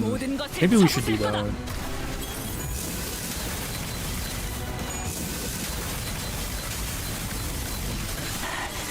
통이 될 때까지 이 전장엔 진짜. 囚人が退却できませんでした 행색이 探偵さんには囚人を蘇生できる能力がありましたよね Oh, she does keep the fragile though. Okay. 이상을 함께 줬던 호의. Maybe this is too easy. Hold on, let me turn hits back on. Oh, okay. Alright, boom. Fight's downloaded. Easy win incoming. Yeah, what? Dude, she gains all of her sanity back. I don't know about that one.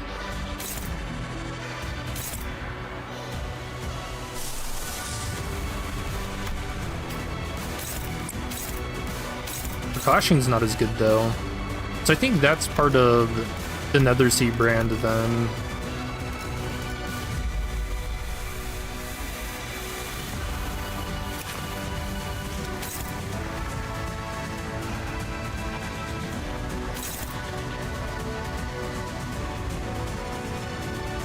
Right, yeah, why is her clashing so shit right now?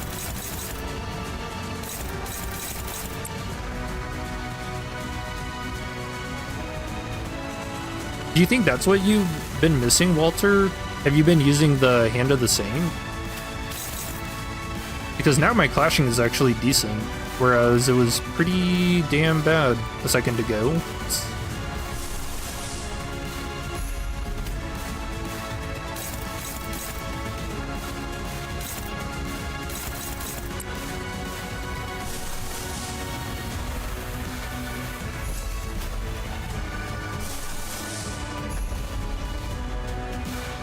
Man, I burned through so many ego resources. Yeah, this is a fight, man. I don't know about it. 이 거리면 충분해. 너한텐 지금 멀겠지만.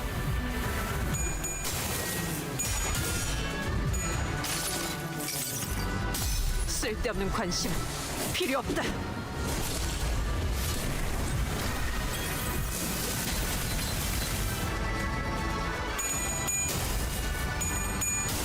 Oh, he died. Oh no, it's not his. Okay, never mind. I thought it was tarnished coming out. Yeah, maybe. I guess I should also check if that gives her more damage too. I think she does inflict more impairment if they have the Nether Sea brand. So.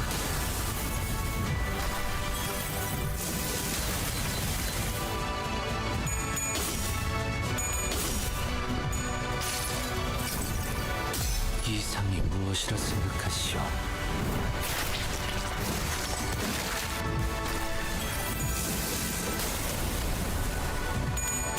Also weird listening to Japanese voice acting after so long. 이 거리면 충분해.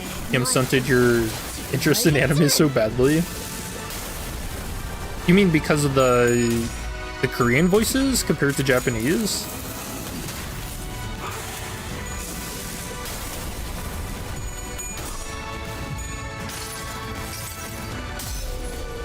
Best ego time? 한눈 팔지 마세요. Dude, chat, which of the new egos is your favorite? 파도는 반드시 밀려올 테니. Dude, this one's just so funny. Like, think about what she does, right? She hooks him on the anchor, flips him around, and then sends the anchor flying. That's awesome. 味方が優勢です。今こそ勝機をつかむ Alright, this is a damage turn. We win here, chat. We win big. Honglu's gonna explode.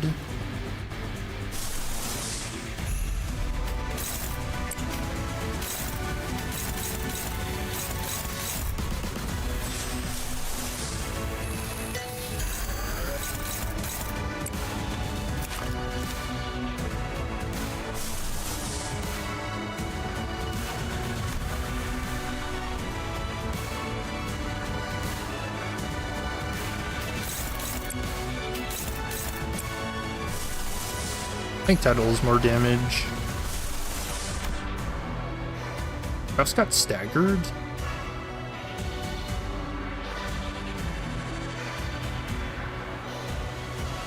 What? Did she gain a new stagger bar to get staggered? How?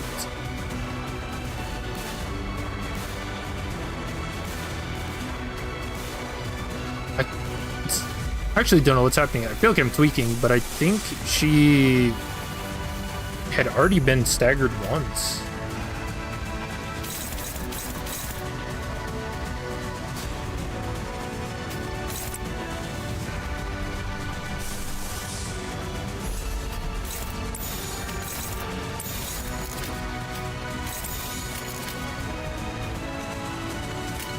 Alright, let's take her down.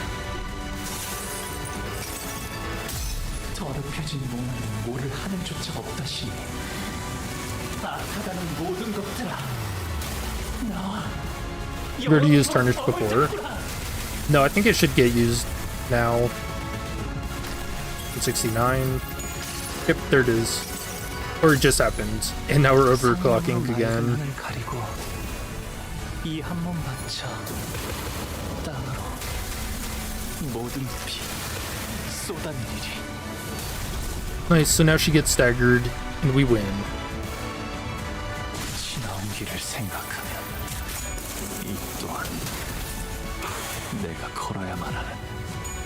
Honglu explodes because he's so excited about winning this fight. 한눈 팔지 마세요. 내 말은 당신에게 파도는 반드시 밀려올 테니.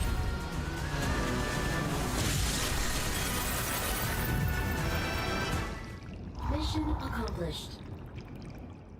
Woo!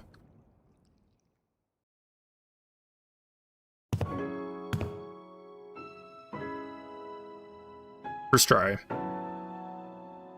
I think somewhere in all the text about her, I think she does get like a ton of buffs from the Nether brand, so that might be what you're missing for that fight if you are struggling, because her clashes went from being in the 30s to being in like the 19s. So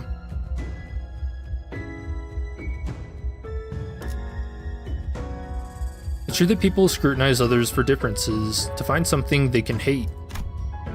But it's also true that it is often those very differences that people look up to. I agree with that. And admiration usually goes hand in hand with overestimation. Yes, and Miss Mayers admired these two unknowns, Seaborns and the Light. She thought they would be the solution to everything.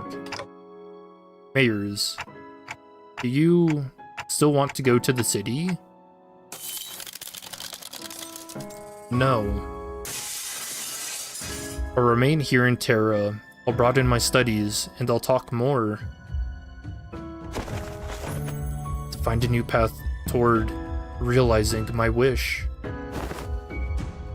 As for what will happen now, Miss Mayers, we're going to need to have a long talk with the Inquisition, but we'll help too. We'll help you in your search for that path, if we can. The great arc built from the city crumbles. Light fades and gives way to shadows. And we found ourselves back aboard the vessel Massas. Battle complete. Vessel Massas, it's slowing down. How's Miss Mayers? Here, unconscious. The mental strain seems to have taken its toll. Yeah, that happens a lot. It all happened inside the Dungeon of Fathoms, but it can't have been too easy on her mind to send so many waves after us. What'll happen to Miss Mayers now? First, we'll wait for the Inquisition's ruling, then bring her to Rhodes Island.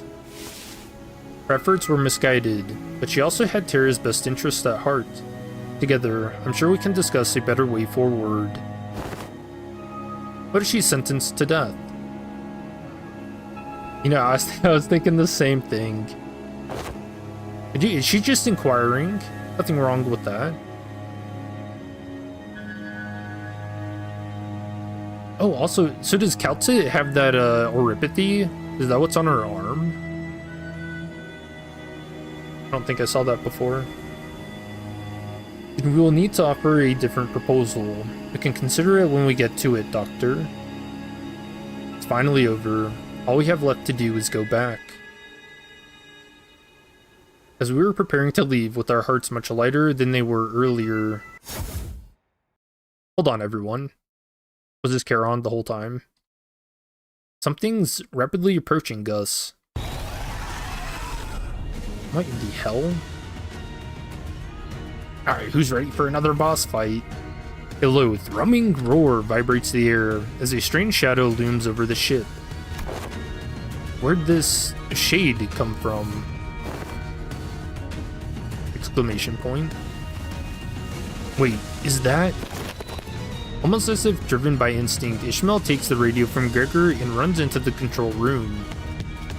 Something must have clicked in Otis's head, as she also turned and ran after Ishmael. Those two are running into the bridge. Brace, grab onto something!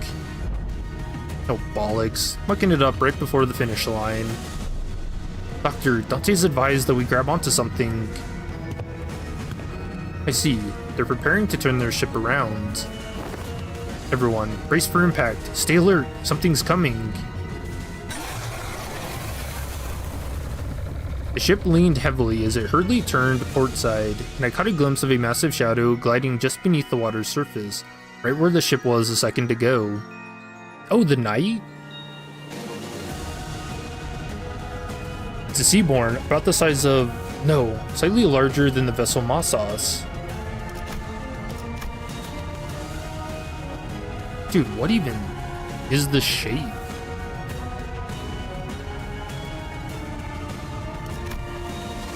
What happened to Mayers? She's taking a nap. She passed out. Mia's communicator buzzes with Ishmael's voice. The currents are going wild. Wait, no, something's causing these currents to go wild. We'll try our best to maintain evasive maneuvers for as long as possible, but we can't do this forever. If the situation does not improve, we may have to take the vessel Masas to cross the dimensional door. Just kidnap the doctor and the operators. Sure, welcome to the city. Does Rhodes Island have a way out of this quandary? Not at this moment, but we have to come up with one now, and fast. Dante, does anything come to mind? We should first figure out why that Seaborn's coming after us. Copy that. Focus on steering the ship, so keep us updated. Oh, maybe it wants Mayers. With that, the ship immediately begins a sharp turn, narrowly dodging the ponderous body of the Seaborn as it swims by. We can't just take the whole ship across the dimensional door. We're not the only ones on it. But the sea is too wild to simply turn around to let the others leave. It's almost like it's obsessed with the ship. Just why could it possibly be coming after the ship all of a sudden? Could it be that Phoebus's order... No, it's for Mayers. It's coming after me.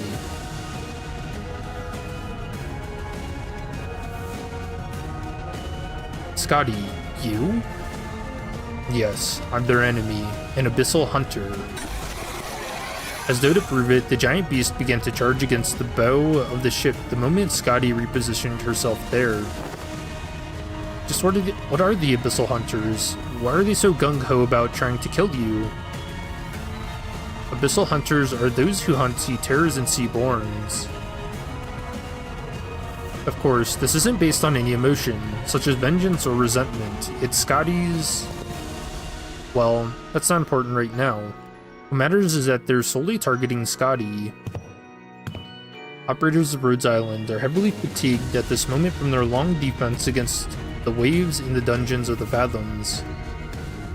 Same could be said of us and Miss Amiya, who battled Mayers in the meantime. To engage that Seaborn in this particular circumstance is... Oh? Something shakes the vessel Mossos once again. What's this now? There's more? There are indeed multiple entities surrounding our ship. However, a violent, destructive sound crashes through the waves toward vessel Mossos. Past the sudden wall of mist, there was... Watch the Indigo Elder pop out. We're lucky. Or was this simply how it was supposed to go? Looks at Faust. ...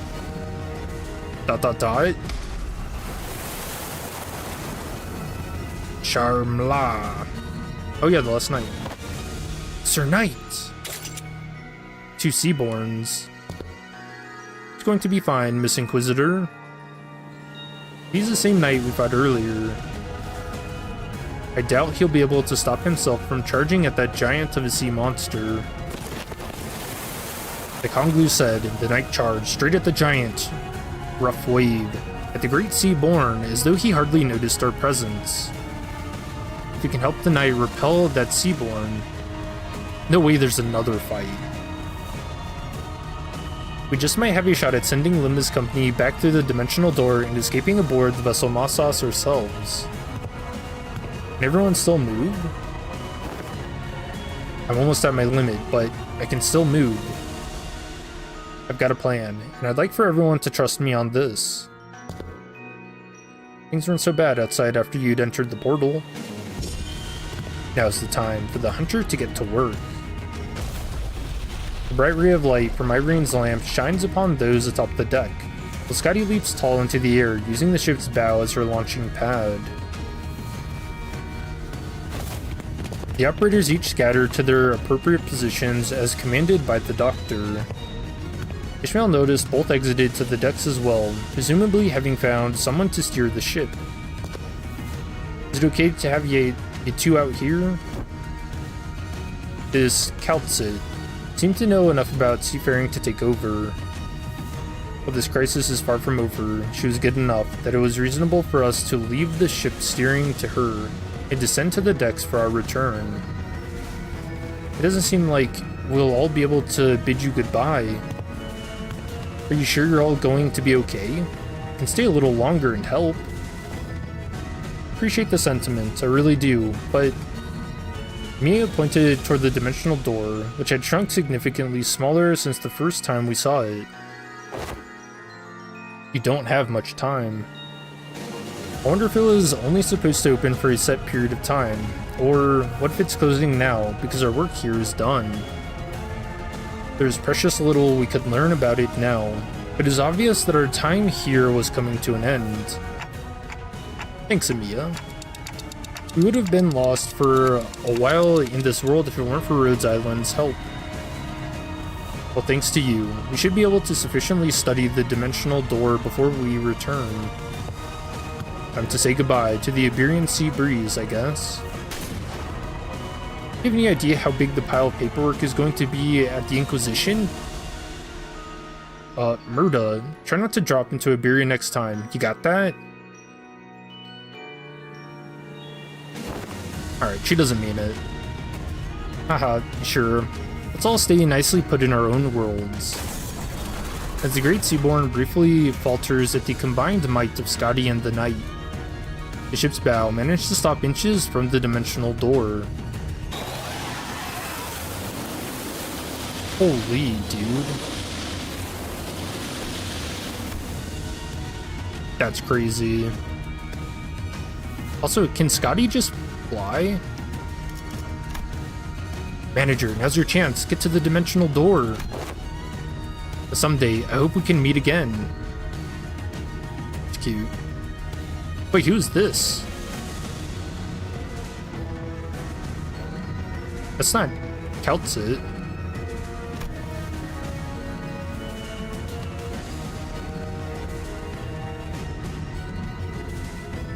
Shall take our leave. I don't recognize these two either. Return to the city. I'm guessing they must have just been the other operators that the doctor was ordering around. I see it turned into a brutal battlefield, terrible roars contending with one another. After taking one final look at Rhodes Rhodes Island defending the vessel Masas, we leaped into the pitch black darkness at the center of the dimensional door. And Dante woke up from his dream. I'm swept away by the tides of consciousness. The river draws out my memories and consciousness, sublimating them away. Then,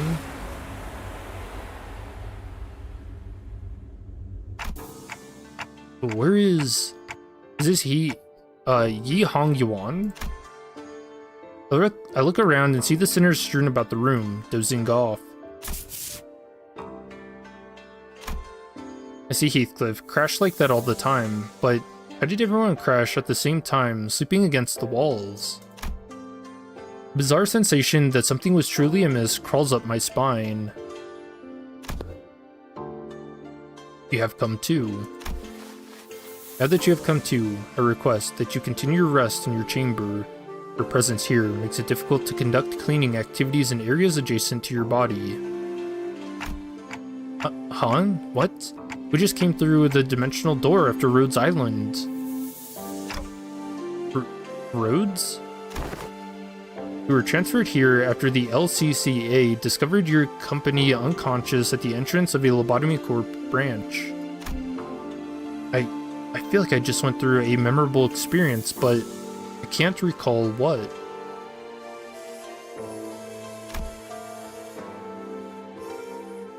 There was a hole in my memory, and a strange, emotional tug at my heart, an ego I don't ever recall extracting. Oh, my lunacy remembers it well. Om nom, Roshanante, prithee, avail me but 5 more minutes of... Scheduling wooden training dummies to wake you in 5 minutes. No, Zyren! But the bizarre sensation naturally settles. What was that abnormality? What just happened? I don't have any answers to either of those questions, but... Wait, where's Sode? She said something about how there's been a delay or something. I couldn't find Sode, who's been bringing us odd jobs here and there during our stay, anywhere in Yi Hong Yuan. But on the desk, I did find a note filled with various requests and a letter, both presumably left behind by Sode. Got a distortion contract. Come on, time to earn your keep. We weren't going to lounge around until we got a message from HQ, right? Are they allergic to giving us time off or something?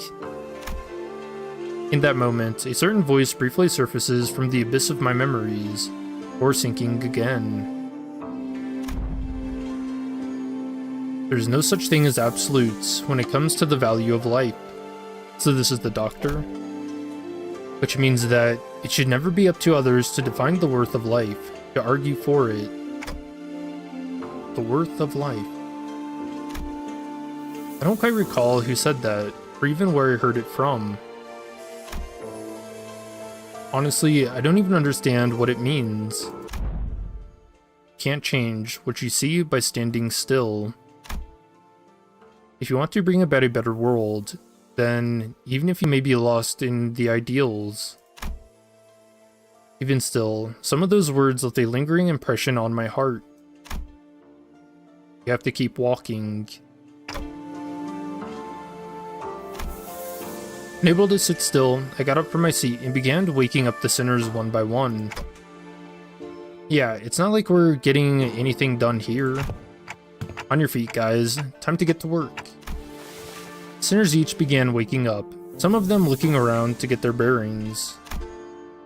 Like they were just pulled out of a long dream.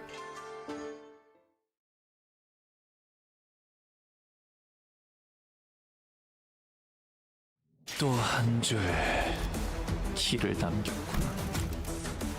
핏물진 길일 뿐이지만 세월이 지나면 Damn, dude, that's such a 홍은 crazy 그제야 fight. 알게 되겠지.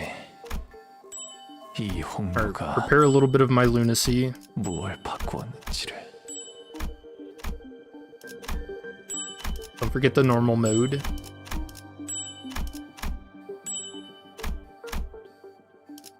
What else was in the reward exchange? Ooh.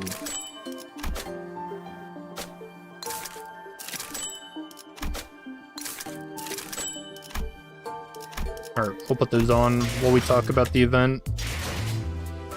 Really good, right? I'm a big fan. It was a lot of fun.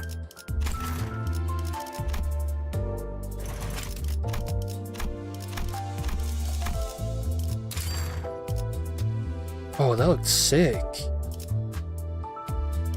That's the dimensional door. Whoa, how long? About 8.5 hours. It's kind of typical for me though, because I do like to yap a little bit and read everything. But yeah, the event's great. You know, the characters all amazing. You know, we got literally everything from Limbus and Arknights. You know, like I said earlier, the feeling that I really had was just that it was like a cultural exchange, you know, where there's a lot of fan service for both Limbus Company and Arknights. And I think both games were showed off. Well, not games. Both stories were showed off very well, I think. Yeah, like I don't know, I'm really intrigued about the Seaborn. I kind of want to play just to learn more about them. So yeah, Project Moon did a really good job with that, for sure. The music, phenomenal. I'm gonna have to listen to like every soundtrack many more times.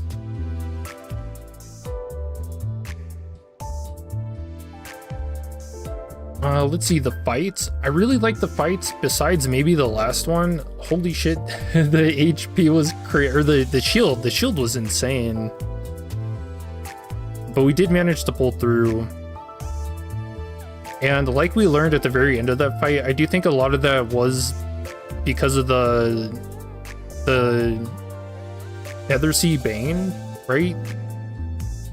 So yeah, if you're struggling with that fight, maybe look somewhere. I honestly don't know why or what the effect was, but it made clashing better. Yeah, we can't check.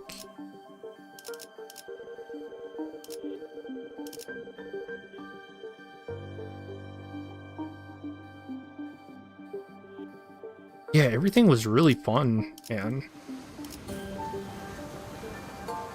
Yes, it does give her coin power. Alright, so that's what it was then.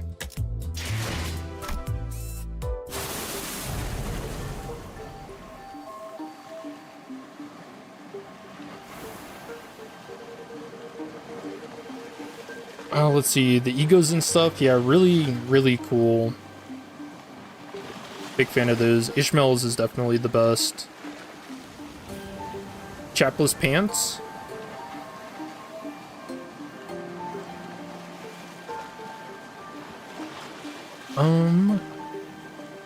I guess to talk about, so the thing that I mentioned earlier that I don't like about this event, and what I think a lot of people are upset with, is that the event is only going to last for, what is it, these 27 days, and then it's just gone.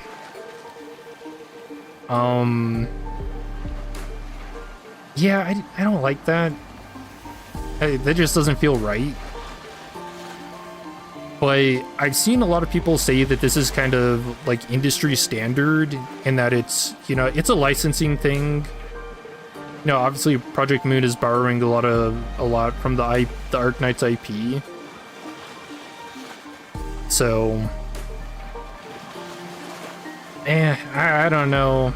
It just leaves a really weird feeling for me, because like this one moment in time, you have to know about Limbus Company in order to play this event. And I don't know, man, the game's always growing, so it feels really really bad that some people might miss the experience. I mean, that's pretty much the only thing, you know. I mean, I guess maybe it's not entirely out of the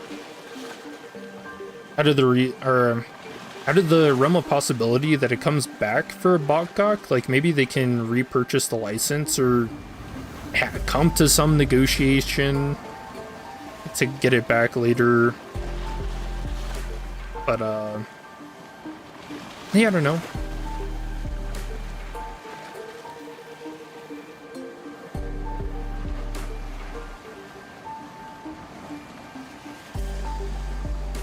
And yeah, I mean, we talk about, you know, FOMO, the fear of missing out. I feel like it comes up once a month at this point. Or it's just weird. It does feel kind of predatory a bit, but on that same notion, you know, Kanto 8 revolves a lot around the idea of just because something is ephemeral or it'll leave doesn't mean that it's not important now. And you know, I get that. I feel that. A shield ain't shit when it meets your sinking deluge. Yeah, I'm gonna have to take a sinking team in there to see just how much better it does. Which I imagine it'll do incredibly well because all the sinking IDs have, you know, evade on them. For a good amount of them, for sure.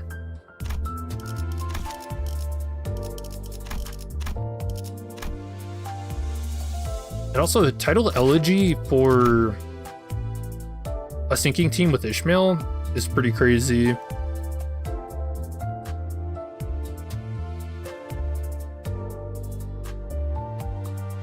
Yeah, 11.5% more damage on hit after Clash Win, including egos.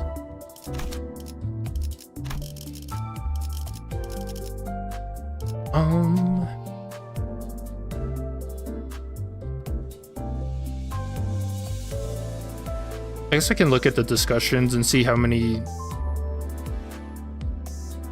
people are miffed. I don't imagine it's that many.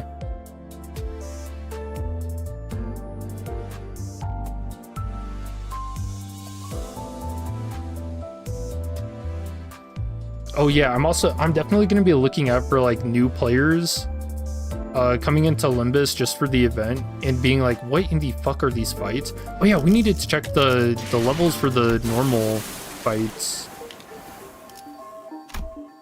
I forgot that's something I wanted to do. Oh, does it scale?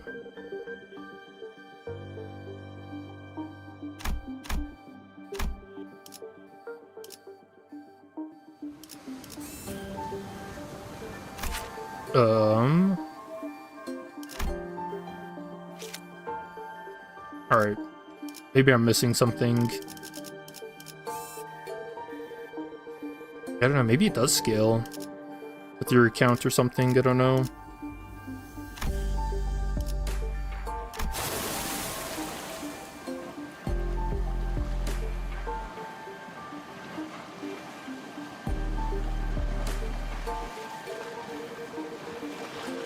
Let's see, do we have anything else, chat? Oh yeah, also along with the limited events, there's also a new floor or new theme pack for this event that's only going to be here for a limited time only.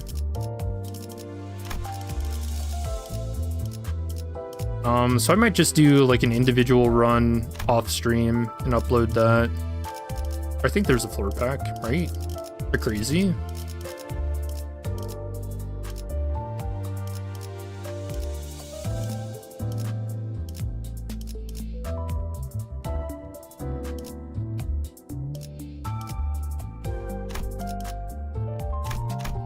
What? Is there not?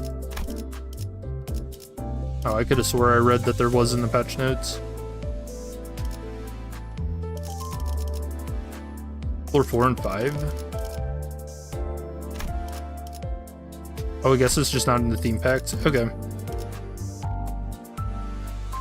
I'll probably just record a run of it just to show it off. Maybe get like all the events that pop up and then upload like a little compilation of it.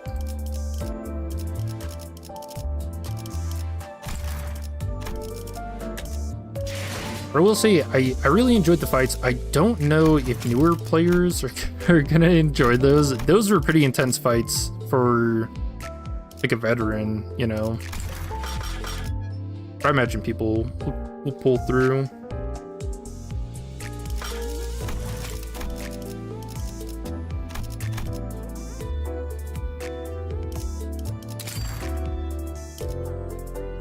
Damn, good stuff. Both normal and hard. Okay, 4 and 5.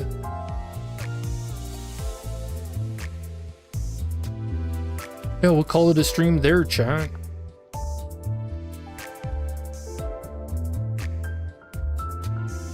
Pretty good one. But I hope you guys have a good rest of your day and or night. I will see you in the next one. Peace.